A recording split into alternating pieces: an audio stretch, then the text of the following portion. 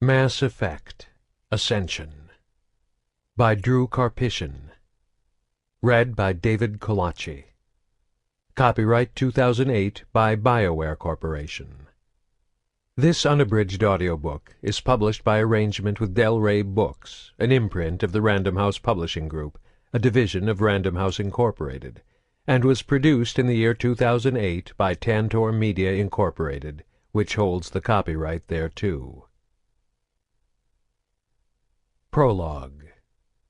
The news report on the vid screen flickered with a constant stream of images capturing the death and destruction Saren's attack had wrought upon the Citadel.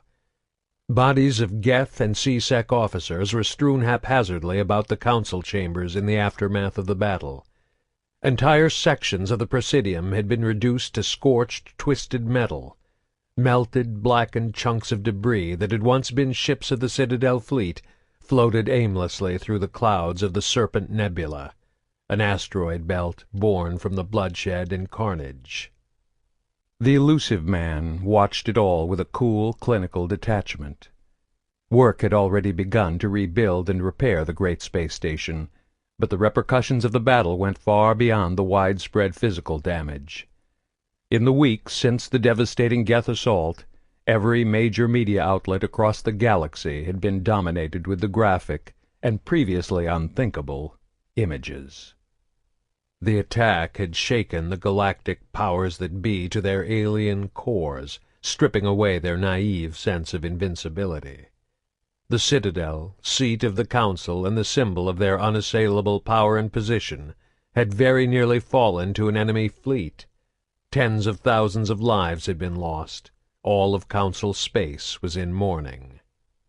Yet where others saw tragedy, he saw opportunity. He knew, perhaps better than anyone, that the galaxy's sudden awareness of its own vulnerability could benefit humanity. That was what made him special. He was a man of vision. Once he had been just like everybody else. He had marveled with the rest of the people on Earth when the Prothean ruins were discovered on Mars. He had watched the vids in amazement when they reported on humanity's first violent contact with an intelligent alien species. Back then he had been an average man, with an average job and an average life. He had friends and family. He even had a name. All those things were gone now, stripped away by the necessity of his cause. He had become the Elusive Man, abandoning and transcending his ordinary existence in pursuit of a far greater goal. Humanity had slipped the surly bonds of Earth, but they had not found the face of God. Instead, they had discovered a thriving galactic community, a dozen species spread across hundreds of solar systems and thousands of worlds. Newcomers thrust into the interstellar political arena, the human race needed to adapt and evolve if they wanted to survive.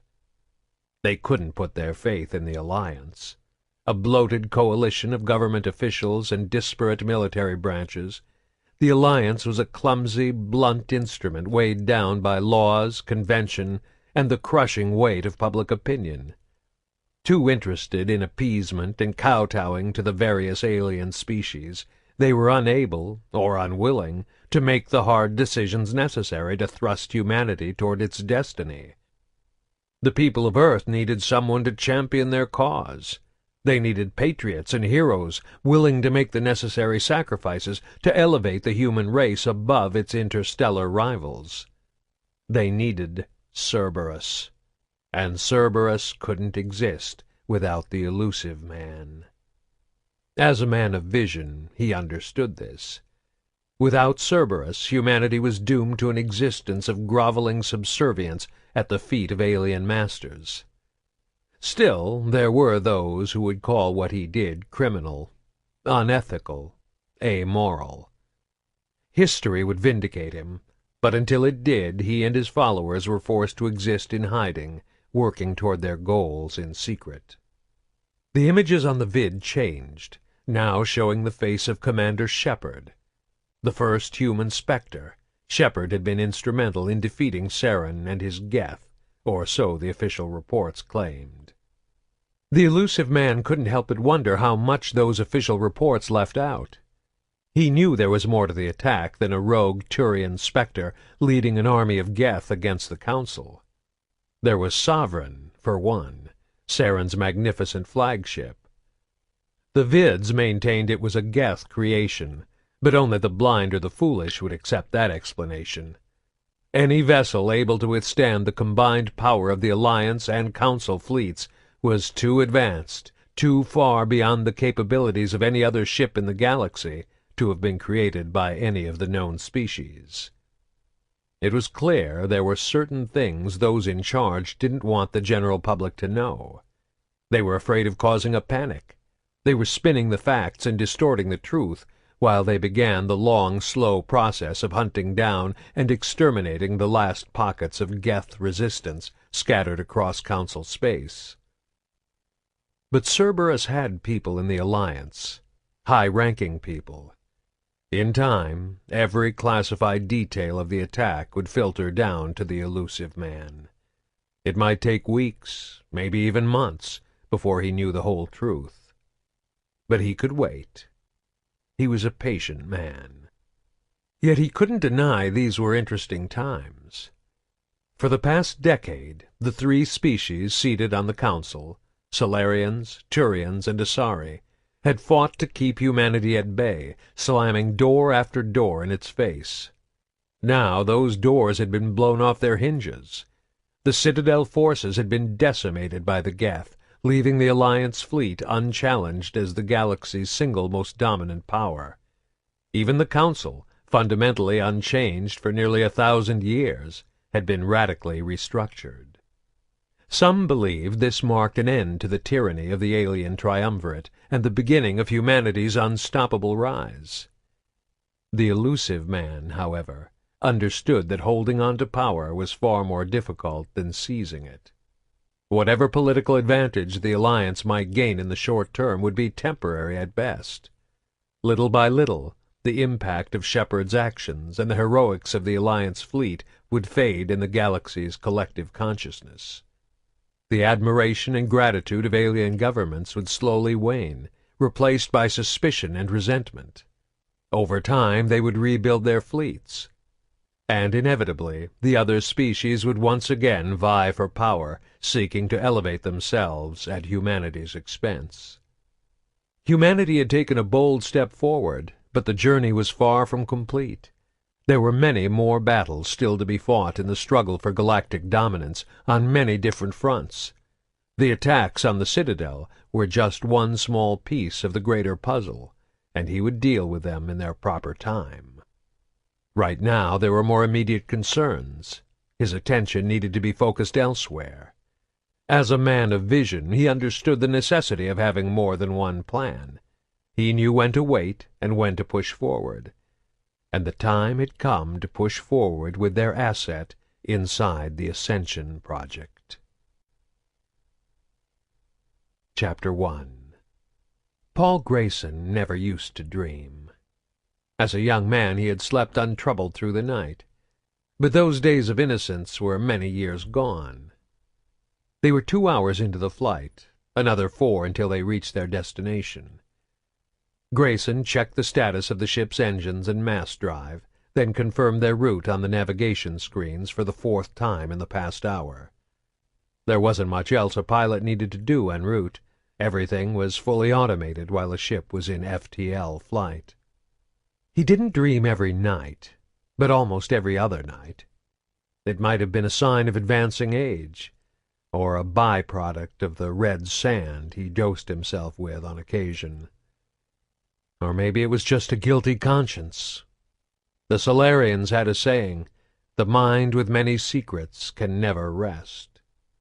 He was stalling, checking and rechecking the instruments and readouts to hold what was to come at bay.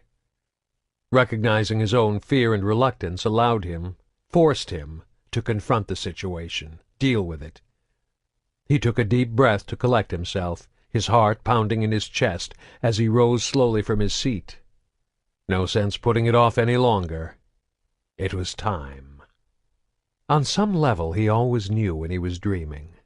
There was a strange haze over everything, a bleary film that left the false reality feeling washed out and muted. Yet through this obscuring filter, certain elements would register with exacting precision, minor details indelibly etched into his subconscious mind. The juxtaposition added to the surreal nature of his dreams, yet also made them somehow more vivid, more intense than his waking world. His feet padded softly over the carpeted aisle as he made his way aft from the cockpit toward the passenger cabin. There, Pell and Keogh occupied two of the four seats, sitting kitty-corner across from each other. Pell was a big man with broad shoulders and olive skin. His hair was cropped in a tight afro, and he had a thin black beard extending along the length of his jaw. Seated in the chair facing Grayson as he came into the cabin, Pell was swaying gently back and forth in time to the song coming over his headphones. His fingers tapped lightly against his thigh, his perfectly manicured nails rustling softly against the dark material of his suit pants. His tie was still tight around his neck, but his jacket was unbuttoned, and his mirrored sunglasses were tucked away inside the right breast pocket. His eyes were nearly closed. He'd lost himself in the rhythms of the music, a peaceful, easy image, at odds with his reputation as one of terra firma's top personal protection agents. Keogh wore the same suit as her partner, minus the tie, but she lacked the imposing physical size one typically expected in a bodyguard. She was a full foot shorter than Pell, and maybe half his weight, though there was a tautness to her wiry muscles that hinted at the violence she was capable of inflicting. Her exact age was difficult to pin down, though Grayson knew she had to be at least 40. With advances in nutrition and gene therapy to reduce the effects of aging, it was common for people to look as young and healthy at 50 as they did at 30, and Keogh's unusual appearance made it even harder to estimate how old or young she might be.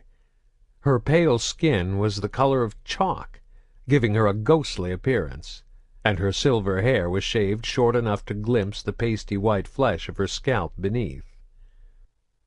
Intermarriage between the various ethnicities of Earth over the past 2 centuries had made alabaster skin a rarity, and Grayson suspected Keogh's stark complexion was the result of a minor pigment deficiency she had never bothered to reverse, although it was entirely possible she had undergone elective skin lightening for cosmetic purposes. After all, visibility was a key aspect of her job. Let people know you're on duty, and they'll think twice before doing anything stupid. Keogh's odd appearance definitely made her stand out in a crowd despite her stature. She was facing away from Grayson, but she twisted around in her seat to watch him as he entered the cabin. She looked tense and coiled, ready for anything, a complete contrast to Pell's easy calm. Unlike her partner, she seemed incapable of relaxing, even under the most mundane circumstances. "What's wrong?" she demanded at his approach, eyeing the pilot suspiciously. Grayson froze and raised his hands in the air so they were level with his shoulders. "Just getting a drink," he assured her.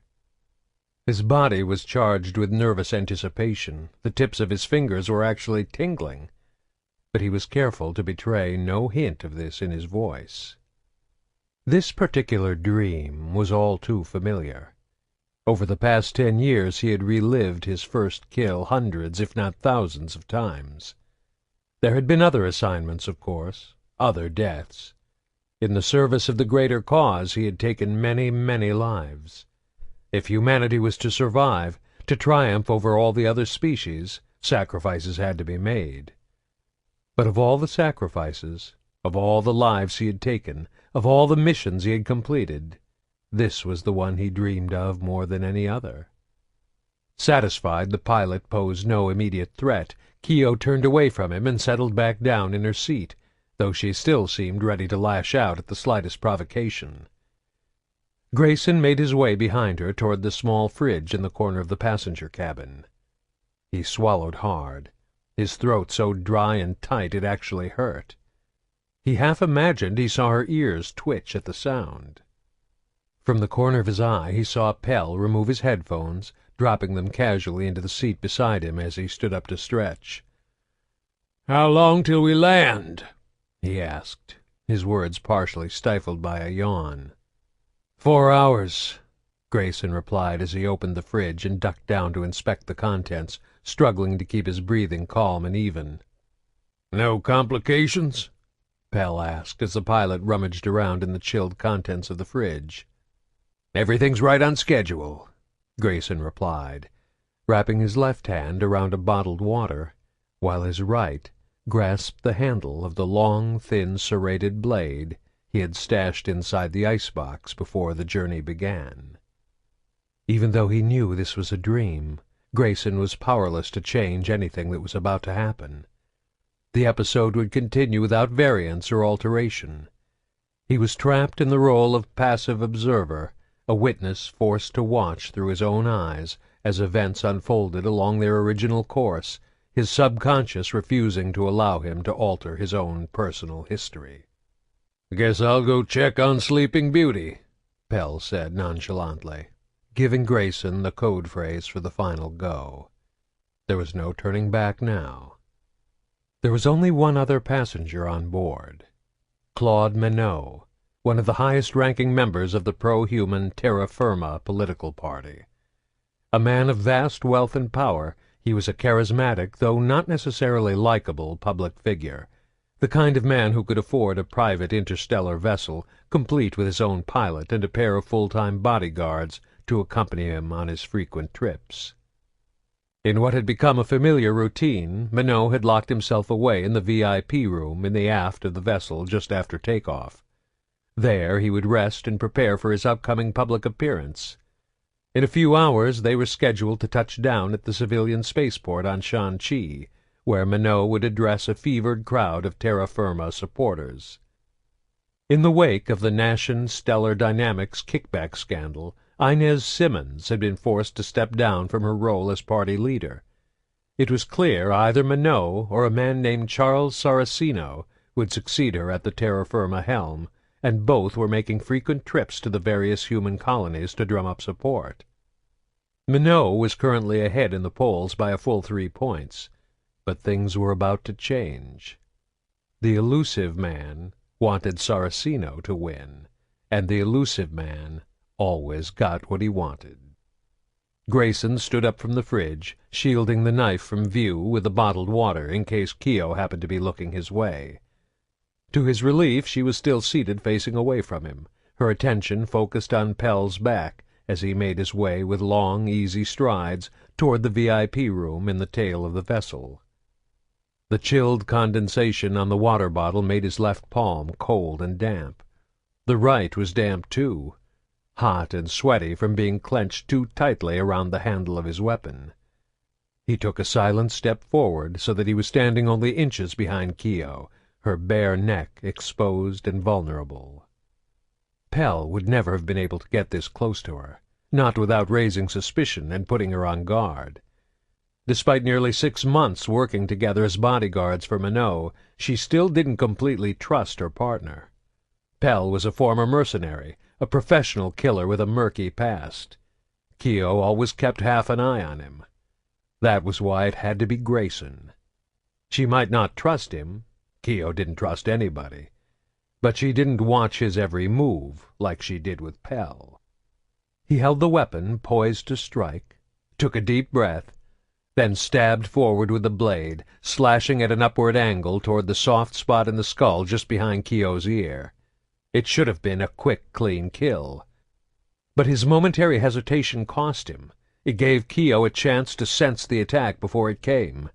Reacting with a survival instinct honed over countless missions, she leaped from her seat, spinning to face her attacker even as the blade plunged home. Her incredible reflexes saved her from instantaneous death. Instead of sliding smoothly up into her brain, the knife buried itself deep in the flesh of her neck, where it stuck fast. Grayson felt the handle slide free from his sweaty palm as he stumbled backward away from his would-be victim. He stopped when his back struck the wall near the small fridge. There was nowhere to go. Keo was on her feet now, staring at him from across the seat. He saw the cold certainty of his own imminent death in her eyes. Without the advantage of surprise, he was no match for her years of combat training. He didn't even have a weapon anymore. His knife still jutted awkwardly out from the side of Keogh's neck, the handle quivering slightly. Ignoring the pistol on her hip, she wasn't about to risk firing her weapon inside a passenger vessel during flight. She yanked a short, savage-looking knife from her belt and leaped over the seat separating her and Grayson. It was a critical mistake. Grayson had botched what should have been a quick kill, showing his inexperience. That had led Keogh to underestimate him. She came at him too aggressively, trying to end the fight quickly instead of holding her ground or coming cautiously around the seats. Her tactical error gave her opponent the split second he needed to take back the advantage. The instant she left her feet, Grayson lunged forward. Flying through the air, Keogh couldn't stop her momentum or change her direction, and their bodies crashed together in a tangled heap. Grayson felt her knife slicing across his left bicep, but in the close quarters the small woman couldn't get enough leverage, and the wound was superficial. She kicked at him and tried to roll away, looking to disengage so she could take advantage of her speed and quickness. Grayson didn't try to stop her. Instead, he reached out and seized the handle of the knife still lodged in her neck. He yanked it out in one long, smooth pull as she scrambled back up to her feet. As the blade slid free, a crimson geyser came gushing out of the wound. The serrated edge had torn open her carotid artery. Keogh had just enough time to register a look of surprised disbelief before the sudden drop in blood pressure to her brain caused her to black out and collapse, her limp body falling to the floor beside Grayson.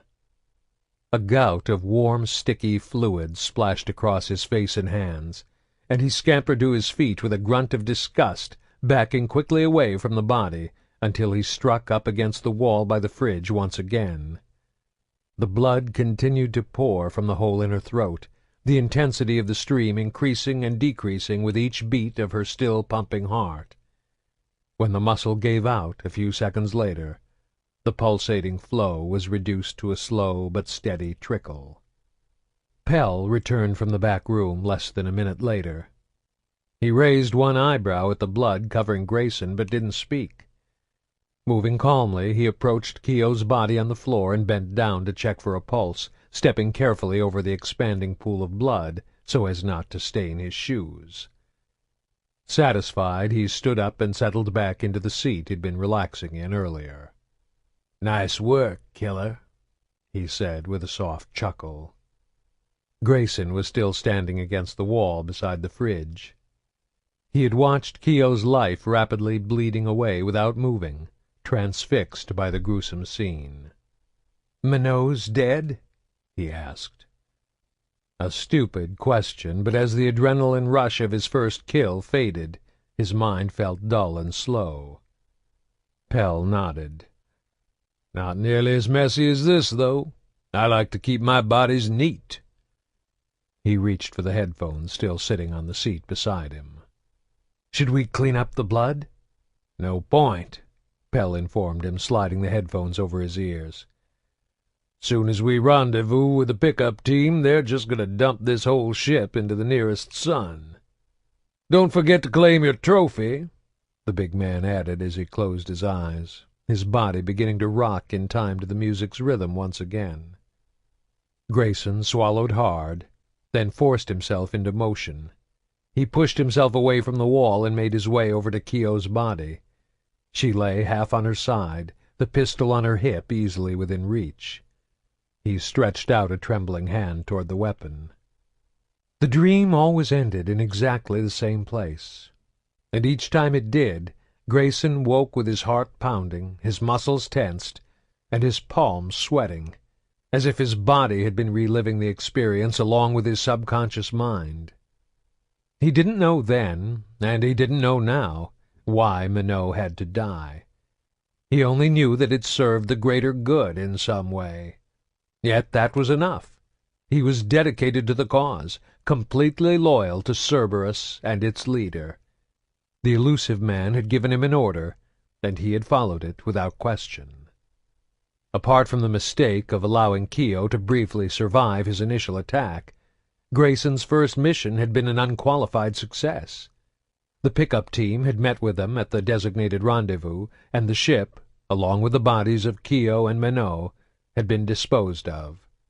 There were suspicions and theories surrounding the disappearance of Minot and his crew, but with no evidence to back them up, they had amounted to nothing.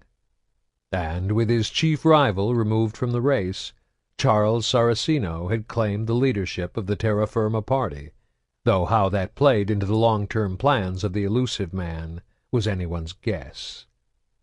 Grayson's performance had impressed his superiors within the Cerberus organization, leading to dozens of assignments over the next decade. But that all ended once Jillian was accepted into the Ascension project. He didn't like to think about Jillian. Not like this, alone in his apartment with the darkness pressing in. He pushed her face from his mind and rolled over, hoping to fall back asleep. He froze when he heard a noise coming from beyond the bedroom door. His ears pricked up intently, and he could just make out voices coming from the living room of his small apartment. It was possible he had simply left the vid-screen on when he'd staggered into bed, too sandblasted to shut it off. Possible, but not likely.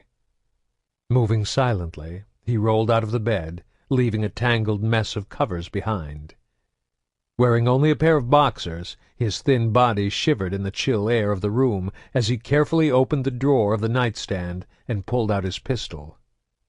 Keogh's pistol, his mind corrected, dredging up her memory once again. Suitably armed, he crept barefoot across the bedroom and through the half-open door into the hall beyond. The apartment was dark, though he could see the soft glow of the vid-screen spilling out from the living room. He moved forward in a low crouch, presenting less of a target should the intruder attempt to take a shot at him. "Put the gun away, killer," Pell's voice called out as he approached.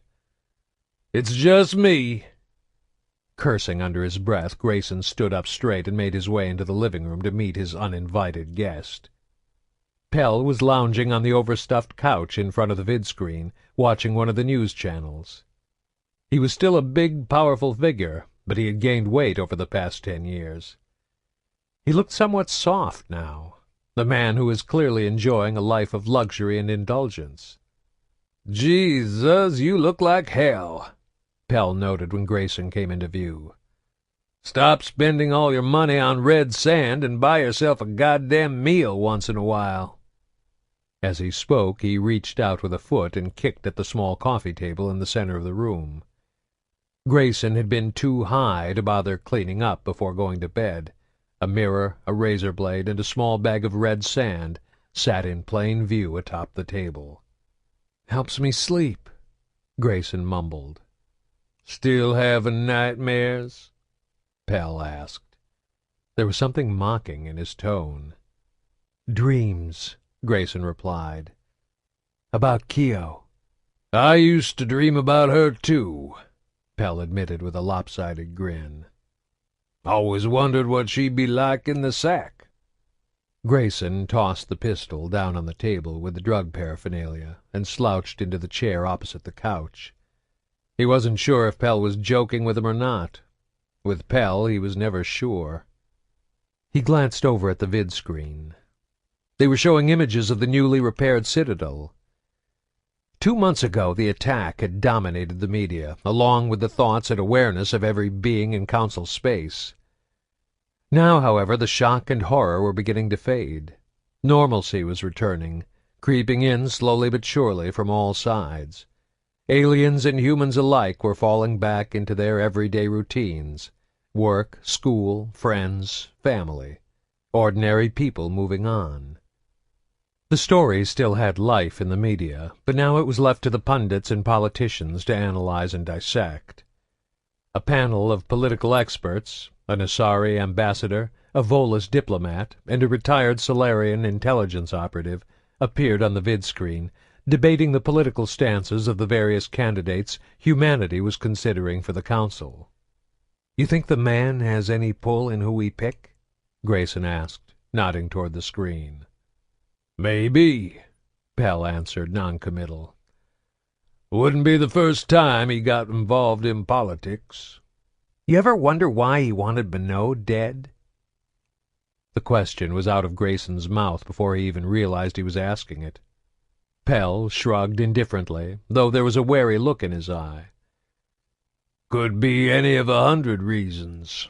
I don't ask questions like that, and neither should you." "You think we owe him blind obedience?"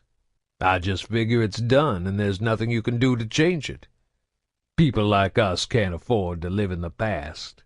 Makes a man sloppy." "I've got everything under control," Grayson assured him. "Clearly." Pell snorted, nodding at the red sand on the table. "Just tell me why you're here," Grayson said wearily. "The man wants to hit the girl with another batch of meds." "She has a name," Grayson muttered. "It's Jillian."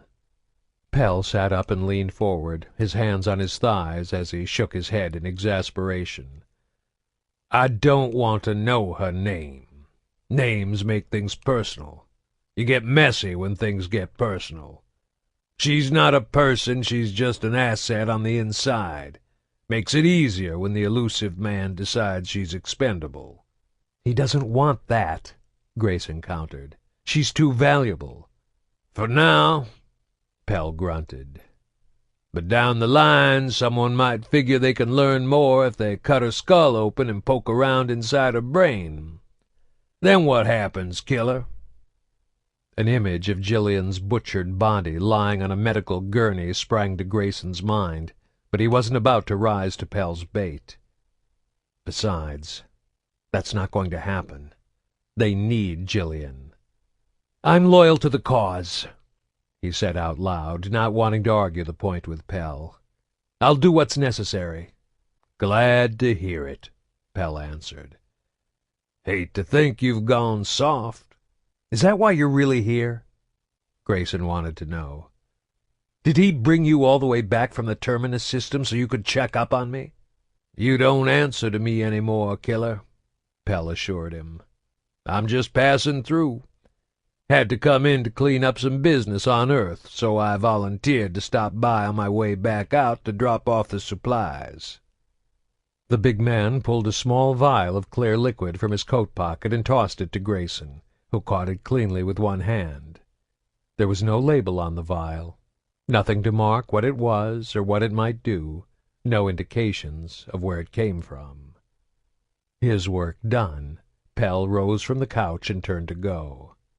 "You going to report the red sand?" Grayson called out after him just as he reached the door. "Nothing to do with me," he said without turning around. "You can get dusted every night for all I care. I'm off to meet a contact on Omega. This time tomorrow I'll be up to my ass in aliens." "It's part of my cover," Grayson added defensively. "Fits my character. Troubled father." Pell passed his hand in front of the door panel, and it swooshed open. "Whatever you say, man. This is your assignment." He stepped out into the apartment hallway, then turned back to deliver a parting warning. "Don't get sloppy, killer. I hate cleaning up someone else's mess." The door swooshed shut, perfectly timed with the end of his words, and cutting off any chance for Grayson to reply. "Son of a bitch always has to get the last word," he muttered. With a groan he pulled himself out of his chair and set the vial on the small table beside the bag of red sand, then wandered reluctantly back to bed. Mercifully, the only dreams he had for the rest of the night were of his daughter. Chapter 2. Collie Sanders moved with quick, confident steps down the halls of the John Grissom Academy, a space station constructed 7 years ago in orbit around the human colony of Elysium. It had been named after Rear Admiral John Grissom, the first man to travel through a mass relay and one of humanity's most revered and respected living heroes. Grissom also happened to be Collie's father. Her shoes, sensible half-inch wedge heels, clacked softly as she made her way down the dormitory corridor, and her lab coat swished faintly with every step. It was almost an hour after supper, and the students were in their rooms studying in preparation for tomorrow's classes. Most kept their doors closed, though the few who preferred to leave them open looked up from their e-books and computer screens as she passed, their attention drawn by the sound of her footsteps. Some smiled or nodded to her. A few of the younger ones even gave her an enthusiastic wave. To each she replied in kind. Only a handful of people actually knew John Grissom was her father, and their relationship, if it could be called that, had nothing to do with her position here at the academy. She didn't see her father often. The last time she had spoken to him was over a year ago, and that had ended, as every visit seemed to, in an argument. Her father was a difficult man to love. Grissom was approaching 70, and unlike most people in this era of modern medicine, he actually looked his age. Collie was in her early 40s, but her appearance was that of a woman at least a decade younger. Average in both height and build, she was fit enough to still move with the spryness of youth. Her skin was still smooth, apart from a few tiny wrinkles around the creases of her eyes when she laughed or smiled, and her shoulder-length hair was still blonde with darker sandy streaks. She wouldn't have to worry about gray hairs for another 30 years at least. In contrast, her father looked old. His mind and tongue were still as sharp as ever, but his body seemed dry and withered. His skin was leathery and hard, his features sunken and drawn, his face lined from decades of dealing with the pressure and stress that came with being a living icon. Grissom's thinning hair was mostly white, and he moved with the slow, deliberate actions of the elderly, even walking with the hint of a stoop. Picturing him in her mind, it was hard to imagine the great hero the media and history books portrayed. Collie couldn't help but wonder how much of that was intentional, a facade Grissom maintained in order to keep others at bay. Her father had turned his back on his fame, unwilling to allow himself to be held up as a symbol for Earth or the Alliance. He'd refused to attend the consecration of the John Grissom Academy, and over the past 7 years he'd declined dozens of invitations from the board of directors to visit the facility, despite the fact it was orbiting the planet where he made his home. Probably for the best, Collie thought to herself. Let the public cling to his memory. It served as a better symbol of nobility and courage than the misanthropic old bastard he had become. Besides, she had plenty to keep her busy here at the academy without having to deal with her father. She pushed the thoughts of Grissom aside as she reached her destination. She rapped once on the closed door.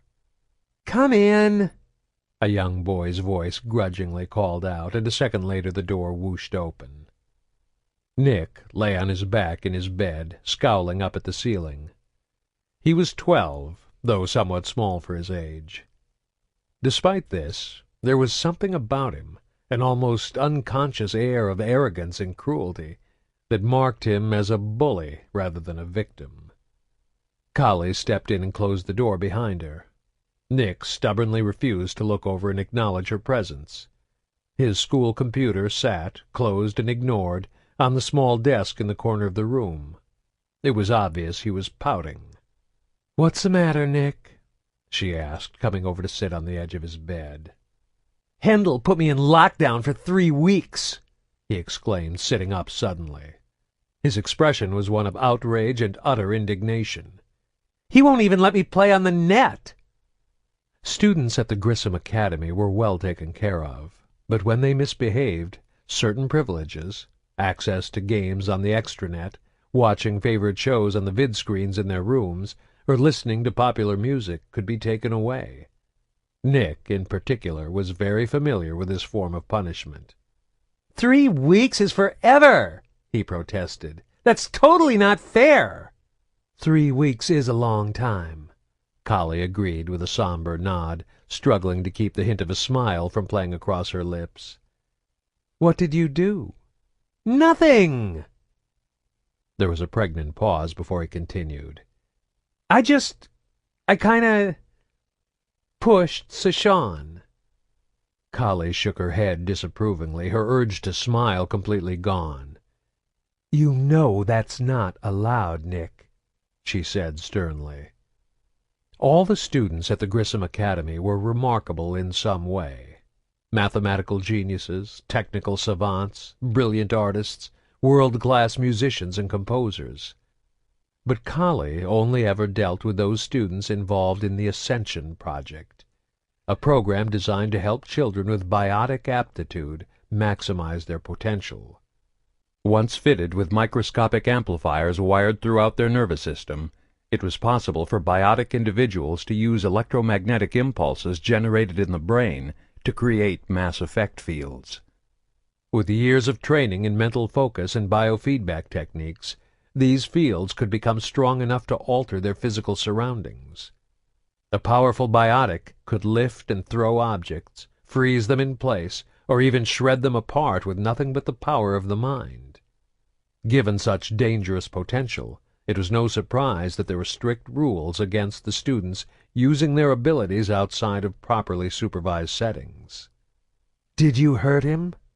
"A little," Nick admitted grudgingly.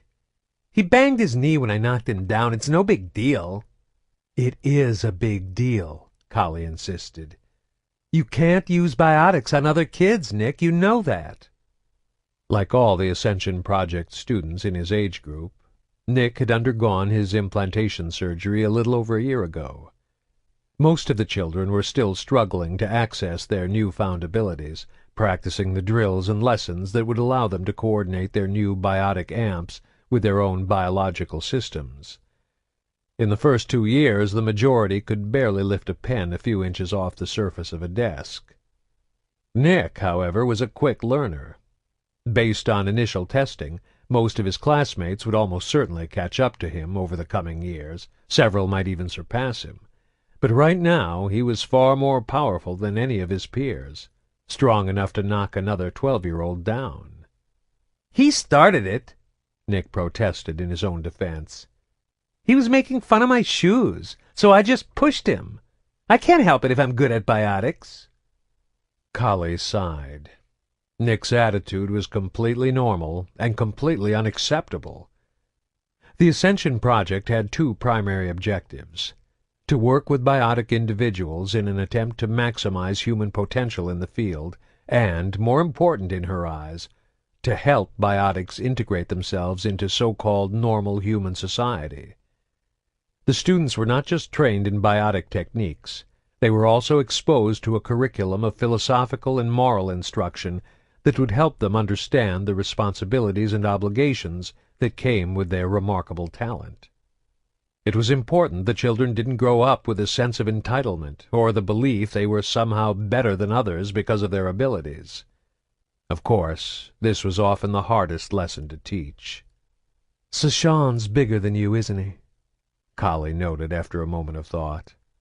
"All the boys are bigger than me," Nick mumbled, crossing his legs. He hunched forward to rest his elbows on the bedspread, then balanced his chin on his hands in an amazing display of the flexibility that all young children possess. "Before you got your implants, did he pick on you? Did he push you around just because he was bigger than you?" "No," Nick answered, rolling his eyes as he sensed a lecture coming. "That would be wrong," he dutifully added, knowing it was what she wanted to hear. "Just because you're bigger or stronger or better at biotics doesn't mean you can do whatever you want," Kali told him, knowing he was only half listening. Still, she hoped enough repetitions might get the message through some day. "You have a special gift, but that doesn't make it okay to hurt other people." "I know," the boy admitted, "but it was mostly an accident, and I said I was sorry." "Saying sorry isn't always enough," Kali answered. "That's why Hendel put you in lockdown." "But 3 weeks is so long." Kali shrugged. "Hendel used to be a soldier. He believes in discipline. Now let's check your readings." The boy, still resting his chin in his hands, tilted his head further downward to expose the nape of his neck. Kali reached out and touched him gingerly just above his collar, bracing against the tiny spark that jolted the tip of her finger. Nick jumped slightly, though he was more used to it than she was. Biotics often gave off small, sharp discharges of electricity. Their bodies naturally generated static, as if they had just walked across a carpet in wool socks. She pinched the skin on his neck between the thumb and forefinger of her left hand, while her right drew out a small needle from the pocket of her lab coat. There was a tiny, ball-shaped transmitter on the needle's head. "Ready?" she asked. "Ready," Nick said through tightly gritted teeth, and she pushed the needle into the gap between two of his vertebrae with a firm, steady pressure. The boy's body tensed up, and he let out a soft grunt as it entered, then relaxed. Kali pulled an omnitool from one of her other pockets and glanced at the readout to make sure Nick's data was transmitting properly. "Did you used to be a soldier, too?" Nick asked, head still bent forward. Kali blinked in surprise. The Grissom Academy was a joint Alliance civilian facility. Much of the funding came from the Alliance, but for the most part it was modeled after a boarding school rather than a military academy. Parents were free to visit their children at any time, or to withdraw them from the curriculum for any reason. Security, custodial, and support services were provided by fully uniformed military personnel, but the majority of the instructors, researchers, and academic staff were civilians. This was particularly important for the Ascension project, as it helped allay fears the Alliance was trying to transform children into biotic super-soldiers. "I used to be in the Alliance," Kali admitted. "I'm retired now." A brilliant programmer with a knack for synthetic and artificial intelligences, Kali had enlisted at the age of 22, shortly after her mother died. She had spent 14 years working on various top-security clearance projects for the Alliance before returning to civilian life. The next few years she had served as a freelance corporate consultant, cementing her reputation as one of the foremost experts in her field. Then, 5 years ago, she had been offered a lucrative position on the Ascension project by the Grissom Academy Board of Directors. "I figured you were a soldier," Nick said a little smugly. "You look all tough, like you're ready for a fight all the time, just like Hendel." Kali was momentarily taken aback. She had basic combat training. It was mandatory for all Alliance personnel. But she didn't imagine herself bearing any resemblance to a battle-hardened veteran like Hendel. The majority of her service had been spent in research labs, surrounded by computers and other scientists, not out on the battlefield. "Except for that time you helped Anderson kill a Krogan battlemaster," a small part of her mind chimed in. She tried to push the memory away. She didn't like to think about Sidon and everything that came after it. Too many friends lost there. But with Saren's face constantly appearing on the news vids over the past few months, it was hard not to dredge the memories up. And every time she saw images of Sovereign attacking the Citadel, she couldn't help but wonder if there had been some connection between Dr. Shu Qian's illegal research at Sidon and the massive alien starship Saren had used to lead the Geth assault. "Miss Sanders, I think I'm done." Nick's voice snapped her thoughts back to the present. The transmitter in his neck was beeping faintly. "Sorry, Nick," she muttered, withdrawing the needle. Nick sat up straight, rubbing the back of his neck. She pocketed the needle, then checked the readout on her omnitool again, verifying she had the data she needed. This was the core of her work on the Ascension project. The newest biotic implants, collectively called the L4 configuration, were equipped with a network of virtual intelligence chips.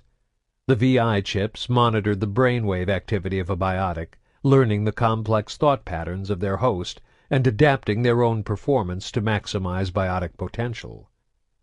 By analyzing the data collected in the chips, Kali and her team could also make subtle customized adjustments to the VI program, coordinating an individual's amps, resulting in even greater gains. So far, tests showed a 10 to 15% increase in biotic ability over the older L3 configurations in 90% of the subjects, with no apparent side effects. But, like most research into the field of biotics, they were only beginning to scratch the surface of what was possible. Nick lay back on his bed again, drained by the ordeal of having his spine tapped. getting stronger, right?" he said softly, smiling ever so slightly. "I can't tell just by looking at the readout," Collie replied, evading the question. "I need to get back to the lab and run the numbers. I think I'm getting stronger," the boy said confidently, closing his eyes. A little alarmed, she patted him gently on the leg and stood up from the bed. "Get some rest, Nick," she said, leaving him alone in his room. Chapter 3. As the door to Nick's room closed behind her, Collie noticed Hendel coming down the hall, wearing his customary attire of tan pants and a black, snug-fitting, long-sleeved shirt. He was a tall man, a few inches over 6 feet, and thick through the neck, chest, and arms, with a closely cropped beard and mustache that covered his chin and upper lip, but left his cheeks bare. His rusty brown hair and first name were clear evidence of his Scandinavian ancestry. However, the darker tone of his skin and his last name, Mitra, hinted at his mixed heritage, and he had actually been born in the suburbs just outside of New Calcutta, one of Earth's wealthiest regions. Collie assumed his parents still lived there, though they were no longer a part of his life. Her dysfunctional relationship with Grissom was nothing compared to Hendel and his family. He hadn't spoken to them in over 20 years, not since they'd abandoned him to the biotic acclimation and training program when he was a teenager. The BAT program, in contrast to the openness the Ascension project enjoyed at the Grissom Academy, had taken place in a top-secret military facility before it was shut down as a dismal failure. The minds behind the program had wanted the BAT instructors to act without interference from the families, so they had made every effort to convince the parents that biotics were dangerous. They tried to make them feel ashamed and even afraid of their own children, hoping to drive a wedge between the students and their families. In Hendel's case, they had done a wonderful job. He was approaching with both speed and purpose, propelled by his long, quick strides. He ignored the children peering curiously out at him from their rooms as he went by, a frown etched on his face as he stared intently at the floor. "Now there's someone who walks like a soldier," she thought. "Hey!"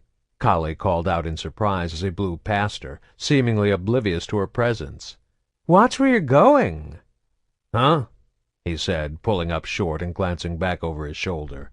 Only then did he seem to notice her. "Sorry, in a hurry." "I'll walk with you," she offered. Hendel resumed his pace, and Collie fell into stride beside him. Every few steps she had to break into a quick jog to keep up. "You were just with Nick?" he asked. "He's sulking," Collie replied. "Thinks you're being unfair." "He's lucky," Hendel grumbled. "Back in my day, he would have gotten a smack upside the head hard enough to make his ears bleed. Now all we have are lockdowns and lectures. No wonder half these kids leave here as arrogant, snot-nosed punks." "I think that has more to do with being a teenager than being a biotic," Collie noted with a small smile. Hendel talked tough, but she knew he'd never allow any harm to come to the children he worked with. "Somebody needs to straighten that kid out," Hendel warned, "or he'll end up as one of those guys who goes into a bar, hits on another man's date, then uses biotics to knock the other guy on his ass when he takes a swing. He'll think it's all a big joke, until someone in the bar freaks out and bashes him over the head with a bottle when he's not looking." Collie liked Hendel, but this was an example of his pessimistic, often bleak view of life. Of course, there was some truth to what he said. There were biotics who acted as if they were indestructible, blessed with superpowers. But there were limits to their talents. It took time to generate a mass effect field, as well as intense mental concentration and focus. Fatigue set in quickly. After one or two impressive displays, a biotic was drained, leaving them as vulnerable as anyone else. There were several documented cases of biotics flaunting their power, cheating at dice or roulette in a casino, altering the trajectory of the ball in the middle of a basketball game, even playing practical jokes on people by yanking their chairs out from under them. And the consequences for these actions was often severe. Enraged mobs had been known to assault or even kill biotics in retaliation for such minor offenses, driven to extreme overreaction by their ignorance and fear. "That's not going to happen to Nick," she assured him. "He'll learn. We'll get through to him eventually." "Maybe one of the teachers needs to hit him with a stunner," he deadpanned. "Don't look at me," Collie objected with a laugh, taking 2 quick hop steps to keep from falling behind. "I never carry mine." The stunners, small electroshock weapons manufactured by Aldrin Labs and capable of rendering a student unconscious, were standard issue to all personnel on the Ascension project. A precaution in case any of the students ever unleashed a serious biotic attack against a staff member or classmate. For legal reasons, all non-biotic personnel were supposed to carry a stunner while on duty, but Collie openly defied the rule. She hated the stunners. They seemed to harken back to the mistrust and fear prevalent during the days of the BAT program. Besides, in all the years of the Ascension project, no staff members had ever needed to use one. God willing, no one ever will, she thought. Out loud, she asked, "So where are we headed in such a hurry?" "To see Jillian." "Can it wait?" Collie asked. "Jiro's taking her readings." Hendel raised a curious eye. "You're not supervising?" "He knows what he's doing." For some reason, Hendel had never warmed to Jiro. It could have been the age difference. Jiro was one of the youngest members on the staff. Or it could have simply been a clash of personalities. Jiro was cheerful, extroverted, and talkative, whereas Hendel was, in a word, stoic. "I've got nothing against Jiro," he assured her, though she knew that wasn't completely true. "But Jillian's not like the other students."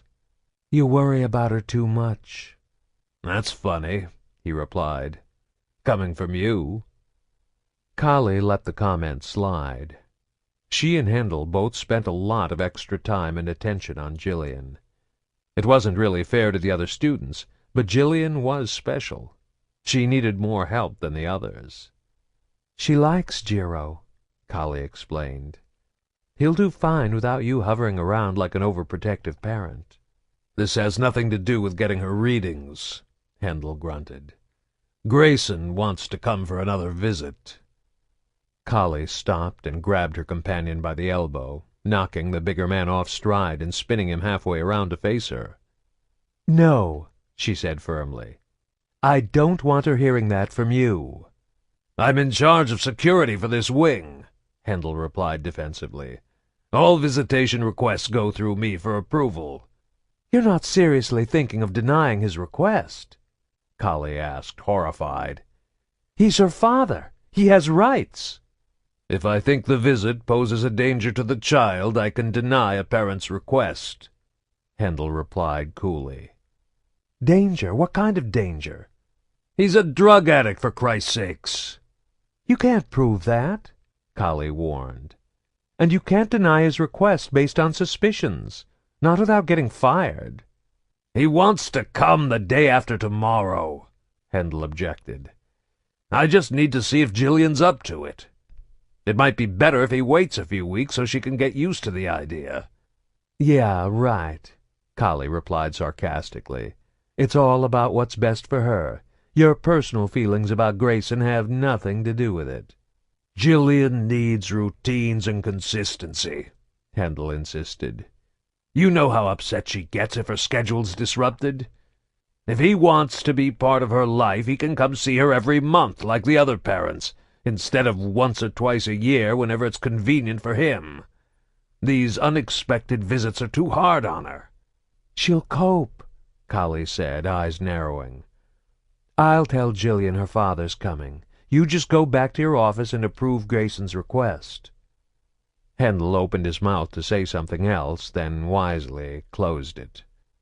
"I'll get right on that," he muttered, then walked off in the opposite direction, heading back toward the administrative wing of the building. Collie watched him go, then took a deep breath to try and calm herself. Jillian was surprisingly perceptive. She tended to read and react to other people's emotions. And the girl looked up to Handel. If he'd delivered the news of her father's trip, she almost certainly would have picked up on his disapproval and had a sympathetic negative reaction. That wasn't fair to Grayson or his daughter. Jillian's room was at the far end of the dormitory, where there was less noise to disturb her. By the time Collie reached the door, she had plastered an expression of cheerful expectation on her face. She raised her fist and rapped lightly. Her knock was answered not by the girl, but by Jiro. "Come in." The door slid open to reveal Jillian sitting at her desk. She was thin and angular, the tallest child in her age group by several inches. She had fine black hair that hung down almost to her waist, and eyes that seemed too wide and too far apart for her long face. Collie suspected she took after her mother, as apart from her slender build, she didn't bear any real resemblance to Grayson. Jillian was 12, the same age as Nick. In fact, almost half the children in the Ascension project came from the same approximate age group. 13 years ago, 3 major industrial accidents, each at a different human colony, had occurred over a 4-month span. The circumstances were suspicious, but investigations had uncovered no connection between the incidents. Of course, this had done little to quell the conspiracy theorists on the extranet, who refused to believe it was all just a tragic string of negligence and coincidence. The 3rd accident was by far the most devastating. Some reports had initially called it the worst toxic disaster in human history. A fully loaded Eldfell-Ashland transport ship had exploded in atmosphere, killing the crew and spewing a deadly cloud of element 0 over the entire Yandoa colony, exposing thousands of children in utero. While the majority suffered no long-lasting harmful effects, several hundred of the unborn children developed significant symptoms ranging from cancer to organ damage, birth defects, and even spontaneous abortion. However, some good did come from the otherwise tragic statistics. 37 of the exposed children had been diagnosed as not only healthy, but also with significant biotic potential of varying degree. All of them were now here at the Grissom Academy. Jillian was staring with a disturbing intensity at the assignment on her computer screen. Sometimes she would sit like this for hours, motionless. Then, as if some undetectable switch went off in her mind, she would explode into a flurry of action, typing out answers so quickly her fingers were nothing but a blur. Her answers were, without variation, 100% correct. "All done here?" Collie asked, directing the question at her assistant, gathering up his equipment in the corner of the room. "Just finished," Jiro replied with a smile. He was only 25, handsome, and well put together. His features were a pleasing mix of both his American and Asian ancestry, and he wore his hair, dyed a dark red, in a spiky, tousled style that made it look as if he just rolled out of bed. An easy, confident charm and impish smile made Jiro appear even younger than he actually was.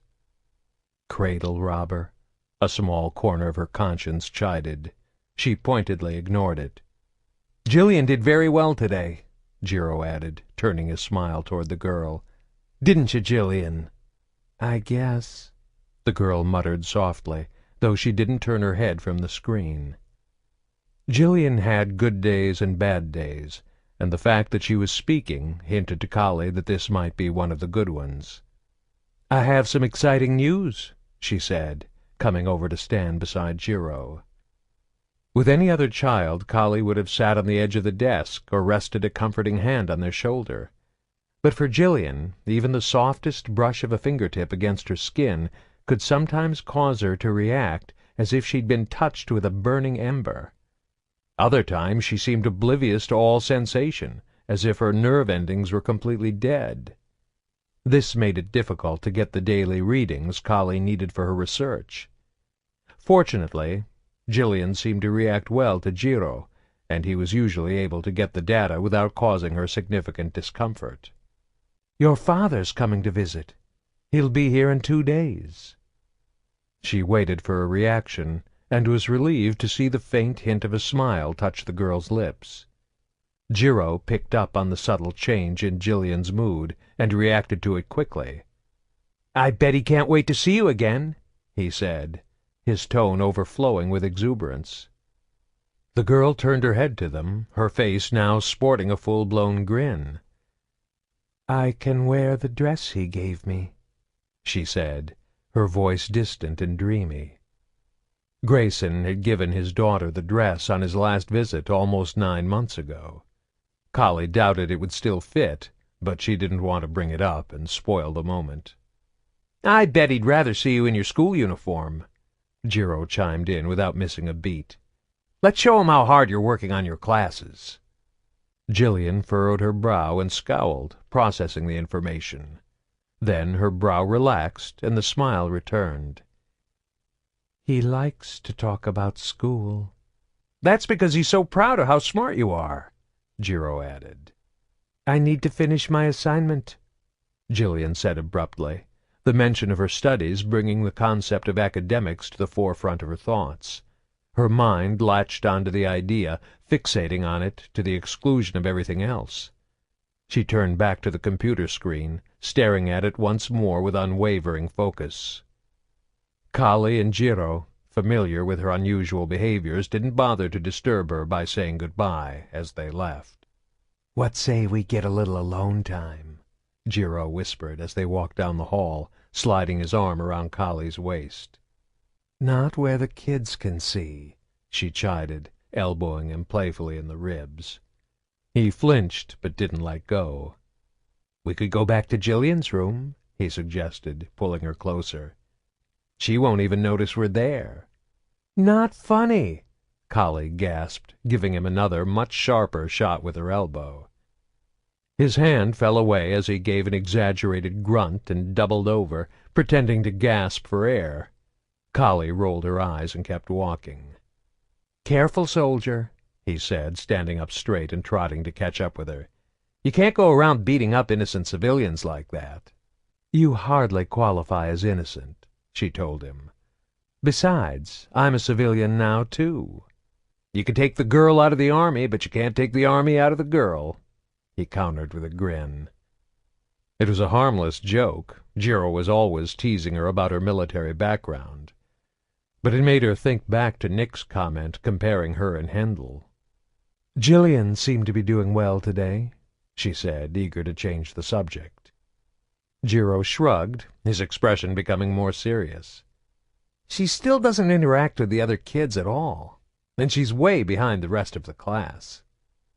Collie knew he was referring to biotics rather than academics. Even among the remarkable children of the Ascension Project, Jillian was special. At age 3, she had been diagnosed with a mild form of high-functioning autism. It had almost caused the board to reject her application to the academy. Ultimately, they had relented, partly because of a large donation Grayson had generously provided, and partly because Jillian had shown far greater potential than any of the other students, or any other individual in the short history of recorded human biotics. Accepted science held that biotic potential was established in early childhood as a fixed and unalterable rating. The purpose of a program like the Ascension Project was to teach biotics how to fully utilize their talent so they could get the most from their inherent abilities. With Jillian, however, regular testing at the academy charted a rating that was continuing to rise in erratic but undeniable fits and starts, a previously unheard-of phenomenon. The gap between Jillian's biotic ability and the rest of her classmates had been large to begin with. Now it was enormous. Despite this advantage, however, Jillian had difficulty translating her potential into observable results. Because of her unique cognitive processes, she struggled to grasp the mental focusing techniques necessary to coordinate her amps with the electrical impulses of her brain. In short, she didn't know how to tap into her power, and none of the instructors seemed to know how to teach her. "Maybe the board was right in the first place," Collie said with a sigh. "This might be too much for her. Seeing her father might help," Jiro suggested without much hope. After a moment he added, "How did Hendel react when he found out Grayson was coming?" "Like you'd expect," she answered. "He was trying to figure out some way to deny his request." "Let me guess," Jiro chimed in with another smile. "You pulled rank on him." "Enough with the army talk," she said wearily. "Sorry," he apologized, his smile disappearing. A second later it was back in full force. "Hey, why don't you knock off early tonight?" he offered. "I can run your numbers for you. You go back to my room, make yourself comfortable and relax, and I'll meet you there when I'm done." "Now that's the best idea I've heard all day," she said with a suggestive smile, handing over her omnitool. She glanced around to make sure they were alone in the corridor, then gave him a quick kiss on the lips. "Don't keep me waiting all night." Chapter 4. "Watch where you're going, human." The Krogan Pell had inadvertently bumped into glared down at him, clearly looking for any excuse to start a fight. Pell didn't normally back down from anyone, especially an alien, but he was smart enough to make an exception for an angry 8-foot-tall mountain of scaled muscle. "Sorry," he mumbled, avoiding eye contact until the oversized reptile thumped away to satisfy his bloodlust somewhere else. Normally, Pell wouldn't have been careless enough to bump into a talking lizard the size of a small tank, even on the crowded streets of Omega. But he had other things on his mind at the moment. Cerberus had sent him to meet a new Terminus Systems contact, but the contact had never showed. That alone was enough to make Pell nervous. Then, as he was making his way back to his rented apartment in a neighboring district, he had the feeling he was being watched. He hadn't noticed anyone suspicious following him, but Cerberus taught its agents that ignoring their instincts was a good way to end up dead. Unfortunately, Omega wasn't the kind of place to walk around while constantly looking back over your shoulder. You had to pay attention to where you were going if you didn't want to end up with a knife in your belly. An enormous space station located deep in the Terminus systems, Omega was unlike any other facility in the known galaxy. Built from the remains of a massive, irregularly shaped asteroid, the heavy metal-rich core had been mined until the asteroid was almost completely hollow, providing the initial resources used to construct the facilities that completely covered every exposed inch of its surface. Its exact age was unknown, although everyone agreed the station had originally been built by the Protheans before they disappeared. However, nobody agreed on which had been the first species to resettle it once the Protheans were mysteriously wiped out. Several groups had tried to lay sole claim to it over the station's long history, but none had been able to maintain control for more than a few years. Now it served as a meeting place and interstellar hub of commerce for those unwelcome in Citadel space, like the Batarians and the Solarian Listheni offshoot, as well as mercenaries, slavers, assassins, and criminals from all races. Despite the occasional war between occupying species, Omega had developed into a de facto capital of the Terminus systems. Numerous factions had settled on the stations over the centuries, with each new arrival building out sections of the station to suit their specific needs. Their efforts had transformed Omega into the equivalent of a massive floating city divided into numerous independent districts, each marked by mismatched architecture and haphazard design. From a distance, the exterior of the station looked uneven or even lopsided. Arms added to the main hub jutted out at all angles from the asteroid's surface, with further add-ons extending out from these arms at bizarre angles. And within the various districts the buildings seemed to have been constructed without plan or purpose. Streets twisted and turned unexpectedly, and sometimes curled back on themselves to form infuriating dead ends. Even residents of the station could quickly become lost or disoriented, and the overall effect was highly unsettling for new arrivals. Pell had been to Omega enough times to get over the disturbing randomness, but he still hated the place. The station teemed with individuals from every alien species. Even humans had become a noticeable presence. And in contrast to the ordered, harmonious, almost sterile, coexistence found on the Citadel, the streets of Omega were crowded, dirty, and dangerous. There was no law enforcement. The few rules that existed were enforced by gangs of hired thugs employed by those who controlled each section of the station. Petty crime was rampant, and killings were common.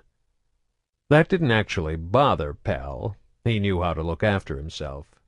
He had other issues with Omega. Every corner of the station stank with the mingled odors of a dozen different alien species.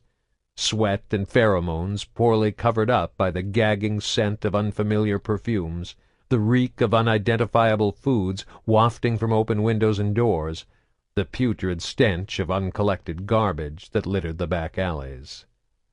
As bad as the smells were, the sounds were even worse.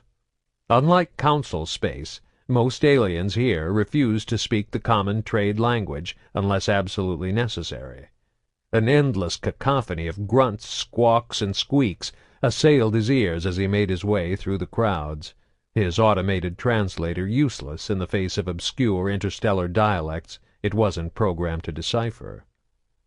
The aliens couldn't even agree on a single name for the station. Each speaker called it something different in his or her native tongue. The unpronounceable Asari name loosely translated as Heart of Evil. The Turians referred to it as World Without Law. The Solarians called it Place of Secrets. And the Krogans knew it as Land of Opportunity. For the sake of convenience, the automated translator Pell wore strapped to his belt translated all these terms into the human word Omega, the absolute end of all things. As much as he didn't want to be here, he had a job to do. Cerberus had sent him to broker a deal with his contact, and Pell knew better than to cross the Elusive Man. Of course, that hadn't stopped him and his team from taking on a few freelance projects over the past year that his superiors might not approve of. That's why it was so important to do things right. Complete his missions as instructed, keep a low profile, and don't make a mistake that might draw extra attention to his unauthorized activities. Unless they already know, Pell thought, wondering if his tail was a Cerberus operative. Maybe the whole mission had been a ploy to get him alone on Omega's streets, where a dead human wouldn't attract any notice. "Only one way to find out," he muttered, breaking into a run, thankful he wasn't wearing any kind of body armor that could slow him down. He darted and dodged through the crowd, spinning and wheeling his way past startled aliens, ignoring the unintelligible threats and curses they shouted after him. He veered sharply down an empty side street lined with garbage cans, trash bins, and piles of refuse. Racing past several closed doorways, he ducked behind a large trash bin, crouching low. From his pocket he pulled out a small mirror, angling it so he could see back down the length of the alley without having to peek his head out and expose himself.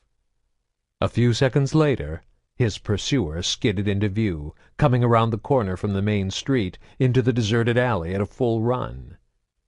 The figure was small, about a foot shorter than Pell, and covered head to toe in dark clothing. His pursuer's face was completely obscured by a tightly wrapped scarf. The figure stopped and stared down the length of the alley, head turning from side to side, looking for some sign of where Pell might have disappeared to. His follower pulled out a pistol, adjusted the setting, then began to move forward cautiously, weapon ready. Pell could have drawn a weapon of his own. He had several to choose from. The trusty Hani Kedar pistol strapped to his hip, the knife in his belt, or the small emergency zip gun in the heel of his boot. The figure didn't appear to be wearing any kind of combat suit that might be equipped with kinetic shields, so a single well-placed shot would be lethal. But killing his pursuer wouldn't tell him who was following him or why. Instead, he simply waited silently for his adversary to approach. The figure continued to advance, staying in the middle of the alley, obviously trying not to get too close to the doorways or refuse containers where an enemy might be waiting to leap out. But his pursuer's head was still turning side to side, hesitating to stare at each potential hiding spot a fraction of a second too long. His target was close now, maybe 10 feet away. Peering in the mirror, he waited until the figure's head turned away from him, and then charged out, coming in hard and focusing his attack on the weapon hand of his too-slow-to-react opponent. Grabbing the forearm with his left hand, he used his right to bend the wrist holding the pistol inward, redirecting the weapon so it was pointed back at the owner. The whole time he kept his legs churning, using his momentum and size to drive his smaller adversary backward and off balance.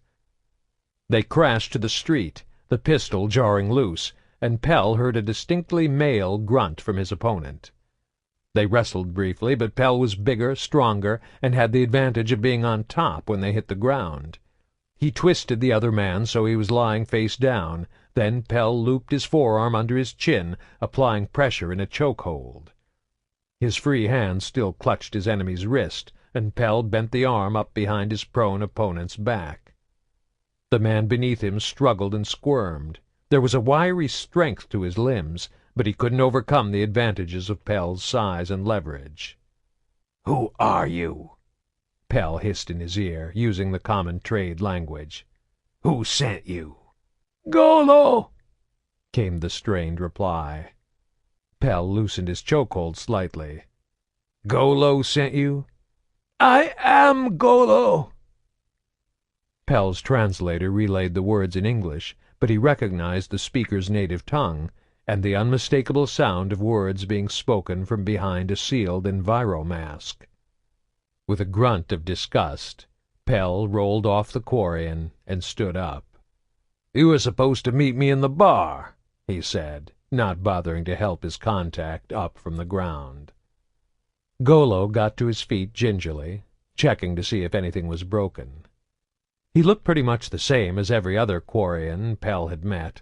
Slightly shorter and smaller than a human, he was wrapped in several layers of mismatched clothing. The dark scarf that had covered his face had been torn away during their scuffle, revealing the smooth, reflective visor of a helmet that obscured his features. "My pardon," the Quarian answered, switching to English. "I set up the meeting so I could watch you from a safe distance to make sure you were alone. I've had too many meetings in the past where the person I was supposed to meet was only a lure to draw me out into an ambush." "Why is that?" Pell wondered aloud, his irritation growing. "You make a habit of double-crossing people?" He was too pissed off to be impressed by Golo's excellent command of a human dialect. "My word is my bond," Golo assured him. "But there are many who dislike Quarians. They think we are nothing but scavengers and thieves."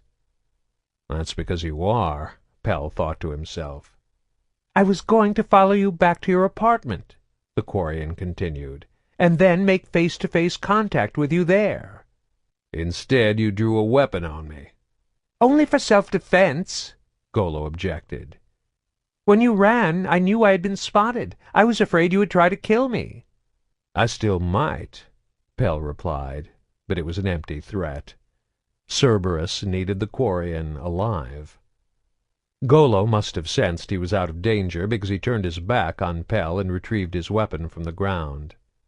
"We can go to your home and continue our business in private," the Quarian offered, securing his pistol somewhere inside the folds of his clothes. "No," Pell replied. "Somewhere public. I don't want you to know where I'm staying." "He'll probably come back later and rob me blind." Golo shrugged indifferently. "I know a place not far from here." The Quarian took him to a local gambling hall located in the district. A heavily armed Krogan standing at the door nodded slightly as they entered. The sign above his head said "Fortune's Den" in many languages, though Pell doubted anyone ever got rich in this place.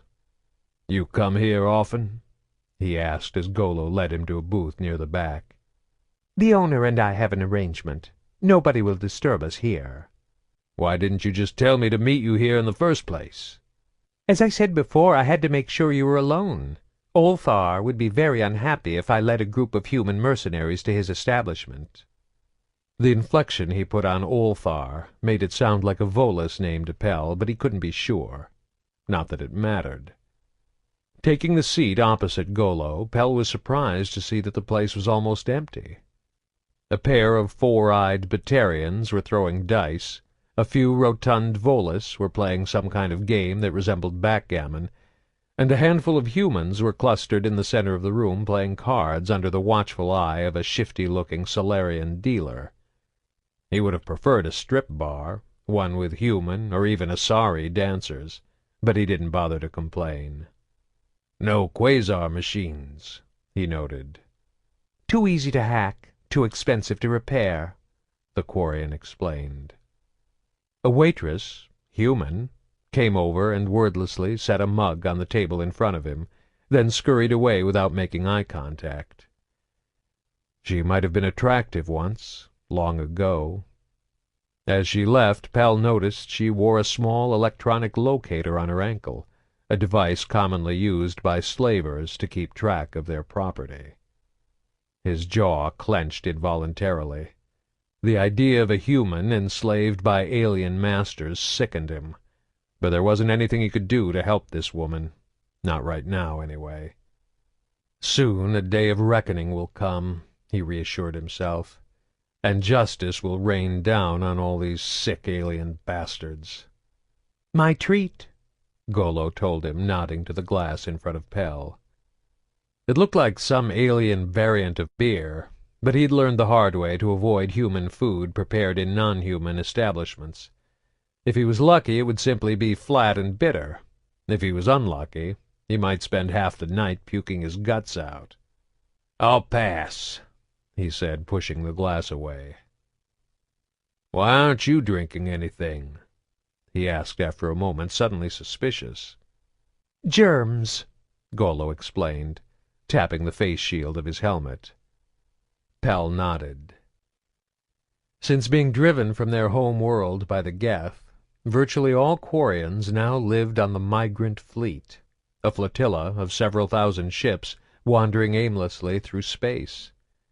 Generations of living in such an isolated, carefully controlled environment had rendered the Quarian immune system all but useless against the viruses and bacteria swarming over every inhabited planet in the galaxy.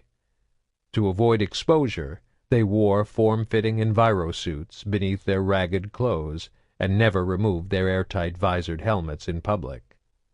This had led to rumors that the Quarians were in fact cybernetic, a mix of organic and machine beneath their clothes and visors. Pell knew the truth was much less sinister. A Quarian simply couldn't survive outside the flotilla without a hermetically sealed suit and mask. "Let's get down to business," Pell said, turning to the task at hand. "You said you can give us transmission frequencies and communication codes for the Migrant Fleet." The Migrant Fleet had become of great interest to the Elusive Man and Cerberus, particularly in the wake of the Geth attack on the Citadel.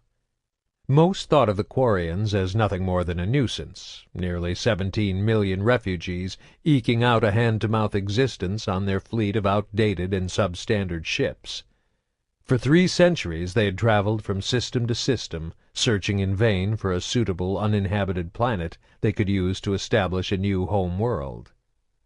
The common belief was that the greatest threats the Quarians posed to any established colony were the consumption of local resources, such as stripping a system's asteroid belts of precious metals or element zero deposits, and the disruption of communications and starship travel inevitably caused by several thousand unscheduled and unregulated vessels passing through. These inconveniences made the Quarians unwelcome in any civilized region of space, but it couldn't be said anyone actually feared them. The Elusive Man, however, was able to see past their motley garb and jury-rigged ships. Technologically, they were easily the equivalent of any other species.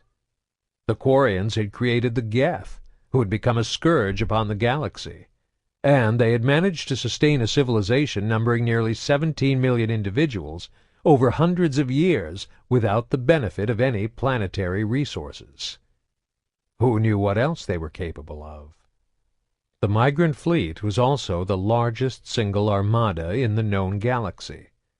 Tens of thousands of ships, ranging from tiny shuttles to cruisers to the 3 enormous live ships, marvels of aerospace and agricultural engineering that provided the primary source of food for the entire flotilla.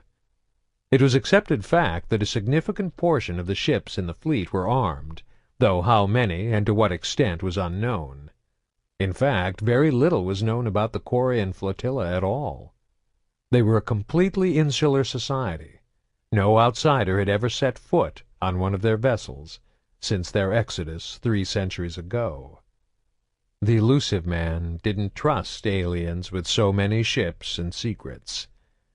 Getting the Quarian codes and transmission frequencies would allow Cerberus to monitor communications among the vessels of the migrant fleet, provided they could somehow get one of their own ships close enough to tap into tight-beam messages without being seen. Pell wasn't sure how the Elusive Man planned to pull off that part of the plan, but it wasn't his concern. He was just here to acquire the codes and frequencies. "I can't actually give you the transmission codes," Golo informed him. "They've changed since I was last part of the flotilla." Pell bit his lip to keep from swearing out loud. He should have known better than to trust Golo. He was an exile from the migrant fleet. The Quarians didn't have the space or resources on their ships to house a prison population, and therefore criminals were dealt with by expelling them from Quarian society, abandoning them on the nearest inhabited planet or space station. In Golo's case, Omega. What kind of sick, twisted deviant do you have to be to get expelled by an entire race of beggars and thieves? He asked himself, wondering if Golo was a murderer, rapist, or just a complete sociopath. "However, I do have something to offer you," Golo continued, seemingly oblivious to Pell's barely contained rage. "I will lead you to someone who can provide you with the information you want. For a price." Dirty, double-dealing son of a bitch. That wasn't our deal. "You need to learn to be flexible," he said with a shrug. "Improvise, adapt. That is the way of my people. It was how I survived when I first found myself on this station." You mean when they dumped you off here, just another piece of garbage for someone else to clean up? Despite his unspoken disdain, Pell had a grudging respect for Golo. Quarians were as unwelcome on Omega as anywhere else in the galaxy. The fact that he had managed to survive on the station was a testament to his cunning and resourcefulness, and a warning that he couldn't be trusted.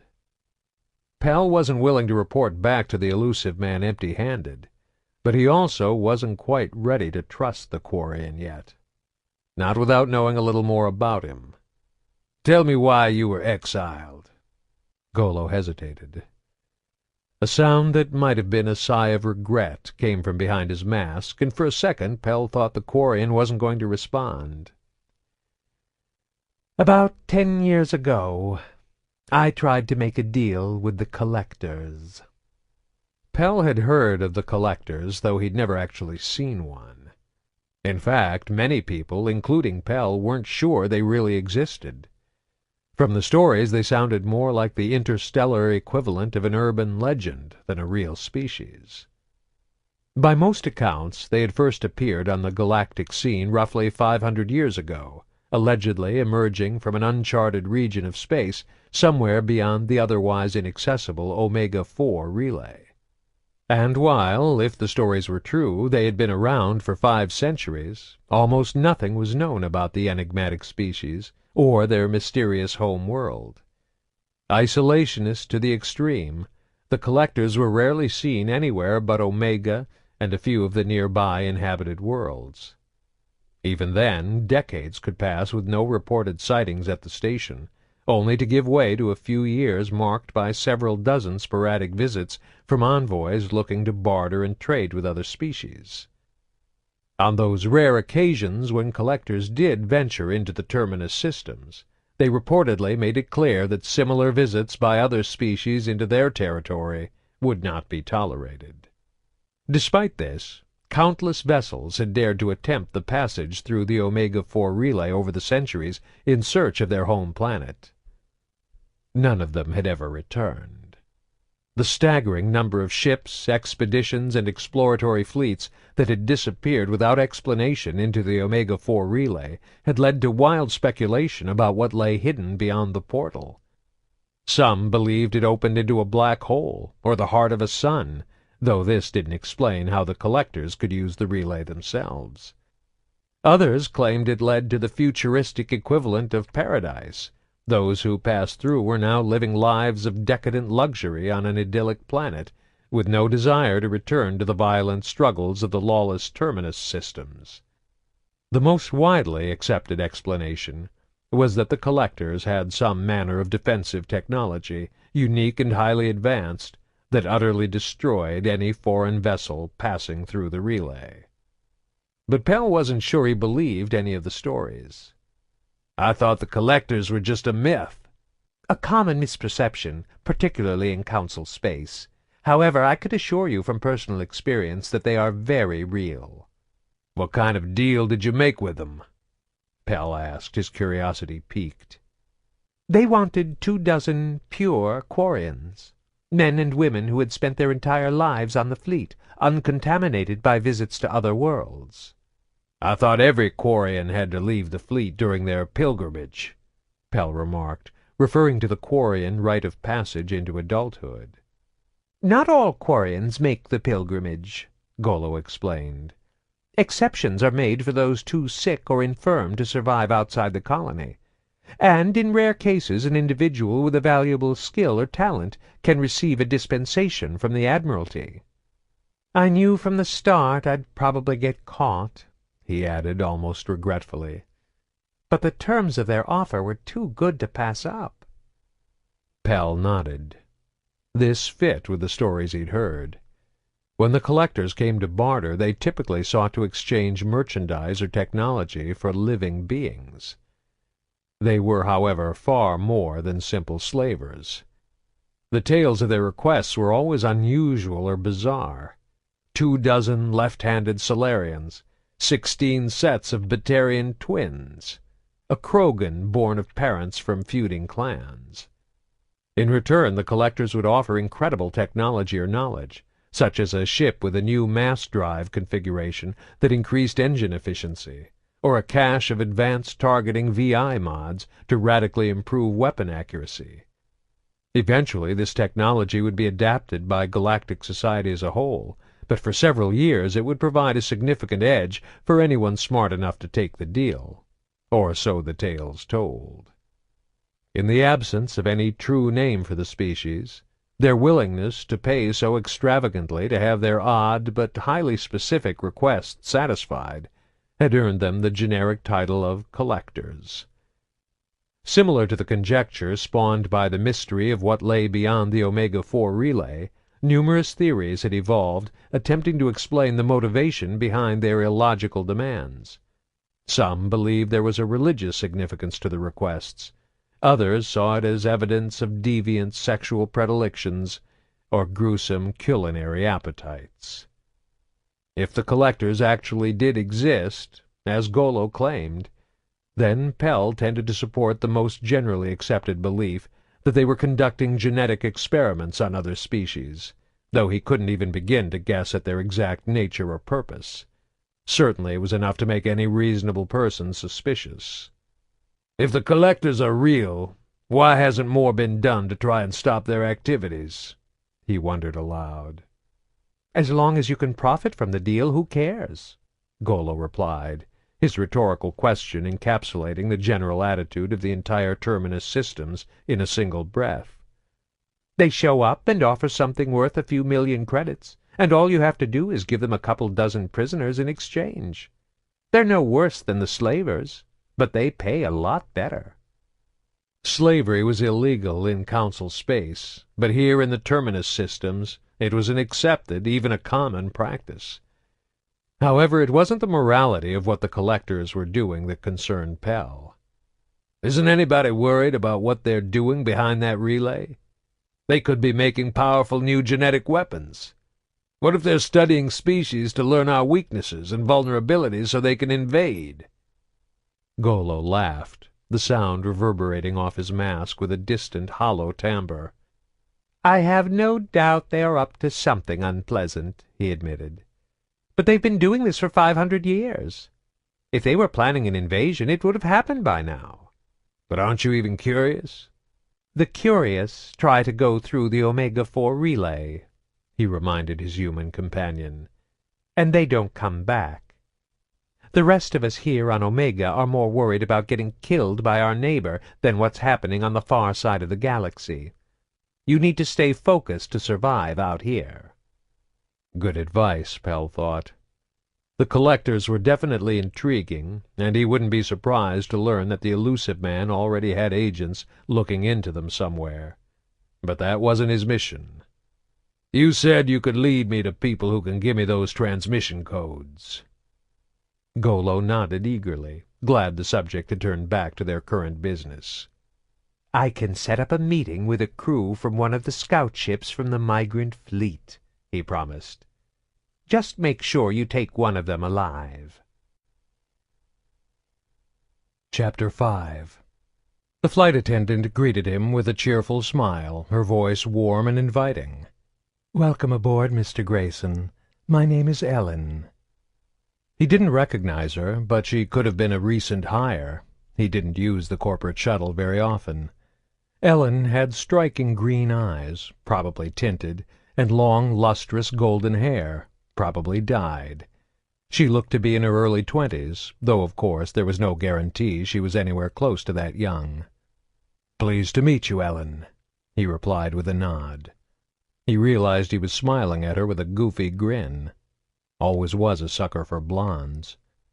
"We won't be leaving for a few minutes yet," she informed him, reaching out to take the briefcase from his hand. "But your room is ready. Please follow me and we can get you settled while the pilot makes his final pre-flight checks." He studied her figure appreciatively from behind as she led him down the narrow corridor toward the private VIP chamber in the aft of the vessel. "I hope everything is to your liking," she commented on reaching their destination, stepping forward and holding the door open so he could enter. The room bore almost no resemblance to the simple, often crowded bunks found on military vessels or the common sleeping rooms of long-distance mass transit shuttles. Equipped with a luxurious bed, state-of-the-art vidscreen, private shower and hot tub, full wet bar, and just about every other conceivable amenity, it compared favorably to any suite in all but the most expensive planet-side hotels. "We'll be arriving at the Grissom Academy in about 8 hours, Mr. Grayson," Ellen continued, setting his briefcase in the corner. "Can I get you anything before lift-off?" "I think I just want to rest," he said. Every joint in his body ached and his head was pounding, classic signs of red sand withdrawal. "Wake me an hour before we arrive." "Of course, Mr. Grayson," she replied, then turned and left him alone, closing the door behind her. He stripped off his clothes, suddenly aware of how much he was sweating. There was a faint tremor in his left hand as he unbuttoned his shirt, but the idea of dusting up never crossed his mind. He wouldn't let Jillian see him stoned. Naked, he collapsed on the bed, too hot to bother crawling under the soft silk sheets. He heard the deep rumble as the pilot fired up the engines. Grayson could have flown himself, of course. He still knew how to handle a vessel like this. But Cerberus needed him to play a different role now. His cover was that of a high-level executive with Cord Hislop Aerospace, a medium-sized starship manufacturer based on Elysium. This allowed him to travel across the galaxy in private vessels without drawing undue attention, and offered a reasonable way to explain the large donation he'd given to the board of the Grissom Academy in order to get Jillian accepted into the Ascension project. The days of pretending to be a private pilot for up-and-coming politicians were long gone. Now he was the one enjoying the luxurious room and service from a personal flight attendant. The Elusive Man looked after those who pleased him. I bet Minot thought that too, right before Pell killed him. Grayson sat up in bed, his mind going back to Pell's recent visit. Maybe his old friend had told the Elusive Man about the red sand after all. Cerberus wouldn't just sit by if they felt his addiction jeopardized the mission. Was Ellen really just a flight attendant? Thousands of everyday people worked ordinary jobs for Cord Hislop without ever suspecting it was a corporation controlled by a shadowy paramilitary group. Hardly anyone at the company, or anywhere else for that matter, even knew an organization like Cerberus existed. But hidden within the rank and file of employees, scattered across all rungs of the corporate ladder, were dozens of the Elusive Man's agents. Maybe Ellen was one of them. Maybe she was waiting outside the door to stick an ice pick in his neck, just like he'd done to Keogh. He rolled out of bed and pulled on the terry-cloth bathrobe hanging on the wall, then pushed the call button. A few seconds later there was a gentle rap on the door. Grayson hesitated, then waved his hand in front of the access panel. He resisted the urge to jump back as the door slid open. Ellen was standing there, armed only with her relentlessly cheery smile and perky attitude. "Is there something you need, Mr. Grayson?" "My clothes. Can you have them cleaned and pressed for me?" "Of course, sir." She stepped into the room and collected his discarded garments, picking them up with a cool, practiced efficiency. There was a confidence about her, a professionalism that could be a sign of specialized military training, or it could have simply been part of her job. He tried to watch her without being seen, hoping to catch her surreptitiously watching him. If she was working for Cerberus, she'd have been instructed to keep close tabs on her passenger. Ellen stood up and turned to face him, the bundle of clothes in her arms. The well-practiced smile fell away from her face, and Grayson realized he was still staring at her intently. He shook his head to clear away the dark thoughts. "Sorry, my mind was somewhere else." Her smile reappeared, though her eyes looked nervous. "Is there anything else, Mr. Grayson?" He picked up the slightest waver in her voice. Either she's just a scared little stewardess, or she's very, very good at pretending to be one. The thought was quickly followed by another. "The red sand's making you paranoid." "Thank you, Ellen. That will be all." The relief on her face as he stepped aside to let her exit was obvious. Once she was safely outside the door, she hesitated, then turned back. Do you still want me to wake you an hour before we land?" "That will be fine," he said abruptly, closing the door before she could see the flush of embarrassment creeping up his neck and into his face. "Get it together," he chided himself, removing the robe and falling back onto the bed. "Quit jumping at shadows. This mission's too important to screw up." The sound of the engines had changed. Staring up at the ceiling, he could feel a slight pressure on his chest, pushing him down into the soft mattress. The ship was taking to the sky, battling gravity and atmosphere as it headed for the stars. The room that had seemed so hot before was suddenly cold. He shivered and crawled in under the blankets. The artificial mass effect fields generated inside the ship's hull dampened the turbulence and G-forces of their liftoff, but his pilot's instincts could still feel the motion. It was familiar, reassuring. Within minutes, it had rocked him to sleep. "We have a new assignment for you," the Elusive Man said, and Grayson realized he was dreaming once again.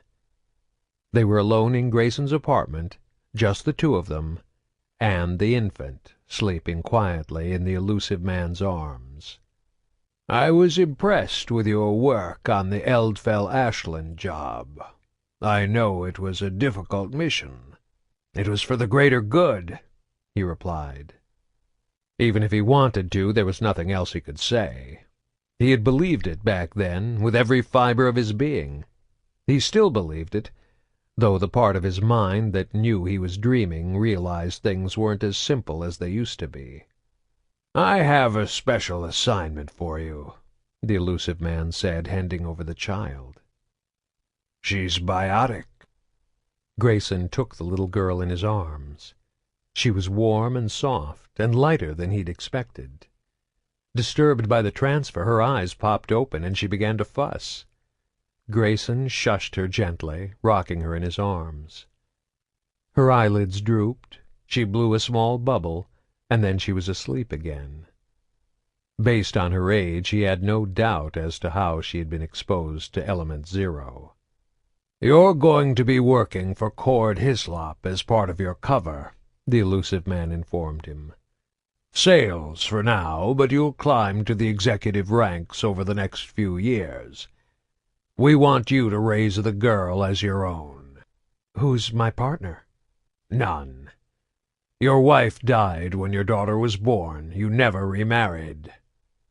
Grayson wondered what had happened to the girl's real mother and father, but wasn't foolish enough to ask.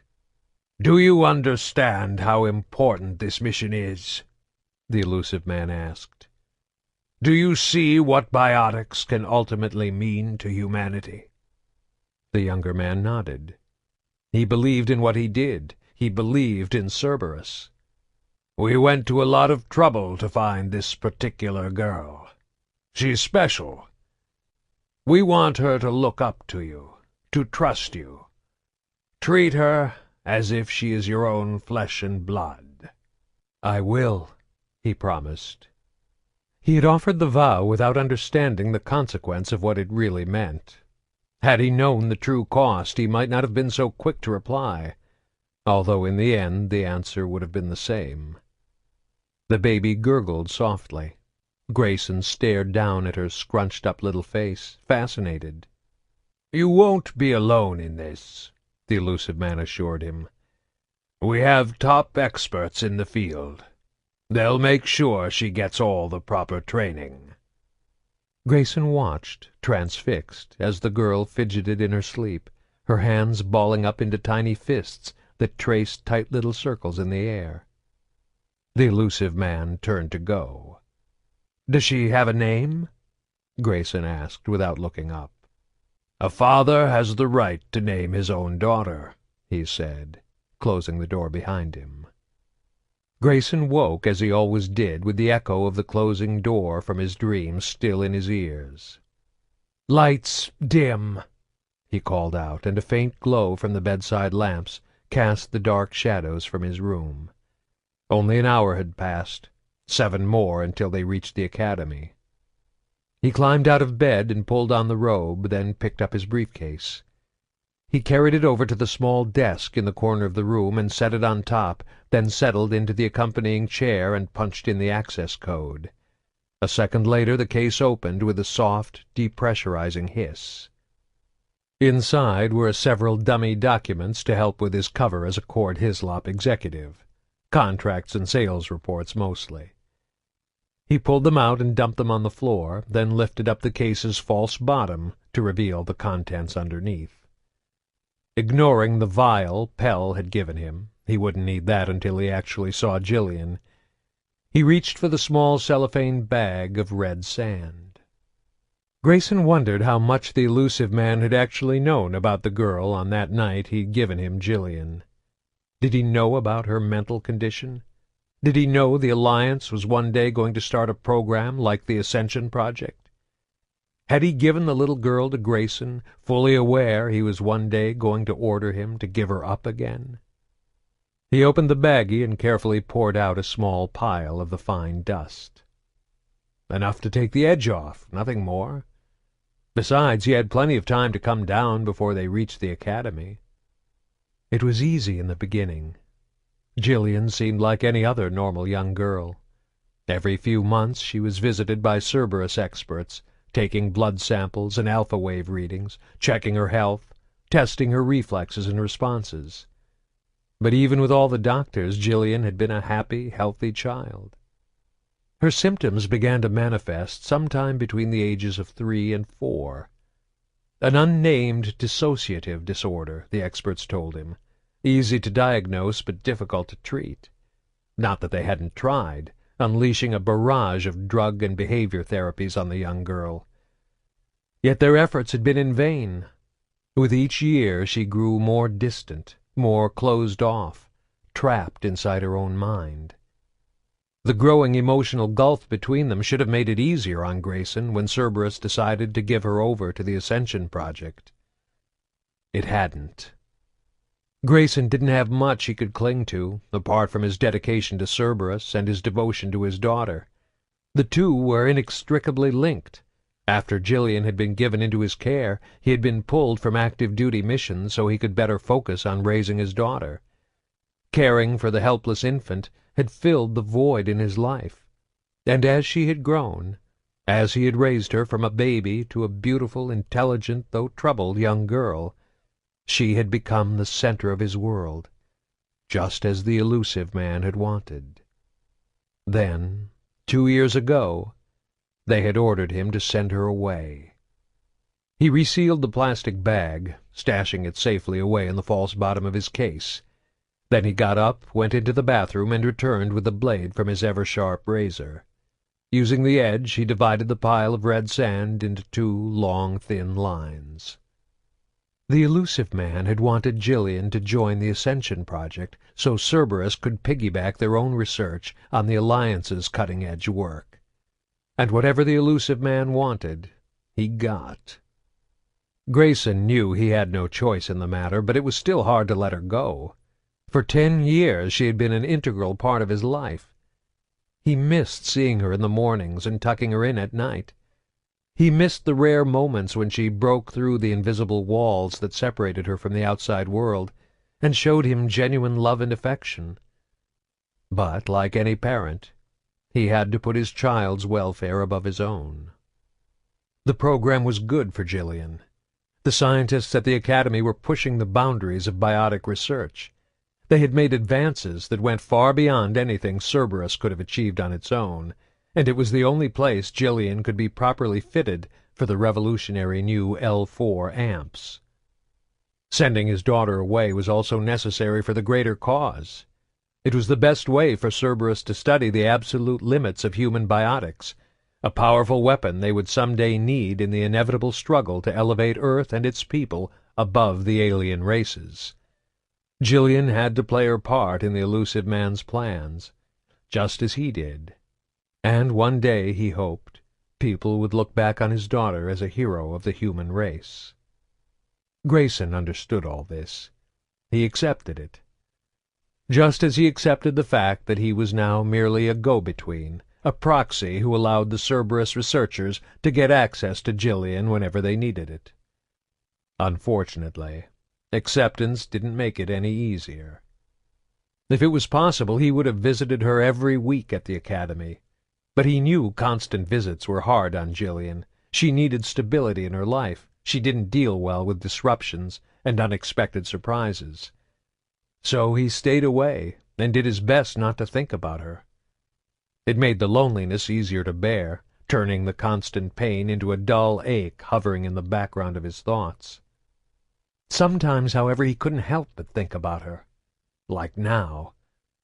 Knowing he was going to see her made him acutely aware of how much it would hurt when he had to leave her behind again. At times like these he couldn't dull the pain. Not without help. Bending forward in the chair, he pinched his left nostril closed and inhaled the first line of red sand. Then he switched nostrils and snorted the second. The dust burned his nasal cavities and made his eyes water. Sitting up straight, he blinked away the tears. He grabbed the arms of the chair, clenching so tightly his knuckles went white. He felt his heart beating, slow and heavy. Thump, thump, thump. 3 beats was all it took before the euphoria washed over him. For the next several minutes he rode the wave, eyes closed, his head lolling back and forth.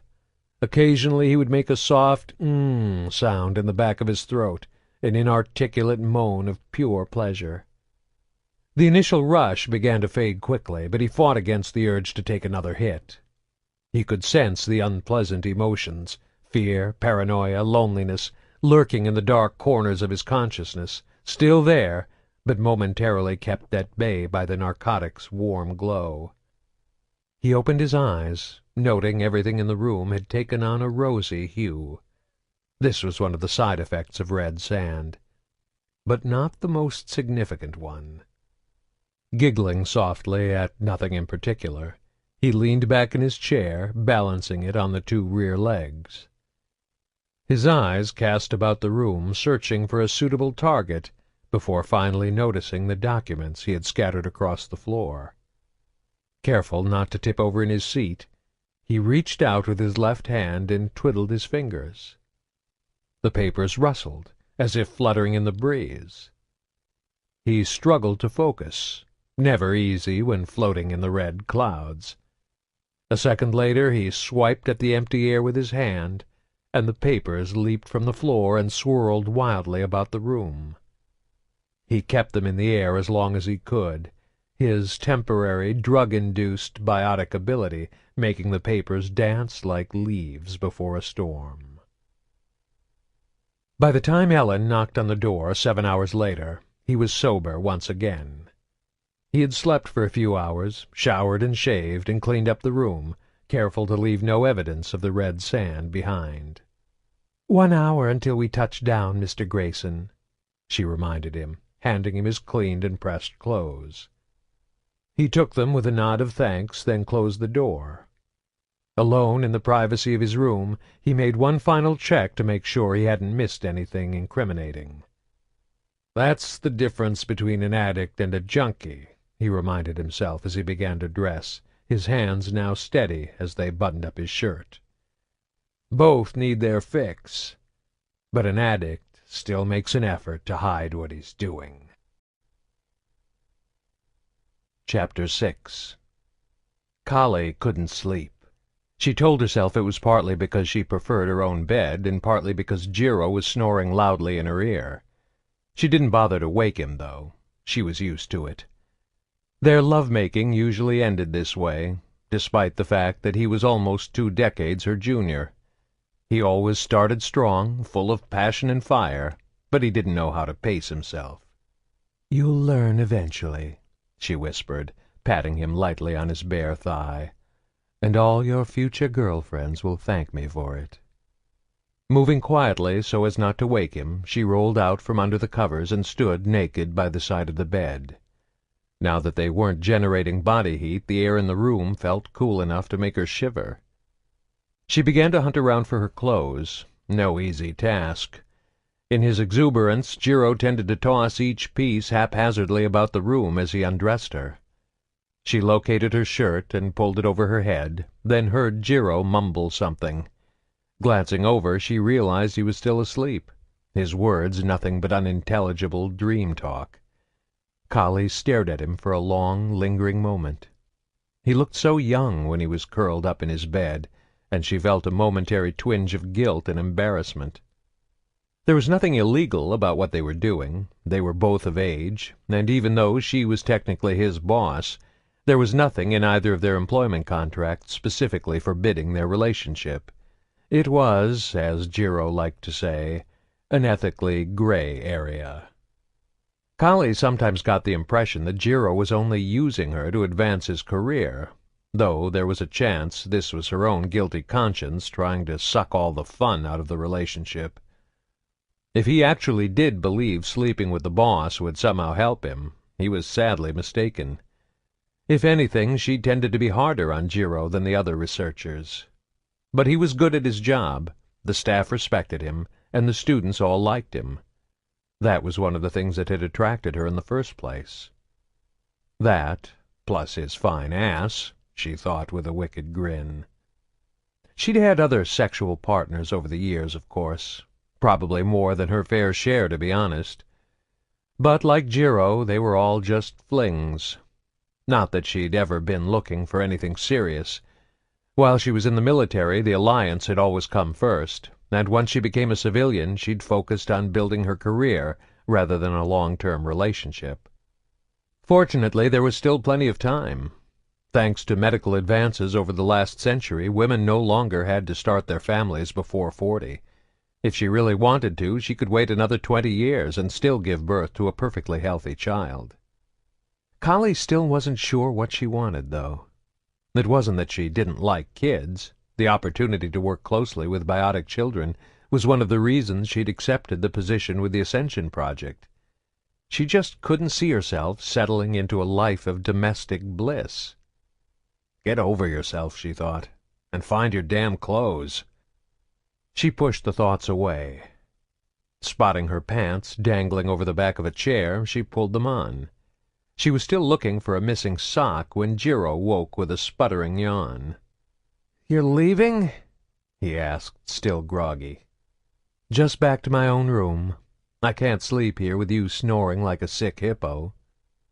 He smiled and sat up, propping his pillow behind him and leaning back against the headboard.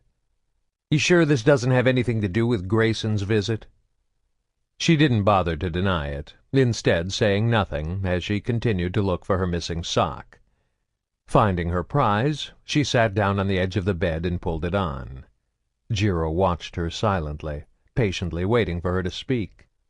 "I'm more worried about Jillian," she finally confessed. "Nothing we do seems to help her. Maybe the program isn't right for her." "Whoa, just a minute!" Jiro exclaimed, suddenly very awake. He crawled across the mattress quickly and put a hand on her shoulder. "Jillian's got more biotic potential than anybody. The Ascension project was meant for someone like her." "But she's not just a biotic," Kali objected, voicing the arguments that had been running through her mind. "She's a girl with a serious mental condition." "You're not thinking of asking the board to expel her, are you?" he asked, looking horrified. She turned and scowled at him. "That's a decision her father needs to make." "So you're going to talk to Grayson about it?" Much of the anxiety had left his voice. "I'll let him know what his options are. Jillian might be better off if she wasn't trying to develop her biotic abilities at the academy. He could get her a private tutor, someone trained to deal with her condition. Lord knows he can afford it." "What if he doesn't want to pull her out of the program?" "Then I'll have to start wondering if he really has his daughter's best interests at heart." She regretted the words as soon as she said them. "Now you're starting to sound like Handel," he chastised her. The remark stung more than it should have. Nick's comparison of her and the security chief yesterday was still fresh in her mind. "Sorry," she apologized. "I'm just tired. I can't keep coming here night after night."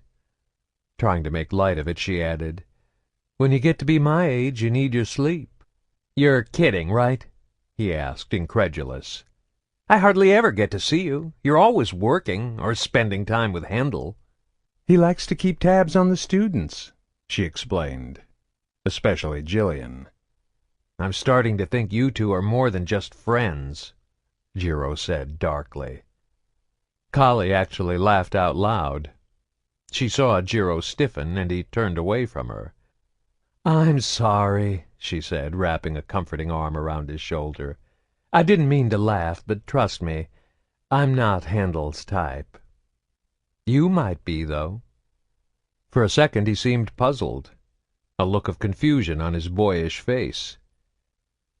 "Oh," he said a moment later, grasping what she meant. The phone in the bedroom beeped before either of them could say anything else. Jiro looked at the ID on the display, and his eyes went wide. "It's Handel." "So?" Kali said with a shrug. "Answer it." He reached over and hit the button for the speakerphone. "Handel? Grayson's shuttle just pinged us," the voice on the other end of the line snarled. "He'll be here in an hour. Figures the son of a bitch would be running on his own clock," Handel added. Kali rolled her eyes. It was common for people visiting a planet or space station to schedule their visits so they would arrive at a convenient hour by the local time. But Grayson traveled a lot for his job, and constantly adjusting to different time zones could take its toll on a person. Jillian's father wasn't the only parent to show up in the middle of the night. He was just the only one Handel complained about. Yeah, okay," Jiro answered. "I'll get ready." "I tried Kali's room, but she wasn't there," Handel added. "I assume she's with you?" Jiro turned to her with a shrug and a look that seemed to say, "What should I tell him?"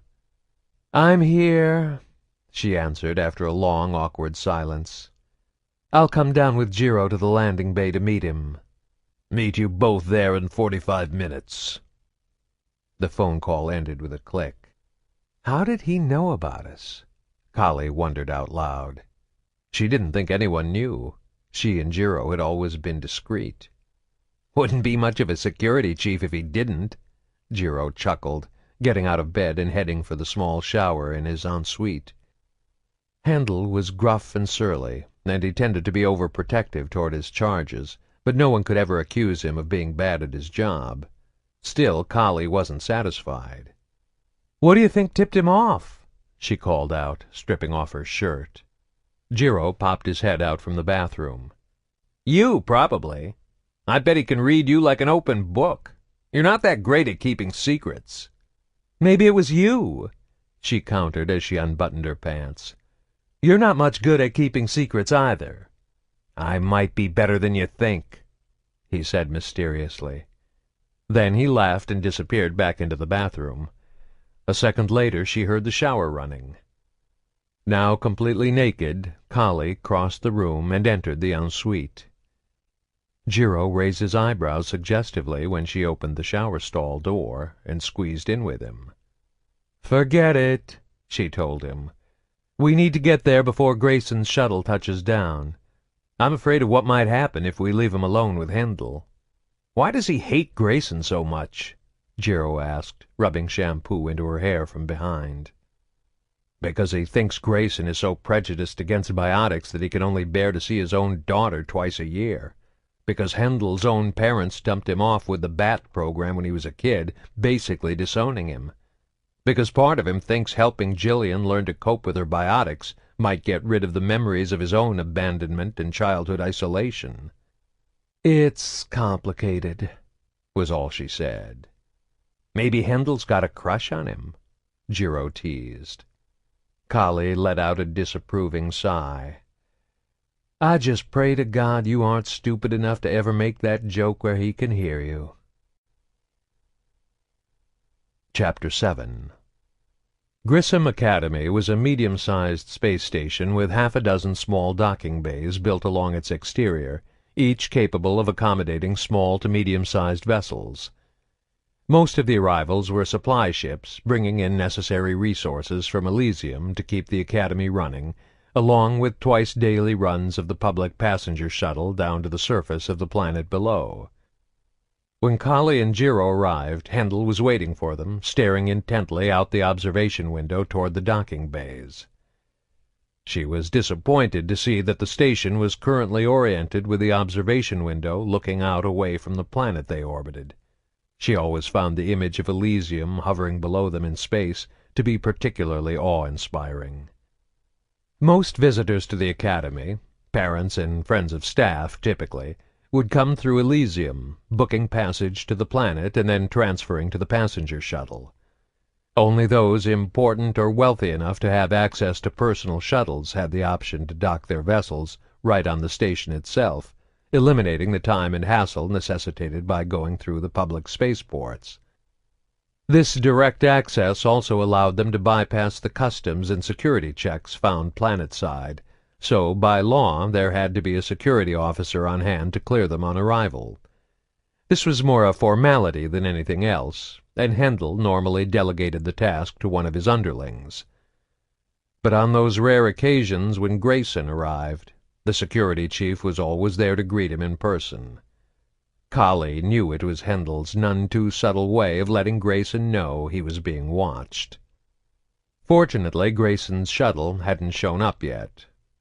Handel turned to look at them as they approached, breaking his vigil. "I was starting to wonder if you were going to make it in time." His comment was directed at Kali.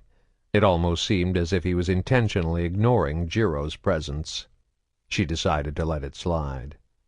"How long before they arrive?" 5, maybe 10 minutes. I'll sign Grayson in, then he's yours to deal with. Take him to the cafeteria for a few hours or something." "He's going to want to see his daughter right away," Jiro protested. Handel glared at the younger man as if he had interrupted a private conversation, then shook his head. "These surprise visits are hard enough on Jillian. I'm not going to wake her up in the middle of the night just because her father's too selfish to wait until morning to see her." "Wanting to see his daughter right away isn't being selfish," Kali countered. "The last few months she's been getting up early anyway," Jiro added. "She only sleeps a few hours a night. The rest of the time she just sits up in bed with the lights off and stares at the wall. I think it has something to do with her condition." A sour grimace crossed Handel's face. "Nobody told me that."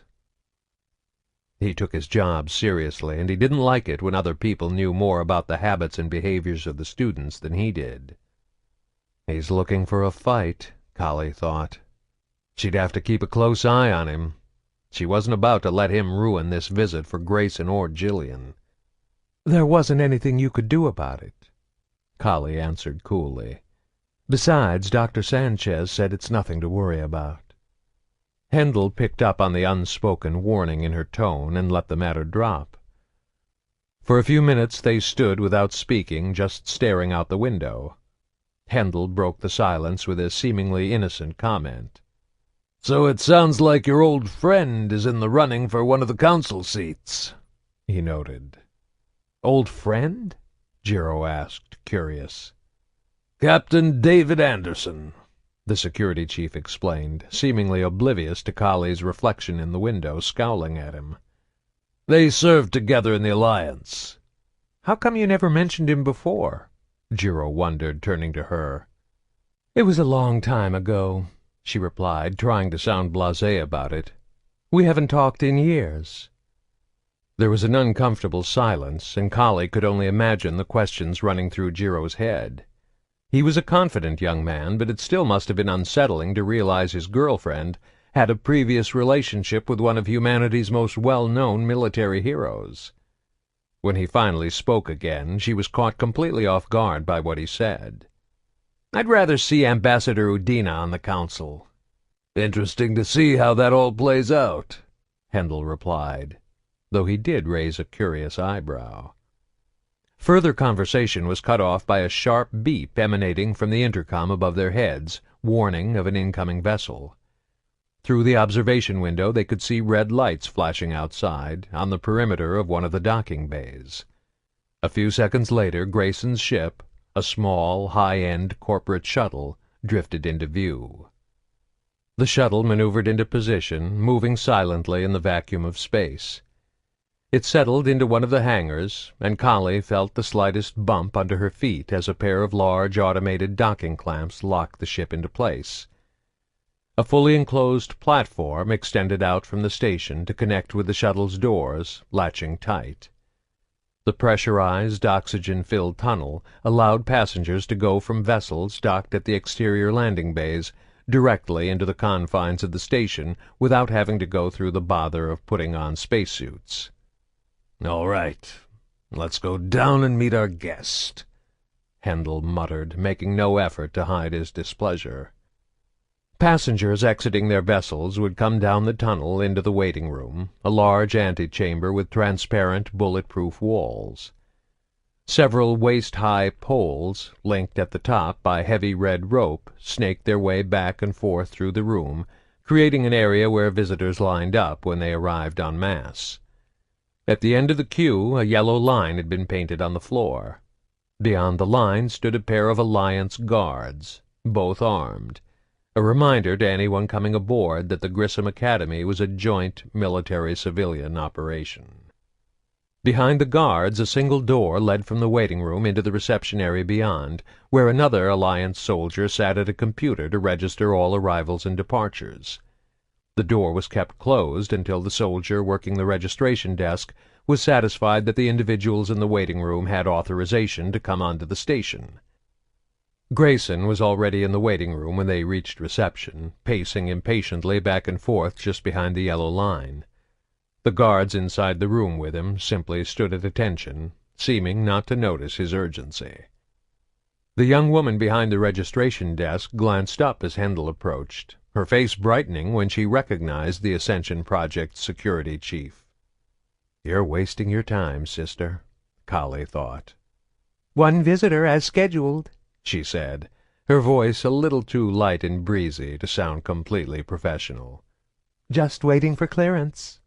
"Let him through," Handel said with a sigh. She smiled and punched some buttons on her keyboard. A small green light above the glass door flickered on, and there was an audible click as the lock disengaged. A moment later the door swung silently open. "Go on in, Mr. Grayson." Collie heard one of the guards inside the waiting room say, but Grayson was practically through the door already anyway. He looks like hell, Collie thought. Grayson was wearing a simple business suit and carrying an expensive-looking briefcase. His clothes were clean and freshly pressed, and it was obvious he had recently shaved. Despite these efforts, there was an unhealthy, almost desperate look about him. Always a thin man, he looked positively skeletal now. His clothes seemed to be hanging off him. His face was drawn and haggard, his eyes sunken and bloodshot, his lips dry and cracked. She still wasn't willing to completely concede to Handel's accusation that he was a drug addict, but he certainly looked like a duster. "Good to see you again, Mr. Grayson," Collie said, stepping forward and offering her introduction before Handel could say something inappropriate. "It's been a long time," the security chief added, undeterred by her efforts. "We were starting to think you'd forgotten where to find us." "I'd come more often if I could," Grayson replied, shaking Collie's hand, but looking at Handel as he spoke. He didn't seem angry. If anything, he sounded almost apologetic. Or guilty. "Things have been complicated lately." "Jillian was very excited when he told her you were coming, sir," Jiro chimed in from over Collie's shoulder. "I'm looking forward to seeing her, Dr. Toshiwa," he replied, smiling. Collie noticed his teeth were discolored, as if covered with a faintly luminous sheen. Another telltale sign of a duster. "Do you want me to take your case?" Handel asked, almost grudgingly. "I'd prefer to keep it with me," Grayson replied, and Collie noticed a faint look of disapproval cross Handel's features. "Come on," she said, taking Grayson by the forearm and gently turning him away from Handel. "Let's go see your daughter." "I'm sorry about the poor timing of my arrival," Grayson said to her as they made their way through the academy toward the Ascension Project dorms. "I always have trouble adjusting my schedule to local time." "It's not a problem, Mr. Grayson," she assured him. "You're welcome to come see Jillian any time, day or night." "I feel bad about waking her up," he continued, "but I have to leave again in a few hours." "We'll just let her sleep through her classes tomorrow," Handel remarked, walking a few steps behind them. Grayson didn't acknowledge him, and Collie wasn't sure if he'd even heard the comment, but it put an end to the conversation until they reached Jillian's room. Collie waved her hand in front of the access panel, and the door slid open. "Lights on," she said softly, and illumination filled the room. Jillian wasn't sleeping. As Jiro had warned them, she was sitting cross-legged on her bed, on top of the covers. She was wearing a faded pink pair of pajamas that looked to be a size too small. Collie remembered they had been a gift from Grayson on her birthday a few months ago. "Hey, Gigi," Grayson said, stepping forward into the room, calling her by his pet name. Her eyes lit up, and she held out her arms toward him, but didn't move from her sitting position. "Daddy!" Grayson came to the side of the bed and leaned in, but pulled up short of hugging her. Instead, he clasped his daughter's hands tightly in his own, which was what she had been expecting. "You're getting so big," Grayson said in amazement, releasing one of her hands to take a half-step back and get a better look at her. After a long moment of silence, he added softly, "You look just like your mother." Collie tapped Handel and Jiro on their elbows, then nodded toward the door, indicating they should leave. The three of them slipped out of the room, and the door swooshed shut behind them. "Come on," Collie said once they were out in the hall. "Let's leave them alone." "All visitors have to be attended by someone on staff while at the academy," Handel objected. "I'll stay here," Jiro offered. "He said he can only stay a few hours, so I don't mind hanging around. Plus, I know Jillian's files, in case he has any questions." "That'll work," Collie answered. Handel looked as if he were going to argue, but instead he only said, "Make sure you sign him out and let me know when he leaves." "Come on," Collie said to Handel. Walk me down to the cafeteria and I'll buy you a coffee." The cafeteria was empty. It would still be several hours before the staff and students made their way down for breakfast. Handel settled himself at one of the tables by the door while Kali made her way over to the beverage dispensers. She swiped her employee card through the slot and ordered up 2 cups of coffee, both black, then carried them back over to the table and offered one to Handel. "Son of a bitch looks worse than ever," the security chief said, taking the cup from her hand. "Might be high right now." "You're too hard on him," she said with a sigh, getting into the seat across from Handel. "He's not the first parent of a biotic child to experiment with red sand. It's a way for us ordinary people to understand what it's like to be biotic." "No," he said sharply. "Getting high and flinging paperclips around with your mind for a few hours isn't anything like being a biotic." "But it's the closest someone like Grayson can ever get. Put yourself in his shoes. He's just trying to connect with his daughter." "Then maybe he should come see her more than twice a year." "This can't be easy on him," she reminded Handel. "His wife died during childbirth. His daughter has a mental condition that makes her emotionally distant. And then he finds out she has this incredible ability, and he has to send her away to a private school. He's probably on an emotional roller coaster every time he sees her. Love, guilt, loneliness. He knows he's doing what's best for her, but that doesn't mean it's easy on him." "I just get a bad vibe off him, and I've learned to trust my gut." Rather than answer, Kali took a long drink from her cup. The coffee was nice and hot, but it had a mildly bitter aftertaste. "We need to petition the board for better coffee," she muttered, hoping to change the subject. "How long have you and Jiro been together?" Handel asked her. "How long have you known?" "A couple months." "Then it took you about 2 months to find out." "Be careful with that kid, Kali." She laughed. "I'll make sure I don't break him." "That's not what I meant," he said, his voice serious. "There's something I don't trust about him. He's too slick, too smooth." "Your gut again?" she asked, holding her cup up close to her face to hide the smile on her lips.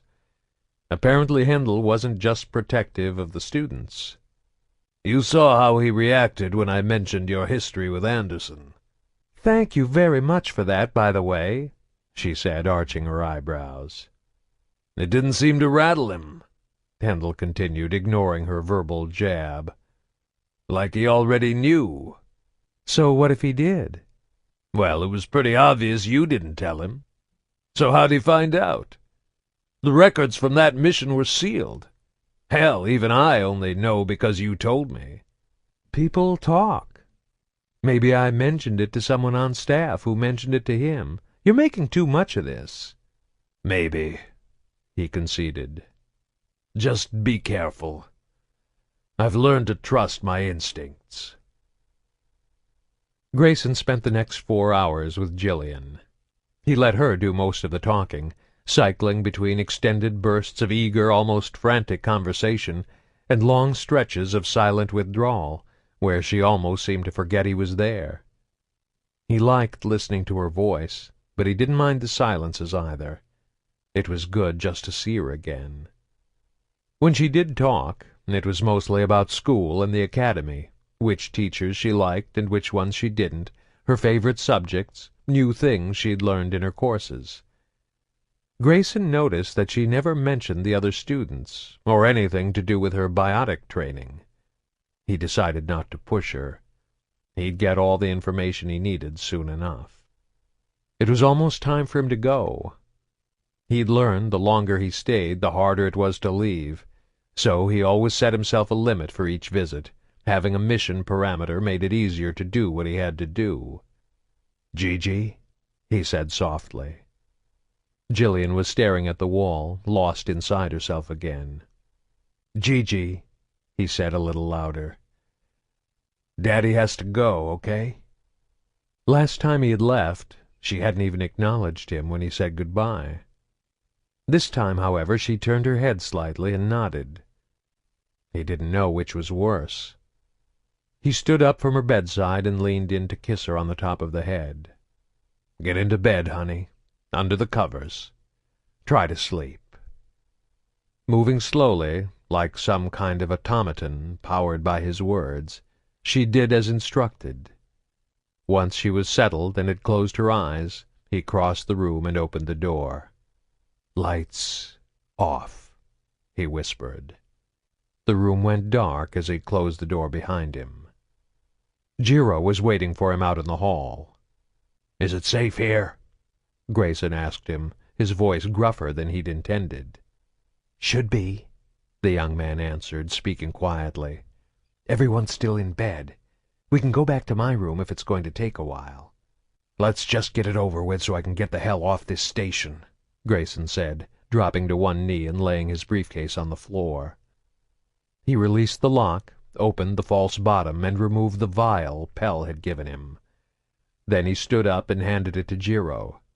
The scientist took it from him, holding it up to the lights in the corridor ceiling. "Looks like they switched compounds again.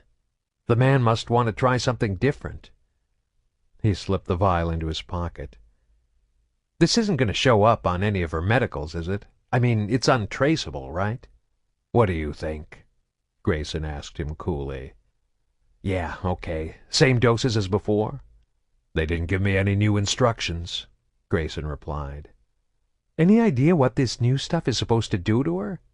"I don't ask questions like that," Grayson answered sharply. "Neither will you if you're smart." Christ, he thought as soon as the words were out of his mouth. Now I sound like Pell. He honestly didn't know if that was good or bad, though he figured his old partner would find something humorous about it. "They're not going to do anything to harm her," Grayson added, though he wasn't sure if he was trying to convince Jiro or himself. "She's too valuable."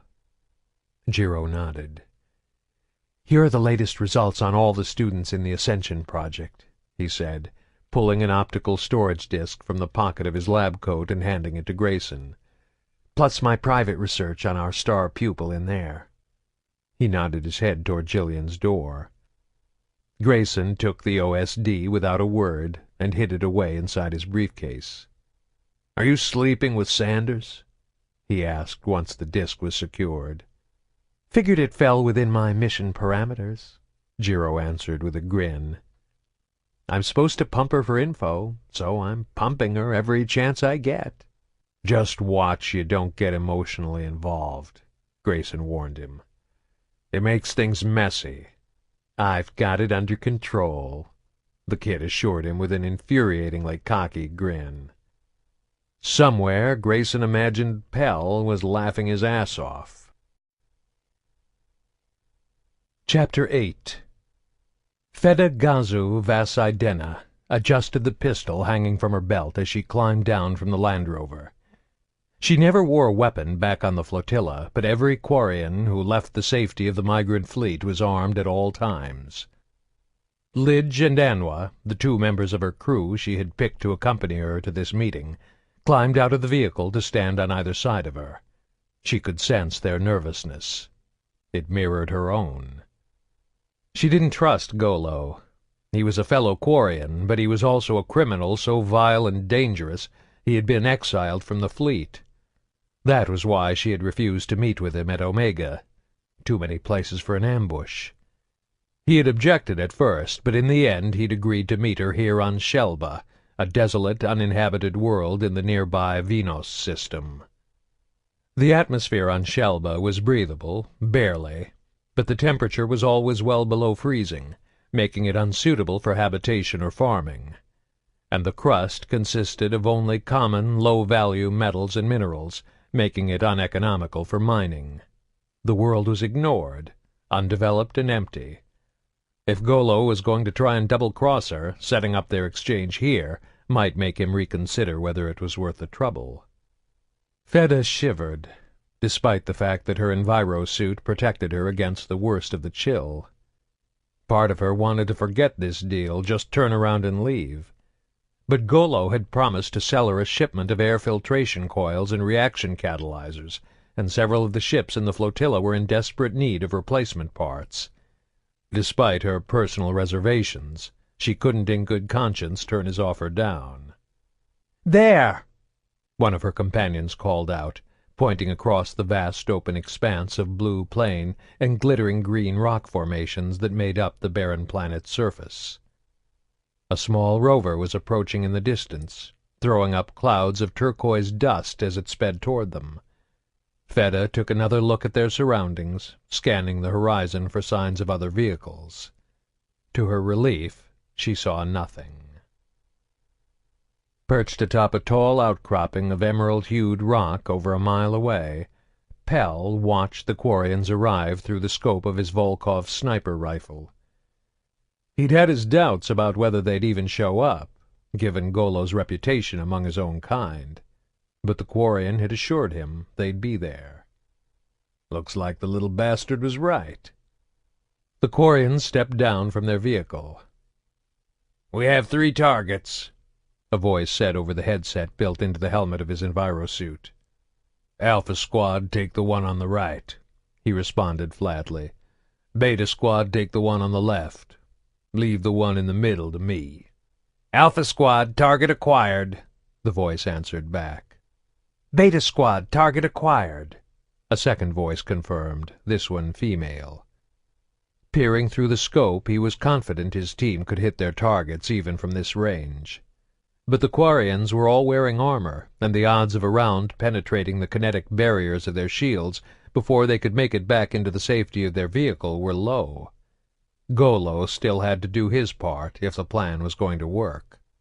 "Hold fire until my signal," he ordered, taking a bead on the Quarian in the center. The Quarians waited patiently as their contact approached.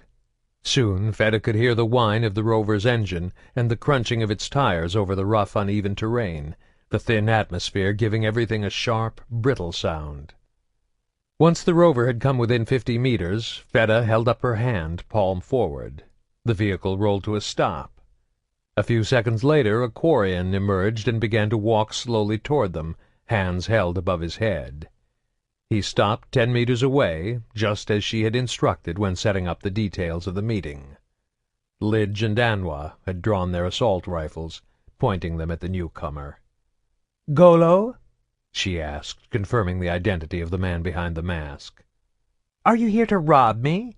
he said by way of reply, nodding toward the weapons pointed at his chest. He kept his hands high. Unlike Fedda and her crew, he wasn't wearing any armor. "I'm not taking any chances," she answered. "Not with you." There were several crimes that could result in exile from the fleet. Murder, repeated violent offenses, vandalism, or sabotage directed at the live ships or the food supplies. But Golo's offense, attempting to sell Quarians to the collectors, seemed particularly heinous. Loyalty was a cornerstone of Quarian culture. Survival on the migrant fleet required every member of the community to work together. Trying to sell another Quarian for personal profit was a betrayal of everything Fedda believed in, an unforgivable sin. "You came alone?" she asked. Golo nodded. "The parts are in the back of the truck if you want to see." Fedda pulled her pistol and used it to cover Golo, nodding at Lidge to go check out the vehicle. He approached slowly, weapon still drawn. The rover was a simple cargo carrier with a small 2-person cab and a freight trailer on the back. The trailer was little more than a rectangular box with a vertical sliding door for loading and unloading. Lidge pressed the panel on the side of the trailer, but instead of the door rising up, the panel beeped sharply and flashed red. "It's locked. What's the access code?" Fedda demanded, waving her pistol menacingly in Golo's direction. 7269, he answered, and Lidge punched the numbers in. Then all hell broke loose. "Get ready," Pell muttered into his transmitter as one of the Quarians approached Golo's vehicle. An instant later there was a bright flash as the bomb inside the back of Golo's rover exploded. The blast threw the Quarians standing beside the vehicle through the air and knocked the others, including Golo, to the ground. "Fire," he said, his voice calm as he pulled the trigger of his sniper rifle with a smooth, even pressure. Fedda was thrown from her feet by the explosion. She hit the ground with a jarring thump, but quickly rolled to her feet and brought her pistol up to fire at Golo, who was still on the ground, cowering with his hands over his head. She squeezed the trigger, but nothing happened. Glancing down, she saw the status indicator on her weapon flashing red. The automated targeting system had overloaded. Cursing, she slapped the manual override on the handle, knowing full well the pulse that had disabled her weapon had probably scrambled her kinetic shields as well. A flash of agonizing fire erupted in her shoulder as a hyper-accelerated projectile no bigger than a pin sheared effortlessly through the ablative plates of her body armor before exploding in the flesh and bone underneath. The impact spun her around and sent the pistol flying from her hand. She felt her kneecap disintegrate, and she collapsed to the ground, her scream rising up to meet the unmistakable zip-zip-zip of high-powered rounds slicing through the thin air. She could see Lidge's body, laying where the blast had thrown it. His mask had been shattered by the close-range impact of the detonation, turning his face into a bloody mess. She could see one eye clearly. It stared at her, lifeless and unblinking. The body jerked and jumped as it was struck by enemy bullets, rounds wasted on a corpse. "Get to the vehicle," her mind screamed at her, and in response she began to crawl on her belly toward the rover. She never felt the round that entered the back of her skull and ended her life. Pell continued firing, pumping round after round into the motionless body until he heard Golo's voice in his helmet. "I think you can stop now. They're all dead." Standing up, Pell collapsed his weapon and snapped it into the quick-release clasp on his back.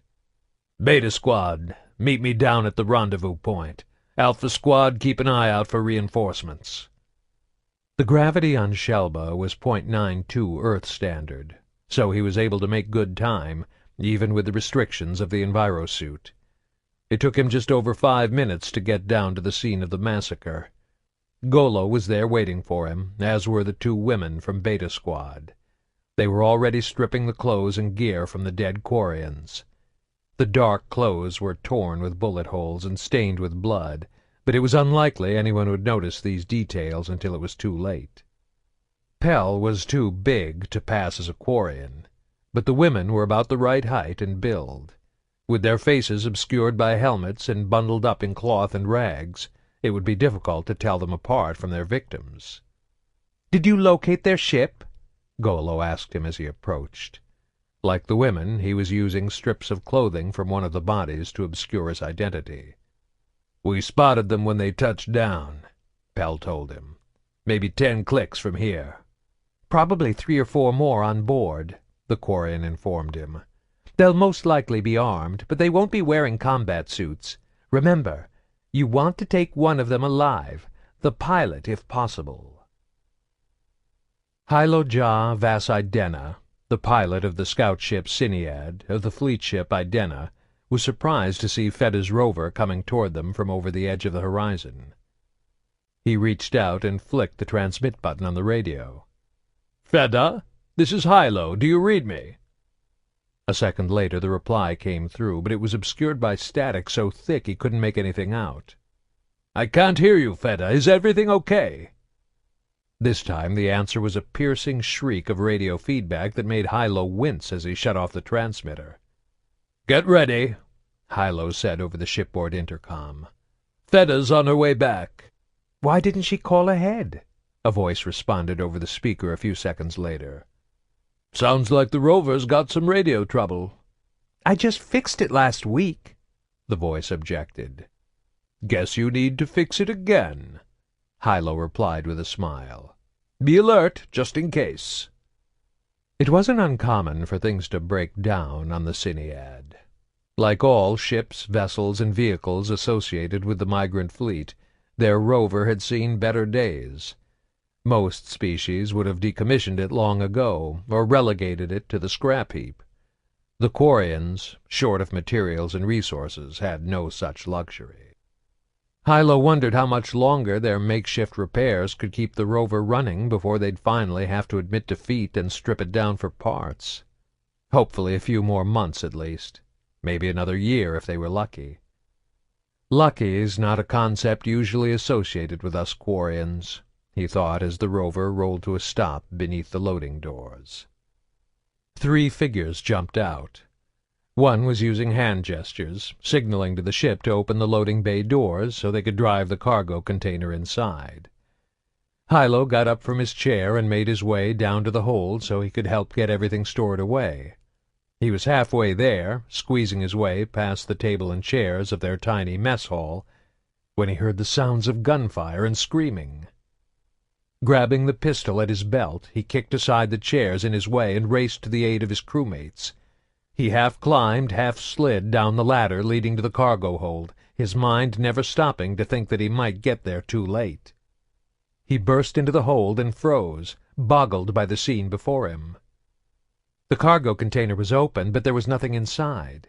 The crew were dead, scattered about the hold where they had been gunned down. Several armed and armored figures, too large to be Quarian, were searching the room, looking for other survivors. All of this his mind registered in an instant. What threw him, however, was the sight of Feda, Lidge, and Anwa standing with their weapons drawn and pointed at him. Even up close, it took him a second to realize they were impostors. By then, it was too late. One fired, the bullet shredding the meat of the muscle as it tore through his thigh. He screamed and dropped his weapon. Then they were on him, 2 of the figures pinning him to the floor while the third loomed above him, gun drawn and ready. Hilo thrashed wildly against them, his grief-numbed mind oblivious to the agonizing pain shooting up from his thigh or the implied threat of the pistol pointed at his head. "Stop, and we'll let you live," the figure standing over him said in flawless Quarian. Even in his agitated state his mind was able to piece together who was speaking. Feda had warned them about the man they were going to meet, an exile who had betrayed his own people. Now the crew of the Idena had fallen into his trap. Hilo's body went limp as his mind gave in to hopelessness and despair. The Quarian leaned down close to him, his gun held casually in his hand. "Who are you?" He didn't answer. "I asked your name," he repeated, slamming the butt of his pistol against the side of Hilo's head, his vision filled with stars. "Who are you?" Again he didn't answer. The pistol slammed his head again, and his teeth bit down on his tongue. He tasted blood in his mouth, but he didn't lose consciousness. "I am Golo Mek Vasusela. I will ask you one last time. Who are you?" Golo, crew of the Usela. "You have no right to that name," Hilo shouted, his words echoing inside his helmet. "You are Vas Nedas, Golo Nartasi." Crew of nowhere, Golo child of no one, outcast, alone, reviled. This time the pistol smashed into the faceplate of his helmet, hard enough to crack the glass. The unfamiliar, terrifying scent of unfiltered air infected with bacteria and germs, flooded in. An adrenaline surge of pure, instinctive fear gave new strength to Hilo's limbs, and he bucked himself free of his captors. He spun to his knees and tried to stand and run, but the bullet he had taken in his thigh had turned the muscle into a useless mass of pulp and tissue. He fell forward instead, slamming face first into the steel deck of the landing bay. Someone landed on his back, hard enough to knock the wind out of him. A second later he felt a sharp pinprick of pain in the back of his neck, and then his mind was drowning in a warm blue haze. He felt himself being rolled over, but he was powerless to resist. He lay on the ground, staring up into the overhead lights, unable to move or speak. The blue haze was growing thicker, swallowing him up as the world slipped away. The last thing he heard before he slid into unconsciousness was a human speaking. "You cracked his mask." If he catches something and dies, my boss won't be happy. Chapter 9. Jillian made her way through the cafeteria with slow, uncertain steps. The other children were talking and laughing, a wall of overwhelming, terrifying, nonsensical sound she did her best to ignore. She held her lunch tray out in front of her, carefully balancing it with each trembling step as she advanced cautiously to the empty table in the back of the room. She sat there every day, alone, as far away from the sound and fury of the other kids as possible. Occasionally a particularly loud noise, a shrill laugh, the clatter of a lunch tray falling to the floor, would cause her head to twitch abruptly, as if she had been slapped. Yet she was always careful not to drop her tray when this happened. When she was younger, she had stayed behind in the classroom when the lunch bell rang, while the others ran off to the cafeteria. Handel or Miss Sanders would bring lunch to her, and she would eat at her desk in the blessed silence of solitude. But she didn't do that any more. She was trying to fit in. Jillian was painfully aware that she was different, and more than anything, she wanted to be normal. But the other kids scared her. They were so quick, so loud. They were always touching. The boys slapped one another on the back or traded punches in the shoulder. Sometimes they pushed and shoved each other, laughing loudly at jokes she didn't understand. The girls would lean in close together, cupping a hand to their lips, then pressing it against a friend's ear to whisper secrets. They would squeal and giggle, clutching one another's wrist or forearm, or clasping a friend's hand between their own. Other times she saw them braiding each other's hair. She couldn't imagine what that was like, to live in a world where physical contact didn't cause the flesh to erupt with burning fire or sting with freezing cold. At least nobody teased her or made fun of her. Not to her face, anyway. They mostly avoided her, keeping their distance.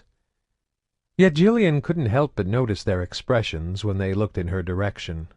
Confusion, mistrust, bewilderment. She was some kind of freak, best left alone. But she was trying. Every day she suffered the ordeal of walking across the cafeteria, carrying her tray slowly and carefully to her table in the corner. She hoped it would get easier over time, become more bearable through repetition and routine. So far it hadn't. Reaching her destination, she sat down in the same chair she sat in every day, with her back against the wall so she could look out over the cafeteria. Then she began to eat with slow, deliberate bites, staring out at the other children with terror and yearning, unable to comprehend their world, yet hoping she could one day be like them. Nick watched Jillian as she made her way down the central aisle of the cafeteria. As she passed by their table, he let out a sharp, yelping bark like a dog that had been stepped on. The girl flinched, but otherwise didn't acknowledge him, and, much to his dismay, she didn't drop her tray. "Ha ha! Told you!" Sashawn gleefully cackled.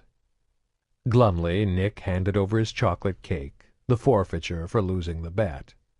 "What's her problem, anyway?" he asked, a general question thrown out to the half-dozen boys assembled at the table. "She's got like a mental condition or something," one offered. "I heard Handel talking about it once." Nick grimaced at the name. He was still mad at Handel for putting him into lockdown. "Why is she in our class if she's retarded?" he wanted to know. "She's not retarded, Jackwad," Sashawn answered. "She's just weird. I bet she's not even biotic," Nick continued, staring at her. She was staring back, though he couldn't actually tell if she was looking at him or someone else in the room. "She comes to all the training sessions," one of the boys countered. "Yeah, but she just sits there. She never does any of the exercises." "That's because she's weird," Sashawn repeated. He was pretty sure she was staring at him now. He waved his arm wildly above his head, but it elicited no reaction. "Waving to your girlfriend?" Nick replied by flipping Sashawn off, a gesture he had only recently learned. Why don't you go over and give her a kiss? Sashawn taunted him. Why don't you lick my nutsack? Just go sit down and talk to her, see what she does. Handel said nobody's allowed to bother her, one of the others chimed in. Screw Handel, Nick replied automatically, though he did glance back over his shoulder to the front of the cafeteria, where the security chief was sitting with some of the teachers. Okay then, Sashawn pressed him. Go over there. Talk to her. Nick looked around the table at the faces of the other boys, grinning eagerly as they waited to see if he'd accept the dare. Do it and I'll give you your cake back, Sashawn offered, literally sweetening the deal. Nick hesitated, uncertain. Then his stomach grumbled, making the decision for him. He pushed himself away from the table and jumped to his feet before he could change his mind. He glanced back quickly to make sure Handel was still busy talking with the other teachers, then ran down the aisle to Jillian's table. Skidding to a stop, he plopped himself down in the chair across from her. She looked straight at him, but didn't say anything. Suddenly he felt awkward and embarrassed. Hey, he said. She didn't reply, but merely kept chewing the food in her mouth. He noticed her plate was still mostly full. A bowl of soup, 2 sandwiches, an apple, a banana, a piece of vanilla cake, and half a quart of milk. The amount of food on her plate wasn't unusual. One of the first things the kids learned was that biotics needed to eat more than other people. But Nick couldn't believe the manner in which she was consuming her meal. Every item on her plate had a bite taken out of it, even the cake. He watched in fascinated disbelief as she took a bite from one of her sandwiches, set it down, chewed her food slowly and deliberately, swallowed, then picked up the second sandwich to repeat the process. After a single bite, she moved on to the apple, then the banana, then the cake, then a drink of milk, then the soup, then back to the first sandwich again. She didn't say a word the entire time. "Why are you eating like that?" he finally asked, bewildered. "I'm hungry," she replied. Her voice was flat and toneless, leading Nick to believe she hadn't meant it as a joke. "Nobody eats like that," he told her. When she didn't reply, he added, "You're supposed to eat the soup and sandwiches first, then the fruit. The cake comes last." She stopped mid-bite, the apple poised halfway between her lips and the table. "When do I drink the milk?" she asked in the same monotone voice. Nick just shook his head. "You cannot be for real." The non-answer seemed to satisfy her, because she resumed eating, holding to the familiar pattern of 1 bite from each item before moving on. Turning around, Nick looked back at the table with Sashawn and the others. They were laughing and making obscene gestures at him. He turned back to Jillian. She hadn't seemed to notice. "How come you never do anything in biotic class?" he asked her. She looked uncomfortable, but didn't answer. "Do you even know how? I'm pretty good at biotics. I can show you a trick if you want." "No," she said simply. Nick scowled. He felt like there was something going on that he didn't quite understand, like she was making fun of him somehow. Then he got an idea. "Careful with your milk," he said, a nasty grin spreading across his face. "Looks like it's going to spill." As the words left his mouth, he reached out with his mind and pushed. The milk toppled over, drenching the sandwiches and slopping over the tray onto the table before running off the edge to spill on Jillian's lap. And then Nick found himself flying backward. Jacob Berg, the Academy's math professor, was in the middle of telling a joke about an Asari and a Volus who walked into a Krogan's bar, when out of the corner of his eye, Handel saw something that was simultaneously incredible and terrifying. Near the back of the cafeteria, Nick was hurtling across the room. He flew 20 feet through the air before slamming down on one of the tables. The force of the landing launched lunch trays into the air and snapped the table's legs, sending it crashing to the floor. Several students seated at the table screamed in surprise, and then a stunned hush fell over the room as everyone looked to see who was responsible. Hendel was as shocked as any of them to see Jillian standing in the back of the room, her hands raised to the sky and her face twisted into a mask of rage and fury. And then, to his horror, he realized that she wasn't done. The table in front of her flipped over, the empty chairs surrounding it cartwheeling away like they had been kicked by some invisible giant. Lunch trays all around the cafeteria shot straight up to the ceiling, sending a shower of food and cutlery over the students as they came back down. Panic set in. Screaming students leaped from their seats and raced to the exit at the far end of the cafeteria, knocking one another down in their scrambling haste to escape. Their now empty chairs were swept up and tossed haphazardly about the room, adding to the chaos. Hendel was on his feet, moving against the tide of the crowd in a desperate attempt to get closer to Jillian. As big as he was, it was still difficult to wade through the sea of bodies trying to flee the scene. "Jillian!" he shouted, but his voice was drowned out by the screams of the mob. Nick was still lying on the floor amid the ruins of the table on which he had landed. Hendel dropped to one knee to check on him. He was unconscious, but breathing.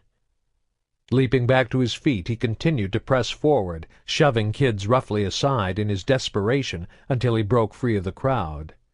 Less than 30 feet now separated him from Jillian. The space between them looked like a tornado had passed through. Overturned tables and chairs were strewn about. The floor was slick with spilled food, milk, and juice. Jillian still stood at the back wall, her hands still raised up. She was shrieking, a high-pitched, keening wail that sent a shiver down Hendel's neck. "Jillian!" he cried out, running toward her. "Stop this right now!" He jumped over a downed table, his feet almost sliding out from under him when he landed on the slick remains of someone's lunch on the other side. He pinwheeled his arms for balance, only to be knocked down by a flying chair that struck him from his blind side. The blow stung, but it wasn't disabling. He scrambled back to his feet, his sleeve and knees covered in milk and bits of crushed, soggy bread. "Jillian!" he shouted again. "You have to stop!" She didn't respond, didn't even seem to know he was there. He started moving forward again, his hand dropping down to the stunner at his belt. But he hesitated, and instead of drawing it, he tried one last time to reach her. "Please, Jillian, don't make me—" His words were cut off as he was struck by an invisible wave of biotic force. It hit him in the chest like an anvil dropping from on high, knocking the breath from his lungs. He was lifted off his feet and shot straight back like he was on a rope being pulled from behind. He crashed through toppled tables and chairs, banging his head and slamming his elbow so hard it made his right hand go numb. He came to rest 20 feet later, amid a pile of chairs and lunch trays. Groggy, he struggled to his feet. The effort made him cough, and he tasted blood in his mouth. Hendel took a moment to gather himself, then drew upon his own biotic abilities, releasing them a second later as he threw up a powerful high-gravity barrier to shield him from flying furniture and further biotic attacks from Jillian. Crouching behind the shimmering wall of the barrier, Hendel fumbled with the stunner at his belt. His right hand was still numb from the blow to his elbow, and he had to reach across with his left to grab the weapon. "Please, Jillian, don't make me do this!"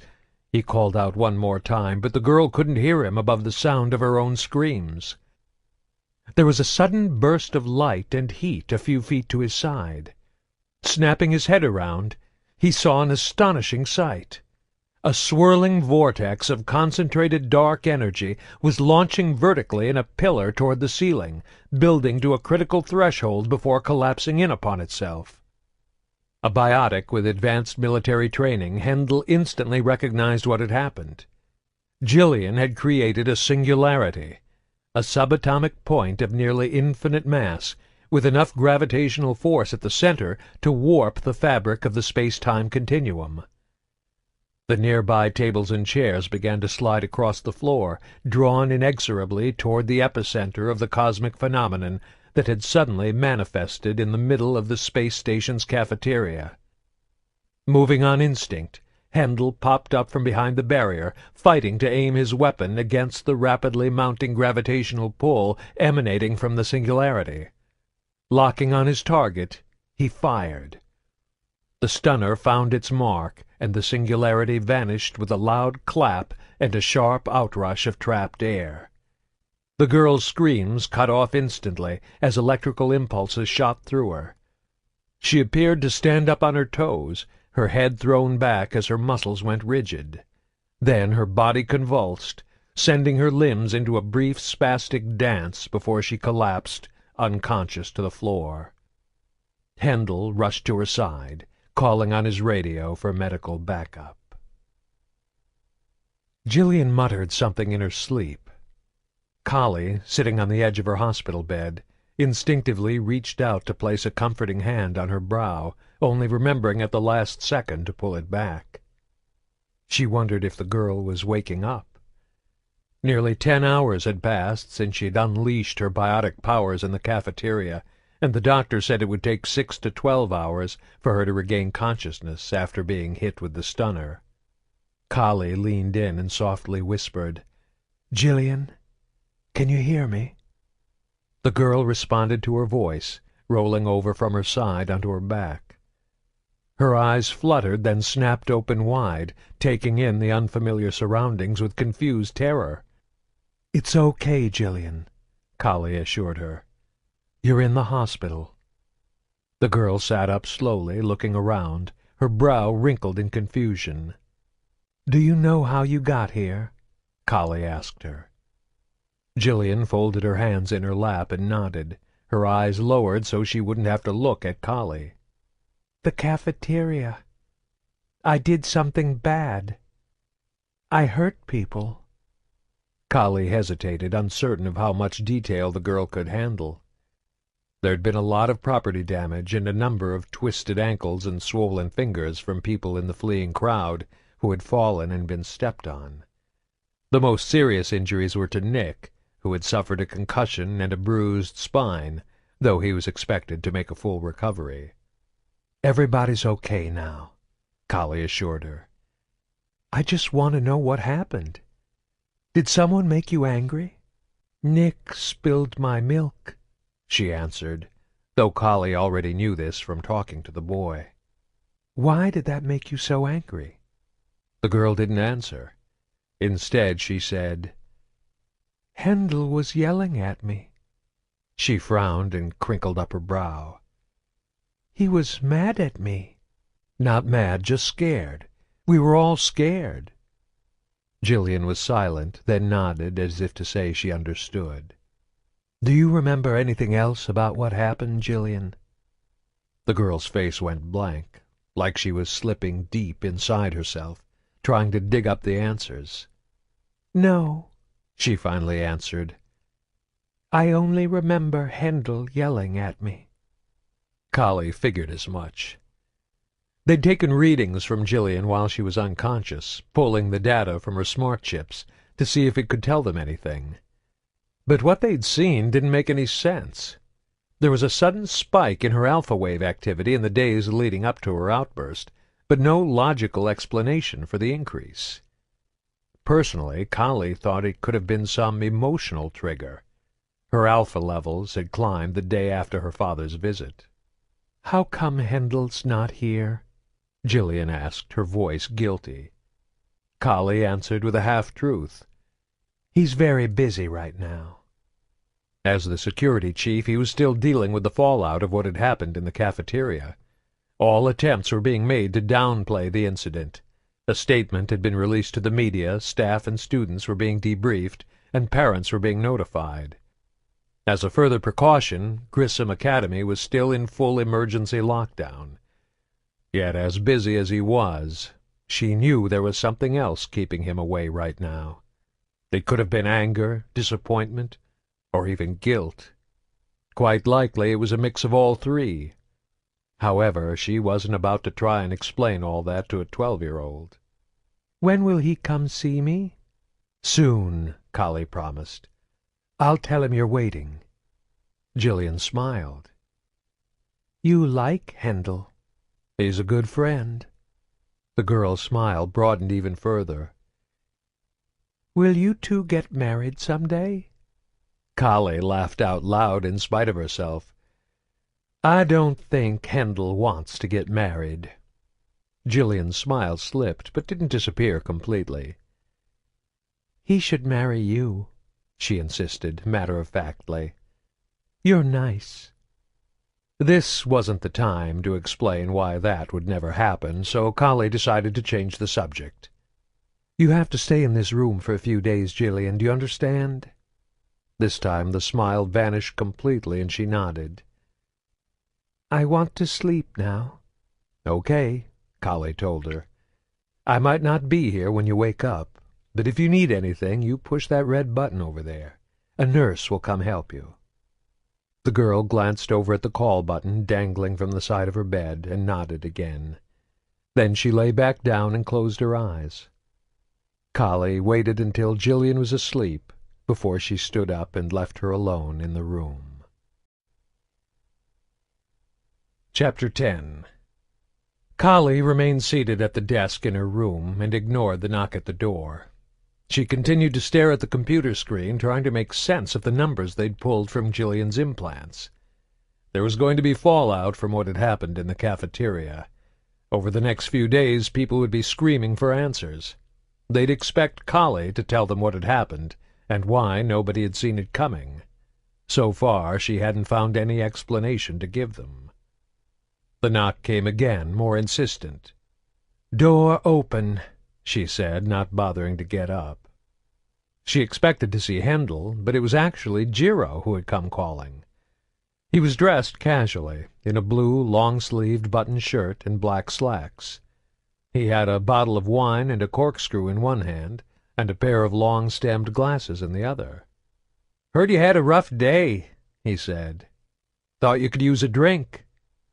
She was on the verge of telling him to come back later, but at the last second she nodded. He stepped in, waving the bottle in front of the access panel so the door slid shut behind him. Setting the glasses down on the table, he set about using the corkscrew to open the wine. "Any idea what happened?" he asked as the cork broke free with a soft but audible pop, his question a preview of the endless inquiries to come. "I really don't want to talk about work right now," she answered, getting up from her chair and crossing the room as he poured the wine. "Whatever my lady desires," he said with a wink, handing her a glass. She took a small sip, letting the wine's flavorful bouquet fill her palate. She tasted fruit, though it was more earthy than sweet. "That's nice," she said, taking another, somewhat larger sip. "I picked it up last time I was groundside on Elysium," he replied with a mischievous smile. "I thought it might be a good way to loosen up my boss."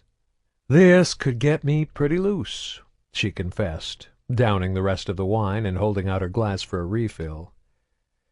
"Now that the bottle's open, no sense letting it go to waste." Jiro obliged by refilling her glass. As he turned to set the bottle down, Kali leaned in and gave him a quick kiss. He responded by wrapping his arm around her waist and pulling her in close, so their hips pressed tight against each other. "I didn't know this stuff would work so fast." He laughed. "I can't help it if I'm a quick study," she answered, deftly undoing the top button of his shirt with her free hand. "They say you should let wine breathe before you drink it," he whispered, nuzzling her earlobe.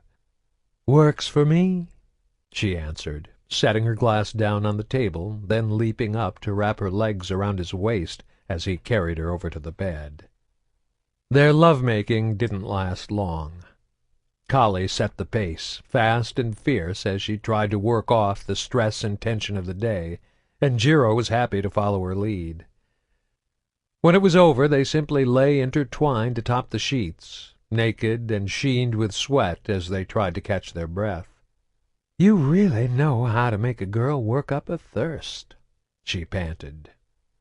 Taking the hint, Jiro disentangled himself and rolled from the bed.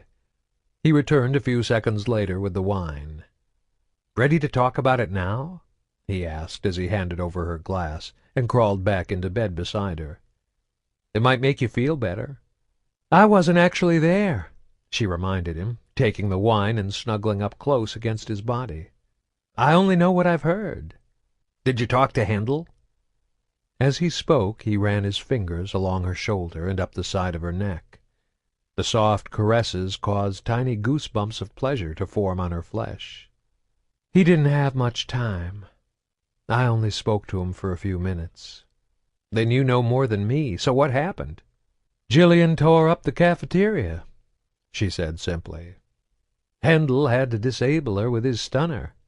Any idea how it started? What set her off?" "We think Nick was teasing her." Jiro shook his head. "Always looking for trouble, isn't he?" "Got more than he bargained for this time. Hendel figures Jillian threw him 20 feet. Was he hurt?" "Roughed up. Nothing too serious." "That's good," he replied, but the words seemed hollow, an automatic response. "Did you run Jillian's numbers?" Kali nodded. "Her alpha waves began to rise the day after Grayson came to see her. They're completely off the charts." "Do you know what caused the increase?" Something about his tone made Kali uncomfortable. He seemed more excited than concerned. "Not a clue," she admitted. After a moment's hesitation, she added, "Hendel said she created a singularity." "Jesus!" he gasped in amazement.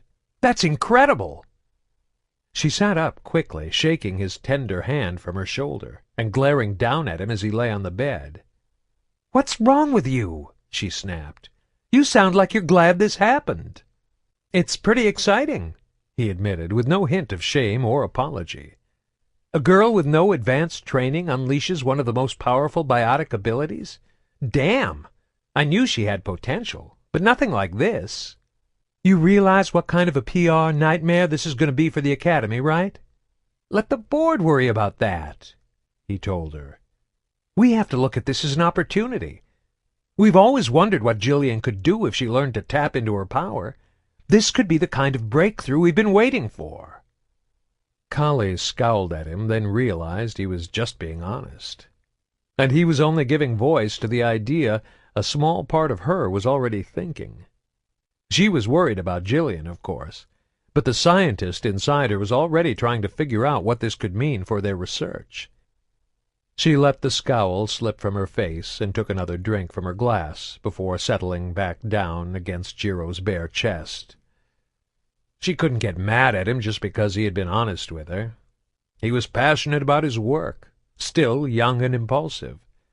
The people running the Grissom Academy, however, were older and wiser. "Don't get too excited," she cautioned him. "After all this, the board will probably decide it's too dangerous to keep her in the program. You're not going to let them kick her out, are you? Not when she's finally beginning to show progress.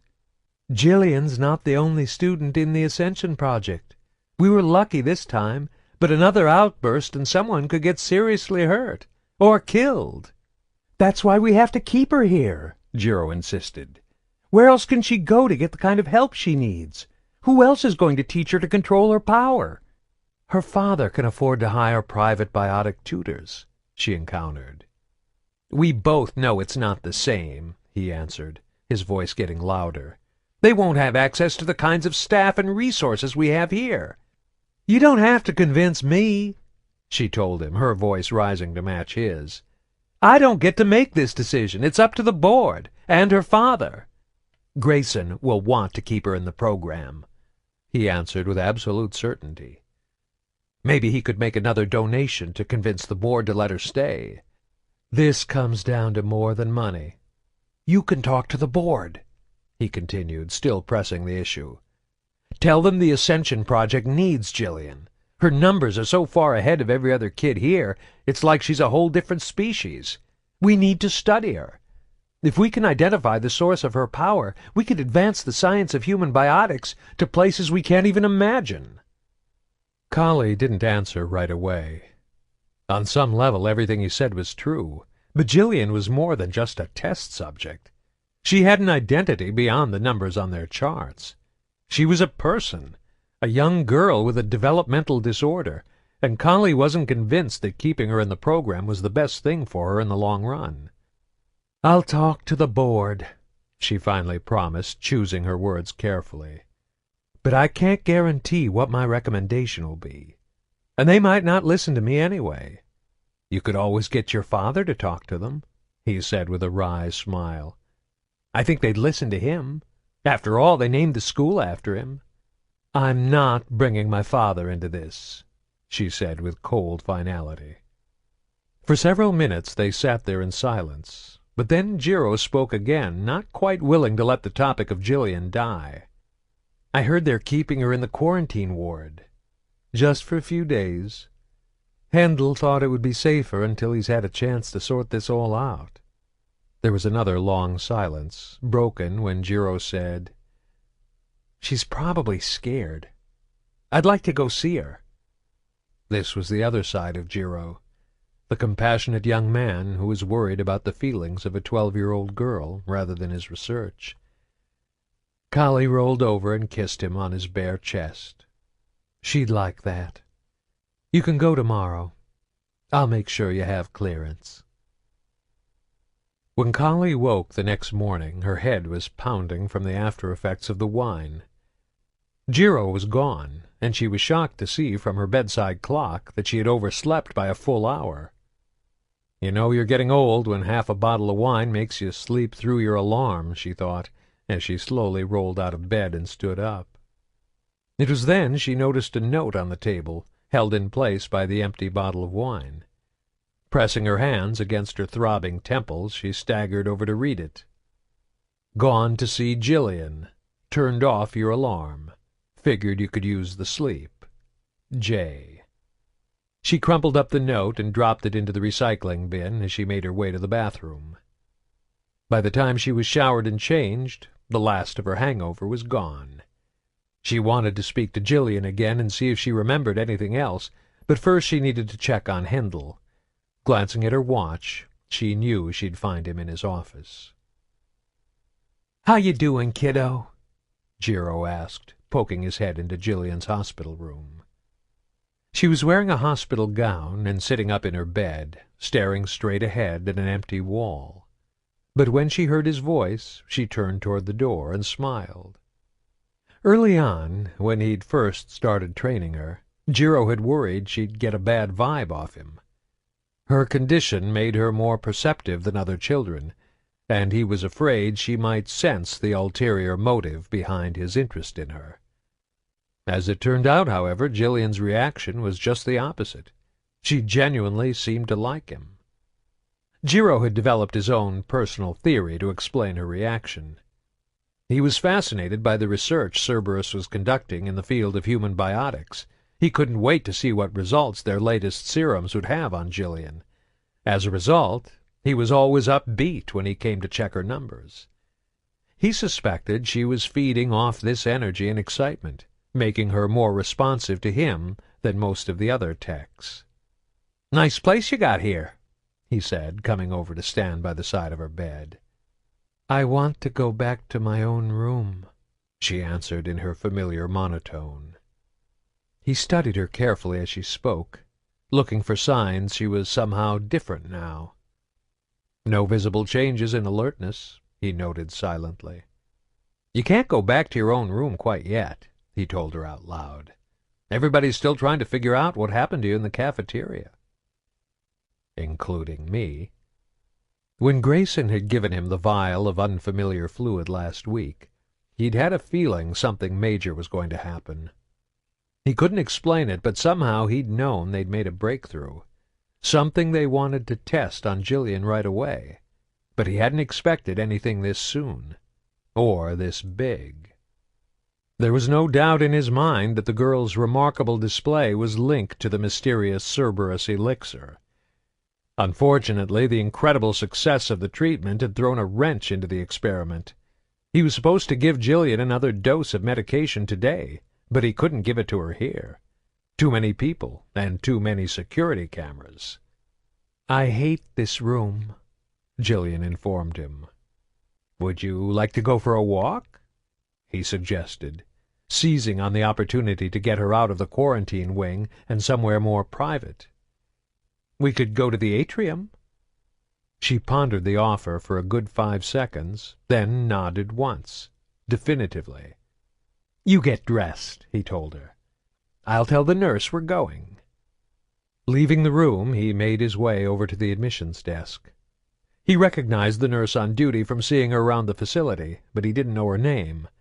However, that hadn't stopped him from flirting with her when he'd first arrived and signed in. "Leaving so soon?" she asked, smiling brightly. She was small, with dark skin and a round, pretty face. "I'm going to take Jillian down to the atrium. A little break from that room will be good for her." She frowned slightly, wrinkling her nose. "I don't think we're supposed to let her leave," she said apologetically. "I promise to bring her back when I'm done," he joked, flashing his most charming grin. The frown fell away, but she still looked uncertain. "Handel might not like that." "Handel's as bad as an overprotective mother," he told her with an easy laugh. "Besides, I'll have her back before anyone even knows we're gone." "I don't want to get in trouble." She was wavering, but she wasn't quite there yet. He reached over the admissions desk and set a reassuring hand on her arm. "Don't worry. Handel and I are good friends. I'll protect you from him," he said with a sly wink.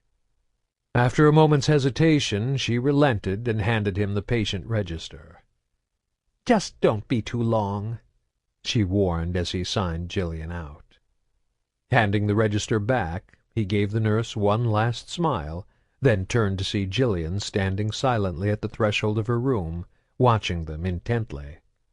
"Time to go," he told her, and she obediently moved forward and fell into step beside him. Kali wasn't surprised to find the door to Handel's office closed when she got there. She could only imagine all the things he'd had to deal with over the past 24 hours. "Door open," she heard him call out in response to her knock. When he saw her standing there, he motioned for her to come in before saying, "Door close." Handel's office was a mess, but that in itself wasn't unusual. He didn't like paperwork, and it tended to pile up quickly. He always had stacks of printed reports piled on his desk, with a few more piles stacked on the floor beside it, waiting for his review. The tops of the tall metal cabinets along the back wall were covered with all manner of forms, requests, and waivers needing signatures or waiting to be filed in the proper folder. The security chief was seated behind his desk, staring intently at his computer screen. She crossed the room and took one of the 2 chairs across from his. He reached out and flipped off the monitor as she sat down, let out a long, weary sigh, then leaned back in his chair. He'd changed his soaked, food-stained clothes since she'd seen him yesterday outside Jillian's hospital room, but it looked like he hadn't taken the time to shower. She could still see tiny bits of bread caught in his hair and clinging to the short, reddish-brown whiskers of his beard. There was a day's growth of stubble on his cheeks, and his eyes were bloodshot and baggy. "Were you working all night?" she asked him. "Damage control," he answered. "Some anonymous jack-off on staff already leaked the story. I've got calls coming in from media, school administrators, government officials, and angry parents. The parents are the worst." "They're just worried about their kids." "Yeah, I know," he nodded. "But if I find out who leaked the story, I'll make damn sure their ass gets fired." He sat forward in his chair, thumping his hand hard on the desk to punctuate his words. "Did you get in touch with Grayson yet?" Handel shook his head disapprovingly. "I left a message, but he didn't call back." "Maybe he's not available." "An emergency contact number's no damn good if you're not there during an emergency," he snapped back at her, then immediately apologized. "Sorry, I've got a lot of things on my mind." "Anything you want to talk about?" "No," he said, resting his elbows on the desk and placing his head in his hands. Kali stayed silent, waiting patiently. A few seconds later he looked up at her and said softly, I think we might have to pull Jillian out of the program. I was thinking that myself, she said with a sympathetic nod. Handel leaned back in his chair again and put his feet up on the desk, tilting his head back to stare up at the ceiling. I'm thinking of offering the board my resignation, he said, the casualness of his voice at odds with the bombshell he'd just dropped. "What?" Collie exclaimed. "You can't quit. The children need you." Do they? He wondered out loud. Yesterday I let them down when they needed me the most. What are you talking about? Nick and Jillian were the only ones hurt, and they'll both be fine in a few days. You did everything right. He swung his feet down from the desk and sat up, leaning forward intently. No, I didn't, he told her, his voice gravely serious. When I realized Jillian wasn't going to stop, I should have hit her with my stunner without a second thought. But I hesitated. "I think that's a good thing," Collie protested. "I'd be more worried if you didn't think twice about it." Everyone in that cafeteria was in danger, he explained, speaking slowly. Every second I let her keep going, there was a chance someone else could get hurt, or worse. But that didn't happen. There's no point beating yourself up over it. You don't understand, he said, shaking his head in frustration. I put the safety of Jillian ahead of every other student at this academy. I can't afford to do that in my position. I'm trained to react in emergency situations, and I can't let my personal feelings get in the way. Collie didn't say anything right away, her mind reeling as she processed the information. She thought he was overreacting, but he wasn't a man prone to empty comments. She had no doubt he was serious about leaving. "What will you do?" I was thinking of asking Grayson to hire me as a private tutor for Jillian. Suddenly everything made sense. Collie realized this wasn't about Handel feeling guilty over what had happened. Not really. Handel cared about all the kids in the program, but Jillian was different. She needed more help than the other children. She needed more time and attention. Because of this, Handel had grown more attached to her than the others. It wasn't fair, but whoever said life was fair? Jillian was special to him. Handel cared for her. He loved her.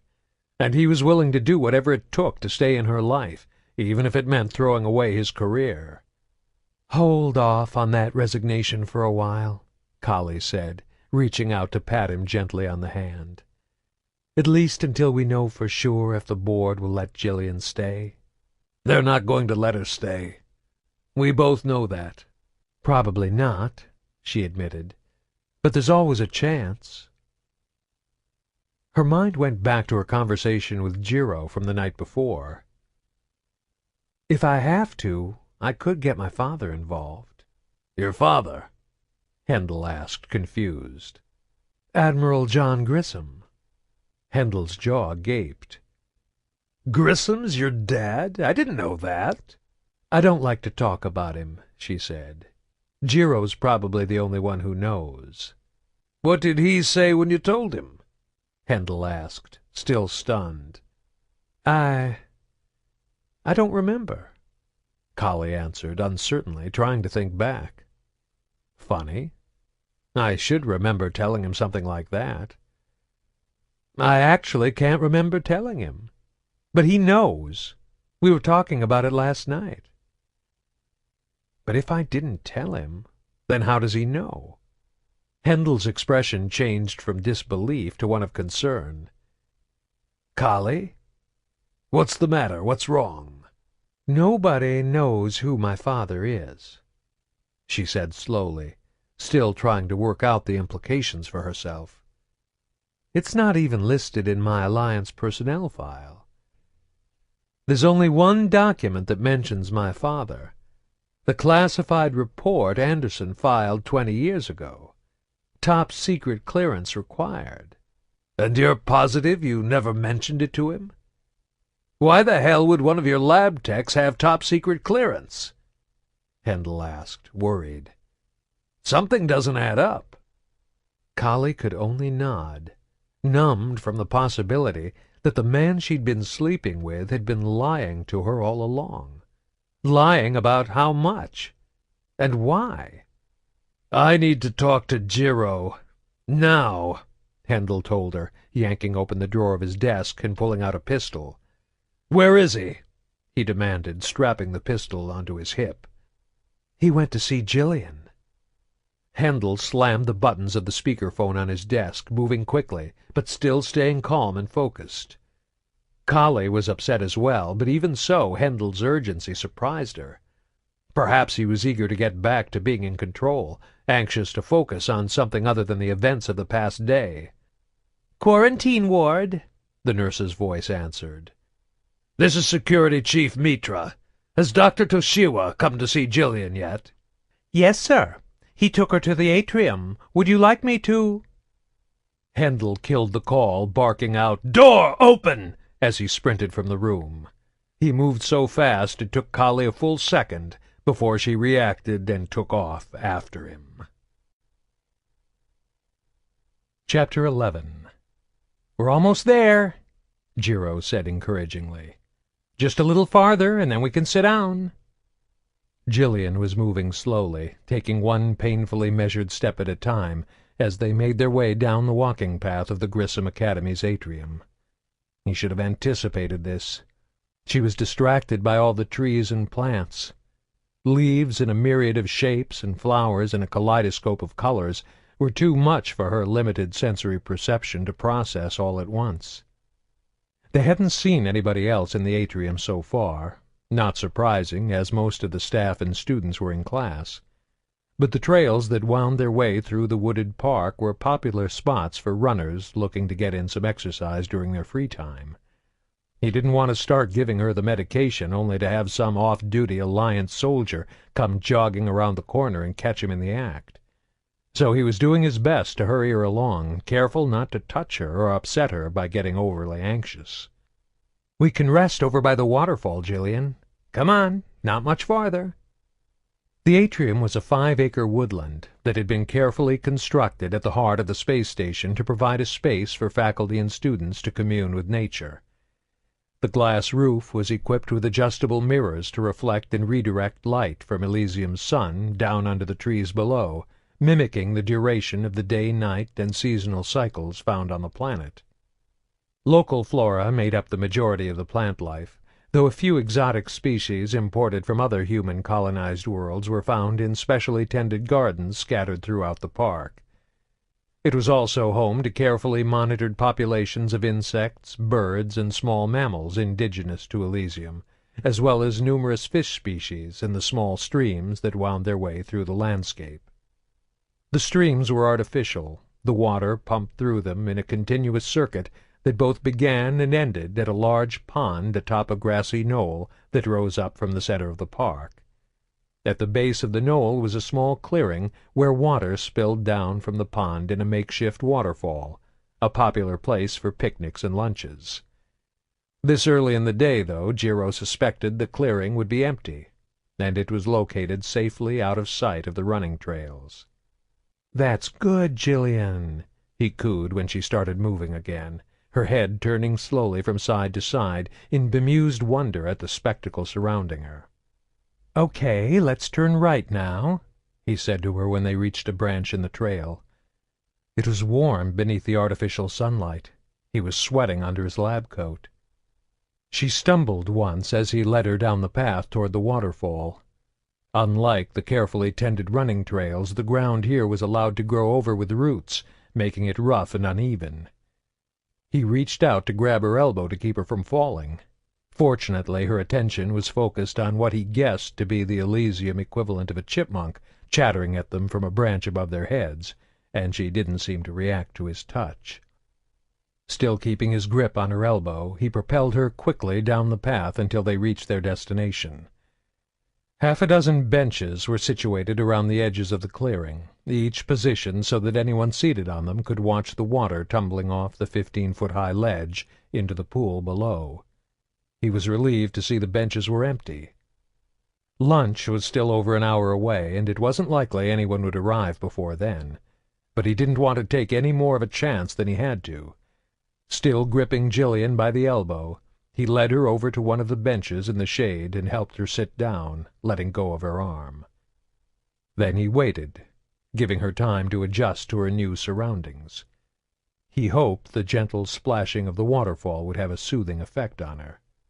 After a few minutes she muttered, "Why did you bring me here?" He realized she must have picked up on his sense of urgency. He chose his next words carefully. He didn't want to scare her or upset her, not after what she'd shown she was capable of. "I need to check your readings, Jillian," he said, keeping his tone professional. She frowned, and his heart began to beat a little faster. "Miss Saunders checked them yesterday." "I know you don't like it, but I need to check them again," he explained, "because of what happened yesterday." Jillian chewed her lip, then nodded and bowed her head forward, exposing the nape of her neck. He reached into the pocket of his lab coat and pulled out the vial Grayson had given him. From another pocket he produced a long syringe. "This might hurt," he warned her as he filled the syringe. Pulling the back collar of her T-shirt down slightly, he eased the long needle into the flesh between her shoulders, carefully sliding the tip between the vertebrae. As per the instructions from Cerberus, he had administered the last dose to her orally, mixing it in with a glass of water he had brought to her room. However, as part of their ongoing experiment, every alternate dose was to be administered through direct injection into the cerebrospinal fluid. Jillian whimpered softly as he pressed his thumb down on the top of the syringe. Jiro didn't know exactly what kind of drugs Jillian was being given, but he understood enough to guess they were some kind of neurological stimulant. The previous dose would have been diluted by passing through her digestive system before being absorbed into her circulatory system, and then finally transferring across the blood-brain barrier. In contrast, an injection directly into the cerebrospinal fluid should have more immediate and dramatic effects. "All done," he said as he pulled the needle free. Jillian brought her head back up, her gaze fixating on the waterfall. One hand absently went up to rub the back of her neck where he had injected her. Strange. She's never done that before. "Does it hurt?" he asked. The girl didn't answer, though her hand fell away from her neck. It dangled at her side, limp and useless. "Jillian? What's wrong?" Her head lolled to the side, her eyes rolling back into her skull. Her body began to shiver, then tremor, then bucked hard enough to throw her from her seat. She toppled forward, Jiro just managing to catch her before her head struck the ground. He turned her onto her side as her arms and legs began to twitch, gripped by the spasms of a full-blown seizure. "Oh, Jesus!" he swore as her mouth began to foam. Hendel's feet pounded hard on the dormitory floor, the sound echoing down the hall as he raced toward the atrium. Even as he ran, his mind was trying to evaluate the situation. Jiro may not be who we thought he was. That didn't necessarily make him an enemy, but until Hendel knew what was going on, he had to assume the worst. He pulled his gun as he ran, his hand snapping it free from the holster on his hip in one quick motion without ever breaking stride. He debated calling for backup, then quickly dismissed the idea. Jiro didn't know his cover was blown. Hendel didn't want anyone sounding an alarm and tipping him off. Why did he take Jillian to the atrium? He didn't know how Jiro was connected to Jillian, or if he was somehow responsible for what had happened in the cafeteria. But he intended to find out, one way or another. Skidding around a corner, Hendel slammed into the wall, absorbing the blow with his hip and shoulder so that he lost almost no momentum. Too many people in the quarantine ward. He wanted privacy. But for what? He rounded another corridor, sprinted down a short hallway, then took the corridor branching off to his left that led into the wooded serenity of the atrium. If Jiro needed privacy, he'd have to get Jillian somewhere off the paths.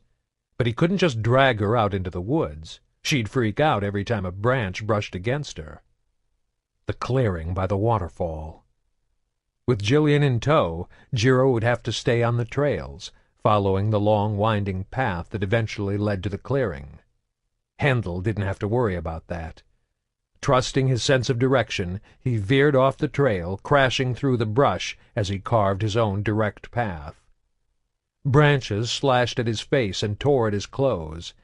He swatted away a wiry limb from an Elysium fir, only to have it spring back so that the needle scratched across his cheek, leaving bright red furrows. Handel simply blocked out the pain, charging forward until he exploded in the clearing. Jiro was kneeling on the ground over Jillian's body. "Get away from her!" Handel shouted, aiming his pistol at the young scientist. The other man looked up, fear and confusion on his face. "Stand up and back away!" Jiro did as he was told, moving slowly, his hands raised. "I don't know what happened. She just started having a seizure." Handel dared a quick glance down at Jillian, who was convulsing on the ground. "Over there," Handel said, gesturing with his weapon. "On your stomach, face down. Don't move." Jiro did as he was told, moving quickly. When he was in position, Handel stepped forward and dropped to his knees beside Jillian, his attention focused entirely on her. Daring to shift his head slightly, Jiro could see the security chief huddled over the unconscious girl. Slowly, quietly, he reached down and unclipped the stunner from his belt. When Handel set his pistol on the grass beside Jillian to check her vitals, Jiro aimed his stunner and fired. The shot took the security chief square between the shoulder blades, causing him to arch his back and cry out before slumping forward across Jillian's body. Jiro scrambled to his feet and ran forward, crouching down to pick up Handel's gun with his left hand, his stunner still clenched tightly in his right. As his fingers closed around the butt of the pistol, the security chief's hand shot out and seized him by the wrist. Crying out in surprise, Jiro tried to pull away. Handel, disoriented but somehow still conscious after a direct hit from 100,000 volts of electrical current, held on, twisting Jiro's wrist up and in, forcing him to drop the pistol. Jiro kicked at his prone opponent. The first blow hit him squarely in the ribs, causing the bigger man to grunt in pain and roll onto his side, releasing Jiro's wrist. A second kick caught him in the stomach, but Handel managed to wrap his arms around Jiro's leg. Thrown off balance, Jiro fell to the ground. Then Handel was on him. They wrestled briefly, grappling at close quarters as they rolled away from where Jillian lay. The security chief was bigger, stronger, and better trained, but Jiro still had his stunner. He jammed the weapon against the other man's ribs and fired again, just as Handel brought his elbow up hard into the side of Jiro's temple. Jiro recovered first, woozily scrambling to his feet. Swaying to keep his balance, he saw that Handel, unbelievably, was struggling to rise. The younger man still had the stunner clutched in his hand, and he used it for a third time, completely draining the battery. Handel fell face forward on the ground, where he lay motionless. Unwilling to take the chance his enemy might not be out completely, Jiro turned and ran into the surrounding trees. Tossing aside the now useless stunner, he ran with an uneven, stumbling stride through the trees, still trying to shake off the lingering effects of the sharp elbow to his head. Kali's lungs were burning by the time she reached the entrance to the atrium. She had tried to keep up with Handel in the race from his office, but with each of his long, powerful strides, she'd fallen farther and farther behind. Within seconds he was out of sight, and a minute later even the sound of his footsteps had vanished. She'd continued on, racing through the halls and stairwells until she reached the atrium, and now she didn't know where to go. So she simply stopped and waited, trying to catch her breath and wondering what to do next. Calling for backup was an option. There was an emergency call box at the entrance to the atrium. But if Handel was the security chief, and if he wanted backup, he would already have called for it. "You're probably overreacting," she told herself. "All you know for sure is that Jiro lied to you. It might piss you off, but that doesn't mean you should call in security. She began to pace back and forth, frustrated by her inactivity, but still not having any useful plan. She could go look for them, but there were several paths and trails. She could easily choose the wrong one and miss them. However, there was only one entrance to the atrium, so as long as she stayed put, they would all eventually come to her. And when they do, I'm going to get some answers. Hendel couldn't feel his body. He didn't know if he was asleep, awake, alive, or dead. His head was a bubbling cauldron of disconnected, incoherent thoughts and sensations. And then one clear image came bubbling to the surface. Jillian. He took a deep breath and held it for 3 seconds, then slowly let it out. The action was pure instinct, an exercise to calm and focus the mind, ingrained by years of biotic training. Another deep breath, and the world around him became still, the fragmented pieces of his awareness settling into position. He was lying face down on the ground. Every muscle in his body burned with lactic acid, exhausted and utterly spent. He hit you with a stunner. The son of a bitch hit you with a stunner. He was tired. He needed to sleep it off. Nothing else he could do. Don't you dare black out, you worthless son of a bitch. The words were his own, but the voice in his head was that of his first drill sergeant from basic training. Whenever he faltered during his Alliance career, pushed to the limits of endurance by a 20K run, or exhausted after hours of biotic training, he would hear that voice, relentlessly driving him onward. But those days were over. He'd retired. He wasn't a soldier anymore. Don't gimme that BS. Once a soldier, always a soldier. Now get your lazy ass up off the ground and move! Somehow he found the strength to push himself up onto his hands and knees. That's when he saw Jillian still lying on the grass. She wasn't convulsing anymore. She wasn't moving at all. She wasn't even breathing. He reached down and pressed the emergency alert button on his belt. Security and medical teams would dispatch immediately, homing in on the signal. Response time to the waterfall in the atrium was 7 minutes. Too slow. She can't wait that long. He started crawling toward Jillian, his muscles screaming in agony, too weak to even attempt to stand. Jiro uttered a prolonged string of profanities in his native tongue, cursing the thorn-covered branches that were tearing at his clothes as he tried to pick his way through the atrium's forests. But he didn't stop. He didn't know how long Hendel would be down, and he needed to find a way off the station before the security chief woke up. There was an emergency shuttle at the docking bay that could take him down to the planet's surface. If he thought up a good excuse, he might be able to charm or bribe the pilot into making the trip. Failing that, he'd need to hijack or steal it. It was a crazy, desperate plan, but he was a desperate man. He had known from the moment Hendel found him in the clearing that his only option was to get clear of the facility. He burst from the undergrowth back onto the running trails, less than 20 feet from the atrium's exit. He didn't notice Kali standing off to the side until she called out to him. "Jiro, what happened to you?" she asked, coming down the path toward him. She was staring with guarded curiosity at his torn shirt, the scratches on his face and hands, the welt on the side of his head from where Hendel had elbowed him. "Jiro," she said again, her voice stern. "I want some answers. Where's Hendel?" "How should I know?" he said with an easy laugh. "He's your friend, remember?" If she came just a little closer, he might be able to grab her, overpower her before she could run for help. Instead, she stopped just out of reach. "You signed Jillian out of her room. Where is she?" Hearing the accusation in her voice, he realized he wasn't going to talk his way out of this one. "Get out of my way," he said coldly, dropping all pretense, "or you're going to get hurt."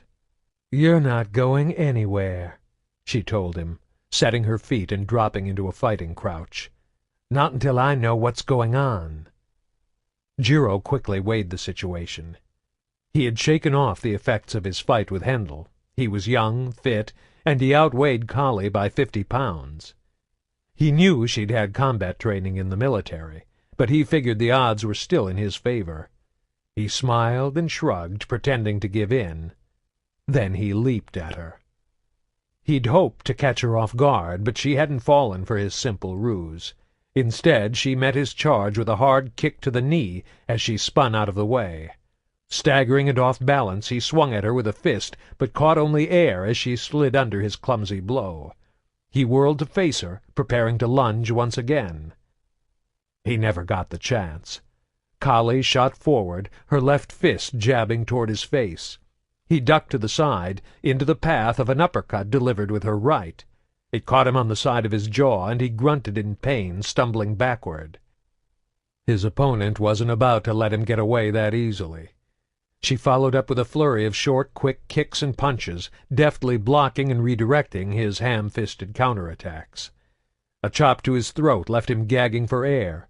A leg sweep sent him crashing to the ground. As he attempted to rise to his feet, she landed a knee to his groin, ending the savage, one-sided confrontation. Kali stepped forward and stared down at him where he lay crumpled on the ground, curled up into a fetal ball and clutching at his wounded privates. He tried to beg for mercy, but when he opened his mouth, all that came out was a long, low moan of unintelligible pain. She knelt down beside him, reached out with 2 fingers, hooked them into his nostrils, and gave a slight pull. The pain was excruciating, and he whimpered in terror. "Now, darling," Kali said in a tone dripping with mock sweetness, her fingers still hooked into his nostrils. "I'm going to ask some questions, and you're going to give me some answers." Pain is a good thing, maggot. Lets you know you're still alive. Reaching Jillian's body, Hendel tilted her head back and forced 2 hard puffs of air down her throat, then compressed her chest 10 times in rapid succession, pressing hard with the heels of his palms just above the bottom of her breastbone. He forced 2 more puffs of air down her throat, then resumed compressions. He knew CPR wouldn't start her heart or get her breathing again. Those kind of miraculous recoveries only happened on the vids. All he was trying to do was keep the blood circulating and oxygen reaching her brain until real help arrived. Just keep her alive. Keep her here. The compressions were exhausting. Anything less than 100 per minute was too low to save her. It was nearly impossible to keep up the grueling pace for more than a few minutes, even under normal conditions. In his present condition, it was hopeless. Don't you dare quit on me! Nobody quits in my army! His breath was coming in wet, ragged gasps. Beads of sweat from his brow were crawling down his forehead to sting his eyes. The muscles in his arms twitched and trembled, threatening to cramp up with each compression. The world around him dissolved into a hazy cloud of pain and exhaustion as he pumped Jillian's heart for her. 1, 2, 3, 4, 5, 6, 7, 8, 9, 10. Breathe, breathe. 1, 2, 3, 4, 5, 6, 7, 8, 9, 10. Breathe, breathe.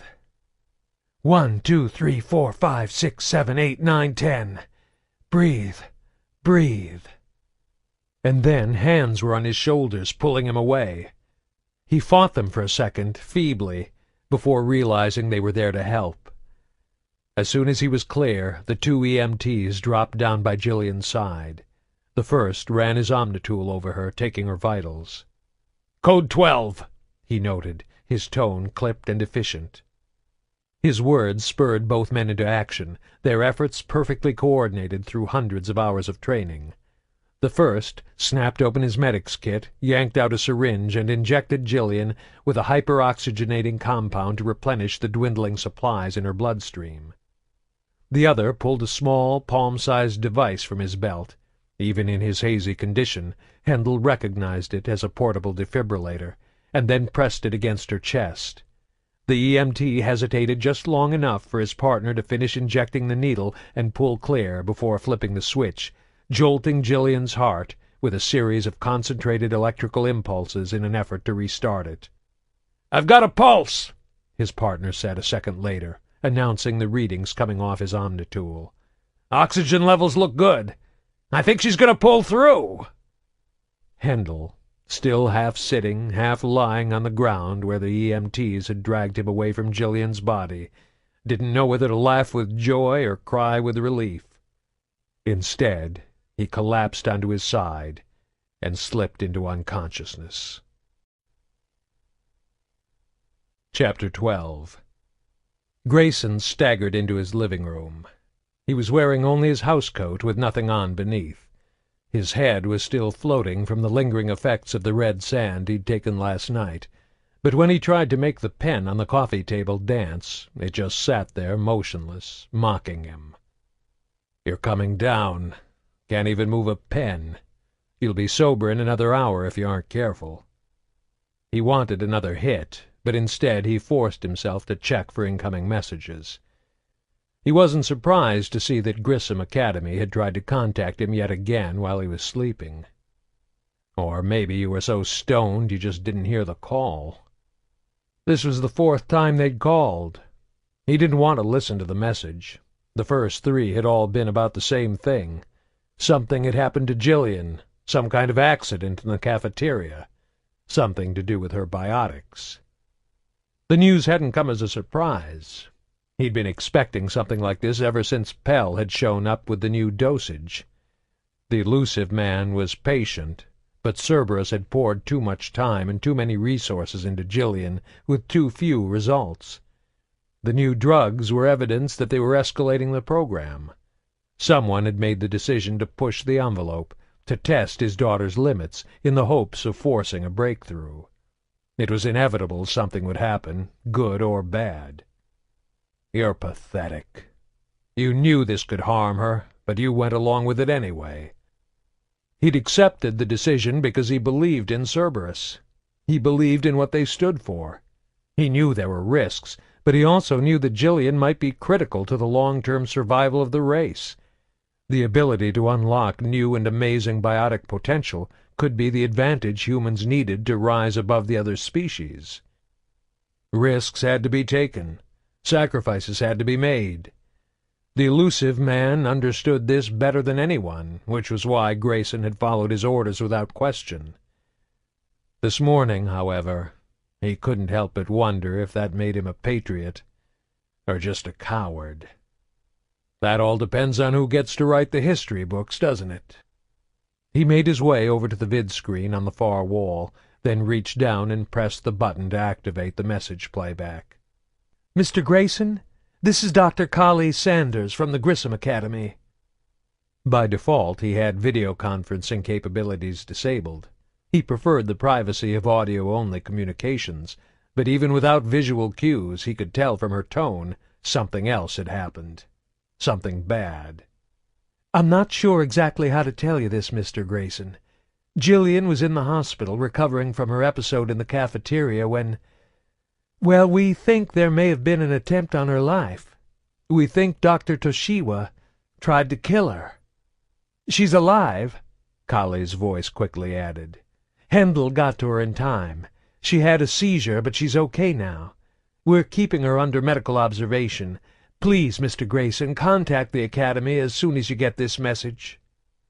The recording ended with a click. Grayson didn't move or react, but merely stood frozen in place as his mind tried to wrap itself around the implications of her words.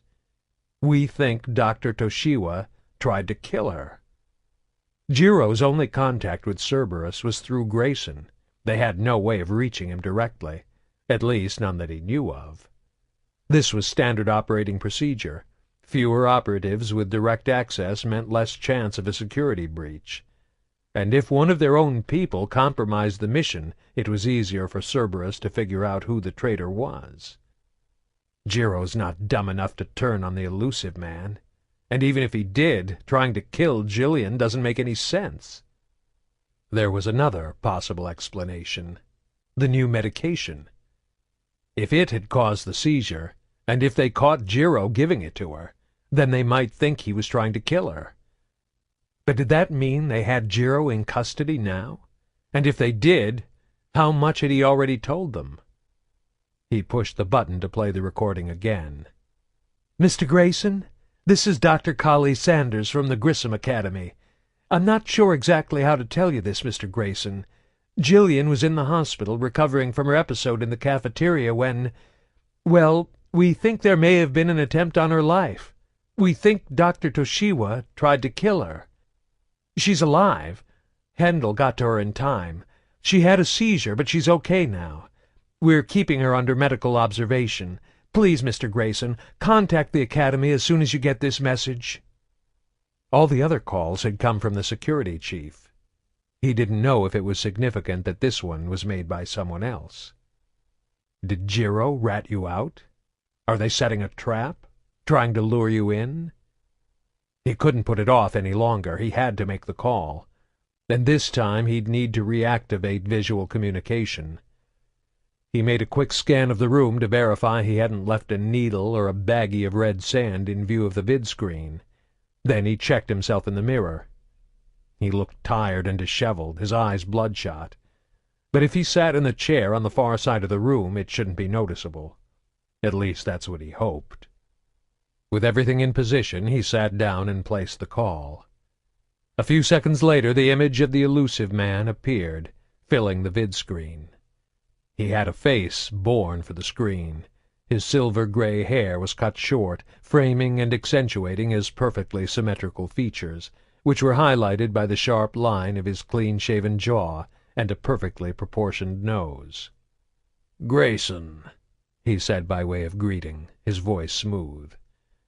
If he wondered about the fact that Grayson was sitting on the far side of the room for the call, rather than the customary 6 to 10 feet away from the screen, he didn't show it.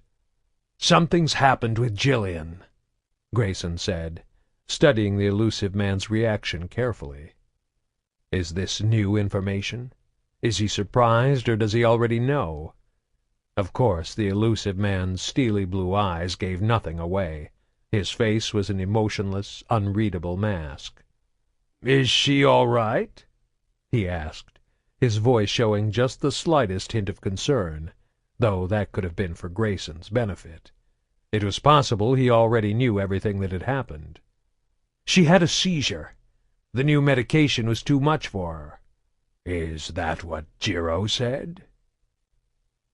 His face showed just enough care and worry to make the question not seem callous.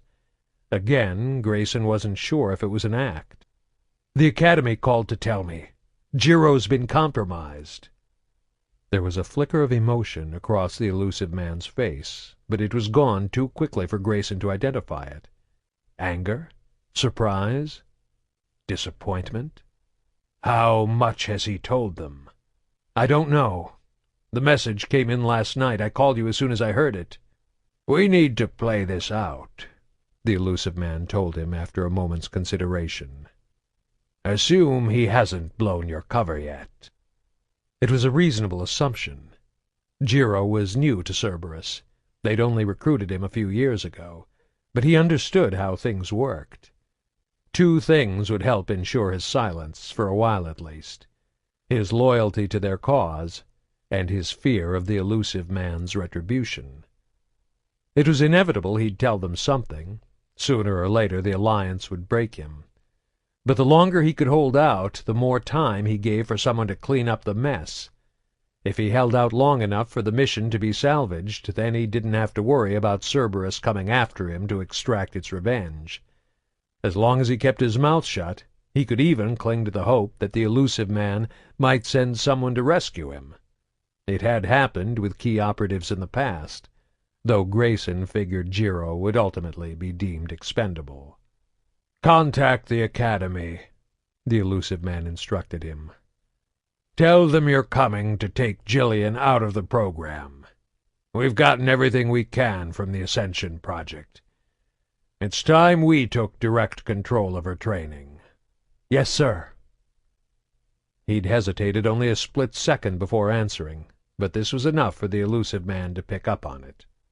"What happened at the Academy was an accident, a mistake," he said, his face morphing into an expression of sincere apology and regret. "We don't want Jillian to get hurt. She's too valuable, too important. We care what happens to her." Grayson didn't answer right away. "I know," he finally replied. "We always feared there could be side effects with the new treatment, but we didn't think anything like this would happen," the Elusive Man continued to explain. "Monitoring her from a distance, analyzing all the results after the fact, it increases the risks of something going wrong. Once you bring her in, we'll keep her under constant observation. We can be more cautious with our tests, bring her along slowly." He was saying all the right things, of course, and Grayson knew there was at least some element of truth in his words. "He's just telling you what you want to hear. He's playing you." "I give you my word, this won't happen again," the Elusive Man vowed. Grayson wanted to believe him. He needed to believe him. Because if he didn't, what options were left? If he didn't turn Jillian over to Cerberus, if he tried to take her and run, they'd find him. And even if they somehow managed to stay hidden, what then? Jillian needed order and routine to function. He couldn't even imagine how she would cope if she had to live the life of a fugitive, constantly fleeing from one location to another in an effort to stay one step ahead of their pursuers. And what would happen as her power continued to grow? Could she ever learn to control her abilities? Or would she always be some kind of biotic time bomb waiting to go off? "I know Jillian is different," the Elusive Man added, as if he was reading Grayson's thoughts. "I don't know if we can cure her condition, but the more we learn about it, the more we can help. We won't turn our backs on her. She means too much to us. To me." "I'll call the academy," Grayson answered, "and tell them I'm on my way." Jillian needs expert help. Cerberus understands her condition better than anyone. This is what she needs. "You're rationalizing," a bitter voice from the dark corner of his mind chimed in. "Just admit the truth. What the Elusive Man wants, the Elusive Man gets." The bag Pell was carrying was heavy. He kept switching it from hand to hand, but he couldn't deny his arms were beginning to get sore. Fortunately, he was only a block away from the small two-story warehouse Cerberus was using for their base of operations on Omega. It was conveniently located along the edges of a small, unregulated spaceport in a district controlled by the Talons, a predominantly Turian mercenary band. On principle, Pell didn't like dealing with any non-human group, but the Talons were one of the best options for freelancers looking to gain a foothold on Omega. The warehouse was in a prime location. Their proximity to the spaceport allowed small ships to come and go without drawing undue attention, and they were within walking distance of a monorail linked to several other sections of the city. The Talons charged high rates for rent and protection, but they didn't ask any questions or stick their beaks in where they didn't belong. They were also one of the few factions strong enough to keep a firm hold on their territory, reducing the chances of riots or uprisings that sometimes swept through Omega's less stable districts. Although the district was officially classified as Turian, there was a smattering of other species on the streets as well. A pair of Batarians walked toward and past him, casting a wary glance at the hated human and the bag he was carrying. A single Hanar floated up from behind and brushed by his shoulders, moving quickly. He instinctively shied away from its long, trailing tentacles. There were even a handful of humans scattered about, though none of them worked for Cerberus. The 5 men and 3 women assigned to Pell's team tended to stay inside the warehouse, especially now that they had a prisoner to interrogate. He was only a few feet from the door to the warehouse when a familiar figure stepped out of the shadows. "What's in the bag, friend?" Golo asked. "How did you find this place?" Pell demanded, setting the bag down and letting his hand rest casually on his hip, just above his pistol. "I have been keeping tabs on you," the Quarian admitted. "It wasn't all that hard to discover this location." He didn't know if Quarian smirked, but Pell imagined a smug look on the alien's face beneath his visor. He wasn't really that concerned. Golo didn't pose much of a threat to what they were doing, but he didn't like being spied on, especially not by the alien equivalent of a gypsy thief. "Why are you here?" "I have another business proposal for you," Golo replied. Pell grimaced. "I'm still pissed off about the last deal we cut with you," he told him. "That pilot we captured on the Quarian ship isn't giving us the codes we need." "You have to understand the culture of the migrant fleet," Golo explained. "Quarians are reviled by almost every other race. They can only rely on each other to survive. Children learn at a young age to value family and community, and loyalty to your home ship is prized above all else." "No wonder they kicked you out." Pell couldn't tell if his jab stung or not. The Quarian's reaction was hidden behind his mask. When he spoke, he continued on as if he hadn't heard the insult. "I'm surprised you haven't been able to pry the information out of him. I assumed you would be well versed in getting prisoners to talk." "Torture's not much good if your subject is delusional and hallucinating," Pell answered, a little more defensive than he intended. "He caught some kind of virus or something. Now he's mad with fever," he continued, his voice becoming dark and dangerous. "Probably happened when you cracked his mask." "Allow me to make amends," Golo replied, unfazed. "This new offer is one I don't think you'll want to turn down. Perhaps we can go inside and talk?" "No chance," Pell shot back. "Wait here. I'll be back in 5 minutes." He picked up the bag again, then stared pointedly at the Quarian until he turned away. Once he was sure the alien wasn't looking, he punched in the access code for the door and stepped inside. It was actually closer to 10 minutes when he re-emerged, but Golo was still waiting for him. Pell was half hoping he would have grown frustrated and left. "I'm still curious, friend," the Quarian said by way of greeting. "What was in the bag?" "None of your business. And we're not friends." In actuality, the bag had contained nothing more than ordinary groceries. There was a full stock of rations and emergency supplies inside the base, and while they were nutritionally adequate for survival, they were bland and tasteless. Fortunately, Pell had discovered a shop in a nearby district that stocked traditional human cuisine. Every 3 days he took the monorail to the store and bought enough food to keep his team well fed and happy. It wasn't cheap, but it was an expense he had no trouble justifying to Cerberus. Humans deserved real human food, not some processed alien mishmash. There was no harm in sharing this information with the Quarian, of course, but Pell wanted to keep their relationship adversarial. It was to his advantage if Golo wasn't sure where he stood. "You said you had some kind of proposal," he prompted. Golo looked around, clearly nervous. "Not here. Somewhere private." "What about that gambling hall you took me to last time? Fortune's Den?" The Quarian shook his head. "That particular district is currently under an ownership dispute. The Batarians are trying to push the Volus out. Too many shootings and bombings for my taste." Par for the damn course, Pell thought to himself. "Violence is inevitable when different species try to live side by side," he said aloud, spouting a common Cerberus axiom.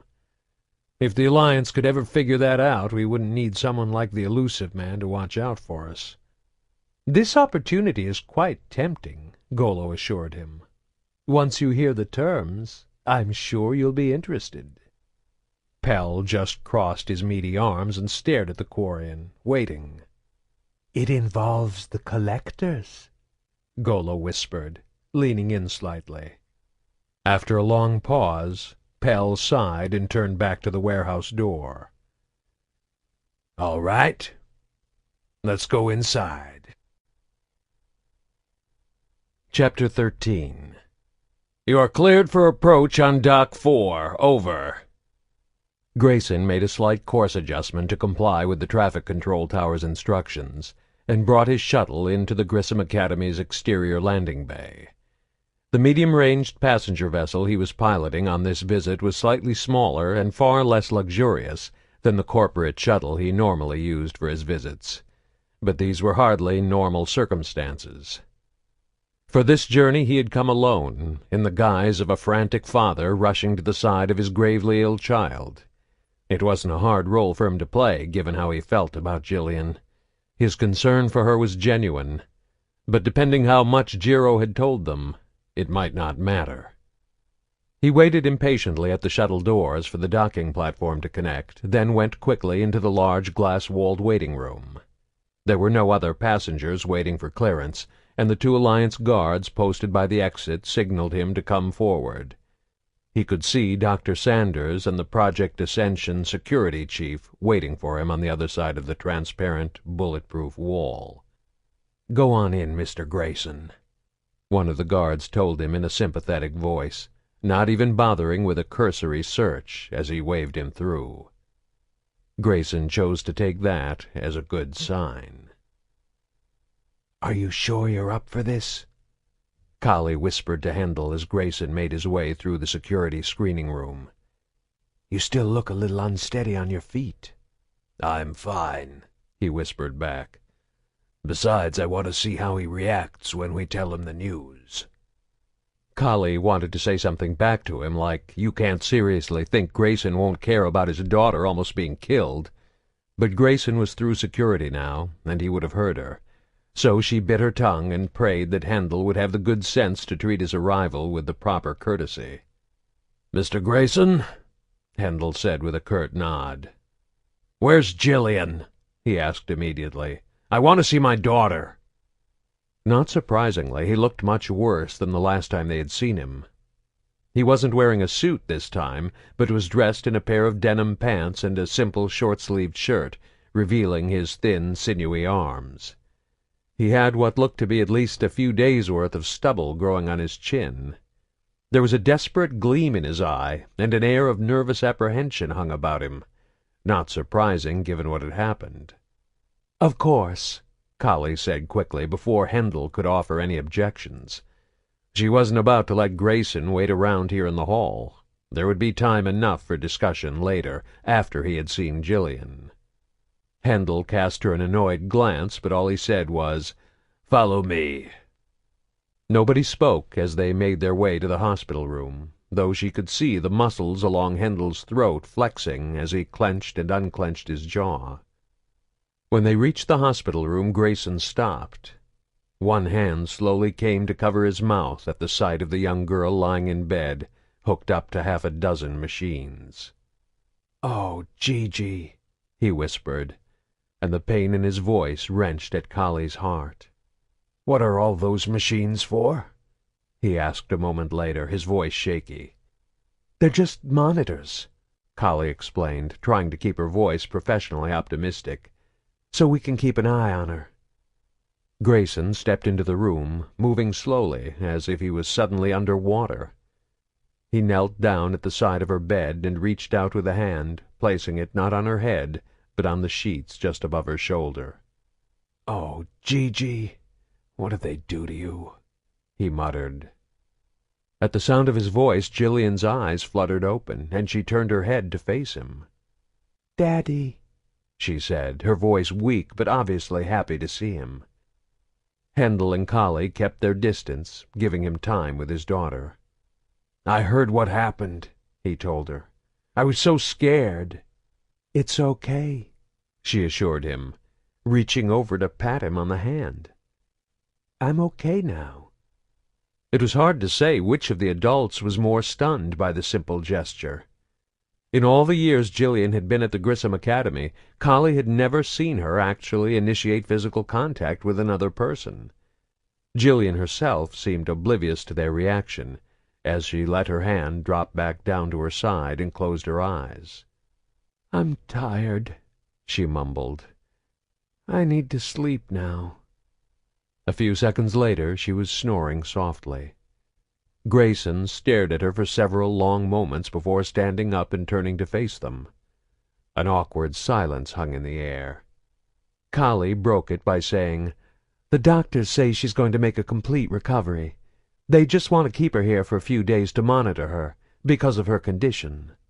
"You said Dr. Toshiwa did this to her?"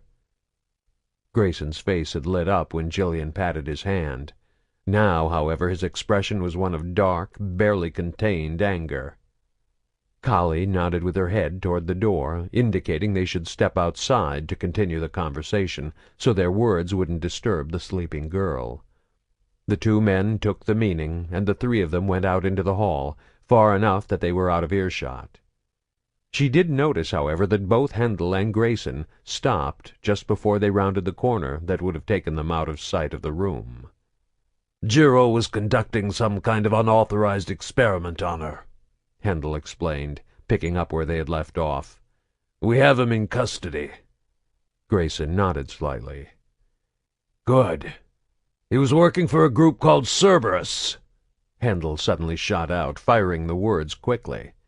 Kali could see he was looking to provoke some kind of reaction. Cerberus? Grayson said quizzically after a moment, turning his head slightly to the side. A radical pro-human terrorist group, Handel replied. Well funded. Giro was one of their agents. We think he infiltrated the Ascension project to get close to Jillian. Never heard of them. Was he working alone? Handel hesitated before answering, and Kali worried he might be trying to play some kind of game with Grayson. To her relief, when the security chief finally replied, he did so honestly. We don't know yet. Interrogations take time. He's giving it up bit by bit. Probably figures he can negotiate a better deal on his prison time by holding something back. You should try torture instead of negotiation. Grayson's voice was flat and cold, but the anger was impossible to miss. The primal rage of a father defending his only child. That's not how the Alliance does things, Kali told him. We'll get the answers soon enough, Handel added, though Kali wasn't sure if he meant it as a comfort to a concerned parent or a threat. Grayson began to pace back and forth in the narrow confines of the hospital corridor, one hand reaching up to scratch at the stubble on his chin. So for all you know, there could still be more of these Cerberus agents working in the facility. That's not likely, Handel assured him. I had some run-ins with Cerberus during my years with the Alliance. I picked up a few things about their methods. Their undercover operatives tend to work alone. But you don't know for sure, Grayson pressed, stopping directly in front of him. Dr. Toshiwa worked here for years, and you had no idea he was with them. The security chief didn't reply, but shifted his feet uncomfortably. Anyone could be working for them. Another researcher, a teacher, one of the nurses. Even you. He punctuated his accusation by jabbing his finger in Handel's muscular chest. The bigger man bristled but held his tongue. Kali stepped forward and put a hand on Grayson's wrist, gently lowering his hand. Handel saved Jillian's life, she reminded him. The father dropped his head, chagrined. I forgot. I'm sorry. He looked up again and extended his hand. Thank you, Chief Mitra. Handel took it without comment. I appreciate everything you two have done for Jillian, Grayson told them, his voice taking on a more businesslike tone. Not just now, but in all her years here at the Academy. And I'm grateful she had the opportunity to be part of the Ascension project. But after all this, I can't let her stay here. She needs to be with me. It's the only way I can be sure she's safe. Kali nodded. We're sorry to lose her, Mr. Grayson, but we understand. We'll find a place for you to stay here on the station until she's well enough to travel. I don't think you understand, Grayson said, shaking his head. I'm leaving. Now. And I'm taking my daughter with me. I'm sorry, sir, Kali replied, momentarily caught off guard, but that just isn't possible. She needs medical attention until we release— You said there's nothing physically wrong with her, he protested, cutting her off. She's still weak from her ordeal, Handel countered, his voice rising. Biotics require an extremely high caloric intake to— I've got food on my ship. She needs a specially balanced diet because of her condition, Handel stressed. I'd rather have her miss out on a few optimally nutritious meals than leave her here with you people," Grayson shouted, his anger boiling over. "The last time she was in this hospital, someone tried to kill her." Kali held her hand up to cut off Hendel before he responded. "We'll make sure there's a guard posted outside her room at all times," she assured Grayson. "What if the guard is working for this Cerberus group?" he shot back. "What about the nurses who check on the monitors, or the people who fix the meals? Don't tell me she'll be safe here." "She won't be safe anywhere," Hendel shot back. "Do you have any idea who you're dealing with? Cerberus probably has agents on every alliance, world, and colony. They've got operatives in every level of the government and the military. If you take her away from here, they'll find you." "Damn it, Hendel!" Kali shouted, smacking him hard on the shoulder to shut him up. He looked over at her angrily, but kept quiet when he saw the expression on her face. "Why don't you go tell Jillian you're leaving?" she suggested to Grayson. "We'll find someone to unhook the machines." "Thank you," Grayson replied with a small nod of acknowledgment. Then he turned and made his way back toward Jillian's room. Kali waited until he disappeared inside the door before wheeling on Hendel. "What the hell is wrong with you?" she demanded. "Did you really think you could scare him into letting Jillian stay?" "He should be scared," the security chief replied. "Cerberus is dangerous. You can't let them leave." "We don't have any other choice," she told him. "Jillian's not a prisoner here. If her father wants to take her, we can't stop him." "Then stall him," he insisted, "at least until we learn more from Jiro." "And how long is that going to take?" she asked, incredulous. "An hour? A day?" "That little punk wasn't calling the shots," Hendel told her. "We've got to keep Grayson around until we find out who is giving Jiro his orders." "You can't possibly think he's involved?" Kali asked in disbelief. "I get a bad vibe from him," the security chief told her. "There's something off about that guy. And even if he isn't working for Cerberus, he's still a drug addict. I'm not turning Jillian over to him without a fight." She knew Hendel well enough to realize he wasn't going to back down. She also knew Grayson was scared for his daughter's life, and he wasn't going to let Hendel bully him. If she didn't come up with a solution, something bad was going to happen. Her mind was racing, shuffling through ideas, trying to sort out some way to resolve the situation. As if on cue, she saw Grayson and Jillian, still wearing her hospital gown, exiting the room. Hendel saw them too and headed straight for them. And that's when a wild plan hatched in Kali's frantic brain. Grayson's heart was pounding as he waited in the hospital room for a nurse to come and disconnect the machines monitoring Jillian's status. He had played his part well enough so far, but he knew it was only a matter of time before the Alliance interrogators got Jiro to cough up the name of his contact. He needed to be well away from the station before that happened. He began to pace anxiously in the room, back and forth at the foot of Jillian's bed. "The nurse isn't coming. The security chief is on to you. He's stalling. You're out of time." He made a quick turn, breaking off his pacing, and stepped quickly over to the bed so he could lean in close to Jillian's ear. "Come on, Gigi. Wake up, honey. It's time to go." She stirred and sat up, her eyes bleary and still half asleep. "Where are we going?" He didn't answer, but instead turned his attention to the machines. Everything looked straightforward enough. "We have to hurry, Gigi," he said, turning back to his daughter. "I need to unhook the machines, okay?" She looked concerned, the anxiety on her face mirroring his own, but she nodded. It only took him a minute to disconnect her. He just had to remove a few simple electrodes taped to her head, a monitor strapped to her wrist, and another strapped to her abdomen. She flinched each time his fingers touched her bare skin, her face twisting into a grimace of discomfort. The moment when she had reached out and voluntarily touched his hand now seemed long, long ago. "All done," he said when he was finished. He cast around the room frantically until he located a pair of sandals in the corner. Picking them up, he brought them over to the side of the bed and set them on the floor. Put your shoes on. Quickly now." Jillian did as she was told, and a few seconds later the two of them were out in the hallway. They didn't get more than 10 feet before Grayson felt a heavy hand come down on his shoulder, hard enough to make him wince.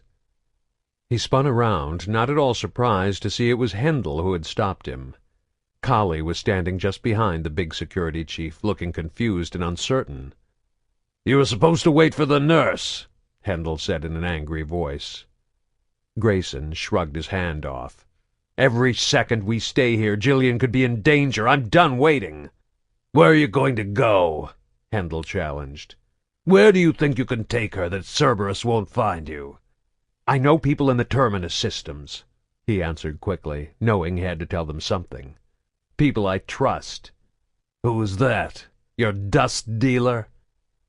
Grayson didn't answer, but simply turned away. Hendel grabbed him again and spun him around, grabbing his shirt and slamming him up against the wall. Pinned there, he saw Jillian watching the confrontation with a look of pure terror. "Wait," Kali said, stepping in to separate them. "What if we came with you?" Both men just looked at her like she was crazy. "You want to get Jillian out of here," she said to Grayson, speaking quickly. "What if we came with you? I can monitor Jillian's implants, and Hendel has basic medical training." Neither man replied, though Hendel did let go of Grayson's shirt and took a step back. "If you're really hiding from a terrorist group, then you'll need all the help you can get," Kali added. "How do I know I can trust you two?" Grayson asked in a guarded tone. "Hendel already saved Jillian's life once," Kali reminded him. "As for me, you'll just have to go with your instincts." Grayson nodded, this unexpected scenario already playing out in his head. It wasn't the ideal situation, but every second he was still on the station brought him closer to being exposed. All he needed to do was get clear of the academy, then he could deal with these two on his own terms. But first he had to sell it. "You understand what this means, right? You'll probably both lose your jobs." Kali exchanged glances with Hendel. She turned back to Grayson and nodded solemnly. "Fine. You two can come," he said. "But we have to leave right now, and we don't tell anyone where we're going. If there are other Cerberus agents here at the Academy, I don't want to give them a chance to follow us." "Fair enough," Kali agreed, then turned to Hendel. "Are you in?" He hesitated before responding. "If I'm going to keep an eye on Jillian, and you, then it looks like I don't have a choice." He met Grayson's glare. "I'm in." Grayson turned back to Jillian, crouching down slightly so that their eyes were level. She looked terrified. "It's okay, Gigi," he said softly. "Nobody's mad anymore. Now we're all going to go on a trip together, okay?" It took several seconds for her mind to process the situation. Then the fear slipped away, replaced with her typical neutral expression. She nodded. The four of them made their way through the hospital and down the corridor toward the landing bays. 5 minutes later they were at security. Despite several curious looks from the guards on duty, they got through with a quick word from Hendel. 10 minutes after that, they were on board the ship and pulling away from the station, Grayson at the controls, while Hendel, Kali, and Jillian were strapped into the passenger seats near the back. He had Jillian, and he was away from the Academy. And as soon as they accelerated to faster-than-light speed, it would be impossible for anyone to track them. Of course, he still had to figure out a way to deal with his two unwanted tag-alongs, but he was already working on a plan for that. A physical confrontation was out of the question. Not only was the security chief bigger than him, he was also a biotic with a pistol strapped to his hip.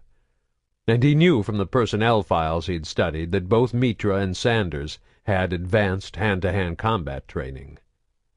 If you hadn't been half stoned when you started this trip, you might have been smart enough to pack a weapon of your own up here in the cockpit. He didn't have anything to drug them with, and even if he did, he doubted Hendel would let down his guard long enough to take any offered food or drink without making sure it hadn't been tampered with. Fortunately, Grayson wasn't alone in this. He typed in a quick-coded message, then sent it off before plotting a course for Omega. Let's see how Hendel deals with Pell and his team, he thought, feeling the faint push of G-forces pressing him into his seat as the ship accelerated to FTL. Only then did he allow himself a long, slow sigh of relief.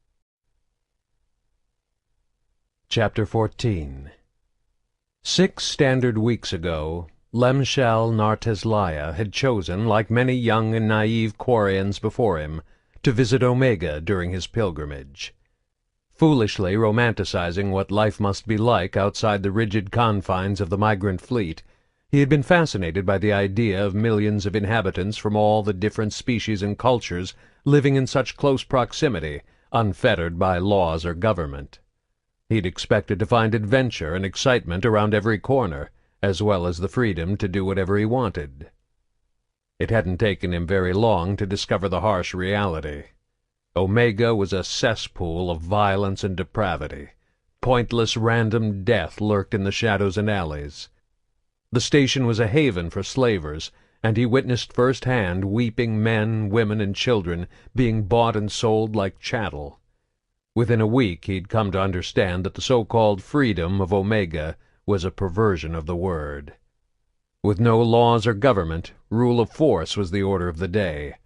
The strong thrived and the weak suffered horribly. But nobody can stay strong forever, and he knew that even those on top would one day find themselves brought low. He had also learned that the inhabitants of Omega lived in constant fear, wrapping themselves in cloaks of anger and hate to keep it at bay. Driven by selfishness and greed, their lives were brutal, short, and miserable. He pitied their wretched existence, and gave thanks to his ancestors for the strong sense of belonging and community fostered among his own people. And so he had left Omega behind, continuing his journey across 6 worlds in the Turbinus systems.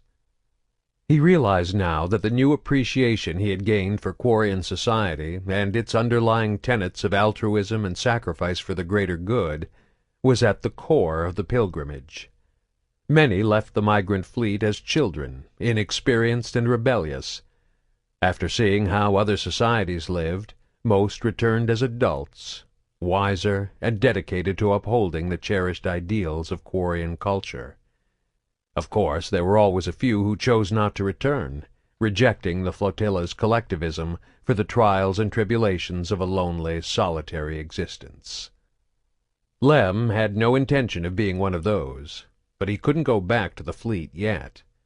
For though he had learned an important lesson, his pilgrimage was not yet complete. In order to return, he first had to find something of significant value to Quarian society, then present it as a gift to one of the ship captains. If his gift was accepted, he would lose the surname Narteslaya and take the Vass surname of his new captain's vessel. That was why he had come back to Omega, despite his contempt for the place. That was why he was here prowling the streets, looking for a Quarian named Golo. The name was infamous among the inhabitants of the migrant fleet. Unlike those who chose to leave the flotilla of their own accord, or those who never returned from their pilgrimage, Golo had been banished by the Admiralty. Branded a traitor to his people, Golo had gone to the one place in the galaxy that most mocked everything the Quarians stood for and believed in. Somehow he had survived and even profited during his exile, though in Lem's mind this only reaffirmed the decision to banish him. Anyone who could carve a life for themselves out of the vile fabric of Omega's tattered society had to be cruel, ruthless, and completely untrustworthy. Lem was traveling light. He wore a simple armored envirosuit equipped with standard kinetic barriers and a backpack of supplies slung over his shoulder. His most prized possession, a gift bestowed upon him before embarking on his pilgrimage by the captain of the Teslaya, was his shotgun, a Turian-manufactured Armax Arsenal high-caliber weapon customized with advanced auto-targeting and reduced kickback mods. His shotgun wasn't all he was armed with, however. Before leaving the flotilla, All Quarians were given a rigorous 6-month program to prepare them for the weeks, months, or even years they might need to survive on their own before their rite of passage came to an end. The varied curriculum included weapons and combat training, lessons in the history, biology, and culture of all major known species, basic first aid, rudimentary instruction on piloting and navigation for a wide variety of common spacecraft, and specific technological skills such as decryption, electronics, and computer hacking. Every Quarian who left the safety of the fleet was well prepared to face the dangerous situations they would encounter. More important, they were taught that the best way to survive trouble was to avoid it whenever possible. So when Lem heard the sound of gunfire coming from several blocks away, his first instinct was to whip his shotgun off his back and dive for cover. Crouched in the darkened doorway of what he hoped was a deserted building, he thought back to the last time he had come to this world. The streets of Omega had been busy and crowded everywhere he went, despite the constant threat of robbery, beatings, and even murder. Here, however, in a district caught in a bloody war between two rival factions, the streets were virtually empty. He had only seen a handful of people, scurrying from one building to another, hunched over and crouching low in the hopes of avoiding notice. Their apprehension was understandable. Lem himself had already been shot at twice by snipers hidden away in the upper floors of buildings lining the streets. The first had missed him completely, striking the ground near his feet. The second had launched a bullet that would have pierced his skull had it not been deflected by his armor's kinetic barriers. In both cases, Lem had responded with the only sane course of action. He ducked around the nearest corner, then fled the scene in search of a new route to his destination. Doubling back through the twisting, confusing streets of Omega was a good way to end up lost. It was all too easy to accidentally wander down the wrong back alley and never come out again. Fortunately, Lem, like most Quarians, had an excellent sense of direction. The haphazard, almost random way in which the city had been built up over the centuries was similar to the environment of his home. Many of the ships in the migrant fleet had evolved into convoluted mazes where every inch of available space was valued and exploited. Temporary walls were often used to transform halls or corridors into rooms, and everything was held together with makeshift repairs and jury-rigged materials. The sound of gunfire continued, but to his relief it grew softer as the tide of battle drew the conflict to streets and buildings in the opposite direction of where he was headed. Stepping warily back out into the open street, he continued on his way, weapon still drawn. A few minutes later, he arrived at his destination. The entrance to the Fortune's Den gambling hall showed evidence of several recent battles. The sign above the door was scorched with burn marks and hung at an awkward angle, as if someone had quickly replaced it after it had been shot down or blown off by an explosion. The door, made of reinforced metal, was stuck half open. Pockmarked from the impact of stray rounds, it had been warped and twisted, probably by the same explosion that had dislodged the sign. As a result, it had jammed halfway between open and shut, unable to travel freely on its tracks. He slid his pack off, letting it fall to the ground just outside the entrance. Taking a deep breath and still clutching his shotgun, he turned sideways and slipped through the partially obstructed doorway. There were 5 Batarians inside, 1 behind the bar, the other 4 seated around a table playing cards. He noticed they all had weapons either strapped to their sides or resting on the table within easy reach. On the back wall, someone had mounted the head of a Krogan and a Volus. They looked fresh. Every one of the Batarians turned to stare at him, though none made a move for their weapons. Holding his shotgun casually in one hand, Lem crossed the room toward the bar, trying to ignore the 20 eyes watching his every move.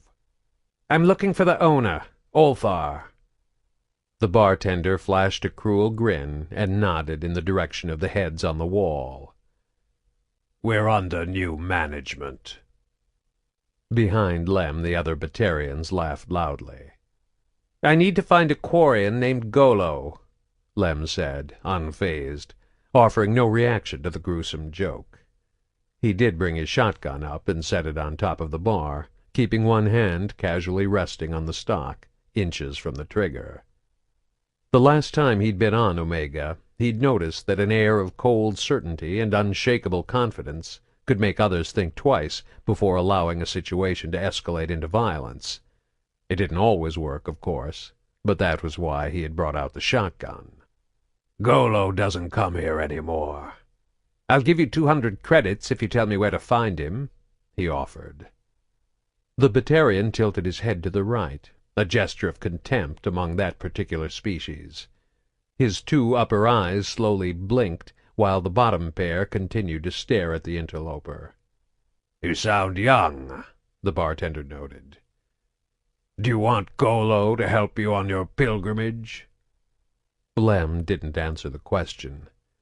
Despite all their training and preparation, Quarians on their pilgrimage were generally regarded by other species as inexperienced or vulnerable.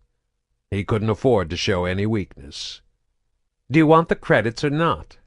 How about instead of telling you where to find Golo, we just take your credits and that fancy weapon of yours, and mount your head up on the wall with Olfar and his pet? He heard more laughter behind him and the sound of sliding chairs as the Batarians rose to their feet in anticipation. Lem didn't even bother to move. There was no way he could survive a fight in the bar. None of the Batarians were wearing armor, but it was still 5 against 1.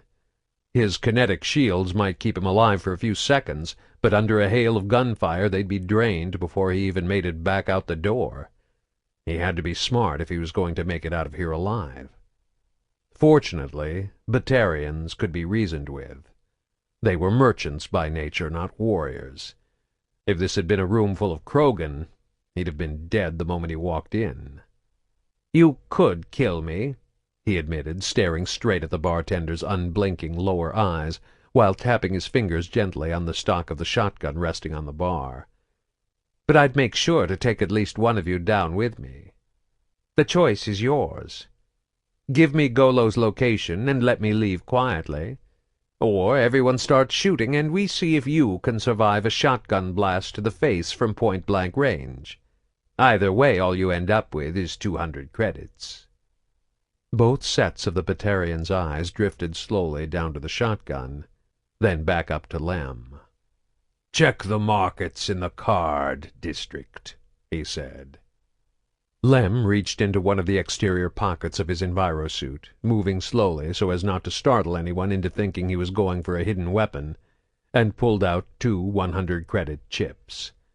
He dropped them onto the bar, picking up his shotgun, and slowly backed out the door into the street, keeping his eyes on the Batarians the entire time. There he retrieved his pack and headed back the way he had come, toward the monorail that, if it was still operational, would take him where he needed to go. Golo wasn't surprised to find the markets in the card district far busier than usual. With the ongoing war between the Volus and the Batarians in the neighboring district, merchants and customers alike had moved their business over to the nearby section of the station controlled by the L Corps. The extra crowds were an inconvenience, but there were few other places he could go. Quarian food was a rarity on Omega. While it was possible for him to safely consume a variety of Turian products, the two species shared the same dextro-amino acid-based biology, he still had to be wary of contamination. Bacteria and germs that were completely harmless to Turians could be fatal to his own virtually non-existent immune system. Quarians leaving the flotilla had the option of packing travel rations, containers of highly concentrated nutrient paste they could ingest through a small, sealable feeding tube on the underside of their helmet. The paste was bland and tasteless, but it was possible to store a month's worth of rations in a single backpack, and it was commercially available throughout both the Terminus systems and Council space. However, Golo, an exile with no hope of ever returning to the fleet, didn't relish the idea of consuming nothing but tubes of paste for the rest of his life. Fortunately, he had struck a long-term deal with an L Corps shopkeeper willing to bring in regular shipments of purified Turian cuisine. He had to fight his way through the crowd for several more minutes before he finally made it to the shop. Stepping inside, he was surprised to see another Quarian on the premises. He was wearing armor over his envirosuit, a surefire way to attract unwanted attention in Golo's mind, and he had what appeared to be a very expensive shotgun strapped to his back. It was impossible to tell his age beneath his clothing and mask, but Golo suspected he was young. It wouldn't be the first time he'd encountered another of his own species who had come to Omega as part of their pilgrimage.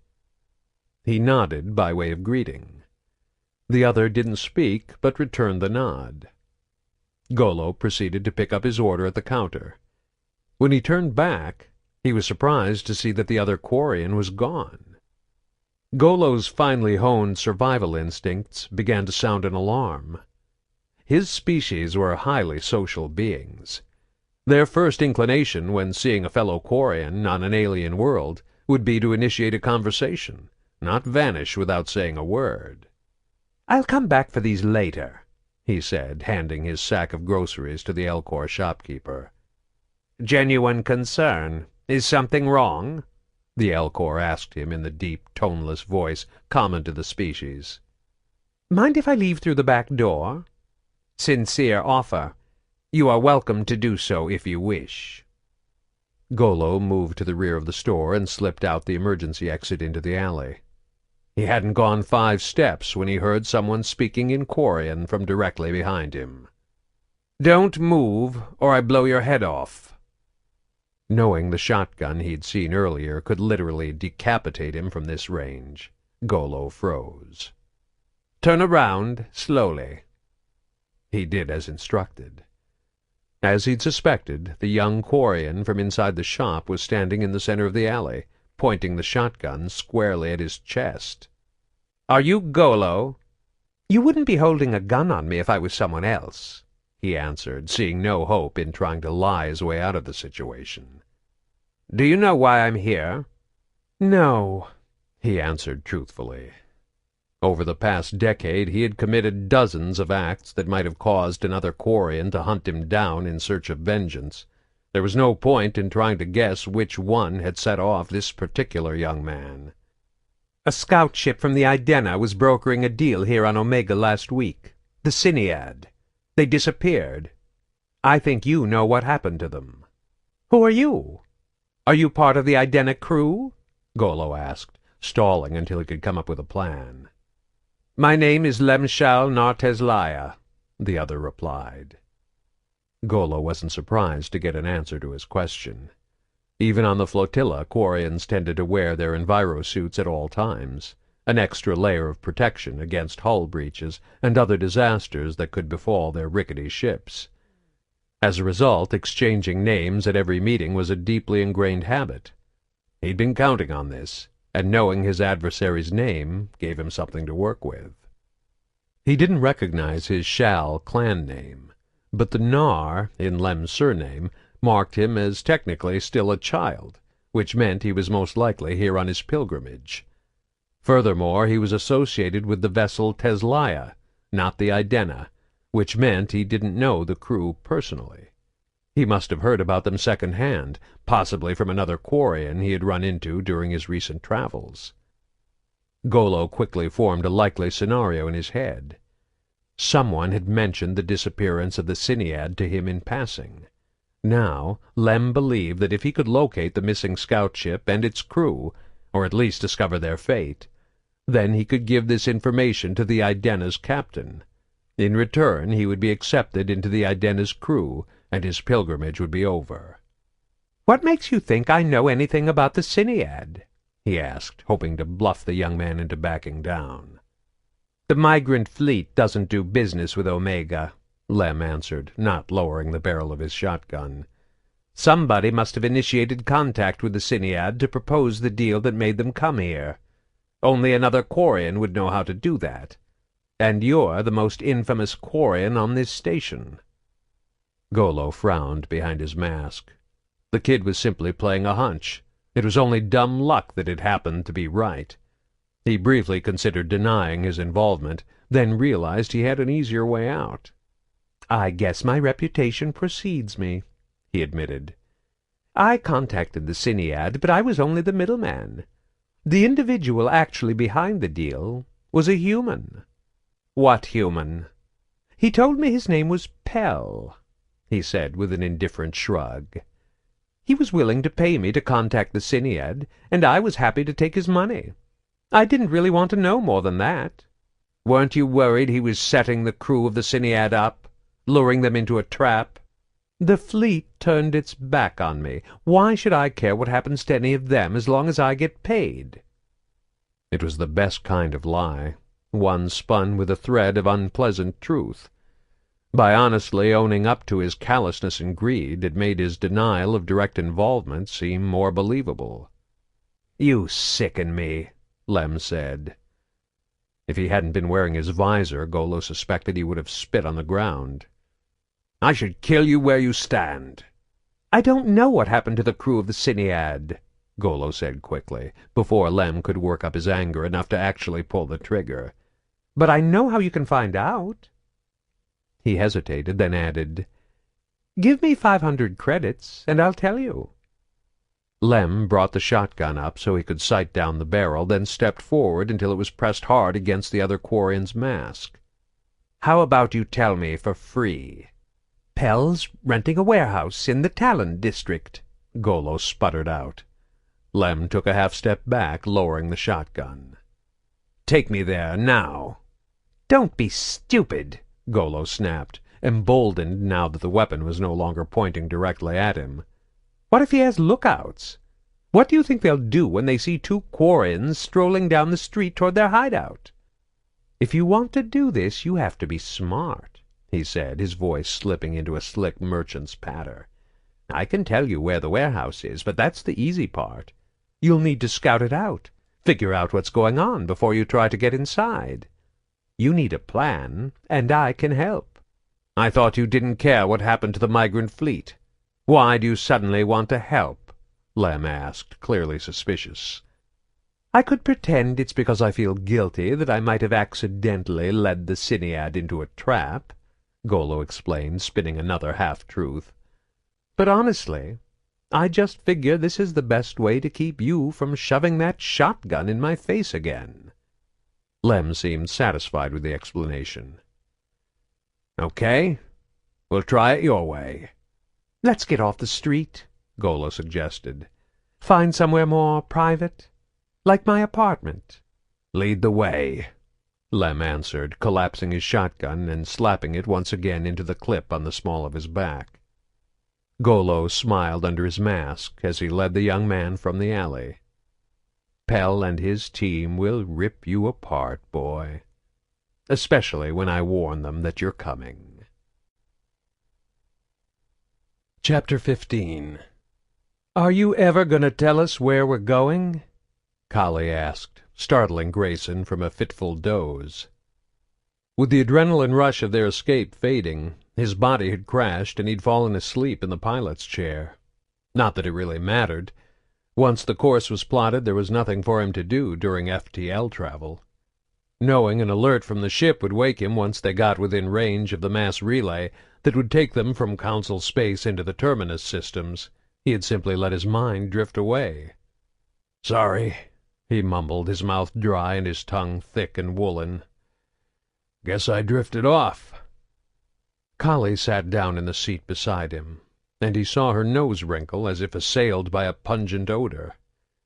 Grayson looked down at his shirt and realized he was soaked in sweat, the sour perspiration of a duster going into the first stages of withdrawal. Embarrassed, he did his best to lean away from her without being obvious about it. "I was just wondering where we're going," Kali said, tactfully pretending not to notice the smell. "I was wondering that, too," Hendel added from behind them. Twisting in his chair, he saw the security chief standing at the cockpit doorway, his broad shoulders almost completely blocking the view into the passenger cabin beyond. "I thought you were watching Jillian," Kali said pointedly. "She's sleeping," Hendel replied gruffly. "She's fine." "I have a contact on Omega," Grayson said, turning his attention back to Kali. "Omega?" Her voice was a mixture of alarm and surprise. "We don't have any other choice," he said grimly. Maybe we do. I have friends who can help us, Collie assured him. I know Captain David Anderson personally. I trust him with my life. I guarantee he can protect you and your daughter. To Grayson's relief, Hendel actually shot the idea down. That's not an option. Cerberus has people in the Alliance. Maybe we can trust Anderson, but how are we supposed to get in touch with him? He's an important man now. We can't just show up on the Citadel and walk into his office. Cerberus probably has agents reporting on every move people like the Captain make, he continued. If we send a message, they'll know we're coming long before he ever will. We'd never reach him. I never thought you'd take my side, Grayson said, studying the other man carefully as he tried to figure out what angle he was playing. I just want what's best for Jillian. Right now, that means getting her out of Council space. But Omega wouldn't have been my first choice. There are plenty of other places to hide in the Terminus systems. We can't go to any of the human colonies, Grayson insisted. The Alliance has people stationed there, and they track all incoming vessels, and we'll stick out like sore thumbs on any of the alien-controlled worlds. Omega's the one place we can go to blend in. Hendel considered his arguments, then said, I still want to know who your contact is. It appeared to be the closest he would come to admitting Grayson was right. A customer of mine named Pell, Grayson lied. I've sold him almost 24 vessels over the past 20 years. What kind of business is he in? Collie asked. Import-export, was his evasive reply. Drug runner, Hendel grunted. Told you he was taking us to his dealer. How do we know he won't turn us over to Cerberus? Collie wanted to know. He doesn't know anything about Jillian being biotic, or why we're really coming, Grayson explained. I told him I was caught with a stash of red sand during a trip to the Citadel. He thinks I'm on the run from CSEC. And how do the rest of us fit into this? Hendel asked. He already knows I have a daughter. I'll tell him Collie's my girlfriend, and you're the crooked CSEC officer I bribed to get me off the station. So he's expecting us? Hendel asked. Grayson nodded. I sent him a message when we left the academy. I'll log into the comm network when we drop out of FTL at the next mass relay to see if he sent a reply. I want to see the message he sends you. Hendel, Collie objected, offended at the violation of Grayson's privacy. I'm not taking any chances, Hendel answered. We're putting our lives in his hands. I want to know who we're dealing with. Sure, Grayson said. No problem. He took a quick peek at the readouts to get a sense of where they were on the journey. We should reach the relay in another hour. That gives you time to take a shower, Hendel told him. Try to wash the stink of the drugs off before your daughter wakes up. There really wasn't anything Grayson could say to that. He knew Hendel was right. 60 minutes later he was back in the pilot's chair, cleaned and wearing a fresh set of clothes. He'd stopped sweating, but now there was a slight tremble in his hands as he adjusted the controls. He knew it would only get worse the longer he went without another hit. Collie was still sitting in the passenger seat, and Hendel was once again standing behind him, leaning on the cockpit's door frame. Jillian continued to sleep peacefully in the back. Grayson had checked on her before and after his shower. A soft electronic chime from the navigation panel warned them a second before the ship dropped from FTL flight. They felt the faint surge of deceleration, and then the navigation screens came alive as their vessel began picking up nearby ships, small asteroids, and other objects large enough to register on the sensors. The enormous mass relay showed up as a blinking blue dot near the center of the monitor. Despite the muscle tremors, Grayson's hands moved with a quick confidence over the controls as he plotted their approach. "You going to check the messages?" Hendel asked, the question a none too subtle reminder of his suspicion. "Just need to locate a convoy. Okay, got one, linking in."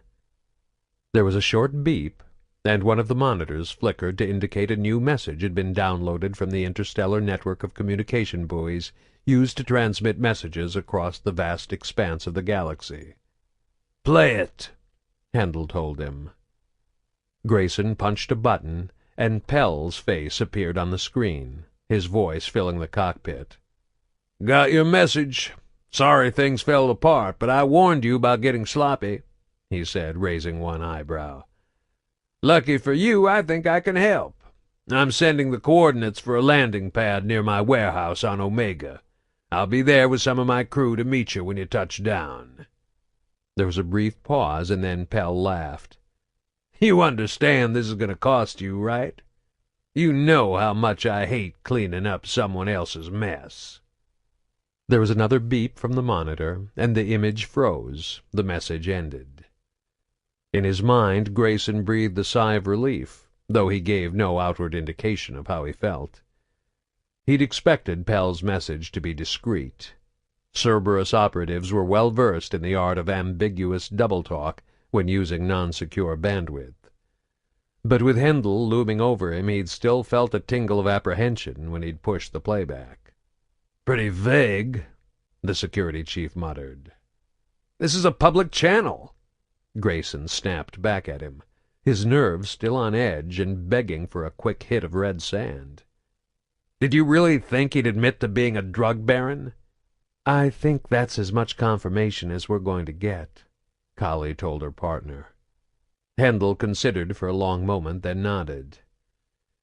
"Okay, but I still don't like it. Take us through the relay." Grayson bristled at being given what sounded like a direct order. This was his ship, after all. But he did as he was told, initiating the course he had programmed before picking up the message. "You look like you need some sleep," Kali said to the security chief.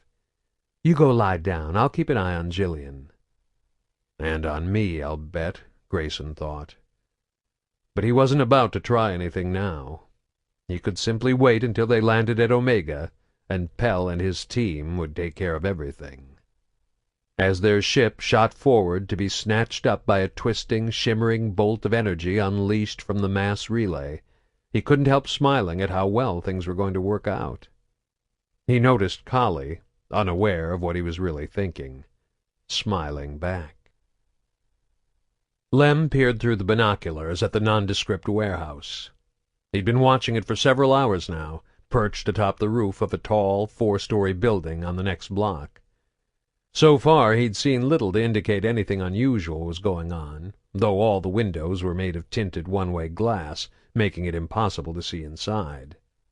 "I haven't noticed any guards on duty," he muttered. "They're there," Golo assured him. "Heavily armed. Pell doesn't trust non-humans."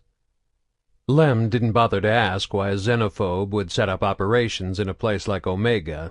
Greed could overcome almost any prejudice. The warehouse, like most of the surrounding buildings, was a short, squat structure only 2 stories high. "If I can get close enough to scale the wall, maybe I can sneak in through one of the second-story windows," he said, thinking out loud. "They'll have security cameras on the street," Golo warned him. "You'll do better coming in from above." He realized the other Quarian was right. From their current perch he could leap over to the neighboring 3-story building, dropping down 1 floor to land atop it. With the way the block had been laid out, he could continue on from there, hopping from rooftop to rooftop until he reached the warehouse. "Good idea," he admitted. He still didn't like the other Quarian. Golo would always be a despicable traitor in his eyes. But he had to admit that he'd been extremely helpful in planning Lem's assault on the warehouse. It was almost enough to make him start trusting him. Almost, but not quite. Golo seemed determined to prove himself, however. He'd even managed to acquire architectural plans for the warehouse's interior, a mind-boggling mess of twisting halls and stairwells that doubled back and forth, seemingly in an effort to confuse and disorient anyone inside. Despite the convoluted layout, Lem had already memorized the blueprints. In simple terms, the front half of the building was divided into 2 floors. Offices had been converted into barracks on the ground level, The second story consisted primarily of small storage rooms. The rear of the building was an open, high-ceilinged garage, large enough to hold scores of shipping crates and several vehicles. As he watched, the garage door rolled up and a pair of rovers sped out, heading toward the nearby spaceport. He didn't bother moving. There was virtually no chance they would spot him lying flat on a rooftop hundreds of yards away. "What are they doing?" "Picking up a shipment, maybe?" Golo suggested. Lem briefly considered his chances of trying to sneak in to have a quick look around before they got back. Golo had told him there were 5 men and 3 women working for Pell, 9 humans in total. He had no idea how many had gone off in the vehicles, but it was likely only a few had been left behind to guard the building. If the crew from the Cinead were being held as prisoners inside, as he suspected, this might be his best opportunity to rescue them. "I'm going in."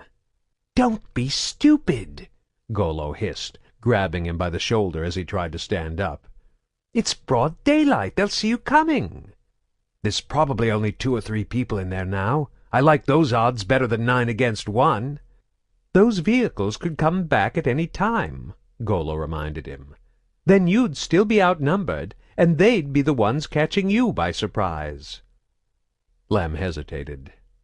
His gut was telling him to make his move, even though everything the older Quarian was saying made logical sense.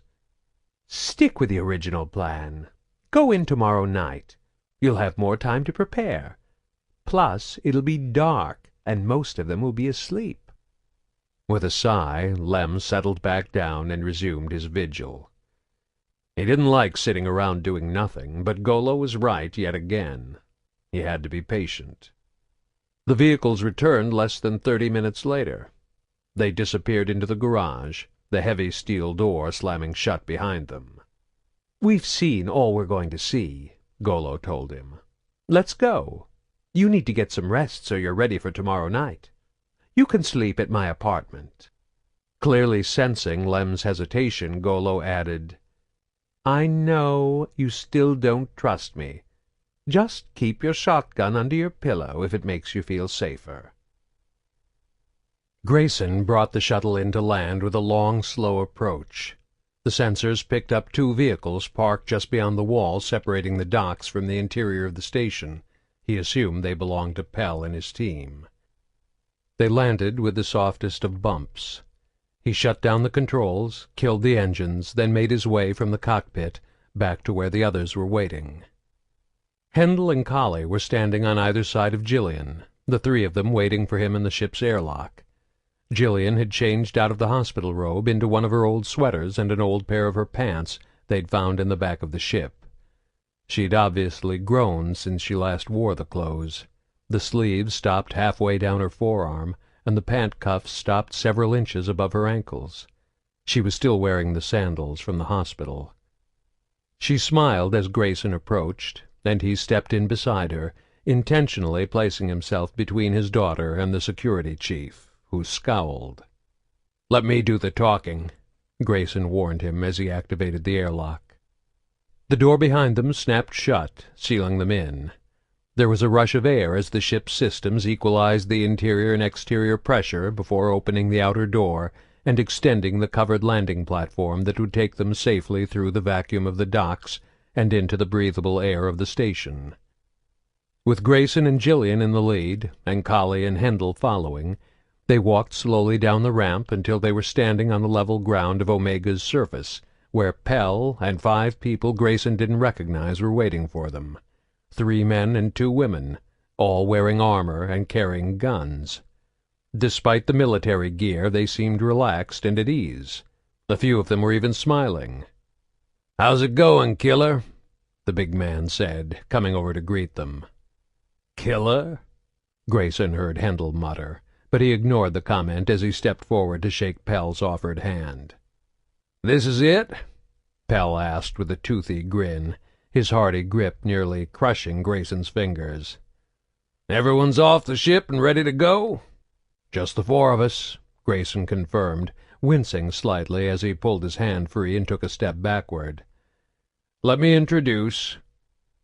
The words died in his mouth as Pell and the others all brought their weapons up simultaneously, pointing them at the new arrivals in an unmistakable gesture of hostility. Their casual attitude had vanished, replaced by one that was hard and dangerous. Grayson swore silently to himself. He'd told Pell to act with discretion so he didn't upset Jillian. He was about to say something to this effect when he suddenly realized one of the women was pointing a weapon at him as well. "What's going on, Pell?" "Everybody stay calm and nobody gets hurt," Pell warned. To one of the men on his team he said, "The big man and the girl, they're biotics. Put them out first." The man holstered his weapon and pulled out what looked like an automated multi-cartridge hypodermic. He stepped up to Hendel, moving with well-trained precision. "Hold out your wrist," Pell ordered. Hendel simply glared at him. "Hold out your wrist or I shoot the woman," Pell clarified, aiming his pistol at Colley's face. The security chief reluctantly complied, extending his arm with his palm up. The man grabbed the tips of his fingers and bent them down slightly, then reached out with the hypodermic and pressed it against the exposed underside of his wrist. There was the sharp sound of a high-tension spring releasing, and Hendel grunted softly as the tip of an unseen needle penetrated his skin, injecting him with some unknown drug. A second later he swooned and collapsed, unconscious. "Hendel!" Colley shouted, leaping to catch him before his head smacked the ground. She staggered under his weight and fell at the feet of the man with the hypodermic. Hendel's body sprawled on top of her. The man reached down and pressed the hypodermic against her neck. There was another sharp recoil from the spring, and a second later Colley slumped over unconscious. "Daddy!" Jillian called out, her voice trembling. Her eyes were wide with fear and incomprehension. "The girl!" Pell snapped. "Quickly!" "Please, don't!" Grayson pleaded, but his former partner wouldn't even turn to look at him. The woman holding the gun on him gave a slight shake of her head, warning him not to move. The man grabbed Jillian's wrist and roughly extended her arm. Her face twisted in agony at his touch, and she let out a long, wailing scream. Oblivious, the man jammed the device against her skin and released another dose of the fast-acting narcotic. Jillian's scream was cut off, and her features went slack as she passed out in the man's arms. He lowered her until she lay on the ground, not gently but carefully. Then he came over to Grayson. "Did he at least say why?" Grayson asked, standing motionless as the man reached out with the hypodermic needle and pressed it against the side of his neck. "We don't take orders from the Elusive Man anymore," Pell replied. There was the now familiar sound of the spring's recoil, and the world slipped away before Grayson had time to ask what he meant. He had no idea how much time had passed before he finally woke up, but it felt like he'd been out for several hours at least. The familiar craving to dust up was there waiting for him, but it was more mental than physical. Red sand was a drug that tended to clear the body's system quickly. The physical symptoms of withdrawal usually faded within 12 to 16 hours. That was probably a good thing, considering that he now found himself lying on the floor in what appeared to be a makeshift holding cell. There was a door, presumably locked, on the far wall, and the only illumination came from a high-efficiency LED light overhead. The room was devoid of all furniture and decorations, though there was a small camera up in the corner to keep an eye on him. Pushing himself into a sitting position, it took a moment for his still groggy mind to register the fact that he wasn't alone. Colley was sitting with her back against the wall in the opposite corner. "Guess your friend is going to hand us over to Cerberus after all," she said. He was confused for a moment, until he realized she hadn't heard his final conversation with Pell.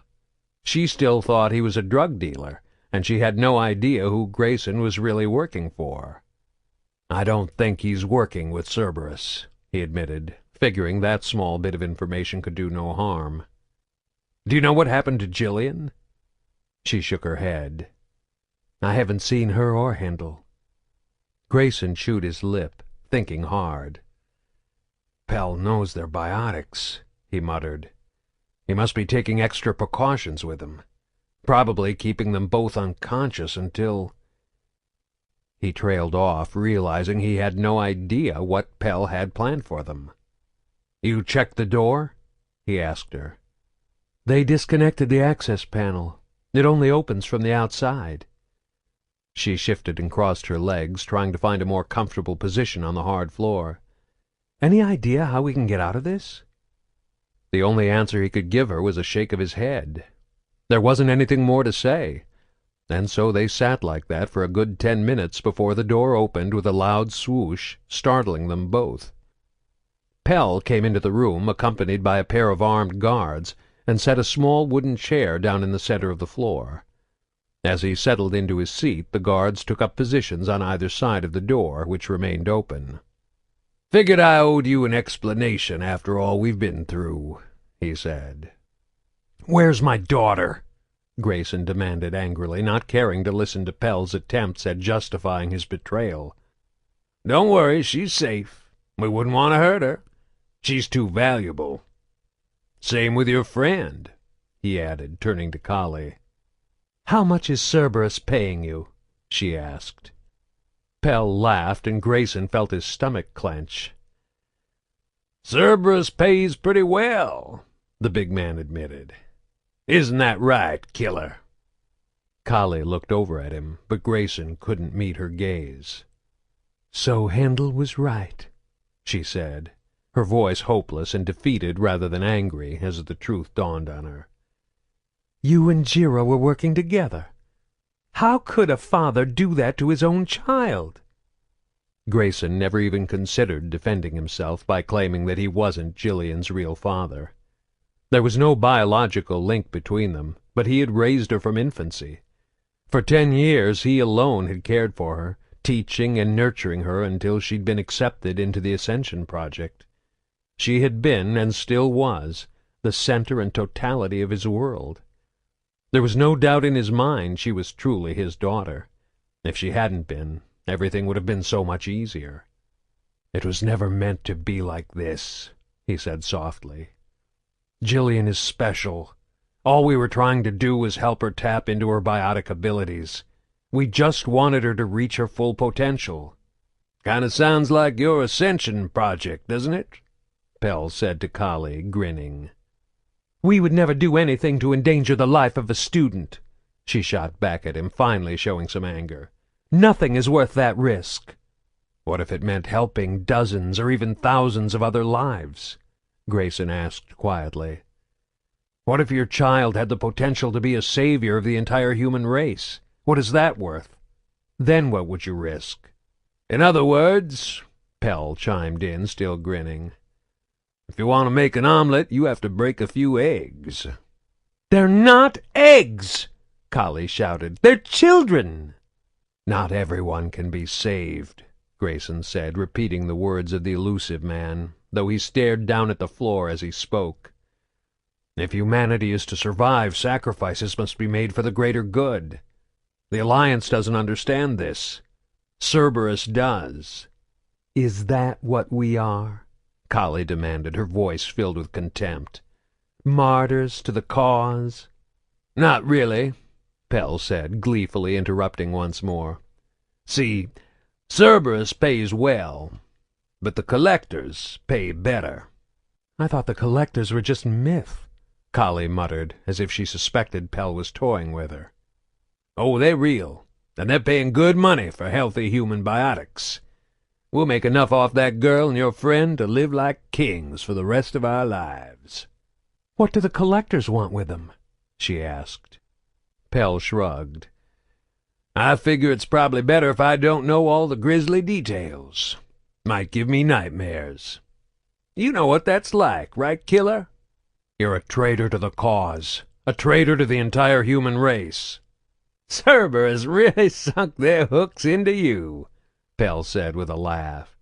"You know, if all their agents were this dedicated, the man might actually accomplish something.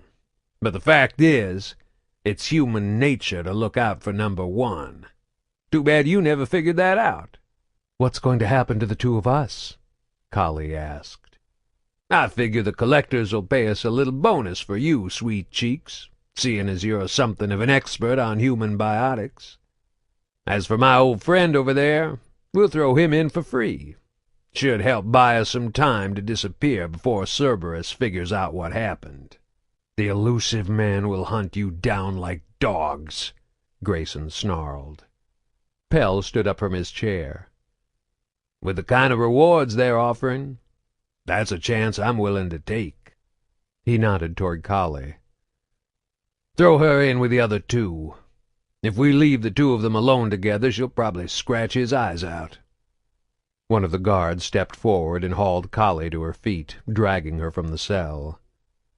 Pell, chair in hand, paused just before closing the door. "Nothing personal, killer," he said, getting the last word in, as always. Chapter 16. Pell followed the guard and Collie down the hall to the room on the far end, then opened the door so they could toss her in. The woman gasped when she saw the two figures lying motionless on the floor. "Relax, sugar," Pell said with a wink. "They're just unconscious." The guard shoved her into the room, and the door slid shut before she could reply. "Keep a close eye on the cameras," Pell warned the two guards charged with watching the monitors that showed the inside of each cell. "If either one of those biotics even rolls over in their sleep, you hit them with another dose of the night-night juice. We're not taking any chances with them." They nodded in acknowledgment, and Pell left them there, heading for his bed on the ground floor. It was already past midnight, and he was ready for some shut-eye. Of course, he first had to traverse the maddening labyrinth of the building's interior. As if mirroring the streets in the district outside, the warehouse had been constructed as a confusing maze of corridors and stairwells. It was actually necessary to take one flight of stairs down to the ground floor, weave through several alternating left and right turns of branching hallways, then climb up another flight of stairs to a small landing that overlooked the garage, before finally taking a third set of stairs down to the large common room they had converted into a barracks. "Message came in from Golo a while ago," Shella, the woman who was his unofficial second-in-command, told him once he finally reached his destination. She was sitting on the edge of her cot, removing her boots as she got ready to bed down for the night. Apart from the two guards stationed to keep an eye on the prisoners and the one patrolling the garage, everyone else was already sleeping. "You have an update on when the collectors are supposed to show?" She shook her head. "When I asked, he just said they'll come to us when they're ready. He told me we have to be patient." Sitting down with a weary sigh, he asked, "So why'd he call?" "He wanted to warn us. He says there's another Quarian who's going to try to sneak into the building tomorrow night. He sent us all the details." Pell raised an eyebrow in surprise. Golo might be a cowardly, backstabbing, double-dealing little Quarian, but he was damn resourceful. "Okay, we'll set something up to take care of him tomorrow." "What about the other one down in the basement?" Shella wanted to know. In all the excitement of Grayson's arrival, Pell had almost forgotten about the Quarian pilot they had captured from the Cyniad. They had finally managed to make him give up the info they wanted, but he doubted they'd get much more out of him. Between the torture and the fever from whatever diseases he had contracted when Golo had broken his mask, their Quarian prisoner had been reduced to a barely coherent, babbling madman. Of course, now that they were breaking off all ties with Cerberus, it had all been a waste of time, though it had allowed Shella to show him some rather interesting new interrogation techniques. "We've got no use for him now. Put him down in the morning," he said. "He looked pretty bad last time I saw him," Shella remarked. "I don't think he'll make it until morning." "Care to put your money where your mouth is?" 20 credits says he doesn't see the sunrise."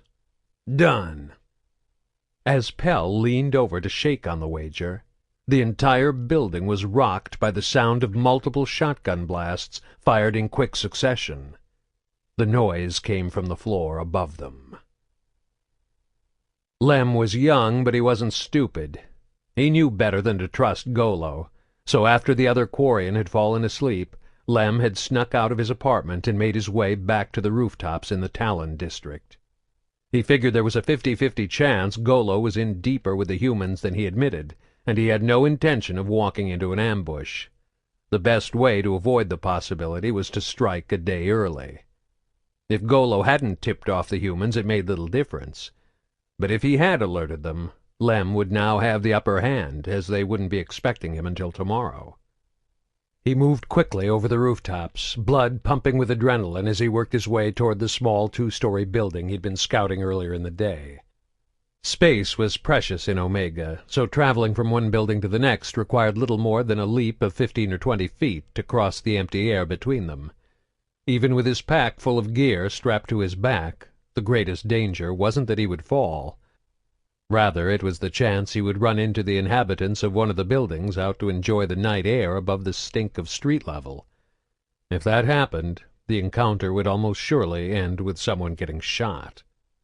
Fortunately, he made it there without running into anyone, rolling to absorb the impact and muffle the sound as he made the final jump from the 3-story building beside the warehouse to the rooftop 10 feet below. He got to his feet and paused, listening for sounds that would indicate he'd been spotted.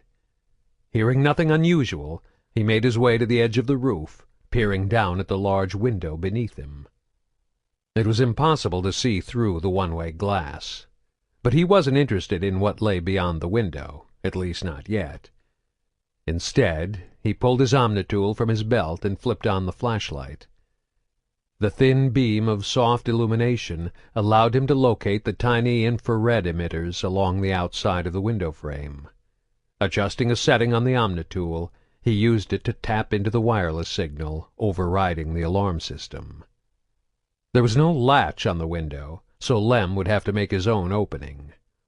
He slung his backpack from his shoulder and set it down on the roof, then rummaged around until he found the glass cutter. The tight-beamed laser sliced through the window with a barely audible, high-pitched whine.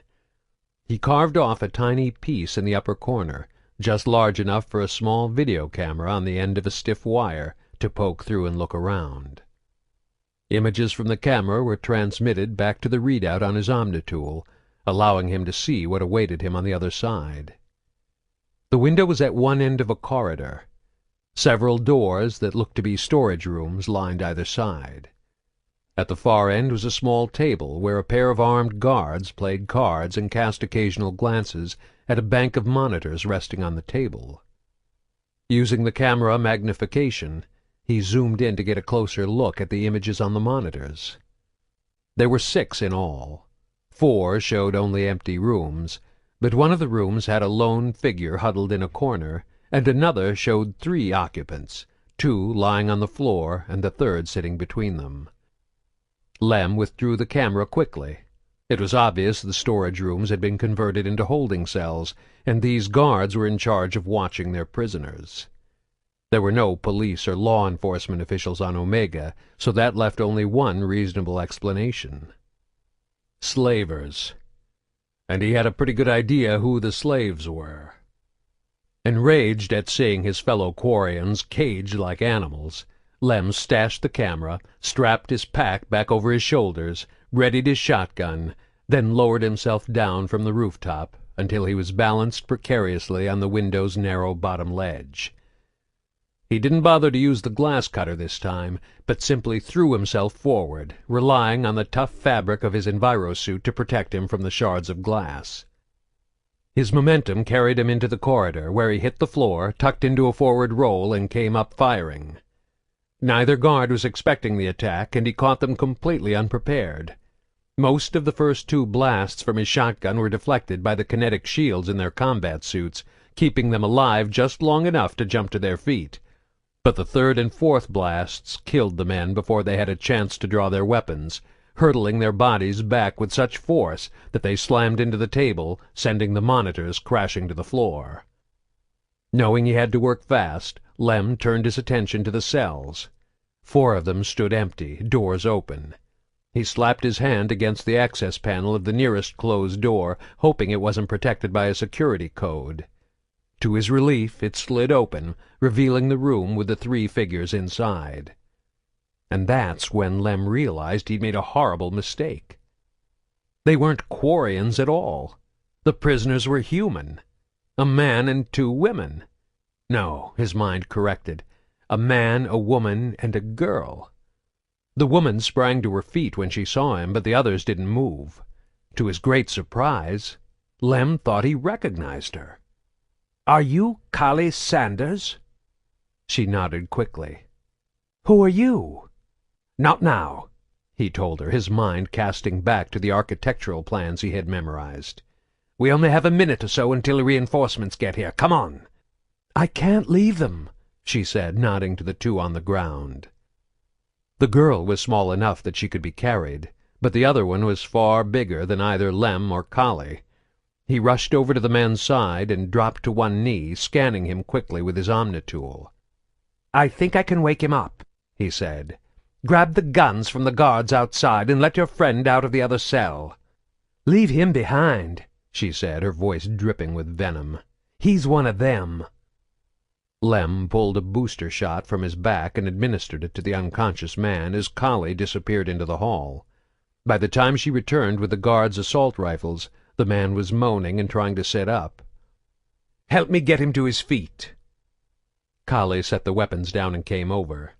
Together they managed to lift the big man off the ground. To Lem's relief, he was actually able to stand on his own. "What's his name?" "Handel." "Handel!" he shouted, hoping to penetrate the narcotics that were still clouding his mind. "My name is Lem. We're going to get you out of here. Do you understand?"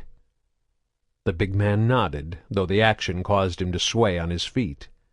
Lem realized that even if he woke the girl, she probably wouldn't be strong enough to walk for a good 20 minutes. "We'll move quicker if I just carry the little one," Lem said.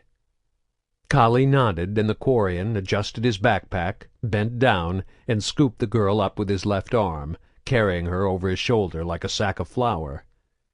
She was heavier than she looked, and even with his right hand free and the weight of his pack offsetting the load, he knew it was going to be tough for him to carry her and still shoot effectively. "Did the Alliance teach you how to handle one of those?" he asked Callie, tilting his head toward the assault rifles on the ground. She nodded and bent to pick them up. "How did you know I was in the Alliance?" "Later," he answered. "We need to move." Callie handed one of the weapons to Handel, but it slipped through his hands and clattered to the floor. "Forget it," Lem said. He couldn't hit the broadside of a building right now anyway. "Follow me," he added, shouting in the hopes the drugged man would respond to his voice. He led them through the twisting hallways, knowing their best chance was to get to one of the vehicles in the garage. Unfortunately, the enemy probably knew that too. When he reached the stairs leading down to the ground floor, he cast a quick peek behind him. Handel was keeping up, thanks in part to Callie half pulling, half carrying him along. With the girl still draped over his shoulder, the 4 of them stumbled awkwardly down the stairs, across a small landing and into the garage. Various containers and shipping crates of all sizes were piled haphazardly about the room, perfect cover for any guards waiting to ambush them. "Over there," Callie said, pointing to a pile of metal boxes stacked in the corner of the far wall. "You 3 make a run for it. I'll lay down some covering fire." Lem nodded and took off, moving as quickly as possible while carrying his awkward load. For a brief moment he was aware of Handel lumbering after him, and then movement on the other side of the room drew his attention. A woman popped up from behind one of the crates, taking a bead on him. He realized with horror that while his kinetic shields gave him some protection, the girl and Handel were completely vulnerable.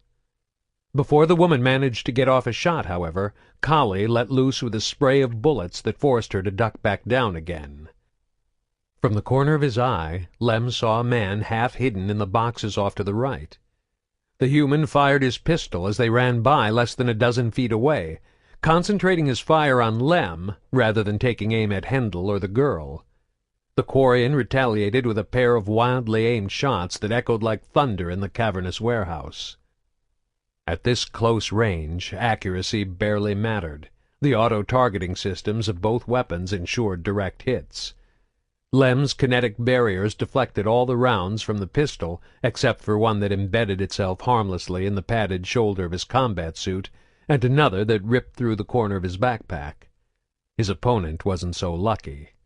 The concentrated scatter of the shotgun blasts overwhelmed his shields, and a handful of pellets penetrated the kinetic barriers. The impact tore great holes in the exposed flesh of his face and hands, and the man dropped lifeless to the floor. And then they were sliding into the safety of the cover behind the containers. Lem quickly shook the pack loose from his shoulder and lowered the girl to the floor, then popped up to provide cover for Kali. Seeing what he was doing, she sprinted across the warehouse toward them, keeping her head low. A shotgun wasn't the best weapon for laying down a field of cover fire. Unlike an assault rifle, it didn't spray a nearly endless stream of bullets. But Lem remembered where the woman who had popped up before was hiding. If she was foolish enough to peek out again without changing position, he'd have her right in his sights. The woman did exactly that, and Lem pulled the trigger the instant her head came into view. The echo of the shotgun rang out once more, and the crate she was using for cover actually shifted from the impact of his shot. Her kinetic barriers saved her life, absorbing the tightly packed cloud of incoming projectiles, and she ducked behind cover once again. Lem doubted she'd make the mistake of showing herself in exactly the same place a third time. Kali skidded to a stop beside him, breathing hard. At almost the same instant, two more guards, a man and a woman, burst into the warehouse through the same entrance they had come through only a few seconds before. A coordinated barrage of shotgun and assault rifle fire sent them scurrying back around the corner. "They'll go around to the other side," Lem warned, recalling that there were two entrances to the warehouse, along with the landing up above and the big vehicle doors on the far wall. "Try to flank us." "You think we can get to those rovers?" Kali asked him, pointing at the two vehicles parked out in the open near the center of the garage. "There's not much cover. I'll have to work my way around to the far side. Can you hold position here?" "For a little while. Any idea how many we're up against?" "They started with 9, as far as I know. 2 dead upstairs, 1 more down here." 6 against 2, she muttered. "Without one of those rovers, we don't stand much of a chance." Hendel mumbled something neither of them understood. He seemed to be more alert, but his words were still incomprehensible, as the booster fought against the drugs still coursing through his system. "You stay here with me and Jillian," Kali told him, patting him on the thigh, "and keep your head down." Peering through a small gap between the wall of boxes shielding them from enemy fire, Lem tried to plan a route from cover point to cover point that would eventually lead him to the vehicle. It was there, but he'd have to keep moving, and Kali would need to stay sharp. Even as he was wondering if she was up to the task, another slaver appeared in the door they had used to enter the garage. Kali popped up from behind her cover and took him down with a short, well-aimed burst from her assault rifle. 2 against 5 now. "Okay, I'm ready," he said, taking a deep breath. "Good luck," she replied. She didn't turn to look at him, but kept her attention on the battlefield. As he broke from the boxes, she started firing. Grayson heard the shotgun blasts in the hall outside, but wasn't sure what to make of them. A few minutes later he heard gunfire coming from a distance, though he guessed it was still inside the building. "Someone's assaulting the base. Now's your chance to get out of here." He was trapped in a storage room, not a real jail cell, and the walls imprisoning him were nothing but the Turian equivalent of drywall. Standing up, he went over to one of the side walls and began to slam the bottom of his foot against the surface. If the guards were still out there, they'd see what he was up to on the cameras, but Grayson was banking on them being otherwise distracted. After a few hard kicks, his foot broke through to the other side. He put his eye to the hole to see what lay beyond. It appeared to be another makeshift cell, much like his own, but this one was empty, and the steel door leading out to the hall was open. He continued his assault on the wall, and 5 minutes later he had broken away enough of the material to crawl through. No one had come to check on him during his slow-developing escape, so he assumed none of the guards were around. Based on the continuing sound of gunfire from somewhere else in the building, he guessed they had gone to help fight off the attackers. As he stepped out into the hall and saw the two bodies, he realized he was wrong. A quick look around told him just about everything he needed to know. All the other cells were empty. Jillian and the others were gone. Someone had obviously busted them out, though he couldn't even begin to guess who it might have been. Whoever it was, they were kind enough to leave me an assault rifle, he thought, picking up the discarded weapon from the floor of one of the cells.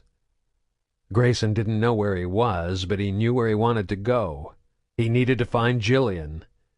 The most logical way to do that seemed to be to follow the sound of the gunfire.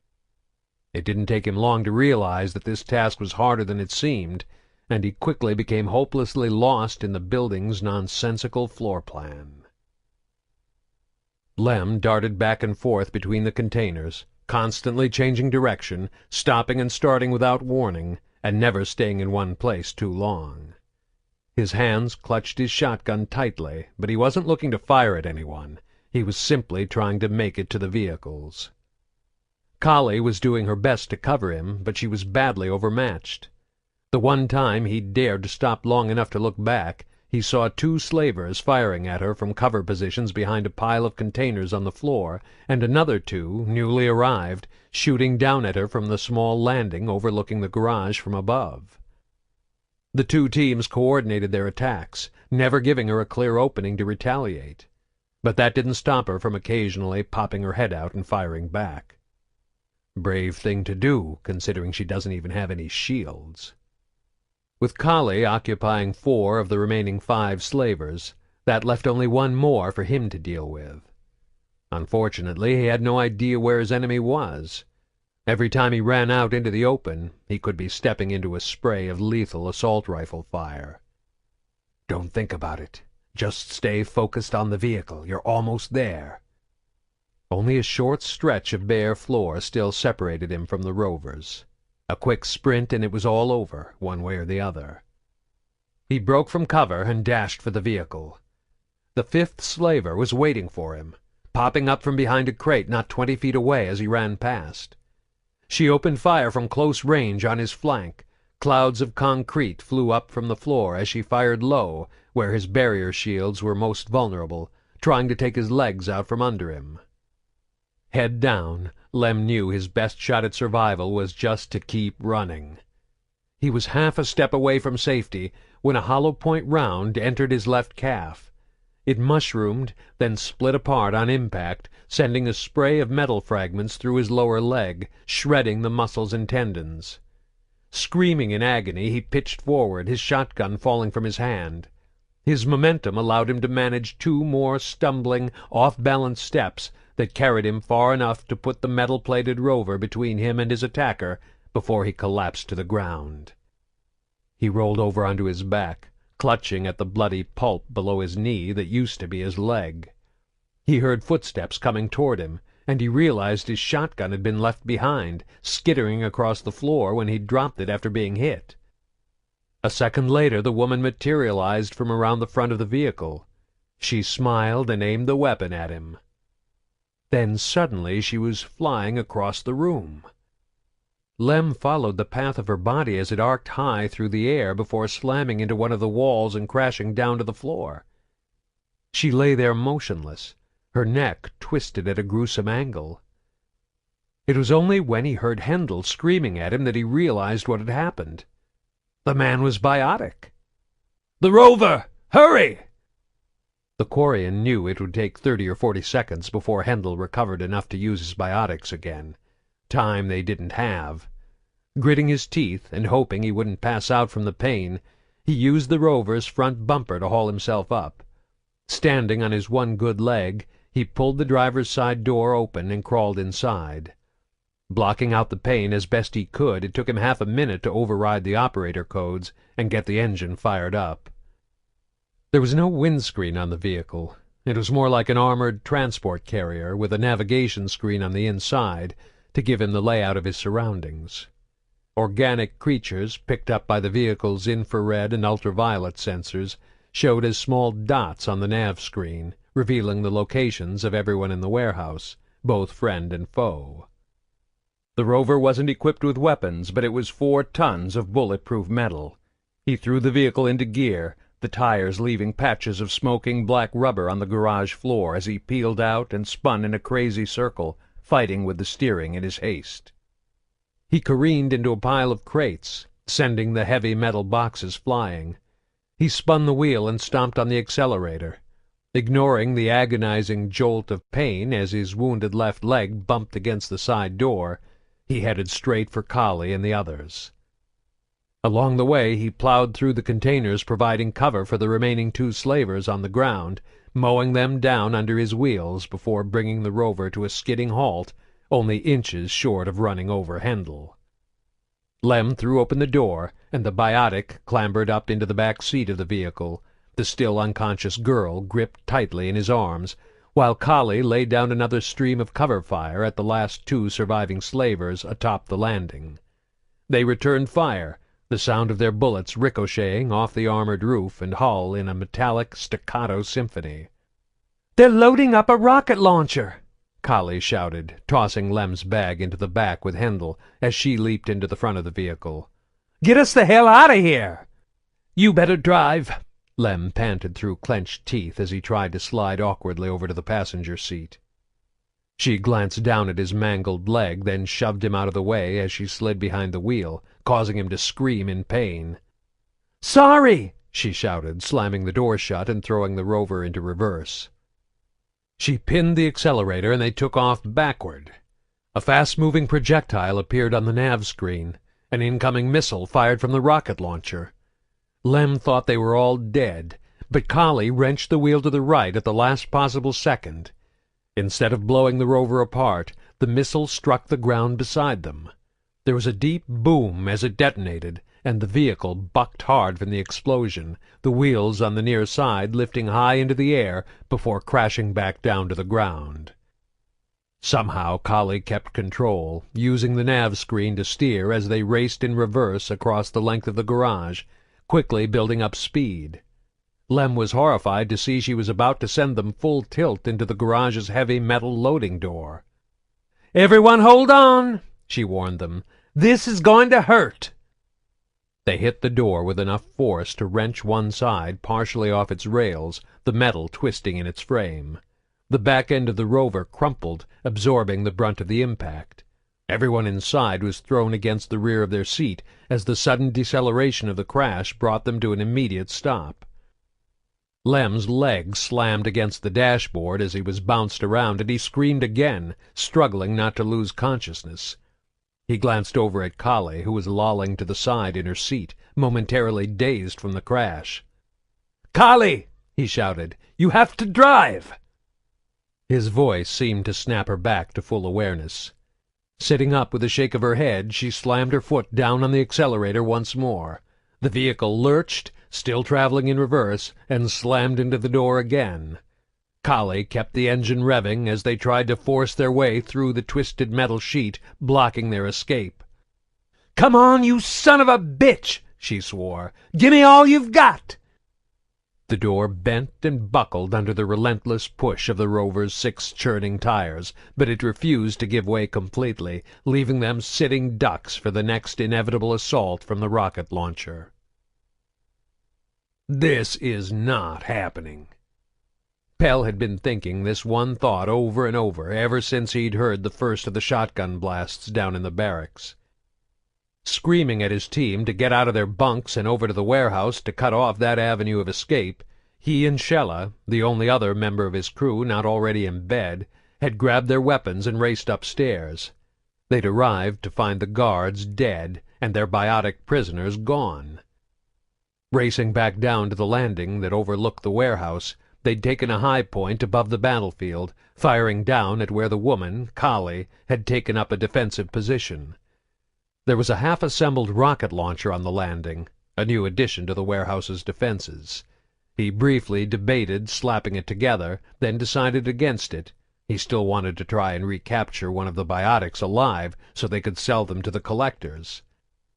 It wasn't long before he regretted that decision. From his vantage point above the action, Pell had a perfect view as the rest of his team was slaughtered by a mix of Colley's gunfire, Handel's biotics, and one of their own rampaging rovers. "This is not happening," he thought once again. Out loud he shouted to Shella, "Get that rocket launcher operational! Take out the vehicle!" She scrambled to put it together even as he fired in vain at the prisoners piling into the rover, the position of the vehicle preventing him from getting a clear shot. There was only one way to stop them now, and it didn't involve taking any of them alive. "Armed and ready!" Shella cried out as the rover began to speed away from them in reverse. "Fire, damn it!" The rocket shot toward the vehicle, but the target swerved at the last second, and the missile exploded harmlessly into the floor of the garage. The rover continued to accelerate, then crashed into the reinforced steel loading door with a deafening crash. The door buckled, but held. "Finish them!" Pell shouted, and Shella took aim with the rocket launcher for a second and final shot. Grayson wound his way through the unfamiliar halls and stairwells for nearly 10 minutes, hopelessly lost. Maybe all that red sand over the years messed up your sense of direction. The only thing that kept him going was the fact that the sound of gunfire was getting steadily closer, and the knowledge that whoever had broken the others out had taken Jillian as well. He was on the verge of slamming his fist through another wall in frustration when he heard an incredibly loud explosion, like a grenade or rocket launcher, followed by a tremendous crash coming from beyond the corner just up ahead. Moving quickly but quietly, he rounded the bend to find himself standing on a small landing overlooking a large 2-story garage. Crates and containers were strewn about on the floor beneath the landing, along with several bodies. At the far end, a vehicle had obviously just slammed into the garage's door, and on the landing, not 10 feet away, their backs to him, stood Pell and a woman he didn't know. The woman had a rocket launcher braced on her shoulder. The vehicle's engines began to rev as it tried to force its way through the door. Given the situation, Grayson was almost certain that Jillian and the others were inside. "Finish them!" Pell shouted, and the woman aimed her weapon. Grayson opened fire with the assault rifle. He had no hesitations about shooting a woman in the back. The stream of bullets ripped through her shields, shredded her body armor, and turned everything between her shoulder blades and belt into hamburger. The rocket launcher fell from her nerveless hands, and she staggered forward against the landing's waist-high railing. Another burst from Grayson sent her flipping over the edge to the floor below. Pell was already spinning around, trying to bring his own assault rifle to bear, when Grayson fired again. He concentrated on Pell's right arm, the spray of gunfire nearly severing it from his shoulder as it blew the rifle from his grasp and sent it hurtling over the railing. His former partner fell to his knees, his eyes glazing over in shock as sprays of arterial blood spurted from his maimed limb. He opened his mouth to speak, but another burst from Grayson silenced him forever. It was the first time in almost 20 years Pell hadn't been able to get the last word in. The horrible shriek of wrenching metal from the far side of the garage drew his attention. Glancing over, he saw the rover had managed to push itself against a corner of the loading door so that it bent up and out. Grayson watched, motionless, as the vehicle squeezed through the opening, the rover bursting forth to the other side as if the garage were somehow giving birth to it. For the next 60 seconds he didn't move, listening carefully for sounds of other survivors. All he heard was the rover's engines growing ever fainter as it raced off into the night. Chapter 17. Inside the rover, Colley heard the metal door screeching across the armored roof as the vehicle forced its way past and out into the dark streets of Omega. Still driving in reverse, she went half a block before locking the brakes and turning the wheel, sending them into a 540-degree spin. It ended with them heading in the same direction, but they were no longer traveling backward. They had escaped the warehouse, but their getaway wouldn't be complete until they'd left Omega well behind them. "Do you have a ship?" she asked, directing her question to the Quarian in the passenger seat. "Head to the spaceports," he answered. "Right at the end of the block. Take the third left, then the next right." His voice sounded strained and thin from behind his mask. Kali pulled her attention away from the nav screen to sneak a quick glance at his injured leg. The wound looked bad, but not life-threatening. "Hendel," she called out to the back seat. "See if you can find a med kit back there." "There's Medigel in my backpack," the Quarian managed to pant out, struggling against the pain. Kali didn't dare stop while they treated the injury. Fortunately, Hendel had basic medical field training. Fixing up a bad leg while bouncing along in the rover would be easy enough. Following the Quarian's directions, they quickly cleared the close-packed buildings and emerged on the outskirts of the district's docking bays. Racing along the open ground, the nav screen picked up 3 small starships clustered together at the far end of the spaceport. "Lem, which shuttle is yours?" Kali asked. "Whichever one you want." His voice sounded stronger now. She noticed Hendel had splinted his leg and wrapped it in sterile bandages to minimize germ exposure, and the Medigel would have dulled the pain even as it began to heal and disinfect his wounds. She brought the rover to a halt a few dozen feet away from the closest vessel's airlock and hopped out, then turned back to help the injured Quarian. He slid gingerly across the seat to the door, then leaned on Kali for support as he stepped out of the vehicle with his good leg. Hendel emerged a few seconds later, carrying the still unconscious Jillian in the crook of one arm and clutching Lem's bag in his other hand. "I'll be damned," he muttered, staring through the station's viewport at the shuttle docked just outside. Kali couldn't help but smile when she realized what he was looking at. They were about to steal Grayson's ship. The Quarian set to work on overriding the vessel's security system. It took just over a minute before the airlock opened with a faint click and the landing ramp descended with a soft whoosh of hydraulics. Inside the ship, Hendel set Jillian down in one of the passenger seats. He reclined the seat and buckled her in as Kali helped Lem hobble his way to the cockpit. "Can you fly this thing?" she asked him. He studied the controls for a few seconds, then nodded. "I think so. Everything looks pretty standard." The Quarian settled into the pilot's seat and reached out toward the console with a gloved, 3-fingered hand. Kali was suddenly reminded that though Quarians might look vaguely human, under their envirosuits and filtration masks they were definitely aliens. And this alien had risked his life to save them. "Thank you," she said. "We owe you our lives." Lem didn't acknowledge her gratitude, but instead asked, "Why were they holding you prisoner?" "They were going to sell us to the collectors." He shuddered, but didn't say anything else. A second later, the display screens came online. "No sign of any immediate pursuit," he muttered. "Cerberus won't give up on us that easy," Hendel warned him as he entered the cockpit. "They aren't working for Cerberus," Kali explained, remembering that Hendel hadn't been part of the conversation in Grayson's cell. "Not anymore. I guess they figured they could make more by going freelance." It was only then she realized Hendel hadn't yet bothered to ask why Grayson had been left behind. He must have hated him even more than I thought.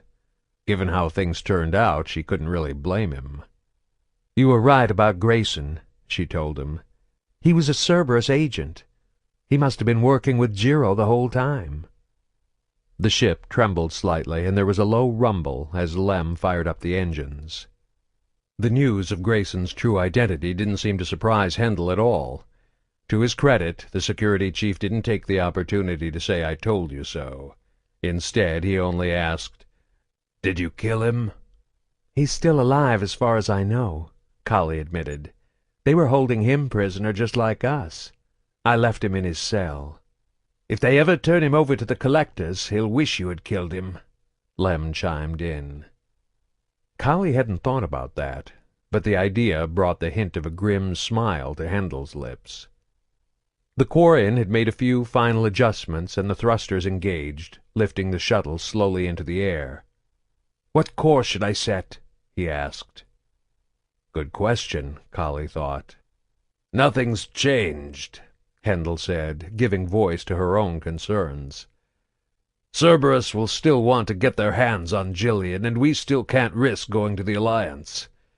Grayson and his former friends may be out of the picture, but Cerberus has plenty of other agents. No matter where we go, they're going to find us sooner or later." "Then we have to keep moving," Kali said. "Stay one step ahead of them." "It'll be hard on Jillian," Hendel warned her. "We don't have much choice. For all we know, they could have someone stationed on every human-accessible world, colony, and space station in the galaxy." "I know one place you can hide where Cerberus is guaranteed not to find you," Lem said, turning in his seat to join the conversation. "The migrant fleet." In the aftermath of the battle, Grayson made a thorough exploration of the warehouse from top to bottom. For a moment he had debated racing down to the second rover on the garage floor and trying to chase after Jillian, but he knew the other vehicle would be long gone by the time he got there. If he wanted to find Jillian, he had to be patient and smart. An examination of the warehouse floor revealed several bodies, including the woman he'd shot in the back. 2 more had been shot, 2 had been run over by the missing vehicle, and 1 woman lay crumpled against a wall, her neck broken.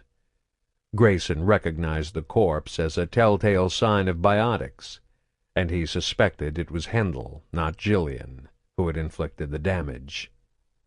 He also found a shotgun sitting in the middle of the floor. It appeared to be of Turian manufacture, but the mods on it were of an improvised yet effectively cunning design that was the hallmark of the Quarian species. Recognizing the value of the weapon, he picked it up and carried it with him as he left the garage and went to explore the remainder of the base. He became lost several times in the confusing halls, but eventually found himself back on the main floor in a room that had been converted into a barracks. There were 12 bunks, but only 9 showed signs of use. Grayson had found 7 bodies in the warehouse. Adding these to the 2 guards in the hall near his cell explained why he hadn't run across anyone else during his search. With all the occupants of the warehouse accounted for, he was able to relax his guard. On any other station or world, he would have been worried about law enforcement responding to the sounds of the battle. But Omega had no police, and gunfire and exploding rockets generally encouraged the neighbors to mind their own business. Someone would come to investigate the premises eventually, probably whoever had been renting the location to Pell and his team. However, Grayson didn't expect anyone for at least a few days. The barracks led down a short hall to several offices Pell had set up as intel and command posts. Looking through the computers and OSDs, Grayson found reports from their original assignment. They were coded, of course, but only with a basic Cerberus cipher, and Grayson had no problem making sense of them. Pell had been sent to Omega to try and find a way to infiltrate the Quarian fleet. Unfortunately, the reports were incomplete. They mentioned a ship they had captured called the Cinead, and a single prisoner that had been taken for interrogation, but the results of the interrogation weren't recorded. Pell had obviously given up keeping the logs once he threw his lot in with the mysterious collectors, and he wasn't stupid enough to keep any records, electronic or written, of his plan to betray the Elusive Man. The mention of the Quarian ship and prisoner, combined with the discovery of the Quarian modified shotgun, left little doubt in Grayson's mind as to who had busted the others out. A Quarian rescue team must have come for their compatriot, and for some reason they had decided to take Jillian, Kali, and Hendel with them as they shot their way to freedom. Satisfied he had learned as much as he could from the files, he resumed his slow, careful search of the premises. In another office, this one located near what he guessed to be the center of the building, he discovered a small door built into the floor. It was primitive in design. Rather than sliding on rails, it simply swung upward on a pair of metal hinges. It was closed and locked with a simple deadbolt latch.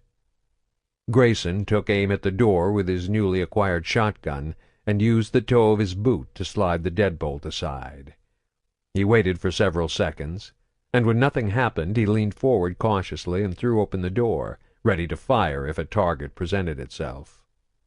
The cellar beneath was completely dark. A rickety wooden staircase descended into the blackness. Grayson flicked on the flashlight built into the gun's barrel, using its powerful beam to pierce the gloom as he made his way slowly down the stairs. When he reached the bottom, he cast about in a quick circle, sending the illumination into every corner. The room was square, maybe 20 feet on each side. The walls were finished with brick and mortar. The floor was bare cement. It was completely empty, except for a motionless figure lying on its back near one of the walls. Training the beam of his flashlight, and the muzzle of the shotgun, on the body, Grayson approached. He was within a few feet before his mind fully recognized what he was seeing. He had found the Quarian captive. Running the flashlight slowly from head to toe, he saw that the prisoner was bound hand and foot and had been stripped completely naked. Grayson had never seen a Quarian without its envirosuit and helmet before, though he doubted this individual could still be called anything close to a representative example of his species. His face was a deformed mass of lumps, bruises, cuts, and burn marks, clear evidence of the torture he had endured. Someone had knocked out all his teeth and caved in one cheekbone. The other cheek gaped wide as if someone had slit it lengthwise from lip to what passed for the Quarian version of an ear. One eye was swollen completely shut. The other had both upper and lower eyelids missing, the ragged edges of the flesh left behind, attesting to the fact that they had been savagely torn off with a pair of pliers. Grayson recalled with distaste how much Pell had enjoyed that particular method of torture. In addition to the excruciating pain of the brutal removal, the victim would go slowly and agonizingly blind as the exposed eyeball became dehydrated. The rest of the body showed similar signs of abuse. The fingers and toes were all broken, and several had been yanked from their sockets. Every inch of exposed skin showed signs of being beaten, cut, burned, or dissolved by acid. However, there was something even more unusual about the body that caused Grayson to crouch down for a closer look. There appeared to be some kind of loamy gray growth spreading out from the Quarian's wounds to crawl slowly across the skin. It took Grayson a moment to realize it was some kind of bacterial fungus. In addition to the sadistic torture, the Quarian must have contracted a strange alien disease. He gave a grunt of disgust and stepped back from the body. To his surprise, the Quarian reacted with a short yelp of fear. Jesus Christ, the poor bastard's alive! He was actually trying to talk, saying the same phrase over and over in a shaky, raspy voice. The words were distorted from his missing teeth and misshapen face, and it took Grayson's automated translator several repetitions before it could decipher what he was trying to say. Frequency 43223. My body travels to distant stars, but my soul never leaves the fleet. Frequency 43223. My body travels to distant stars, but my soul never leaves the fleet. He kept repeating the same phrase over and over, his voice rising and falling in a trembling, terrified warble. Grayson crouched down close to him, though he was careful not to touch the infected flesh. "It's okay," he said softly, knowing his translator would repeat the words in the Quarian's own language. "Nobody's going to hurt you now. It's okay." The Quarian didn't seem to hear him, but continued babbling, his words coming more and more quickly as his broken mind spewed out the information in a desperate attempt to avoid continued torture. "It's over now," Grayson shushed, hoping to calm the frantic captive down. "It's over." His words seemed to have the opposite effect, as the Quarian began to thrash against the bonds holding his wrists and ankles. He let out a cry of frustration, then began to sputter and cough. A fine mist of black, foul-smelling ichor spewed from his lips and the gash in his cheek, causing Grayson to jump back to avoid the spray. The fit ended with the Quarian letting out a series of hitching, gurgling sighs, and then he finally went still and silent. steeling himself against the fecund stench that was now emanating from the body, Grayson got close enough to verify that the Quarian had stopped breathing. He left the body in the blackness of the cellar and climbed the stairs back to the ground floor. Closing and bolting the door behind him, he then scrounged up everything of value he could carry. 15 minutes later he was behind the wheel of Pell's second rover, making his way down the unfamiliar streets of Omega with a pack full of supplies and the shotgun resting on the seat beside him. Staying focused on his true purpose allowed him to ignore the little voice in the back of his skull telling him to track down a dust dealer for a quick hit. Instead, he set off to locate a transmit station so he could link into the comm network and send a message off to the Elusive Man, telling him everything that had happened. Pell had turned his back on Cerberus, but Grayson was still loyal to the cause, and he knew they could help him find Jillian again. Chapter 18. 6 hours had passed since Kali and the others had escaped the warehouse on Omega. Lem had managed to find the current location of the Quarian flotilla by linking into the comm network and scanning the news updates. The migrant fleet was passing through a remote Volus-controlled system near the edges of Council space.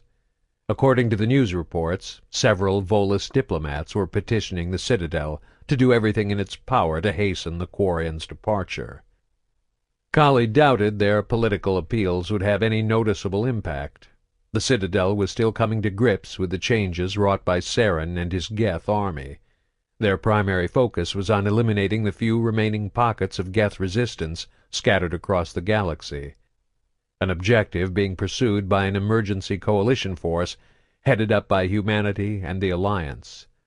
Once the Geth were pushed back beyond the Perseus Veil, she suspected the next order of business would be to address the restructuring of the Council, along with the massive political fallout that would entail. The last thing anyone on the Citadel wanted to deal with was the migrant fleet. Kali knew that even during the long period of interstellar peace that had preceded humanity's arrival, the various species of the galaxy tended to view the activities of the fleet as little more than a minor inconvenience or nuisance, until they passed through one of their systems. Then the most effective course of action was to offer unwanted resources in the form of decommissioned ships, raw materials, and spare parts to the Quarian Admiralty.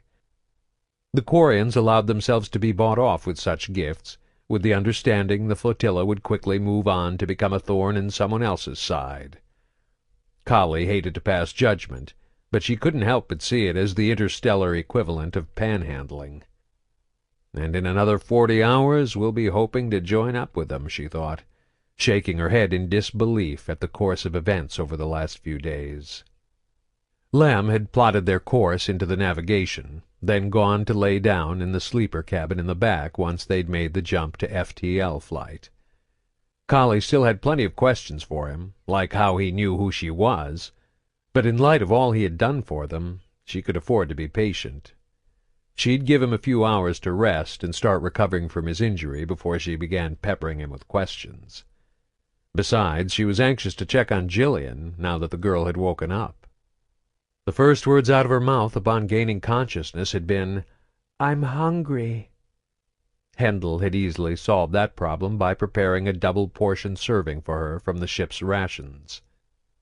With the ship's navigation following the pre-programmed course, there was no need for anyone to keep an eye on the helm, so the three of them, Kali, Jillian, and Hendel, had gathered in the passenger cabin, the two adults seated side by side facing her, while the girl ate from the hard plastic tray of food in her lap. She was just now finishing the last of her meal. As she had done back at the academy, she chewed with focused determination, never pausing or breaking rhythm as she steadily consumed her food one methodical bite at a time. Kali, however, noticed she didn't stick to her normal pattern of taking only one single mouthful from a dish before moving on to the next item on her plate. In fact, she didn't even touch the apple crumble dessert until everything else was gone. Once she was done, she carefully set the tray on the seat beside her and spoke for the second time since regaining consciousness. "Where's my dad?" There was no emotion in her voice. It was flat and monotone, like the primitive speech synthesizers from the 20th century. There was no simple answer to this question. Fortunately, she and Hendel had discussed what to say while Jillian was still sleeping off the drugs their captors had given her. "He had some business to take care of," Kali lied, figuring the truth would be too much for the girl to handle right now. "He's going to catch up with us later, but for now it's just you, me, and Hendel, okay? How will he find us if we took his ship?" "He'll find another ship," she assured the girl. Jillian stared at her and squinted her eyes slightly, as if she suspected deception and was trying to peer through her to the truth. After a few seconds of this she nodded, accepting the situation. "Are we going back to the school?" "Not yet," Hendel told her. "We're going to meet up with some other ships. Quarian. Do you remember when you studied the Quarians last year in history class?"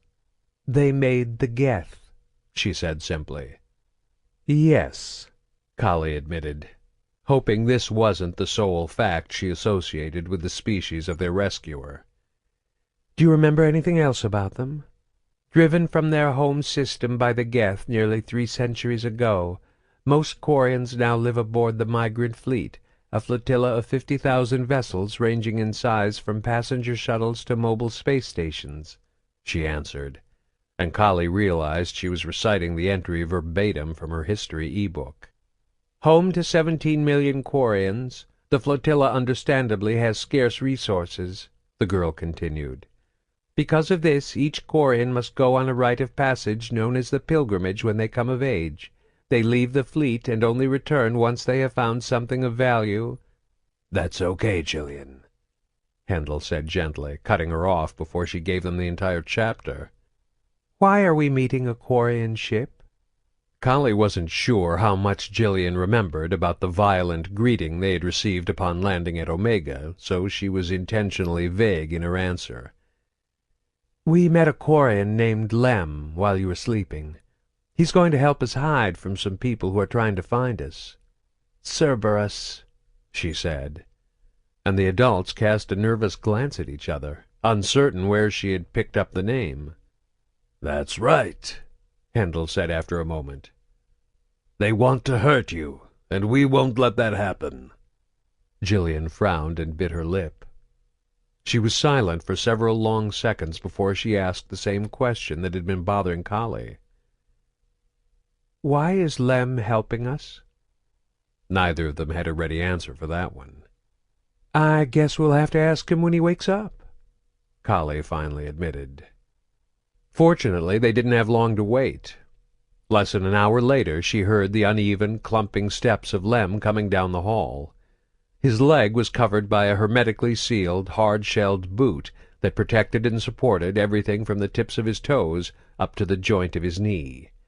He was still wearing his mask and envirosuit, of course. Kali suspected he wouldn't take them off again until they reached the flotilla.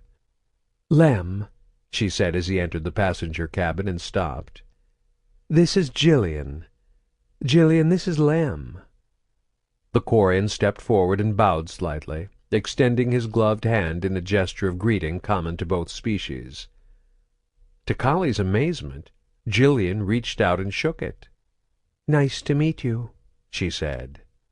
"Nice to meet you, too." "I'm glad to see you up and about," he replied, releasing her hand and sitting gingerly down in the seat beside her, facing Kali and Hendel. "Why are you helping us?" Jillian asked him. Kali winced. They hadn't been able to warn the Quarian about Jillian's condition, and she hoped Lem wouldn't take offense at the girl's lack of tact. Fortunately, he took the question in stride. "You get right to the point, don't you?" he said with a laugh from behind his mask. "I'm autistic," Jillian replied, again with absolutely no hint of emotion. It wasn't clear if Lem fully understood the meaning of the word, but Kali figured he was smart enough to grasp the basic concept. Before he could formulate a response, Jillian repeated her earlier question. "Why are you helping us?" "I'm a little curious about that myself," Hendel added, leaning back in his chair and bringing his right leg up so he could rest it on his left knee.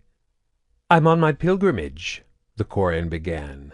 "I was on the world of Kennock when I met 2 crew members from the Bavea, a scout ship from the cruiser Idena. They told me another scout ship, the Cinead, had gone to Omega to broker a deal and not returned. I came to Omega in search of the Cinead crew. I hoped I could rescue them, or at least discover their fate. On Omega, another Quarian, a man named Golo, told me the Cinead had arranged a deal with a small group of humans. I broke into their warehouse hoping to find the crew. Instead, I found you." "But why risk your life to save us?" Handel asked. "I suspected your captors were slavers. No species deserves to be bought and sold. It was my moral obligation to free you." Kali had no doubt he was being sincere, but she also knew there was more to the story. "You recognized me," she said. "You knew my name. The name Kali Sanders has become very well known among my people in the past few months," he admitted. "And I recognized your appearance from an old image we picked up off the extranet. You have hardly changed in 18 years. The pieces began to click together in Kali's mind. 18 years ago she had been involved in an illegal Alliance AI project headed by a man named Dr. Shu Qian. But Qian had betrayed the project, forcing Kali into a desperate flight for her life. It was how she had met Captain Anderson and a Turian spectre named Saren Arterius. "It's because of my connection to Saren," she said, looking for confirmation. "Your connection to him and his connection to the Geth," Lem clarified. "The Geth revolt was the single most significant event in the history of my people. They drove us into exile, an army of synthetic machines, ruthless, relentless, and unstoppable. But Saren led an army of the Geth against the Citadel. He found some way to make them follow him. He found a way to control them and bend them to his will. Is it any wonder we are so interested in him, and anyone who has ever had anything to do with him?" "Kali?" Handel asked, uncrossing his legs and sitting up straight, his muscles tensing. "What's he talking about?" "Back when I was with the Alliance, Saren was the spectre sent to investigate a research project I worked on." She had never really talked about what had happened on that mission with anyone other than Anderson, and she didn't want to start now. "How did the Quarians find out about all this?" she demanded. Her voice was rising. She was beginning to get a little bit scared, and that in turn made her angry. "Those Alliance files were classified." "Any information can be acquired for the right price," the Quarian reminded her. It was hard to read his expression behind his mask, but his tone seemed calm. "And as I said, we have an understandable obsession with the Geth. Once we knew Saren was leading their armies, we began to gather all the information we could on him, personal history, past missions. When it was discovered he had close dealings with a human scientist working on an illegal AI project, it was only natural that we should delve into the scientist's background as well." "Illegal AI?" Handel muttered, shaking his head in disbelief at what he was hearing. "That was a long time ago," Kali told the Quarian. "The captain of the Idena will want to speak with you." "I can't help you," she insisted. "I don't know anything about Saren or the Geth." "You might know more than you think," Lem replied. "You make it sound like we don't have any choice in the matter," Handel noted, his voice dark. "You are not prisoners," the Quarian assured them. "If I take you to the fleet, it will be as honored guests. If you do not wish to go, we can change course right now. I can take you to any world you choose. However, if we do join up with the fleet, it is possible they won't allow you to leave right away," he admitted. "My people can be overly cautious when it comes to protecting our ships." The security chief glanced over at Kali. "It's your call. You're the celebrity." "This will end your pilgrimage, won't it?" she wanted to know. "Meeting me is your gift to the captain." He nodded but didn't speak. "If I don't do this, you can't go back to the fleet yet, can you?" I will be forced to continue my journey until I find something of value to bring back to my people. But I will not force you to do this. The gift we bring must not be won through causing harm or suffering to another, Quarian or non-Quarian." "It's okay," she said after thinking on it. "I'll talk to them. We owe you our lives, and this is the least I can do.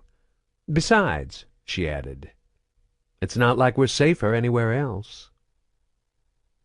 40 hours later, they dropped from FTL travel less than 500,000 kilometers from the migrant fleet. Lem was once again occupying the pilot's chair, with Kali seated beside him. Hendel was in his now typical spot, standing just inside the door heading back to the passenger cabin, and even Jillian had come up to join them in the close confines, standing directly behind the Quarian's chair. The girl seemed to have taken to Lem. She had started following him around, or just sitting and staring at him whenever he sat down or caught a few hours of sleep. Jillian didn't initiate conversations with him, but she answered promptly whenever he spoke to her. It was unusual, but encouraging to see her responding so well to someone, so neither Kali nor Hendel had tried to stop her when she'd come up to the cockpit to join them. The migrant fleet, with its thousands upon thousands of ships flying in tight formation, showed up on the nav screens as a single large red blob as they approached. Lem punched up their thrusters, and they began to move steadily toward the flotilla. When they reached a range of just under 150,000 kilometers, the nav screen showed several smaller ships detaching themselves from the main armada, arcing around on an intercept trajectory with their own course.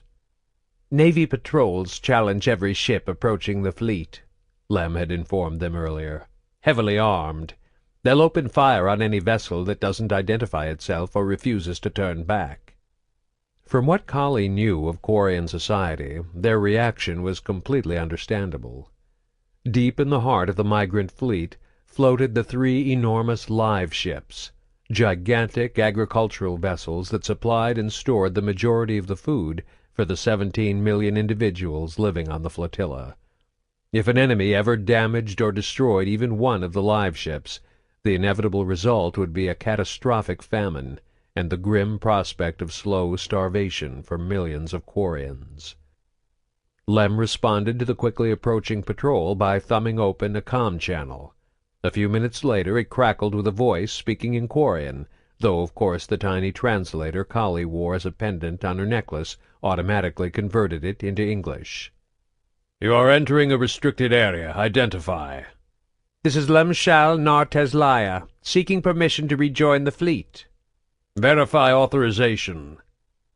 Lem had previously explained to them that most Quarians who left on their pilgrimage tended to return to the flotilla in newly acquired ships. With no records of the registration or call signs for the vessel, the only way to confirm the identity of those on board was through a unique code phrase system. Before leaving on his rite of passage, the captain of the Teslaya, Lem's birth ship, had made him memorize 2 specific phrases. One, the alert phrase, was a warning that something was wrong, such as hostiles on the ship forcing the pilot to try and infiltrate the fleet. The alert phrase would cause the heavily armed patrols to open fire on their vessel immediately. The second phrase, the all clear, would get them safely past the patrols, where they would join the densely packed mass of other ships, shuttles, and cruisers. "The quest for knowledge sent me away from my people. Now the discovery of wisdom has brought me back." There was a long pause as the patrol relayed the exchange back to the Teslaya, somewhere deep inside the flotilla, for confirmation. Kali's palms were sweating, and her mouth felt dry. She swallowed hard in the silence and held her breath. Grayson's shuttle was built for speed and long-distance travel. It had no weapons, no Guardian defense systems, and virtually no armor on its hull. If Lem had mixed up the alert and all-clear codes, or if something else went wrong, the patrol would tear them apart in seconds. "The Teslaya welcomes you home, Lem," came the reply, and Kali let her breath out in a long, low sigh of relief. "Tell them it's good to be back," he responded, then added, "I need to contact the Idena." Again there was a long pause, but this time Kali didn't feel the same unbearable tension as she waited. "Sending coordinates and hailing frequencies for the Idena," they finally replied. Lem verified receipt of the message, then disconnected the comm channel. They continued their approach to the fleet, and the single giant red blob on the nav screens became countless tiny red pixels, jammed so close together Kali wondered how the vessels they represented avoided crashing into each other.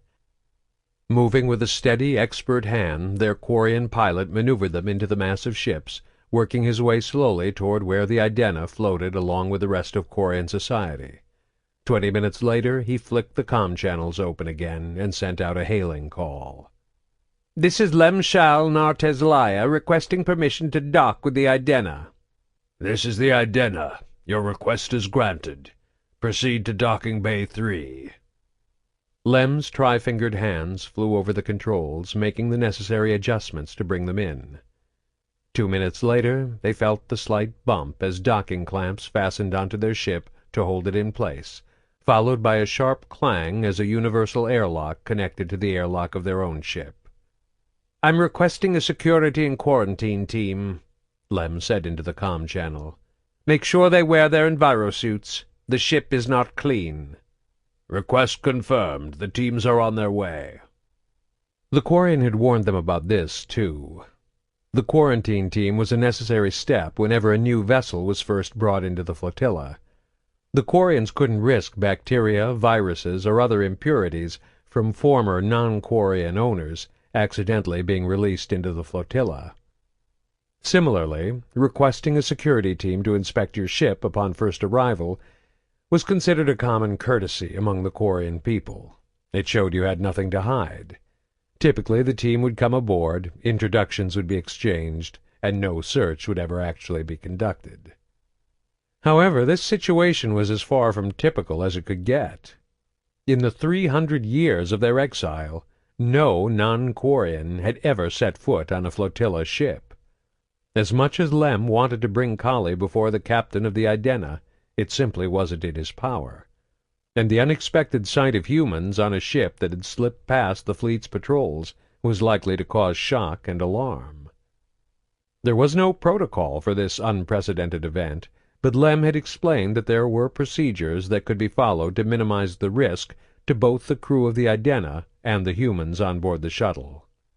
"Let's go meet our guests," Lem said, standing up awkwardly on his injured leg. "Remember, just stay calm, and everything will be fine. We just need to take it slow." The four of them made their way into the passenger cabin, and the 3 humans sat down in the seats. Lem made his way to the airlock to greet the security and quarantine teams coming on board. Again, Kali felt the stress of being forced to sit and wait. What if Lem was wrong about how the other Quarians would react to their presence? What if someone saw the humans and panicked? They were putting a lot of faith in someone who was technically not even an adult yet in the eyes of his own people. "I think he's earned a bit of trust after everything he's done for us." Kali couldn't argue with the infallible logic of her own mind, but it did little to quell her fears. She could hear voices coming from the airlock, though they were too far away to pick up what was being said. One of the voices was rising, either in anger or fear. Someone, it sounded like Lem, though she couldn't be sure, was trying to calm the upset speaker down.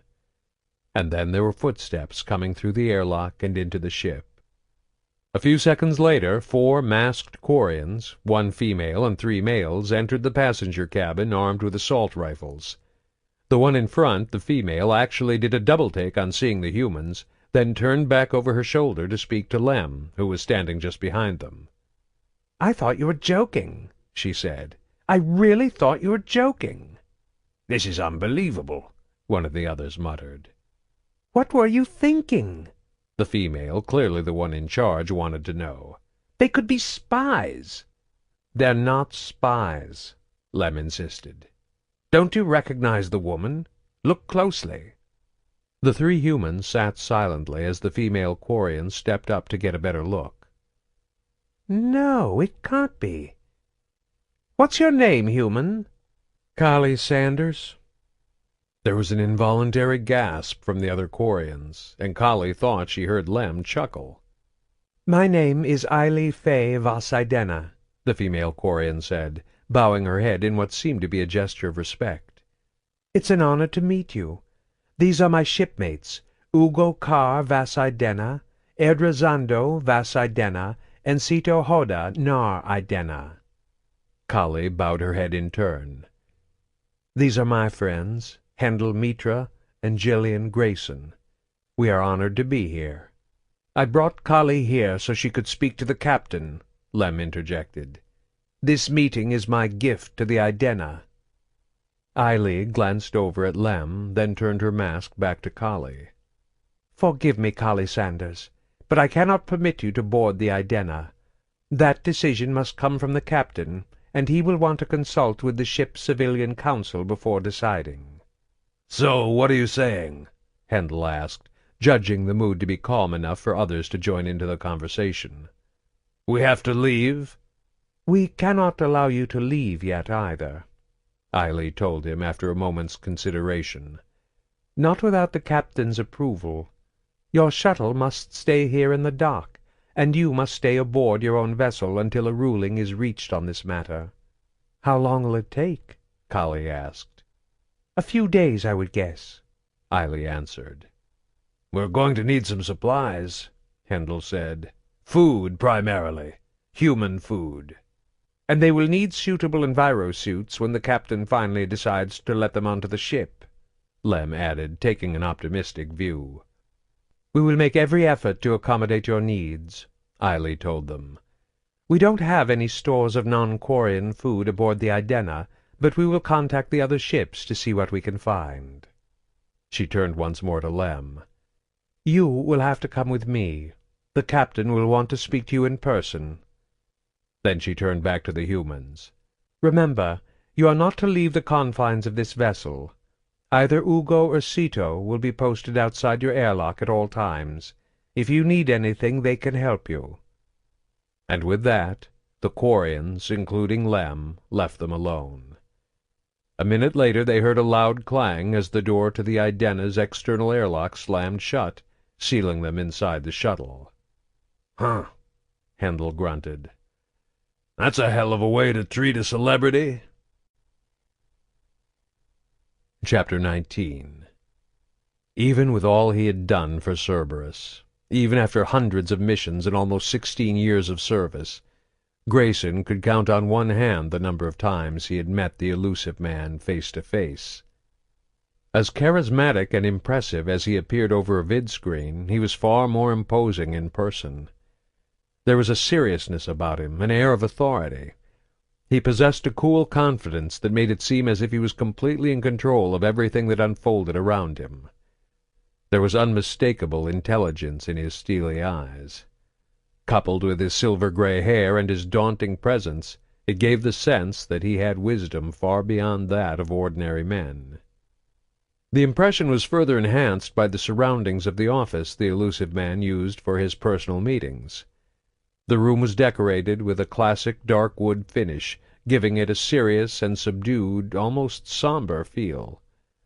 The lights were soft and a little dim, leaving the corners obscured by shadows.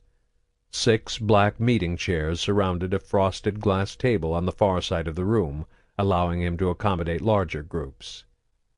This meeting, however, was a private session. Grayson was seated in one of the 2 oversized leather chairs in the center of the office, directly across from the man himself. He'd noticed a pair of guards posted just outside the door as he entered the room, but inside the office it appeared to be just the 2 of them. "We haven't found any hard evidence to back up your story yet," the Elusive Man said, leaning forward in his own chair with his elbows resting on his knees and his hands clasped before him. His features were sympathetic and his voice understanding, but there was a hard edge just below the surface. Grayson once again found him to be compelling yet intimidating at the same time. He made it so that you wanted to confide in him, yet if you chose to lie, his eyes seemed to say he would know, and there would be grave consequences. Fortunately for Grayson, the truth was on his side. I stand by my report. I pulled Jillian from the Ascension project as ordered.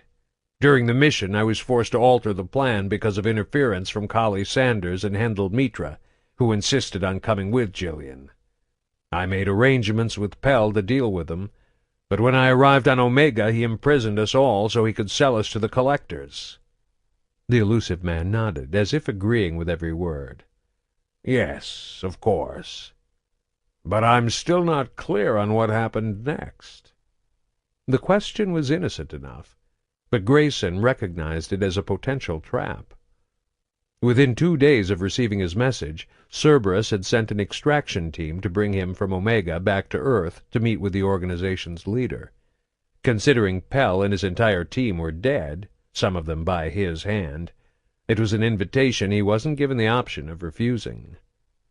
Upon landing, they had hustled him into a waiting car and taken him directly to the nondescript office tower that served as the corporate headquarters of Cord Hislop Aerospace, the legitimate business front for Cerberus. Virtually the entire building was staffed with everyday men and women engaged in the business of manufacturing and selling ships and shuttles. None of them had any idea they were really working for an anonymous individual who inhabited the secure penthouse at the very top of the building, above the privately accessed suites of the more well-known corporate executives. Grayson had been itching for a sand hit during the seemingly endless elevator ride to the top of Cord Hislop, but it would have been sheer idiocy to dust up before a meeting as important and dangerous as this one. He had one chance to convince the Elusive Man that Pell was a traitor. If he failed, he likely wouldn't leave the building alive, meaning he'd never see Jillian again. I've told you everything I know about Pell's death. An unknown person or persons, probably Quarian, broke into the warehouse. I presume they helped the others escape. Most of Pell's team were killed during the escape. During the battle, I broke out of my cell. I killed Pell and one surviving member of his team myself. Then I contacted you. The Elusive Man nodded again, then stood up slowly. At just over 6 feet tall, he towered above Grayson, still seated in his chair. "Paul," he said softly, gazing down on him from on high, "are you addicted to red sand?" Don't lie. He wouldn't be asking if he didn't already know. I wasn't high on this mission. I wasn't hallucinating when I shot Pell, and I didn't kill him and his team to cover up some mistake I made while stoned. I just did what was necessary. The Elusive Man turned his back to him and took a step away, pondering his words. Without turning back to face Grayson, he asked, "Do you care for Jillian?" "Yes," he admitted. "I care for her as much as any father cares for his child. You told me to raise her as my own, so I did. It was the only way to get her to trust me." And you already know the answer to that question, too. The Elusive Man turned back to face him again, but remained standing.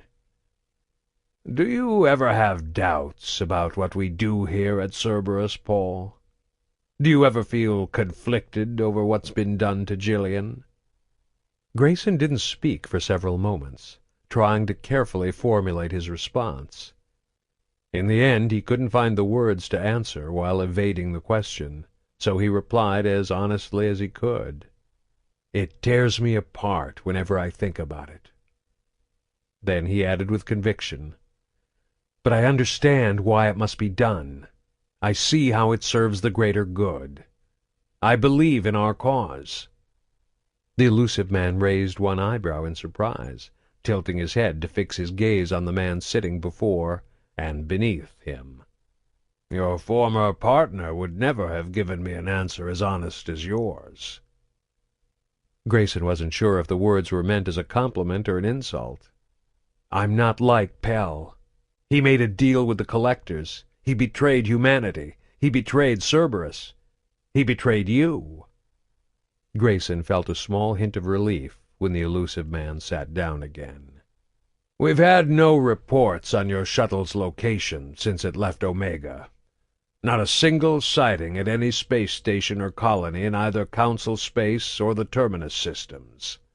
"I think I know why," Grayson announced, exhaling a breath he didn't even know he was holding as he played his trump card. "I think they're hiding amid the Quarian flotilla."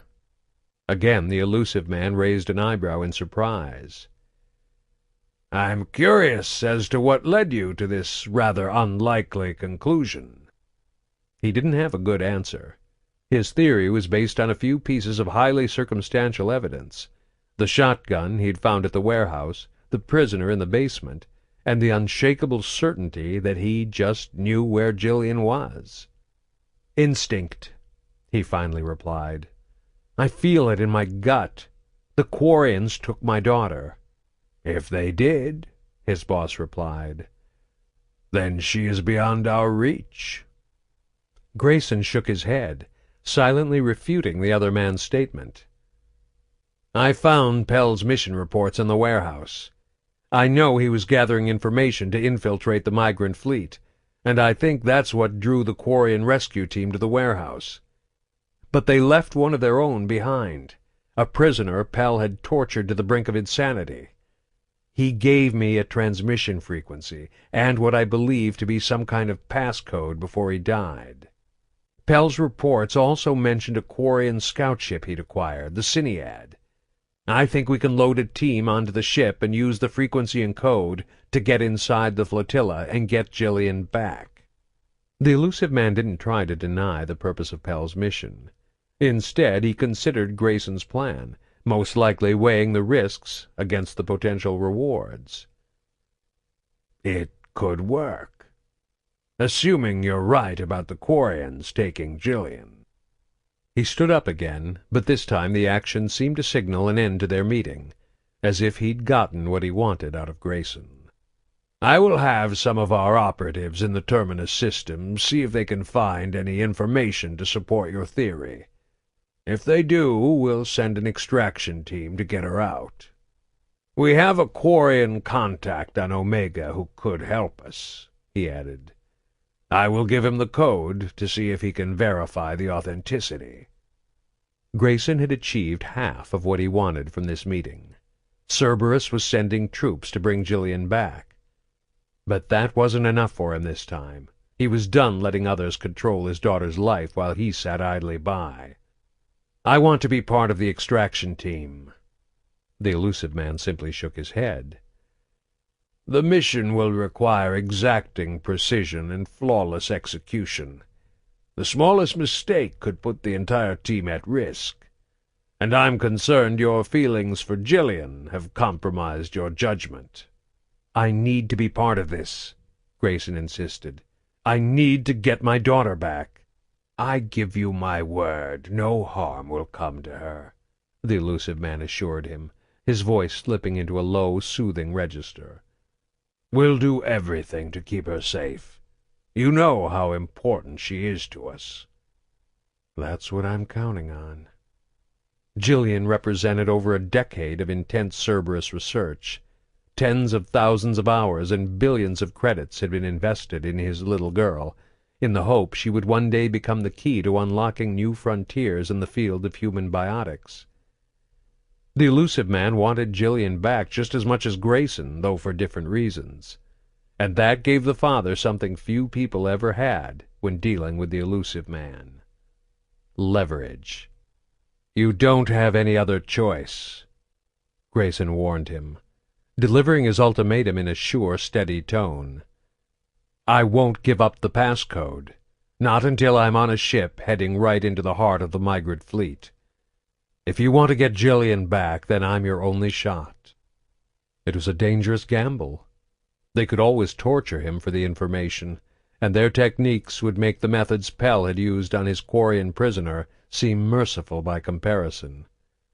But Grayson could still be useful, especially when it came to Jillian. Cerberus knew of his daughter's condition. They knew she could be unresponsive to strangers. Her father was worth keeping around. Or so he hoped.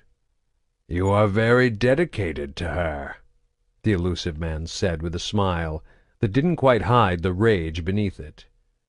"I hope that does not become a problem later on. So I can go?"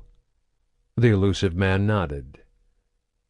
I will set up a meeting with Golo, our Quarian contact on Omega." He motioned with one hand, and Grayson stood up, fighting to keep his elation well hidden. It was quite likely there would be repercussions for his defiance somewhere down the road. The Elusive Man had a long, long memory. But he didn't care about that now. He was willing to pay any price if it meant he could get his daughter back. Chapter 20. "Remember what I told you, Jillian," Hendel said. "Get the image in your mind, then clench your fist and concentrate."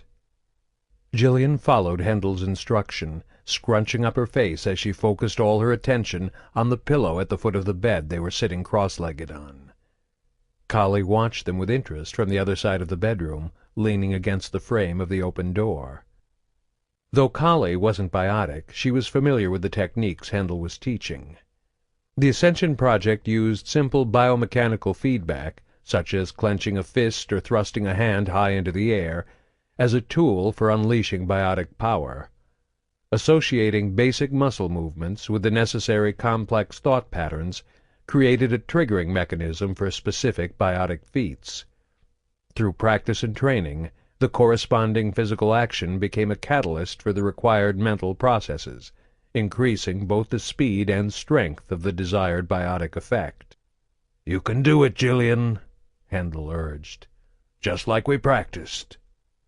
The girl began to grind her teeth, her fist clenched so tight it began to tremble. "Good girl," Hendel encouraged. "Now throw your arm forward and imagine the pillow flying across the room."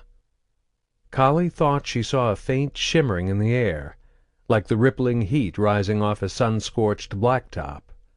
Then the pillow launched itself from the bed, hurtling toward Kali and smacking her square in the face. It didn't hurt, but it did catch her off guard. Jillian laughed, a nervous bark of excitement and surprise. Even Hendel cracked a small smile. Kali scowled at them both in mock exasperation. "Your reaction time's a little slower than it used to be," Hendel commented. "I think I better leave you two alone before I catch a lamp in the teeth," she replied before exiting the room and making her way aft toward the seats in the passenger cabin. 3 days had passed since their shuttle had docked with the Idena, and they were still waiting for the captain to give them clearance to come aboard his ship. During that time they had been well looked after, but Kali was starting to develop a serious case of cabin fever. Jillian and Hendel had fought against the boredom by focusing on developing her biotic talents. She had made astounding progress in an incredibly short time. Whether that was from all the one-on-one training Hendel was giving her, or if it was because her outburst in the cafeteria back at the academy had broken through some kind of internal mental barrier, Kali couldn't say. And though she was glad to see Jillian making progress, there was little she could do to help. It was clear, however, that Jillian was coping surprisingly well with their situation. She had always had good and bad days. The severity of her condition had an irregular ebb and flow. Over the past several days there were still times when Jillian seemed to simply zone out or disconnect from what was happening around her, but overall she seemed more consistently aware and engaged. Again, Kali wasn't sure of the exact reason. It could be the fact that she was receiving far more personal attention than she ever had at the academy. It might have had something to do with their inability to leave the tight confines of the shuttle. Jillian was intimately familiar with every square inch of the ship. She likely felt safe and protected while on board, as opposed to being exposed and vulnerable while wandering the classrooms and halls of the Grissom Academy. Or it simply could have been the fact that she had to interact with fewer people. Apart from Hendel and Kali, the only visitor to the shuttle had been Lem. He stopped by once or twice a day to give them updates on what was happening aboard the Idena and share any important news coming in from the rest of the vessels in the fleet. With almost 50,000 ships, many of them frigates, shuttles, and small personal craft, there was a constant stream of information and traffic within the flotilla. Fortunately, in the Quarians' endless efforts to seek out resources for their society, there were also dozens of vessels arriving and departing from nearby worlds on a daily basis. As promised, the Idena had requested from the other vessels food stores that were suitable for humans, as well as human envirosuits. One day after their arrival, supplies began to come in, and the shuttle's hold was now stocked to overflowing. Not surprisingly, the request had set off suspicions and rumors among the rest of the fleet. As Lem explained it, that was one of the reasons the decision was taking so long.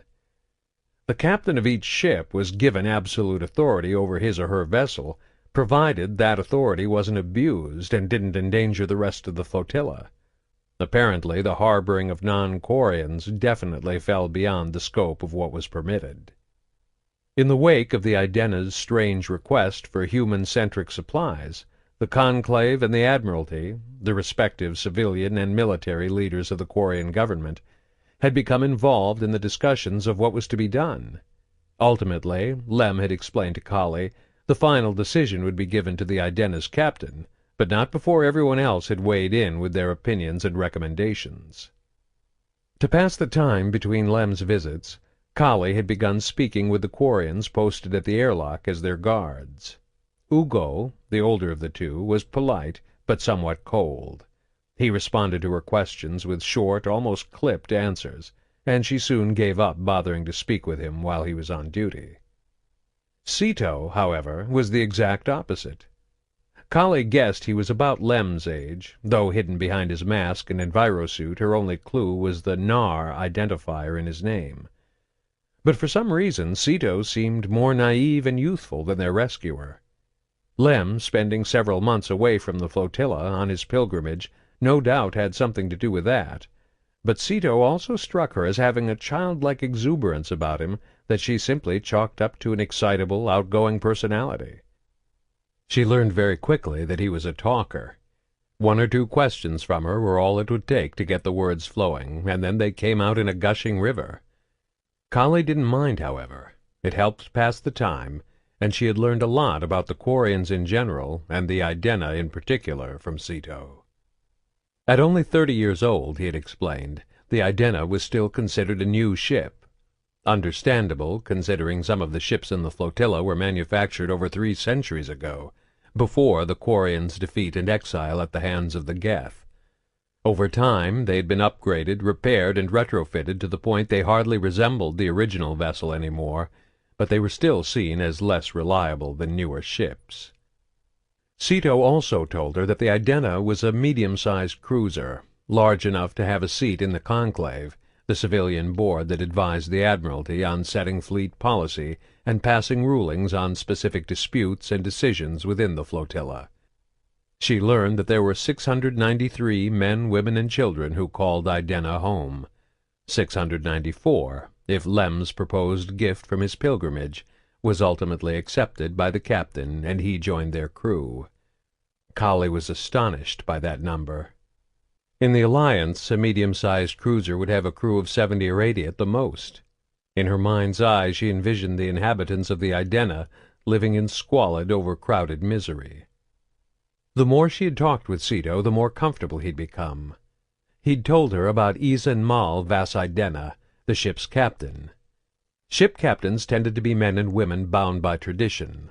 Mal, however, was generally regarded as an aggressive proponent of change and progress.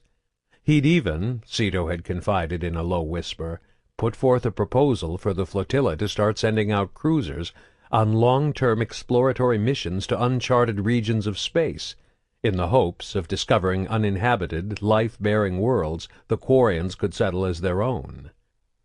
This particular view had often brought him into conflict with the other ship captains and the Conclave, who believed the Quarians needed to remain united in the migrant fleet if they were to ensure their survival.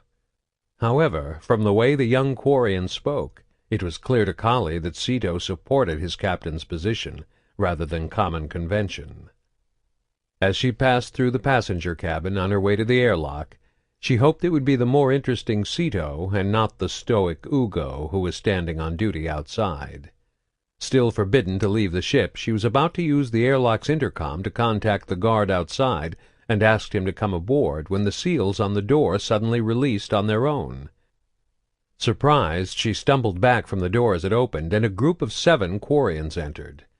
Kali felt a brief moment of alarm as they marched onto the shuttle, but when she realized none of them had their weapons drawn, she relaxed.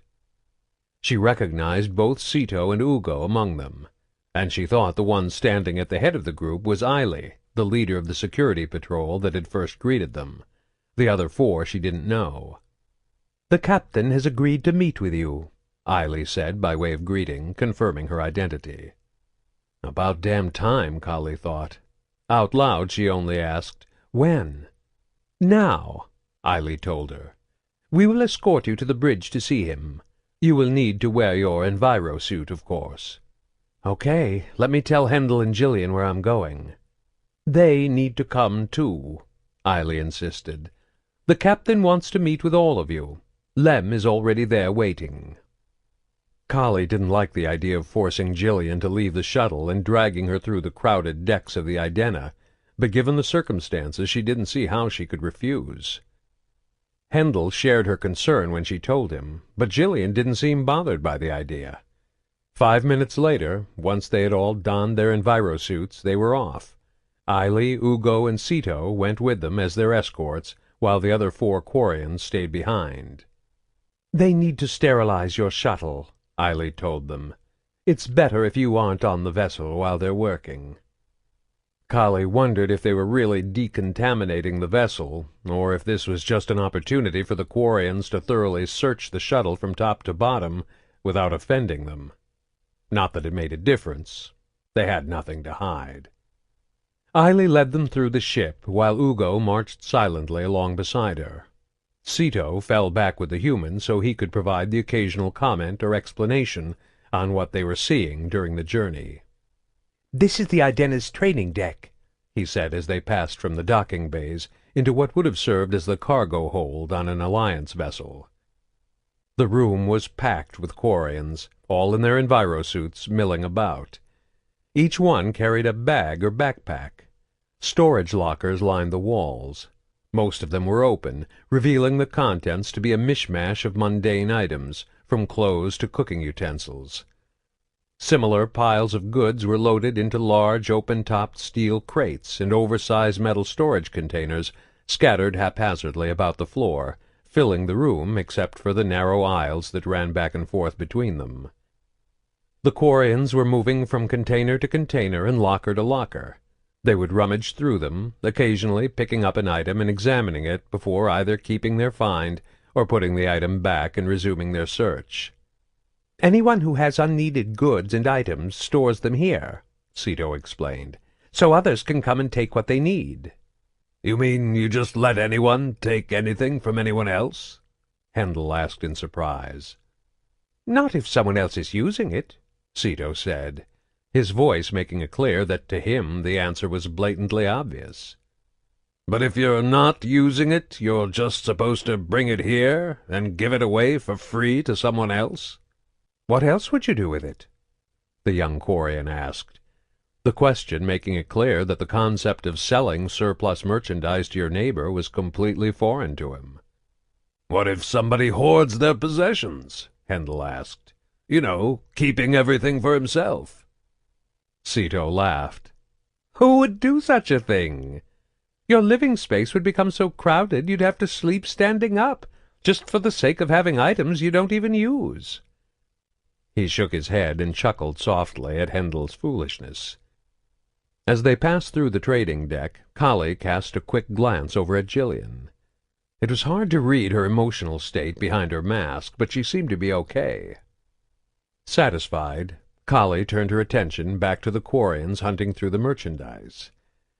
At first glance, the scene resembled the crowded market square of any colony world. A closer look, however, showed it was very, very different. It lacked the aggressive, bustling energy of a typical bazaar. Despite the crowd, 40 or 50 people by her guess, nobody was pushing, shoving, or fighting over items. Often 2 or 3 people would stop and talk, though they were always careful to move aside so they didn't block the aisles when they did so. It took her a moment to realize what else was missing. The noise. There were no merchants loudly hawking their wares, and no angry shouting of customers and proprietors haggling over prices. only the soft sounds of people searching through the lockers and bins, and the low, good-natured conversation of neighbors and friends. They were nearing the large freight elevator that would take them up to the next level of the ship, when Collie noticed something else. A small desk, fashioned from an unidentifiable alien hardwood, had been set up in front of a door leading to a supply room off to the side of the cargo hold. A female Quarian sat at the desk behind a computer, where a line of 5 or 6 others stood waiting. 2 male Quarians stood behind her. The man at the front of the line said something to the woman, who punched some information into the computer. He handed her an empty pack, which she passed to one of the men behind her. He disappeared into the room, then emerged again a few seconds later, and handed the pack, now filled, back to the man in line. "What's going on over there?" she asked. "Essential items, such as food or medicine, are stored separately," Cito explained. "We need to keep track of our reserves to make sure we always have enough for everyone in the colony." "What happens when the reserves run low?" Hendel asked. "If we manage them carefully, they never will," Cito replied. "Weekly shipments arrive from the live ships to provide for our basic needs, and specific or luxury items are acquired by the scout ships we send out to explore the worlds of the systems we pass through, or through trading with other vessels in the fleet." They boarded the elevator and began to ascend, leaving the trading deck behind them. When they reached the next level, the elevator door opened, and Collie's jaw dropped at the sight before her. They were on what would have been the crew deck of an Alliance cruiser, but instead of the expected mess hall, sleeper pods, medical bay, or rec room, she got her first good look at how the vast majority of Quarians lived. Most of the interior walls of the deck had been torn out to maximize the use of space. Replacing them was a massive grid of cubicles arranged in groups of 6, 3 running fore and aft along the ship's deck by 2 running port to starboard. Each individual cubicle was maybe a dozen feet on a side, with 3 walls fashioned from steel plates that ran 3/4 of the way up to the ceiling. The 4th side, the one facing out toward the aisles that crisscrossed fore to aft and port to starboard between each group of cubicles, was open, though most had heavy sheets of bright multicolored cloth hanging down from the ceiling like curtains to cover the opening. The noise that had been absent from the markets seemed to have migrated here, a general din of sound and voices that rose up from each cubicle. "This is the deck where I live," Cito told them proudly, as Eiley led them down one of the aisles running through the center of the cubicle grid. As on the trading deck, the lanes running in both directions were crowded with people. These individuals moved with more purpose than the idly browsing shoppers, though they were still unfailingly courteous in making way for others. As they passed cubicle after cubicle, Collie wondered if the colors and intricate designs sewn onto the cloth curtains that served as the doors had any significance, such as identifying individuals from a specific clan or family. She tried to look for signs of common or repeating patterns in the artwork that might hint at something, but if it was there it eluded her. Many of the cloth curtains were only partially drawn, and Collie couldn't resist the urge to glance from side to side at each cubicle as they passed, catching occasional glimpses of ordinary Quarians living their everyday lives. Some were cooking on small electric stoves, others were tidying up their cubicles, others were playing cards or other games, or watching personal vid-screens. Some were gathered in small groups, sitting on the floor while they visited a friend's or relative's space. A few were even sleeping. All of them were wearing their enviro-suits. "Are they wearing their suits because of us?" Hendel wondered. Cito shook his head. "We rarely take off our enviro-suits, except in the most private settings or intimate encounters. We work hard to maintain our ships," Eiley added from up ahead, "but the chance of a hull breach or engine leak, remote though it may be, is something we must be constantly and acutely aware of." On the surface her explanation made sense, but Collie suspected there was more to it. Hull breaches and engine leaks would indeed be extremely rare, even in older, run-down vessels. And simple air quality monitors, combined with element zero detectors, could alert people on board to don their suits in the event of an emergency long before any serious harm was done to them. It was quite likely wearing the envirosuits had become a deeply ingrained tradition, a custom born from the inescapable lack of privacy on the overpopulated ships. The masks and layers of material could very well be a physical, emotional, and psychological buffer in a society where solitude was virtually impossible to find. "How do you go to the bathroom?" Jillian asked, much to Collie's surprise. She had expected the girl to withdraw into herself in an effort to escape the crowds and overabundance of noise in the unfamiliar surroundings. Maybe she's getting some kind of psychological privacy from her mask and envirosuit, too. "We have bathrooms and showers in the lower decks," Cito explained in answer to Jillian's query. "The room is sealed and sterile. It is one of the few places we feel comfortable removing our envirosuits." "What about when you're not on a Quarian ship?" Jillian wanted to know. "Our suits are equipped to store several days' worth of waste in sealed compartments between the inner and outer layer. The suit can then be flushed, discharging the waste into any common sanitation facility, like the toilet on your shuttle, without exposing the wearer to outside contaminants." Cito suddenly darted up ahead and pulled back the curtain on one of the cubicles. "This is my living quarter," he said excitedly, ushering them over. Peering inside, Collie saw a cluttered but tidy little room. A sleeping mat was rolled up in one corner. A small cooking stove, a personal vid-screen, and a computer rested against one of the side walls. Several swatches of bright orange cloth hung on the walls, the color matching the curtain that was used to block the open entrance. "You live here alone?" Collie asked, and Cito laughed again at the foolishness of humans. "I share this space with my mother and father. My sister lived here for many years, too, until she left on her pilgrimage. Now she is with the crew of the Raya." "Where are your parents now?" Jillian asked, and Collie thought she heard a hint of longing in her voice. "My father works on the upper decks as a navigator. My mother is usually part of the civilian council that advises Captain Mal, but this week she is volunteering on the live ships. She will be back in 2 more days." "What about all the orange cloth hanging from the walls?" Collie asked, changing the topic away from missing parents. "Does it mean anything?" "It means my mother likes the color orange." Cito chuckled, letting the curtain fall back into place as they continued on their way. They made their way through the remaining cubicles until they reached another elevator. "I will escort the humans alone from here," Eiley informed Cito and Ugo. "You two go report back for normal work detail." "I'm afraid this is where we part company," Cito said with a courteous nod. "I hope we shall see each other again soon." Ugo nodded too, but didn't bother to speak. The elevator opened, and they followed Eiley aboard. The doors closed, and it whisked them up to the bridge. As they stepped off, Collie was surprised to see several more cubicles built along one side of the hall running from the elevator. Apparently space was so valuable that even here, only a few dozen feet from the bridge itself, every available inch was used. "Those are the captain's quarters," Eiley pointed out as they walked past one of the cubicles toward the bridge, filling the role of tour guide now that Cito was no longer with them.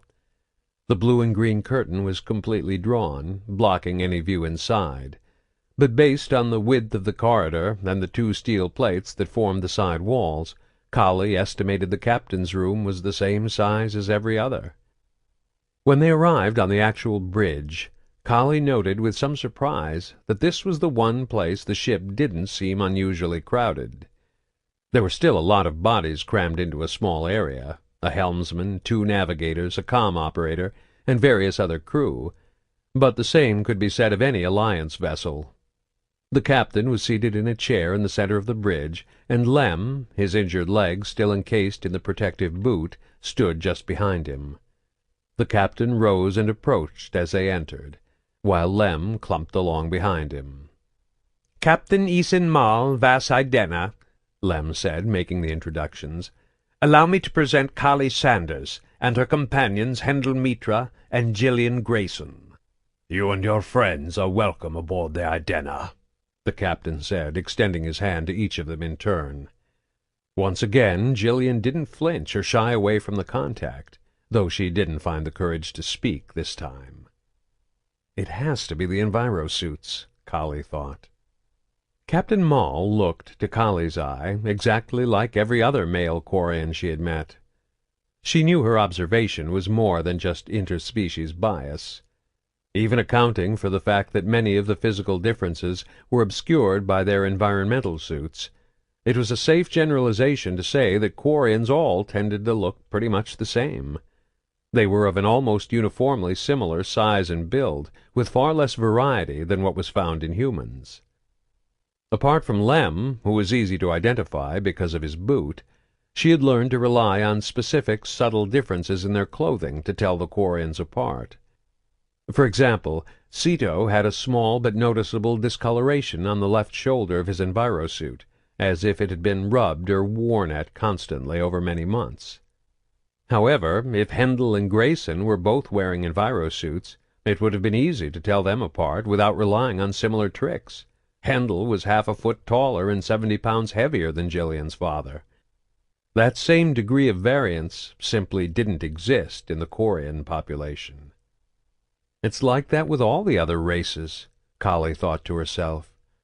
For some reason, humans just have more genetic diversity than the rest of the galaxy. She hadn't really noticed it before, not consciously, but here on the bridge of the Idena it seemed to strike home. "It's happening to us, too," she realized, as Hendel shook the captain's hand. The big man's mix of Nordic and Indian ancestry was the norm on Earth now, and the inevitable genetic byproduct was a more physically homogeneous population. In the 22nd century, blonde hair like hers was a rarity, and naturally blue eyes were non-existent. But with hair dye, skin toning, and colored contact lenses, who really cares? "I extend to each of you the warm welcome of my ship and her crew," the captain was saying, causing Kali to snap her mind back to the present. "It is an honor to meet you." "The honor is ours, Captain Maul," Kali replied. "You have taken us in when we had nowhere else to go." "We are wanderers ourselves," the captain replied. "We have found safety and community here in the migrant fleet, and I offer that safety to you now as well." "Thank you, sir," Kali replied. The captain bowed his head in acknowledgment of her gratitude, then reached out and placed a hand on her shoulder, drawing in close so he could speak to her in a tone so soft she could barely hear it through the voice modulator of his mask. "Unfortunately, the safety of the migrant fleet is a false one," he whispered. Kali was caught off guard by the cryptic warning, too surprised to give a reply. Fortunately, he didn't seem to expect one. He took his hand from her shoulder and stepped back, resuming the conversation in his normal voice. "Representatives from the Conclave and the Admiralty are coming to the Idena to speak with you," he told her. "This is a great honor for my ship and my crew." From the tone of his voice, Kali suspected he felt the honor was more of an inconvenience. "Sir," one of the crew members informed the captain, "the Lestiak is requesting permission to dock." "Send them to Bay 5, Maul replied. "We'll meet them there. Come," he said to Kali and her companions. "We shouldn't keep such important visitors waiting." Chapter 21. Once again, Kali and her companions were led through the ship by 3 Quarians. This time, however, their escort consisted of Eiley, Lem, and the captain. They took them back down to the lower levels and over to the docking bays. Instead of going back to Grayson's shuttle, however, they made their way to one of the other occupied bays, where the Lestiak, along with its crew of VIPs, was already waiting for them. Considering the political status of those on board, Kali was surprised to see the captain didn't request permission before opening the airlock and entering the vessel. "I guess the captain gets to go wherever he wants on his own ship," Hendel whispered to her, making note of the strange behavior as well. Inside the shuttle, they were brought into a large conference room that appeared to be set up for what looked to be some type of official inquiry. Or a court-martial, Kali thought. There was a long, semicircular table with 6 chairs behind it. 5 of the chairs were occupied by Quarians, though one on the end was empty. Several armed guards stood at the back of the room, behind the seated dignitaries. Mal led them to the center of the room, where they stood while he made a full round of introductions. Kali didn't bother to remember all the names as they were tossed out. She did, however, make a point of noting which 3 of the Quarians in attendance were elected representatives from the civilian conclave, and which 2 were members of the military's Admiralty Board. She also noticed that when Mal introduced Lem, he referred to him as Lem Shal Vas Idena. Apparently the young Quarian's pilgrimage was officially over, and he had been accepted into Mal's crew. When the introductions were finished, Mal went over and sat down in the lone, unoccupied seat at the table. Eiley went and stood behind him, joining the other honor guards watching over the scene from the back wall. Lem didn't move, but stayed with the humans who remained standing in front of the table. "Kali Sanders," one of the Admiralty representatives asked, beginning the proceedings. "Do you understand why we have brought you here?" You think I might know something about Saren Arterius, and how he was able to control the Geth, she replied. Could you describe your relationship with Saren? Another representative asked, this one from the civilian conclave. There was no relationship, Kali insisted. I only met him briefly 2 or 3 times. As far as I knew, he was just the spectre assigned to investigate the activities of my mentor, Dr. Shu Qian. And what were those activities exactly? Qian had discovered some kind of alien artifact, she said, choosing her words carefully. It might have been Prothean. Maybe it even predated them. None of us really knew. He thought it was the key to creating a new kind of artificial intelligence. But he kept the rest of us in the dark. We were just lab monkeys for him, running data he gathered from his tests and experiments. Qian was the only one who knew any of the details about the artifact, where it was, what it did. But Qian went missing, and he was never found. Neither were his files. "Is it possible Saren found his files?" one of the conclave asked. "Is it possible he found this artifact and used it to gain control of the Geth?" It's possible, Kali answered somewhat reluctantly. The idea had occurred to her before, but she didn't like speculating that she had played some role, however small, in the devastation wrought by the Geth. "Have you ever heard of a species called the Reapers?" the first Quarian wanted to know. Kali shook her head. "There is word coming from the Citadel that Saren's flagship, Sovereign, was actually an advanced AI. It was alive, just one of an entire race of enormous sentient ships called the Reapers." "Those are just rumors," Handel interjected. "There's no proof to support those theories."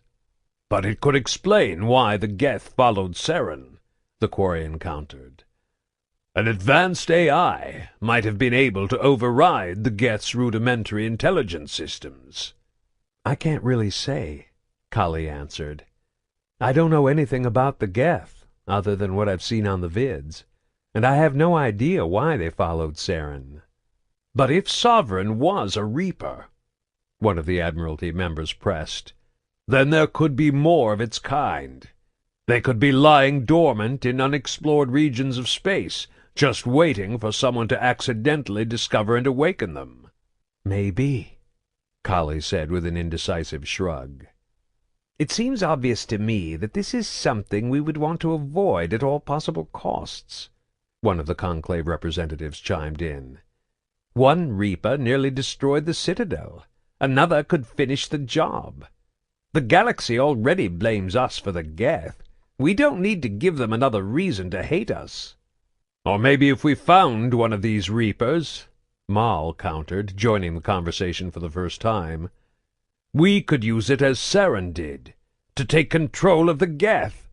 We could return to our home worlds and reclaim what is rightfully ours." There was a long silence.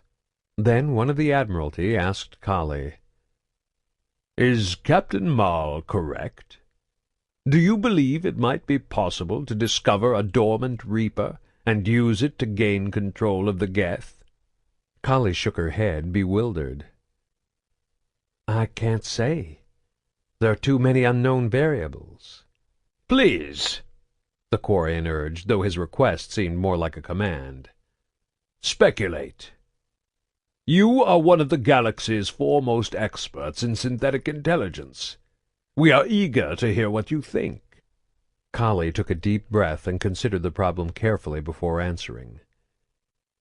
"Given what I knew of Dr. Kian's research, if Saren's flagship was the alien artifact we were studying, it might have been possible to use it to control the Geth. And if there are more ships out there like Sovereign, then yes, it is logical to assume they could also be used to control or influence the Geth, assuming that's what Saren did." It was difficult to read the body language of the Quarians at the table while their expressions were obscured by their masks. But Kali thought she detected anger or frustration in several of their postures. Mal, however, seemed to be sitting taller than before. "Is there anything else you can tell us, Kali Sanders?" one of the Admiralty asked.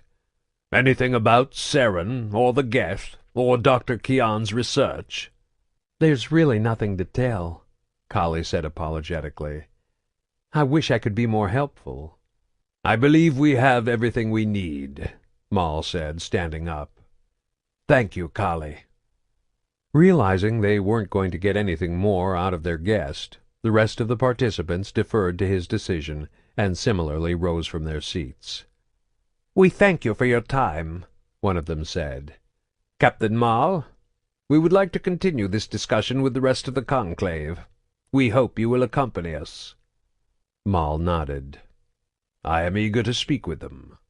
"We should leave as soon as possible," one of the other Quarians noted.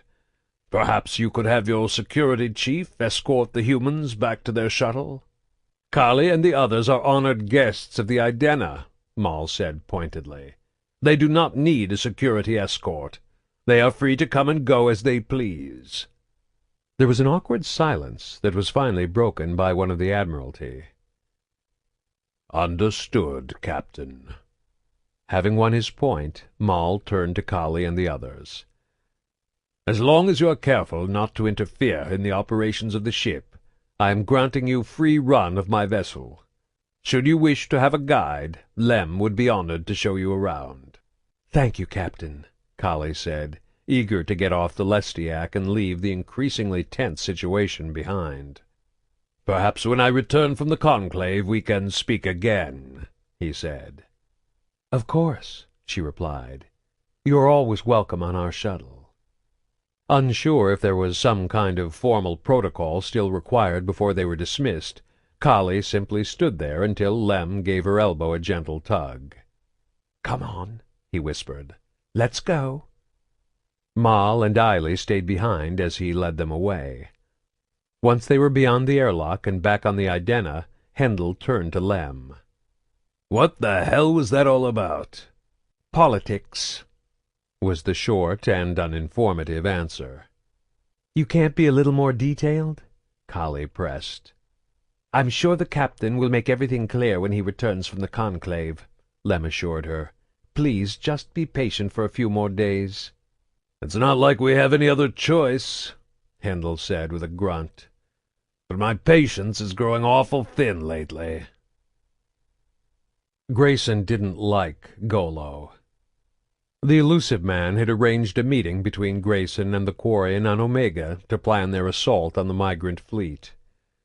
The meeting was taking place in a small rented apartment in the Talon district, not 2 blocks away from the warehouse where he had killed Pell. The room was empty except for 2 chairs, 1 table, and the 2 of them. "You might as well give up," Golo declared to start off the conversation. "Infiltrating the Quarian fleet is impossible." "They have my daughter," Grayson replied, keeping his voice neutral despite the bile in his throat. I want her back. I was told you could help us." Golo may have been an ally of Cerberus, but he was a traitor to his own people. Grayson couldn't respect anyone who would turn on his own kind simply to make a profit. It went against everything he believed in. "There are 50,000 ships in the migrant fleet," Golo reminded him. "Even if they do have her, how are you going to figure out which vessel she's on?" The pilot of the scout ship, the one Pell tortured for information, said his name was Hilo Ja Vas Idena. I think the Siniad was a scout ship for the Idena. Whoever came looking for him was part of the same crew. They're the ones who took Jillian. "That makes sense," Golo admitted. Something about the way he said it made Grayson feel as if he were being played, as if Golo already knew all this. "But it hardly matters. You won't get anywhere near the Idena. Even if you're in the Siniad, the patrols will shoot the vessel down if you don't use the proper codes and hailing frequencies." "I have the frequency and the code," Grayson assured him. "The pilot gave them to me before he died."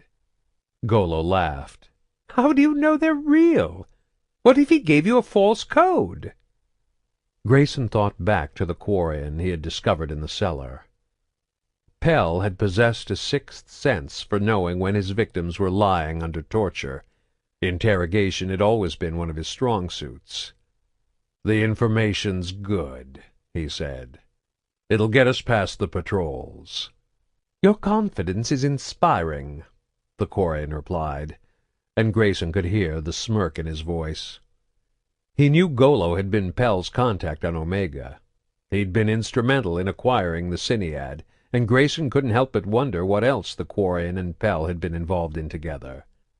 "We're offering 10 times what you were paid for the last mission," Grayson said, struggling to keep his rising anger in check. He needed Golo. Having the codes wasn't enough. If the mission had any hope of succeeding, they had to have someone familiar with the protocols of the migrant fleet on the ship to keep them from making a mistake that would expose them. And they needed someone fluent in the Quarian tongue on the radio to relay the codes back and forth with the patrols. An automated translator wasn't going to cut it. 10 times? Golo said, considering the offer. Generous. But is it worth risking my life for? This is also a chance for revenge, Grayson reminded him, sweetening the pot. He'd read Golo's profile in Pell's mission reports. He knew the Quarian harbored a deep hatred for the society that had exiled him, and he wasn't above exploiting that hatred. Not if it helped him get Jillian back.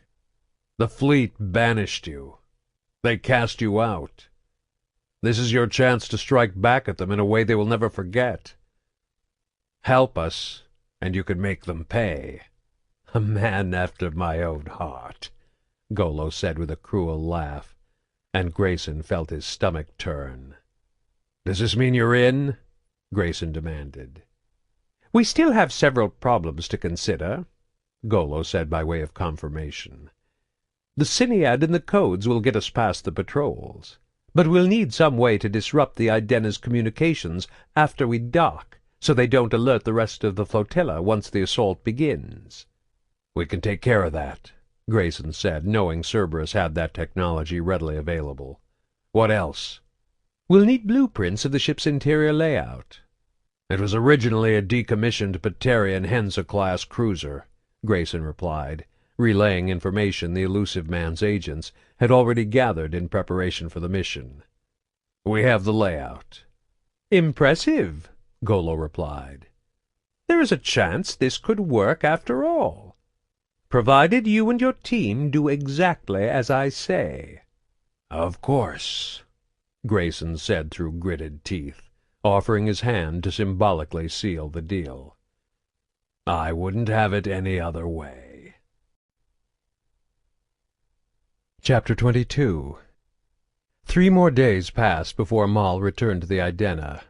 Kali had spent much of that time exploring the Quarian ship, becoming more familiar with its inhabitants and their culture. She had come to realize that most of her previous beliefs about the Quarians were either outright wrong or gross distortions of the truth. She had always considered them to be scavengers, beggars, and thieves, a culture of petty criminals not to be trusted.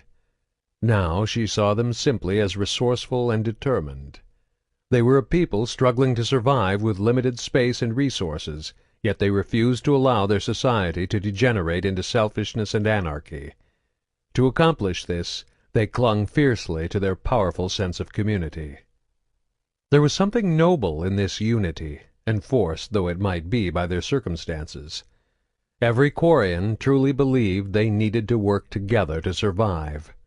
The strong family bonds among shipmates and the willingness of individuals to sacrifice for the greater good were values Kali thought other species could aspire to, should they ever learn to see past their own prejudices and preconceived notions about the Quarians. While Kali was exploring the ship, Hendel and Jillian spent most of their time on Grayson's shuttle practicing biotics. Even while wearing her envirosuit, Jillian still wasn't entirely comfortable around strangers, and she preferred to stay isolated in the more familiar surroundings. Occasionally Lem or Sita would come to visit, though both were close-lipped when Kali or Hendel tried to pry information from them about the Quarian political situation. It was frustrating, being a pawn in a game she didn't fully understand, but Kali was confident they would get some answers soon. Captain Maul was finally coming to speak with them. Kali, Hendel, and Jillian were all wearing their envirosuits in preparation for his visit to their shuttle.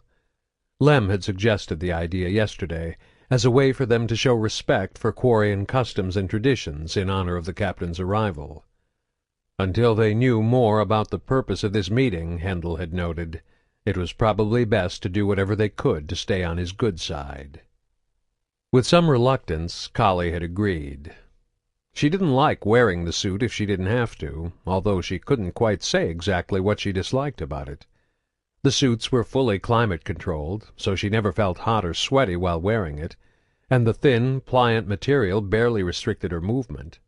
And with the vis-glass of the faceplate and the audio enhancements in the helmet, she could actually see and hear better while wearing the suit than without it.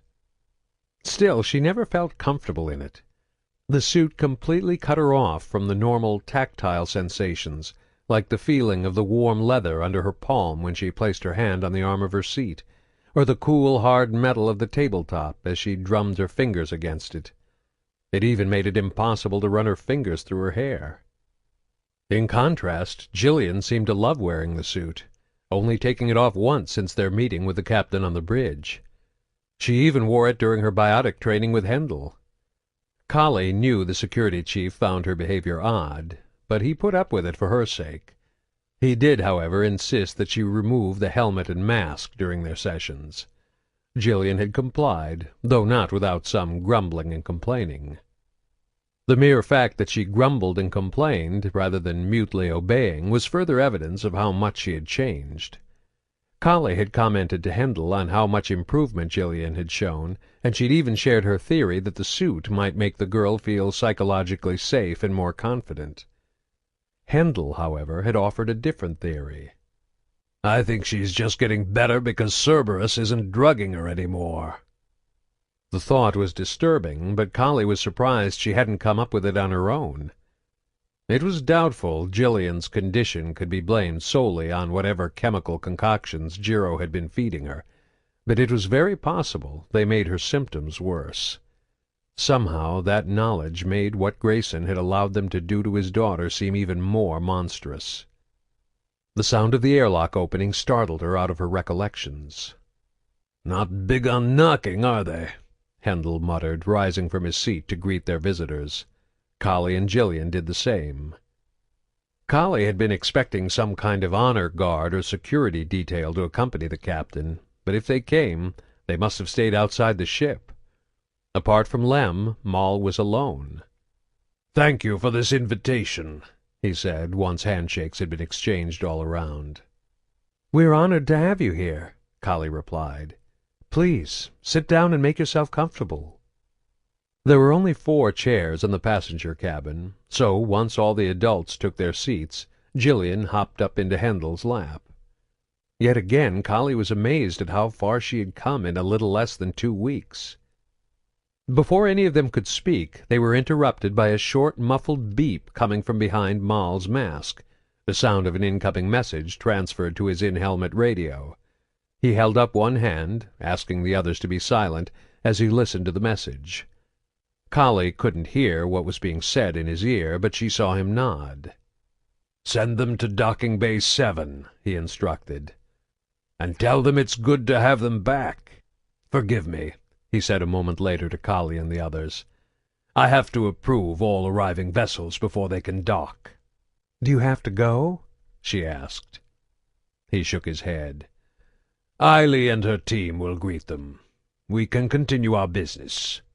"And what exactly is that business?" Hendel said, casting tact and decorum aside. Kali couldn't blame him. She was about ready to do the same thing. Fortunately, Moll seemed willing to be completely candid. "The migrant fleet is dying," he said flatly. "It is a long, slow, almost invisible death, but the facts are undeniable. We are nearing a time of crisis for our species. In another 80 or 90 years, our population will be too large for our ships to support." "I thought you had zero population growth," Kali said, remembering Sito describing the universally enforced policies of birth control during one of her tours of the lower decks. "Our population is stable, but the fleet is not," the captain explained.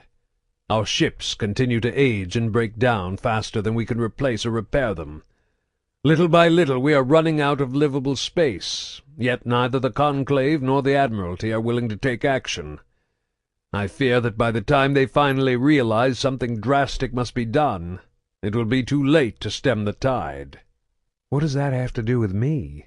Kali wanted to know. "Why were they asking me all those questions about the Geth and Reapers?" "There is a small but growing coalition of ship captains who believe we must take immediate action if the Quarian nation is to survive," Moll explained. "We have proposed that several of the fleet's largest vessels be equipped for long-distance voyages.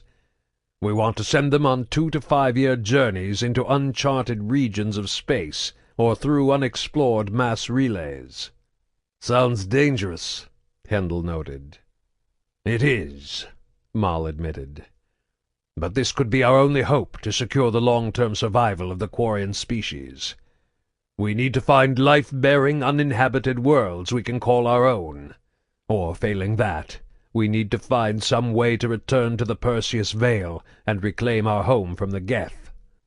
"Do you really believe you'll find one of these so-called Reaper ships somewhere on the fringes of unexplored space?" Hendel asked. "I believe it is better than doing nothing and waiting for our numbers to begin an irreversible decline." "Seems logical," Kali admitted. "So why is there so much opposition to sending out these ships?" "Our society is extremely fragile," Moll explained. "The smallest change can have huge repercussions. Sending away several of our larger vessels will weaken the fleet as a whole, at least until they return. Most of the representatives in the Conclave are not willing to take that risk." "Their caution is understandable," the captain admitted. "For nearly 300 years the Admiralty and the Conclave have fought to protect what little we have from crumbling away. They had no choice but to adopt careful and conservative policies. Those policies served us for a time," he continued. "But now we need to adapt. We need new policies if we are to survive. Unfortunately, the weight of tradition hangs heavily over the fleet, and there is a widespread fear of change. That is why your testimony before the representatives was so important, Kali," he added. "We need to win others over to our cause, to make them see that taking a risk is our best chance to survive. Even if we don't find the Reapers or discover a way to drive the remaining Geth from the Perseus Vale, we still might find new worlds we can settle." "But my testimony was meaningless," Kali objected. "It was all speculation and maybes. I don't know anything useful about the Geth or the Reapers, and I never said sending ships into the uncharted void would help you find them." "That's beside the point," Moll explained. "People believe you have knowledge that can defeat the Geth. It doesn't matter if you really do. You have become a symbol of hope for the future among our society. If other captains see you allied with me, it will win support to our cause. That is why those who oppose us want to see you leave the Idena." "Leave?" Hendel said worriedly. "You mean they're kicking us out of the fleet?" "They won't do that," Mal assured him. "It would turn you into martyrs for my cause, drumming up even more support for those of us who advocate change. But there are many captains who oppose us," he continued. "Several have offered to give you sanctuary on their vessels, should you choose to leave the Idena. They believe if you travel with them, it will gain support for their side." "I don't like being a political pawn," Kali muttered darkly. "I understand," Mal said sympathetically, "and I am sorry I have put you in this position. If you really don't want to be involved, you are free to leave the fleet." Kali frowned. Leaving the fleet wasn't an option, not while Cerberus was still looking for them. "Please, Kali," Lem added. "Sending out the exploration ships is the best hope for my people to survive." Lem probably could have gotten her to agree simply by saying she still owed him for saving them on Omega. But Kali had learned enough about Quarian culture to realize he would never try to force her like that. Still, she did owe him, and Mal's arguments made sense to her. Before she could answer, however, they heard the distant but unmistakable sound of the Idena's shipboard alarms. "We're about to find out if your information is reliable," Golo whispered as the Siniad's nav screens showed several patrol frigates breaking off from the main body of the migrant fleet. The Quarian shuttle was packed with 10 highly trained Cerberus commandos, along with Golo, Grayson, and a pilot trained to fly the Quarian modified vessel. Everyone on board was wearing a full combat hardsuit, equipped with kinetic dampeners, and they each carried a heavy assault rifle. "Open the hailing channel," Golo instructed, and the Cerberus pilot did as he was told. Grayson was technically in charge of the mission, but for much of it he would be deferring to Golo and his greater understanding of the Quarians. A few seconds later the radio crackled with the challenge of the Quarian patrols. "You are entering a restricted area. Identify." "This is the scout ship Siniad of the Idena," Golo responded, "seeking permission to rejoin the fleet." "Verify authorization." Grayson held his breath as Golo recited the code phrase. "My body travels to distant stars, but my soul never leaves the fleet." Several seconds passed before they got their response. "Idena confirms your identity. Welcome back, Siniad." Golo flipped off the comm channel. "Bring us in nice and slow," he instructed the pilot. "We don't want to spook anyone." Locating the Idena amid the armada of ships was surprisingly simple. Every vessel in the fleet transmitted a short-range homing signal on a unique frequency. As a scout ship, the Siniad was pre-programmed with the Idena's frequency, so that the vessel showed up as a green pixel on the nav screen, in contrast to the red of the other ships. As they drew close, Golo opened the comm channel again. "This is the Siniad, requesting permission to dock with the Idena." There was a delay of several seconds before the radio crackled with, "This is the Idena. Your request is granted. Head to docking bay 7. And the captain says it's good to have you back." "It's good to be back," Golo replied. "Better send a security and quarantine team," he added, before clicking the comm channel closed. "A security team?" Grayson asked, suspicious. "Standard protocol," Golo replied. "If I didn't request one, they'd get suspicious." "Will they be armed?" "Probably, but they won't be expecting any trouble. Your squad should be able to take them down without too much difficulty." Grayson felt his stomach clenching as they drifted into the docking bay. For the first time in several days he felt the sudden craving to dust up, but he pushed it aside by focusing on the mission. The 3 men in the cockpit were silent until they heard the docking clamps secure the ship in place. "Lock onto your target," Grayson instructed, and the pilot nodded. But hold fire until my order." Cerberus had made some additions to the Siniad, including the addition of a small but powerful short-range laser.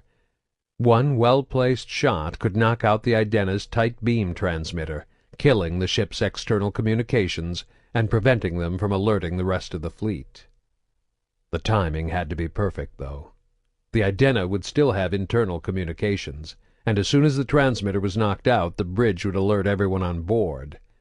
Grayson wanted to wait until the security team coming to meet them had been dealt with before that happened. "Alpha Team," Grayson said into his combat helmet's transmitter, "you're going to have company when the airlock opens. Report in as soon as you take them out." A few seconds later they heard several sharp bursts of gunfire coming from just outside the ship. "Enemy is down," the Alpha Team leader replied. "No casualties on our end." "Take out the transmitter," Grayson said, and the pilot fired the laser, shearing off the dish in a quick, clean cut. The shipboard alarms kicked in almost immediately. "Now the fun begins," Golo said, and behind his mask, Grayson knew he was grinning. Chapter 23. "What's happening?" Kali demanded, shouting over the distant alarms. The captain listened intently to an incoming message, then relayed the news to the rest of them. "The Siniad, one of our scout ships, just docked with us. They knocked out our tight beam transmitter." "I was searching for the crew of the Siniad when I found you in that warehouse," Lem told them, speaking quickly. "I thought your captors had some connection to the scout ship." "Cerberus," Hendel said. "They're coming for Jillian." "What about the security team you sent to meet them?" Kali asked, remembering the captain's earlier instructions. "Eiley and the others." "No response," Maul said, his voice grim. They all knew what that likely meant. "If it's Cerberus, they'll be coming straight for this shuttle," Hendel warned them. "They'll want to grab Jillian and get out quick, before you can organize any resistance." "Do you have any weapons on board?" Lem asked. Kali shook her head. "The rifle we took from the warehouse is nearly out of ammo. Hendel's biotic, but that's all we've got." "Call for a security detail," the big man said. "They won't get here in time," Maul replied. "The Siniad's only 2 bays over." "We can't even seal the shuttle and make a run for it," Kali realized. "We'd never disconnect the docking clamps in time." "Come on," she said, jumping to her feet. "We can't hold them off in here." The 5 of them, 2 Quarians and 3 humans, raced from the shuttle through the airlock out into the landing bay of the Idenna. Hendel had to half drag and half carry Jillian to keep up. The alarms were disorienting her, and she was moving with slow, distracted steps. "Trading deck!" Maul shouted. "We have weapons in the storeroom!"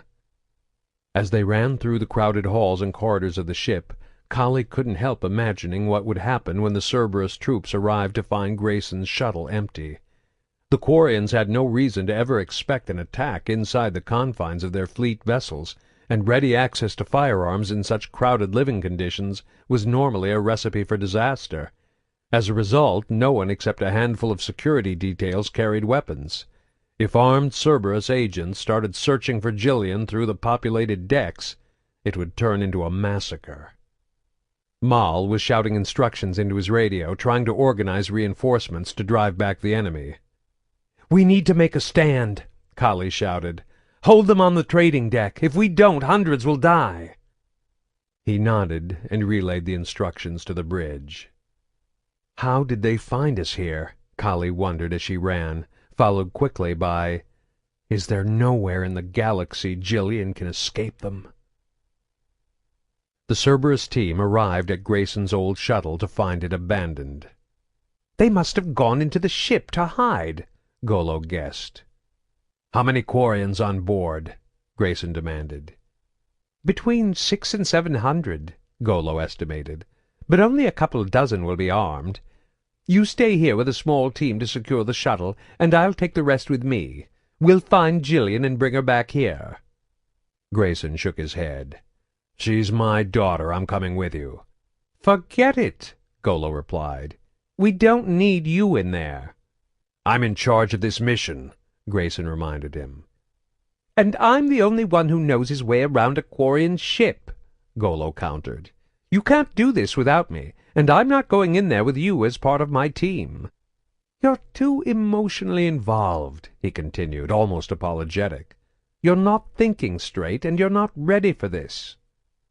Grayson didn't argue the point. He'd barely slept since escaping Pell's warehouse. He was just a duster running on adrenaline and desperation. Exhaustion and withdrawal would slow his reaction time and impair his judgment, putting the entire team in jeopardy. "If you really want your daughter back," the Quarian added in a sensitive whisper, "the best thing you can do is wait here and get the shuttle ready for our escape." Golo was playing him, pushing his emotional buttons.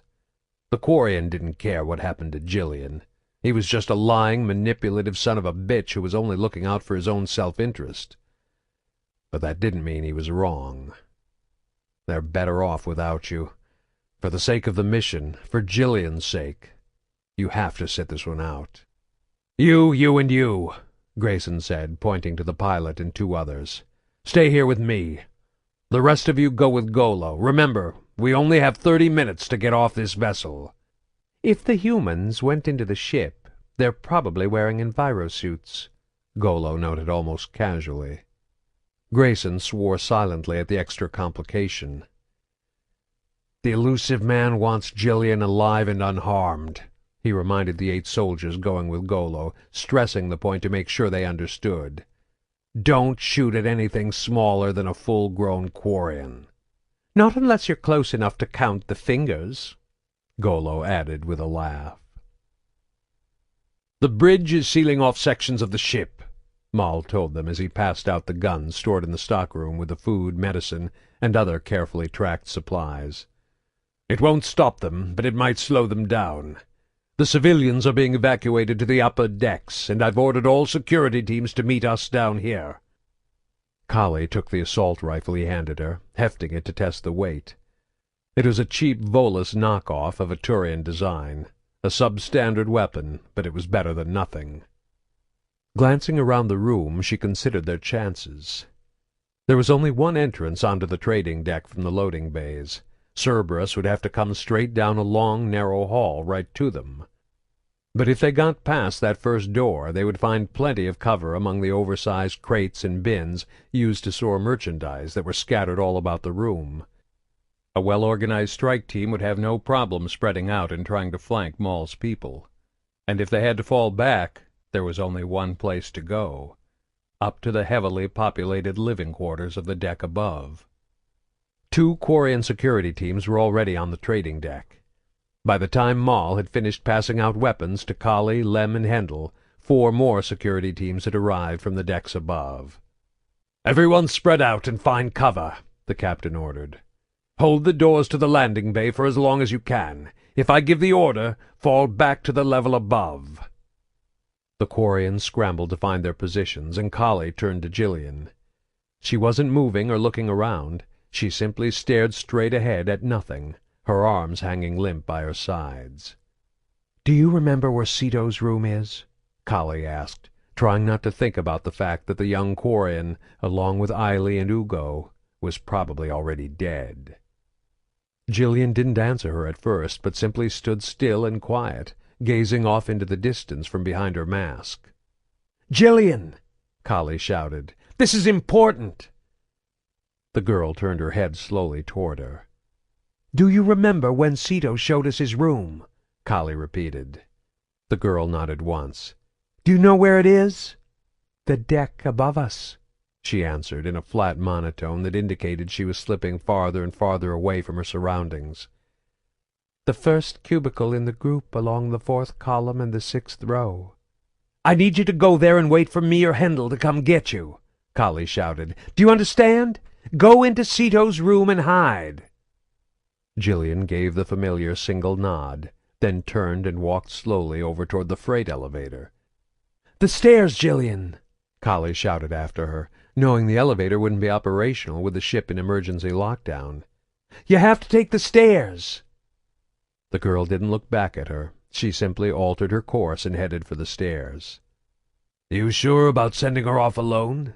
Hendel asked, checking the sights and auto-targeting system on his own weapon. Kali wasn't sure. In fact, she hated it, but she didn't see any other option. "She can't stay here," she said, "and we can't send anyone with her. Maul's going to need every possible body if we have any hope of holding this position." Hendel nodded, agreeing with her assessment of the grim situation, then ran off to find a cover spot behind one of the overflowing metal bins that gave him a clear shot at anyone coming in from the landing bay. Kali did the same, hunkering down behind a large steel crate filled with pots and pans. Cerberus didn't keep them waiting long. The assault began with a handful of grenades lobbed through the door and into the trading deck. None of Maul's team were positioned close enough to the entrance to be caught in the blast range, but when the grenades detonated, they sent several of the crates and their contents flying through the air. No one was injured, but it served as a distraction as the first wave of 2 Cerberus soldiers pushed forward to the edge of the door. Kali and the others opened fire, trying to drive them back. Trusting in their armor's kinetic barriers, the enemy returned fire as they sprinted forward through the entrance toward one of the nearby crates that promised them cover.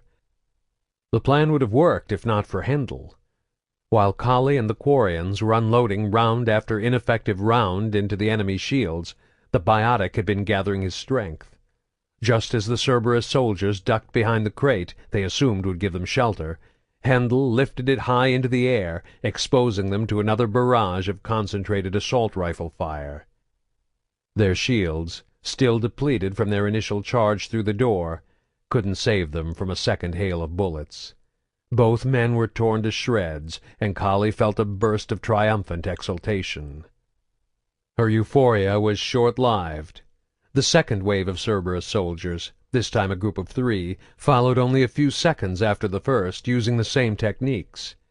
Hendel needed more time to recharge before he could unleash his powers again, so this time the trio made it safely to the cover of one of the bins.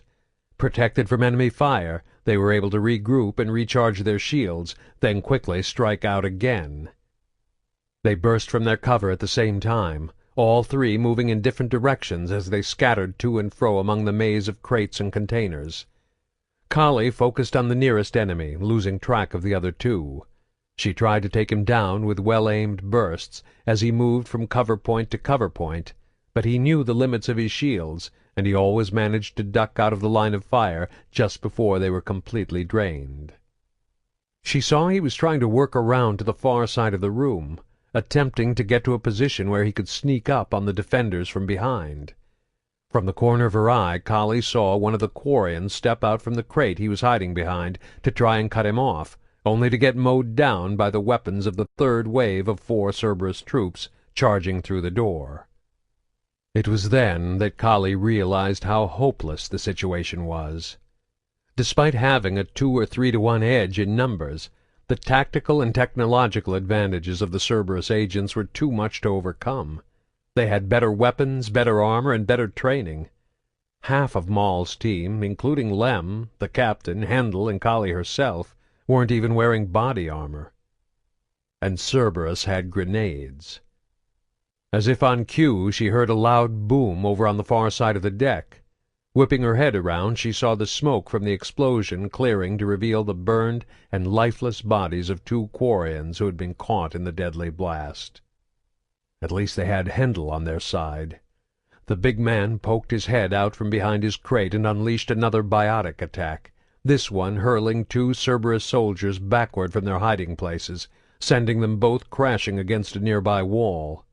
One landed hard, quickly scrambling to her feet and making it safely back behind cover. Kali squeezed the trigger of her weapon and made sure the other one didn't. An instant later, however, Hendel was the one flying backward through the air. Cerberus apparently had a biotic on their team, too. He shouted out in surprise, then slammed hard against the wall behind the desk outside the stockroom where they had grabbed their guns. He crumpled to the ground and didn't rise. "Hendel!" she cried out, fighting against the suicidal urge to leap up and rush over to check on him. Instead, she turned her attention back on the enemy, drawing on her years of Alliance training to stay focused. Soldiers went down in combat. even friends. Usually there wasn't anything you could do to help them until the enemy was neutralized. She held her position, picking her targets carefully. She saw one more Cerberus soldier go down. By her count that left 5, including the biotic. But all around her she could hear the screams of Maul's people. When the Cerberus biotic launched another attack, batting aside the bin shielding a Quarian armed with a sniper rifle so she could be gunned down, the captain finally gave the order Kali had known was coming. "Fall back!" he shouted. "Fall back!" She didn't want to leave Hendel behind, but attempting to reach him now would almost guarantee her getting shot. Blinking away the harsh tears in her eyes, she lay down a line of cover fire as she began to make her retreat. Jillian wandered back and forth along the grid of cubicles, silently counting until she reached the one blocked by the bright orange curtain. Far away she could hear the sharp retorts and ricochets of sounds she couldn't, or didn't want to, consciously identify. She knew something was wrong, and she knew it was somehow her fault. But though she fought to piece together what was going on, the truth eluded her. Shocked into a trance-like state by the stress of the situation, all her fractured mind could latch onto were disconnected bits and pieces. For example, she realized that there should have been more people around. She had hazy, incomplete memories of crowds moving in and among the cubicles. She could recall the buzz of chatter. It had circled around her head like a swarm of angry bees. Now, however, the cubicles were empty. Everything was still and silent. Again, she knew this was wrong. She just couldn't quite figure out why. Kali said hide in Ceto's room, she thought, as she reached out and pulled the curtain aside. The room didn't look as she remembered it. The sleeping mat had been moved half a foot to the side of where it had originally been placed, and someone had turned the cooking stove 90 degrees since the last time she was here. Jillian knew that people moved things around sometimes, but she didn't like it. Things should always be put back in the same place. "I don't like it here. I want to go back to the shuttle." She let the curtain fall from her hand and turned away from the cubicle. Walking with slow, uncertain steps, she began to make her way back through the crisscrossing aisles toward the stairs leading to the deck below, taking a long, meandering route far different from the one that had brought her here originally. Kali fell back up the stairs, knowing all hell would break loose when Cerberus followed them and the fight spilled over into the cubicle grids. Even with all the civilians cleared out, the battle would become a run-and-gun skirmish up and down the crisscrossing aisles, giving Cerberus and their superior weaponry an even greater advantage. While several of Maul's people took up positions around the corners of cubicles near the staircase, aiming their weapons at the door Cerberus would have to come through, Kali made her way straight to Ceto's room to grab Jillian.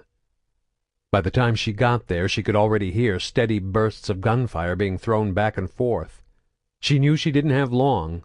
As easy as it had been for Cerberus to break through the Quarian defenses on the lower deck, it would be even harder to hold position up here. There were simply too many options. The Quarians would have no hope of pinning an enemy down when they could simply double back to one of the other aisles and come at them from the opposite side. She pulled the orange curtain back, only to discover an empty room staring back at her. Jillian was still wandering up and down the halls when the loud noises her mind had refused to identify earlier began to ring out even louder. She saw a Quarian run across the far end of the aisle she was standing in, and the gun in his hand forced her to recognize the sounds as gunfire. "I don't want to be here," her mind screamed at her. "Go back to the ship." Jillian intended to do just that. She could hear the gunfire all around her now, sporadic bursts coming from in front, behind, and off to either side. But her overwrought mind simply blocked it out, and she continued to make her way toward the stairs. She took a left turn and came face to face with a man and a woman. She could tell right away they weren't Quarian. They had no environmental suits. They were wearing helmets, but the visors only covered the first 3/4 of their faces, and they had big bulky vests that hid their chests, shoulders, and arms. Each was carrying a gun, and when they saw her they raised their weapons up and pointed them in her direction. Gillian simply continued to walk toward them, as if oblivious of their presence. "Hold fire!" the woman shouted, lowering her gun as the girl approached. "It's her! Grayson's daughter!" The man lowered his weapon and rushed forward, reaching out to grab her. Without even thinking about it, Gillian made a fist and snapped her hand out, just like Hendel had taught her. The man hurtled away from her, slamming his back against the edge of one of the cubicle walls. There was a sharp crack, and he bent in a funny way. "Holy Mother!" the woman gasped. But Gillian cut her words off. Moving on pure instinct, she reached out with an open hand, palm upward, and flicked her wrist. The woman launched up to the ceiling, smashing against it so hard her helmet cracked. She dropped down at Gillian's feet, her eyes rolling back into her head and blood trickling from her nose, mouth, and ears. Her leg twitched once, her boot kicking against the side of a nearby cubicle, then went still. The girl simply stepped over her and continued on her way. She reached the staircase without running into anyone else, then went down to the lower deck. She could still hear the gunfire from up above, but it was quieter down here. Feeling a little better, she began to hum a tuneless song as she headed toward the shuttle. Kali was in a near panic as she raced up and down the aisles, desperately searching for Gillian. Fortunately, her training allowed her to keep her wits together just enough not to do anything stupid, and instead of dashing blindly around corners, she would poke her head out at each intersection, taking a quick peek for enemy combatants. All around her she could hear the sounds of fighting, but she didn't encounter any Cerberus troops until she came across 2 dead soldiers lying in the middle of one of the aisles. For an instant she thought she'd found proof that Hendel had survived being thrown 20 feet through the air. It was obvious the soldiers had been killed by a biotic attack. Then another thought occurred to her. Gillian. Since coming to the Idena, Hendel had worked closely with the girl, teaching her to develop and control her biotic abilities. But despite the remarkable improvement in her condition over the past few weeks, she was still an emotionally fragile, easily disturbed little girl. Something had set her off in the cafeteria back at the academy, unleashing a storm of biotic powers. Now Kali had clear evidence that the storm had been unleashed yet again. She's scared, Kali thought to herself. Confused. She's going to want to go somewhere she feels safe. An instant later she had it. She's heading back to the shuttle. Leaving the 2 dead soldiers where they lay, Kali continued to work her way carefully through the aisles, back toward the stairs. Golo was thoroughly enjoying the battle against his former people. While he hadn't been a crew member of the Idena, he had no trouble imagining the Quarians he gunned down as being the ones who'd banished him from the Usella, his old ship.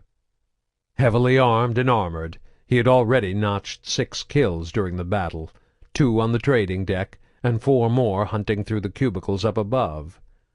Given the superior weaponry Cerberus had provided him, it wasn't even a fair fight, which was exactly how Golo liked it. In fact, he was enjoying himself so much that he nearly lost track of the time. It was only when the timer in his helmet began beeping softly that he realized they had only 10 minutes left. They hadn't found the girl yet, but that didn't really matter to him. It was time to head back to Grayson's shuttle and get off the Idena. He knew the rest of the team would keep fighting and searching for Gillian for another 5 minutes before pulling back, but he didn't like cutting it that close. With a sigh of regret, he abandoned his hunt among the cubicle maze and made his way quickly and cautiously back toward the stairs leading to the deck below.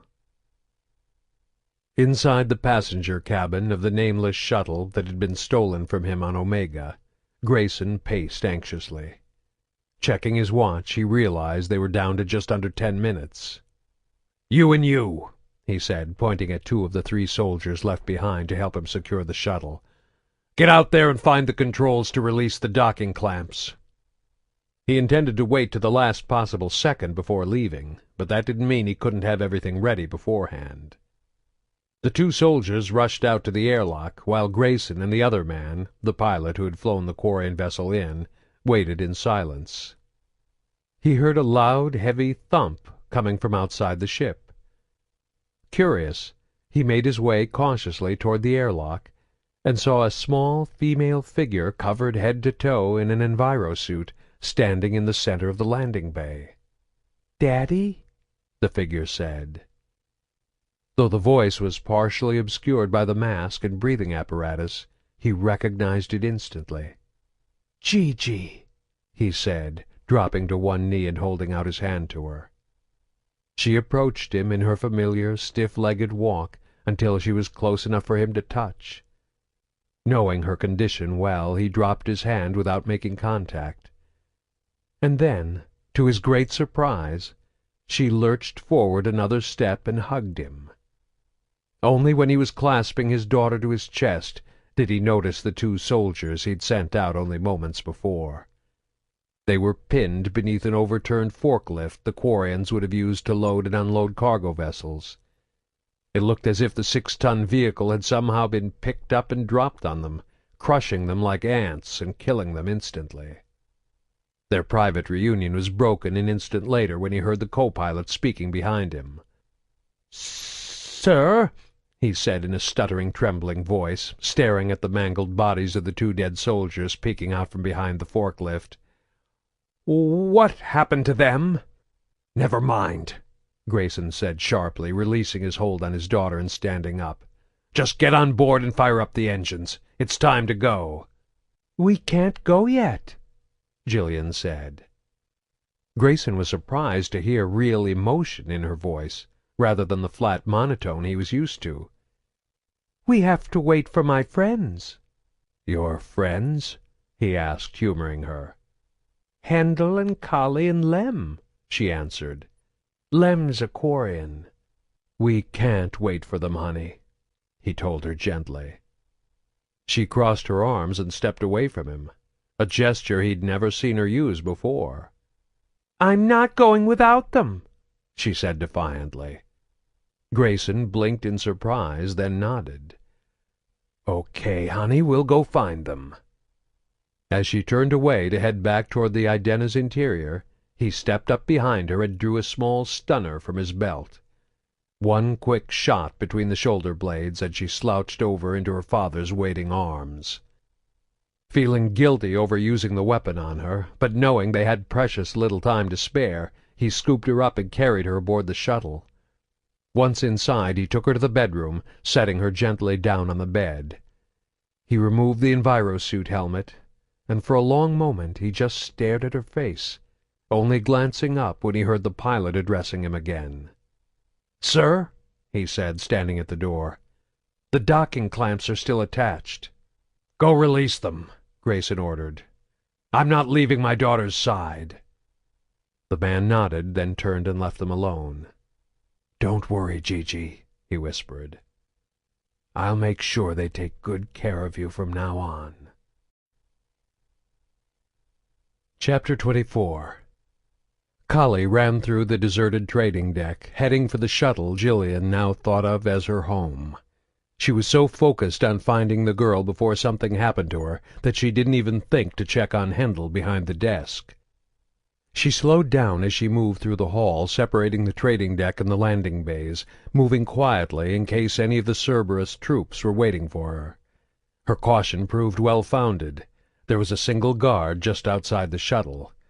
He was standing with his back to her, one hand punching at a control panel to disengage the docking clamps on the vessel, while his other hung at his side, casually gripping his assault rifle. Gunfire might alert anyone else nearby, but that didn't mean she couldn't use her assault rifle as a weapon. She knew his armor was equipped with kinetic barriers, but they were programmed to respond specifically to speed. If you sat down or slapped someone on the back, they didn't activate. It took a high-velocity round to trigger them. A sharp incoming blow to the head wouldn't be fast enough to set them off. Moving quickly, Kali crept up behind him, wrapping her arms around the end of the barrel and holding the gun like a baseball bat. As soon as she got within range, she took 3 quick running steps to build up momentum, then swung her makeshift club as hard as she could. The sound of her feet clanging against the metal floor of the landing bay during her quick charge gave the soldier just enough warning to react. He half-turned toward her, bringing one arm up and ducking his head so that the blow landed on his shoulder rather than the side of his helmet. The force of the impact knocked his assault rifle from his grasp, and it clattered to the floor as he was knocked sideways, staggering to keep his balance. Kali swung again, but she was in too close to get the leverage she needed. The blow struck him on the side of his helmet, but not hard enough to knock him out. Dazed, the soldier stumbled away from her, his hands fumbling for the pistol on his hip. Spinning the assault rifle in her hands, Kali repositioned her grip so that she could jab forward with the heavy butt of the gun. She came in low, just beneath the edge of the 3/4 visor, smashing in the front teeth of his lower jaw. His head snapped back and he fell over. Kali leaped on top of him, driving the butt of the rifle down on his head with both hands.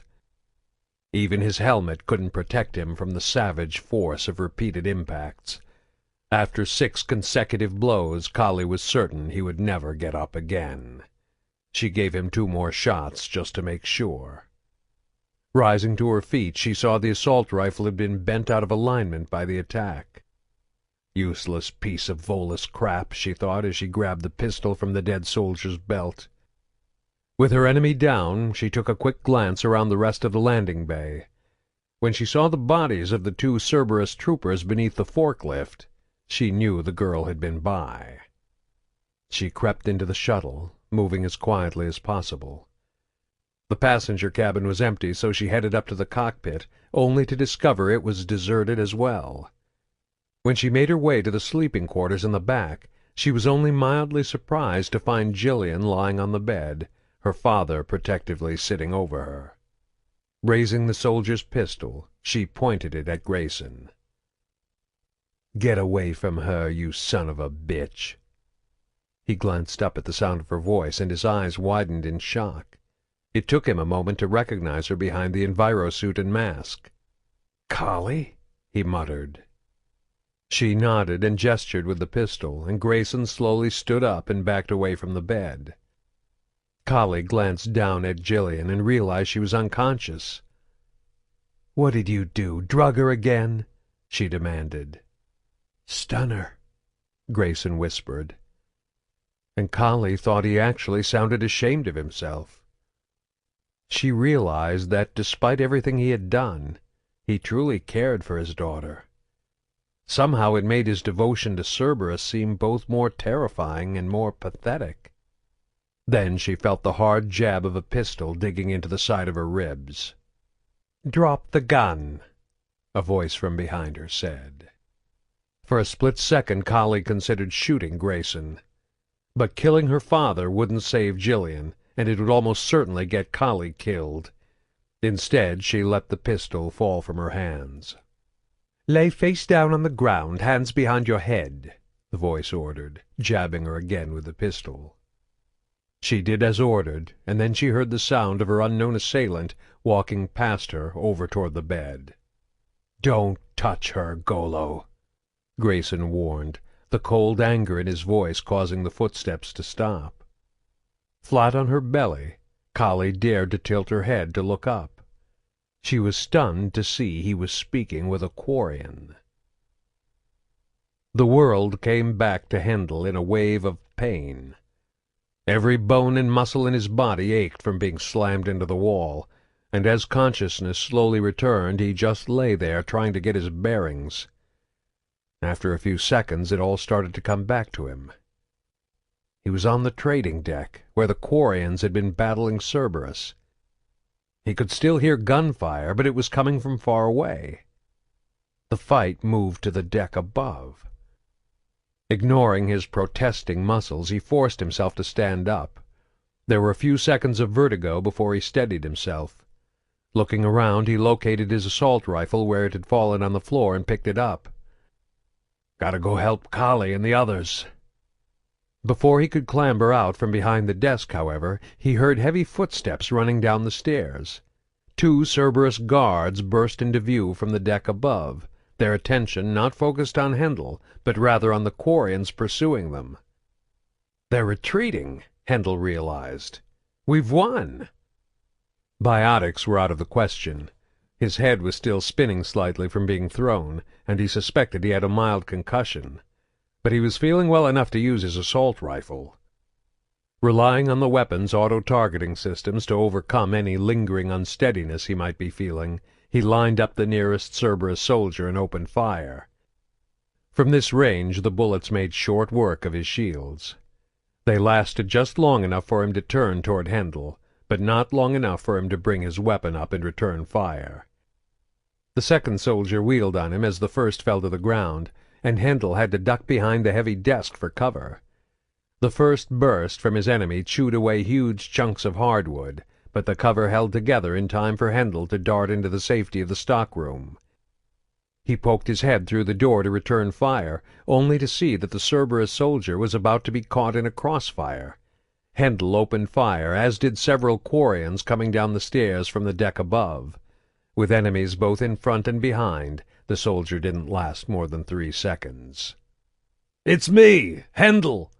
he shouted out from the stockroom, not wanting to suddenly pop into view and get accidentally shot. "Hendel!" he heard Lem shout. "You're alive!" He walked out from the storeroom and climbed gingerly over the desk. Lem, Moll, and 4 other Quarians were gathered at the foot of the stairs. "Is that the last of them?" Hendel asked, nodding toward the dead Cerberus troopers on the ground. He figured the fight was over, as he didn't hear any more gunfire. "There might be 1 or 2 left," the captain answered, "falling back to the Cinead." "They had us on the run, when all of a sudden they broke into a full retreat," Lem added.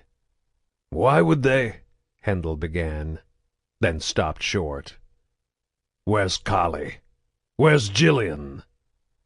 Nobody answered. "Cerberus has her!" Hendel shouted. "That's why they're pulling out!" As a group, they broke into a run, heading for the landing bays. "Should I shoot her?" Golo asked. Grayson looked at Kali, still lying face down on the ground in her envirosuit. The Quarian had his pistol pointed at the back of her head. "No," Grayson said. "Keep her alive. She's an expert in biotic amp configurations. Cerberus might want her to help with Jillian's new training." "I'll never help you with your sick experiments," Kali spat out from the floor. "Quiet!" Golo warned, kicking her hard in the ribs. Grayson winced. Kali grunted and rolled over onto her back, her hands clutching at her side. "Jillian will hate you for this," she gasped, trying to catch her breath. "She'll never forgive you." The Quarian hauled off and kicked her again, causing her to pull her knees up into a fetal position to try and protect herself. "Enough!" Grayson snapped. "How can you let them do this to your own daughter?" Kali asked through gritted teeth, still balled up from the pain. "Did you see that forklift out there?" Grayson demanded. "Do you see what Jillian is capable of? That's because of what Cerberus did." "They want to make her into a weapon," Kali countered, panting behind her mask. Grayson guessed several of her ribs were broken. "They're turning her into some kind of monster." "They're transforming her into a savior of the human race," he countered. "We don't have time for this," Golo warned. "They're destroying her," Kali snarled, her words filled with pain and anger. "Those drugs made her condition worse. Without them she has a chance to be almost normal." Unbidden, the memory of Jillian actually hugging him outside the airlock filled Grayson's mind. He remembered her words and her surprising defiance. "We have to wait for my friends. I'm not leaving without them." "Jillian was happy here," Kali continued. "Have you ever seen that before? She was actually happy." "Shut up!" Golo shouted, kicking her again. This time he didn't stop, but continued to beat on her until Grayson snapped, "No more! That's enough! It's over!" Golo looked over at him, panting slightly from the exertion, and shrugged. On the ground, Kali was rolling feebly from side to side, moaning and whimpering from behind her mask. Grayson's eyes flicked away from her and over to Jillian on the bed. She looked so small, vulnerable, and helpless. "Salvation comes with a cost," he seemed to hear the Elusive Man saying in his head. His mind flashed back to the mutilated Quarian in the cellar of Pell's warehouse. "Judge us not by our methods, but by what we seek to accomplish." "We're almost out of time," Golo reminded him. "We have to leave now. We can't wait for the others." Grayson was suddenly struck by the similarities between the Quarian and his former partner. Both were sadistic and cruel. Both had no compunction about torturing or killing others for personal gain. And both were traitors to their own people. It sickened him to think about the kind of individuals he had allied himself with. "We take terrible burdens on ourselves for the greater good. This is the price we must pay for the cause." "Get the engines fired up and get us out of here," Grayson ordered. As the Quarian turned to leave, Grayson calmly bent over and picked up the pistol Kali had let fall to the floor. He stepped up behind the Quarian and jammed the barrel against the back of his helmet, too close for the kinetic barriers to save him. And then he shot Golo once through the head, the bullet exiting through the front of his mask and lodging itself in the shuttle's bulkhead. As the Quarian toppled forward, Grayson let the pistol fall from his hand. He turned and looked down at Kali, but he couldn't tell what she was thinking behind her mask. "The ship we arrived on is filled with explosives," he told her. "We have about 2 minutes before they detonate and rip a hole in the side of the Idena. I'll need your help if we want to stop it." "Can you walk?" he asked, reaching down and offering a hand to help her to her feet. She hesitated for a split second before grabbing it and hauling herself up with a groan. "I can damn well try," she answered. Hendel and the Quarians were running at a full sprint as they burst into the loading docks. The Cyniad was in Bay 7, on the far end, past all the other ships. The former security chief's long strides had pulled him slightly ahead of the others, but they caught up when he stopped to stare in amazement at the two figures coming out of the airlock in Bay 3. Kali, still in her envirosuit, and Grayson, wearing Cerberus armor, were exiting the shuttle. She had one arm wrapped around Grayson's neck, and he appeared to be holding her up, as if she couldn't stand on her own. Neither one of them was armed. "Hendel!" Kali shouted, but her voice was cut off in a gasp of pain, and her free hand clutched at her side. "The Cyniad!" Grayson called out to them. "The ship in Bay 7, it's filled with explosives!" Hendel, bewildered by the scene before him, could only shake his head. "What's going on? Where's Jillian?" "She's safe," Grayson answered, speaking quickly. "But you have to get to the Cyniad, disarm the bomb before it detonates." "What the hell are you talking about?" "Cerberus. We never intended to escape on the Cyniad. We were going to take my shuttle. The Cyniad is filled with explosives and set to go off on a timer to provide a distraction as we escaped." "How many explosives and how much time?" Hendel demanded. 2 minutes and enough to rip a hole in the Idena's hull. "Watch him," Hendel said, pointing at Grayson as he turned to go. "Wait!" Grayson shouted, freezing him in his tracks.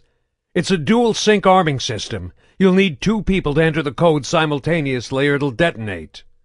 "What's the code?" Maul demanded. 623212. "Everyone else evacuate the loading bays," the captain ordered, then turned to Hendel. "Let's go." It took them less than 30 seconds to reach the Cyniad's airlock. The bodies of Eiley, Sito, and Ugo lay just beyond it. The airlock itself had been sealed. "Wait," Maul said, grabbing Hendel by the arm. "What if it's a trap?" The security chief had been thinking the same thing. "That's a chance we'll have to take." They opened the airlock and raced up into the Quarian shuttle. The cargo hold was filled with enough explosives to blow apart a small asteroid. At least 50 drums of liquid rocket fuel, each as high as Handel's shoulder, were clustered in the center of the floor, held together by a mess of wires. From somewhere in the middle of the canisters, completely inaccessible, he heard the rhythmic beep-beep-beep of a timer counting down. "Find the overrides!" Handel shouted, and the two of them split up, one going clockwise around the ring of explosives, the other counterclockwise. Handel tried to sync the high-pitched beeps with the imaginary clock ticking down in his head. He figured they had maybe 30 seconds to spare when he finally found what he was looking for, a small keypad attached to the side of one of the drums. 2 wires ran from the base into the cords woven around the explosives. Handel had no doubt that detaching either of the wires would set the whole mess off. "I've got mine!" Moll shouted from the far side of the canisters. "Me too," Handel called back. "Enter the code on 3. Ready? 1, 2, 3. He punched in the numbers, knowing there was a lag of only a couple seconds for Moll to do the same. If they weren't in sync, if either one of them hesitated or made a mistake, they'd both be instantly vaporized. The steady beep of the timer suddenly changed to a single, long, shrill whistle. Handel instinctively closed his eyes as he braced himself for the boom. And nothing happened. The shrill whistle slowly faded away, and Handel reached up to wipe the sweat from his brow, only to have his gloved hand bump against the mask of his envirosuit. "Hell of an all-clear signal," he muttered to himself, and then he began to laugh. Chapter 25. In the aftermath of the battle, the Quarians had taken Grayson into custody. For nearly a week his fate hung in the balance as the Admiralty, the Conclave, and the Civilian Council of the Idena weighed in on what was to be done. He had saved dozens, perhaps even hundreds of lives by warning them about the explosives. But Kali, along with everyone else, knew that the only reason their lives were ever in danger was because of what he had done. And there was still plenty of blood on his hands to be accounted for. Over 20 of the Idena's crew had been killed in the attack, along with 11 Cerberus soldiers and Golo, the Quarian traitor. The cost was high, but it was far less than it could have been. Moll understood all this, and he took it into account while passing the final judgment on Grayson, as was his right as captain. Kali had feared there could be consequences for her and Handel as well. None of this would have happened had the Quarians not taken them in when they first arrived. However, she had underestimated the value Quarian culture placed on community and crew. They had been accepted as guests on his ship, Moll had explained to her. They were part of the Idena family. He wasn't about to cast them out now, and he wasn't going to hold them accountable for the actions of Cerberus. In the end, the captain even agreed to allow Kali to take Grayson back to the Alliance as her prisoner, giving them Grayson's own shuttle for transportation. Lem agreed to accompany her as the pilot and to help her keep an eye on their captive. Handel and Jillian, however, would not be going with them. "Are you sure you know what you're doing?" she asked Handel as they stood in the landing bay saying their goodbyes. "Jillian needs this," he said. "You saw how far she's come since we've been here. I don't know if it's the ship, the envirosuits, the lack of drugs. All I know is that she's happy here on the Idena. And soon she'll be beyond the reach of even Cerberus," he added after a moment. Kali nodded, accepting the fact that she couldn't change his mind. The news of an enemy force infiltrating the migrant fleet had shaken the Quarian society to its very core. Faced with a shocking realization that they were vulnerable even within the flotilla, many of the ship captains had changed their views on the idea of sending exploratory vessels out into the depths of space on extended missions.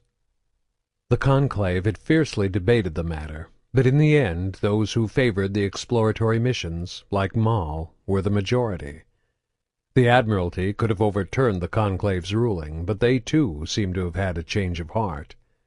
They acquiesced to the decision, though they did impose strict rules and restrictions on how many vessels could go and when they could leave. Not surprisingly, the Idena was chosen to be the first of those vessels. In 3 weeks it would set off through a recently activated mass relay in an uninhabited system, heading into parts unknown. Even now it was being refitted with new technology to allow it to survive on its own for up to 5 years without any outside contact or resources. To make such a journey feasible, however, the crew would have to drop from its current population of nearly 700 to just over 50, all hand-picked by Moll himself. The captain had already given Hendel and Gillian permission to go. "Do you really think Cerberus will stop looking for her after 5 years?" Kali asked. Hendel shrugged. "I don't know, but at least it'll give her a chance to grow up some before she has to deal with them again." He glanced over at the shuttle, where Gillian was inside saying a last private goodbye to her father. Hendel had opposed the idea initially, but Kali had worn him down. Grayson deserved that much, at least. "What do you think he's telling her in there?" the security chief wondered. "I don't know."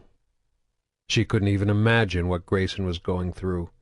Everything he had done in his adult life, every action, every decision he had made, had been in the service of Cerberus and their so-called great and glorious cause. But in the end he had finally chosen his daughter over these nebulous ideals. Unfortunately, that choice meant it was impossible for her to stay with him. "What are you going to tell Gillian if she ever asks about him?" she asked Hendel. "I'm going to tell her the truth," he said. "Her father is a complicated man. He made some mistakes. But he loves her very much, and he only wants what's best for her. And in the end he did the right thing." Kali nodded again and pulled Hendel close for a hug. "You two be careful out there," she whispered. "We will."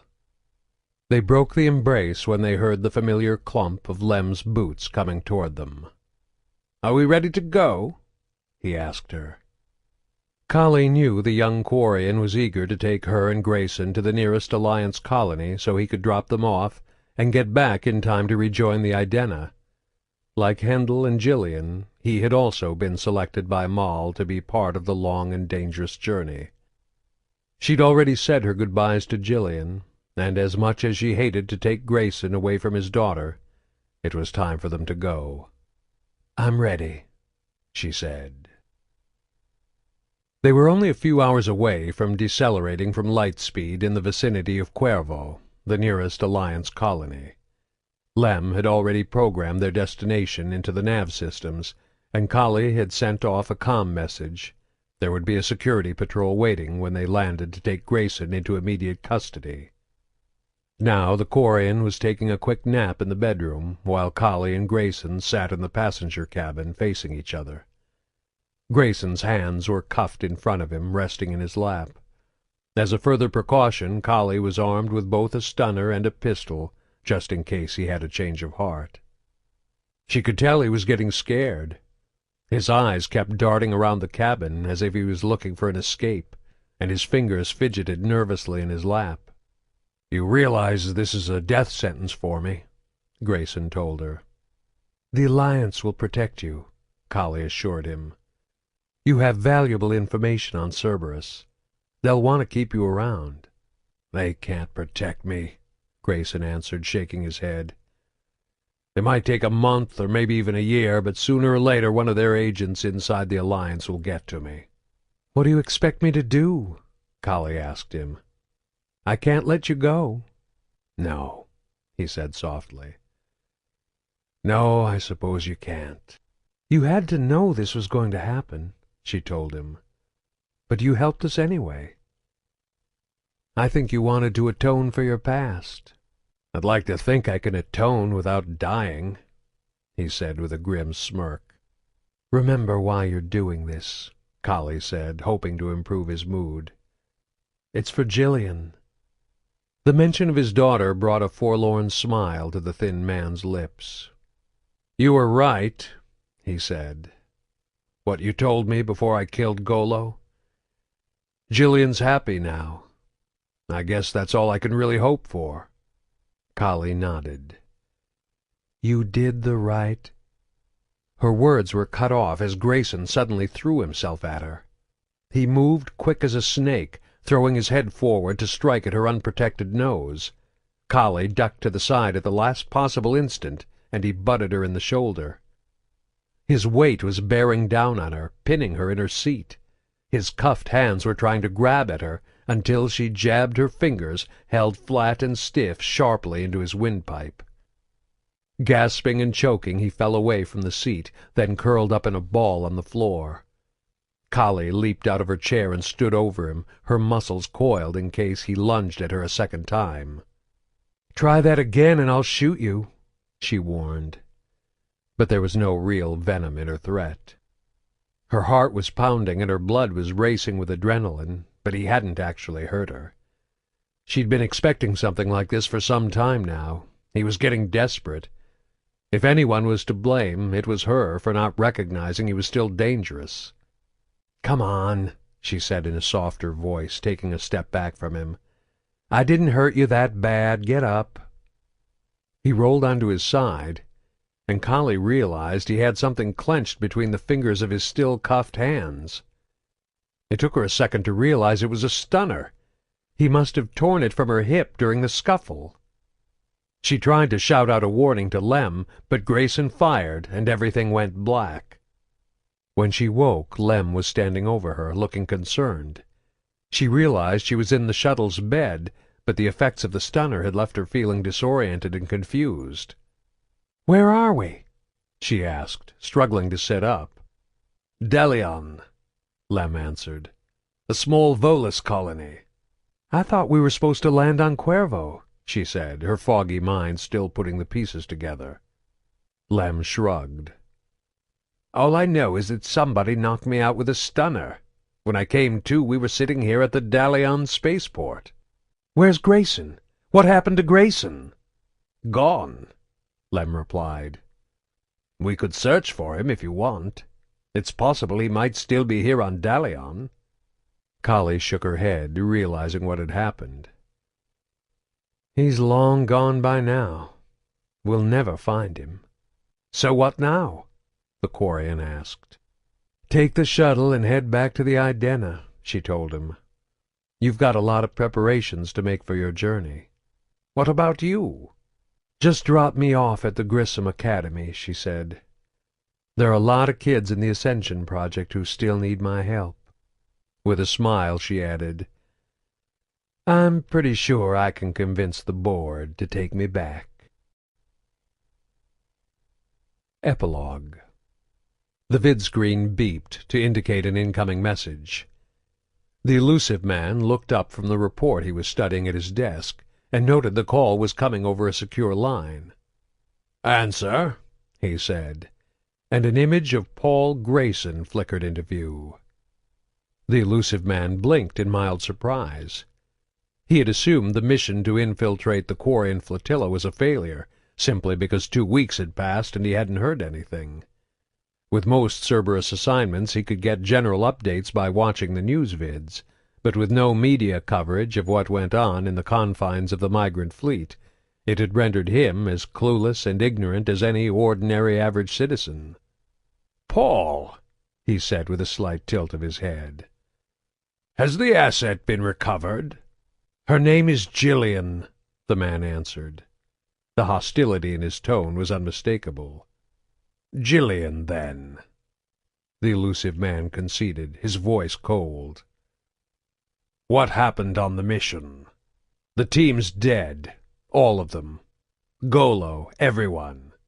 "Except you." "I'm as good as dead," Grayson replied. "I'm a ghost now. You'll never find me." "What about your daughter?" the Elusive Man asked. "How long will she be able to survive as a fugitive? A life on the run is no life for her. Bring her in, Paul, and we can talk about what's best for Jillian." Grayson laughed. "She's not even with me." She's on a Quarian deep space exploration vessel out in the middle of some uncharted system beyond the edge of the galaxy. You'll never find her." The Elusive Man's jaw clenched ever so slightly as he realized the girl was beyond his reach. The fact that Grayson was willing to taunt him with the information was clear evidence of how impossible it would be to track her down. He relied on a network of Cerberus informants throughout Council space and the Terminus systems to supply him with a constant flow of information. Out beyond that network he was literally blind. "I thought you were loyal to the cause, Paul." "I was," Grayson answered. "Then I saw the kind of people who share your vision, and I had a change of heart." The Elusive Man sneered at the screen. "I'm in the business of saving lives, Paul.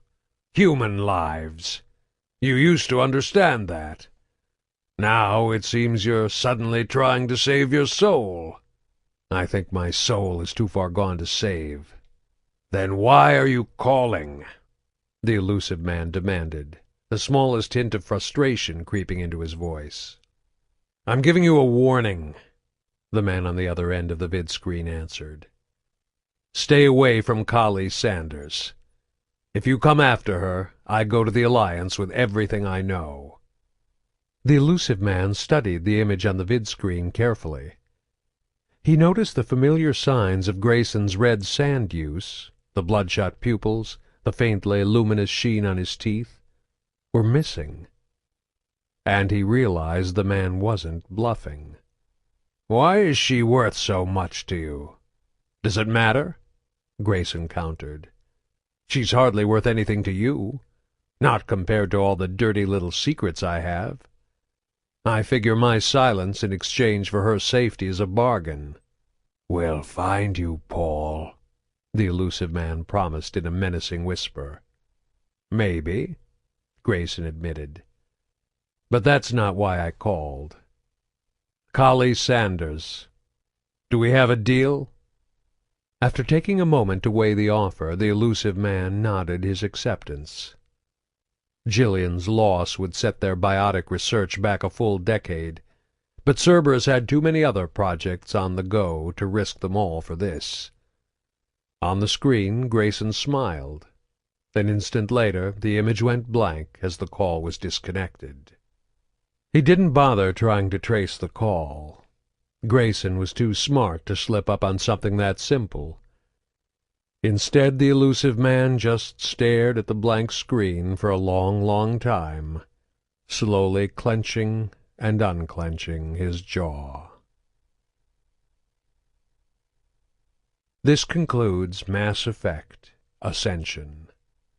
Please visit our website, www.tantor.com, for more information on our growing library of unabridged audiobooks, and to take advantage of special offers, or call toll-free 877-7-TANTOR to request a catalog.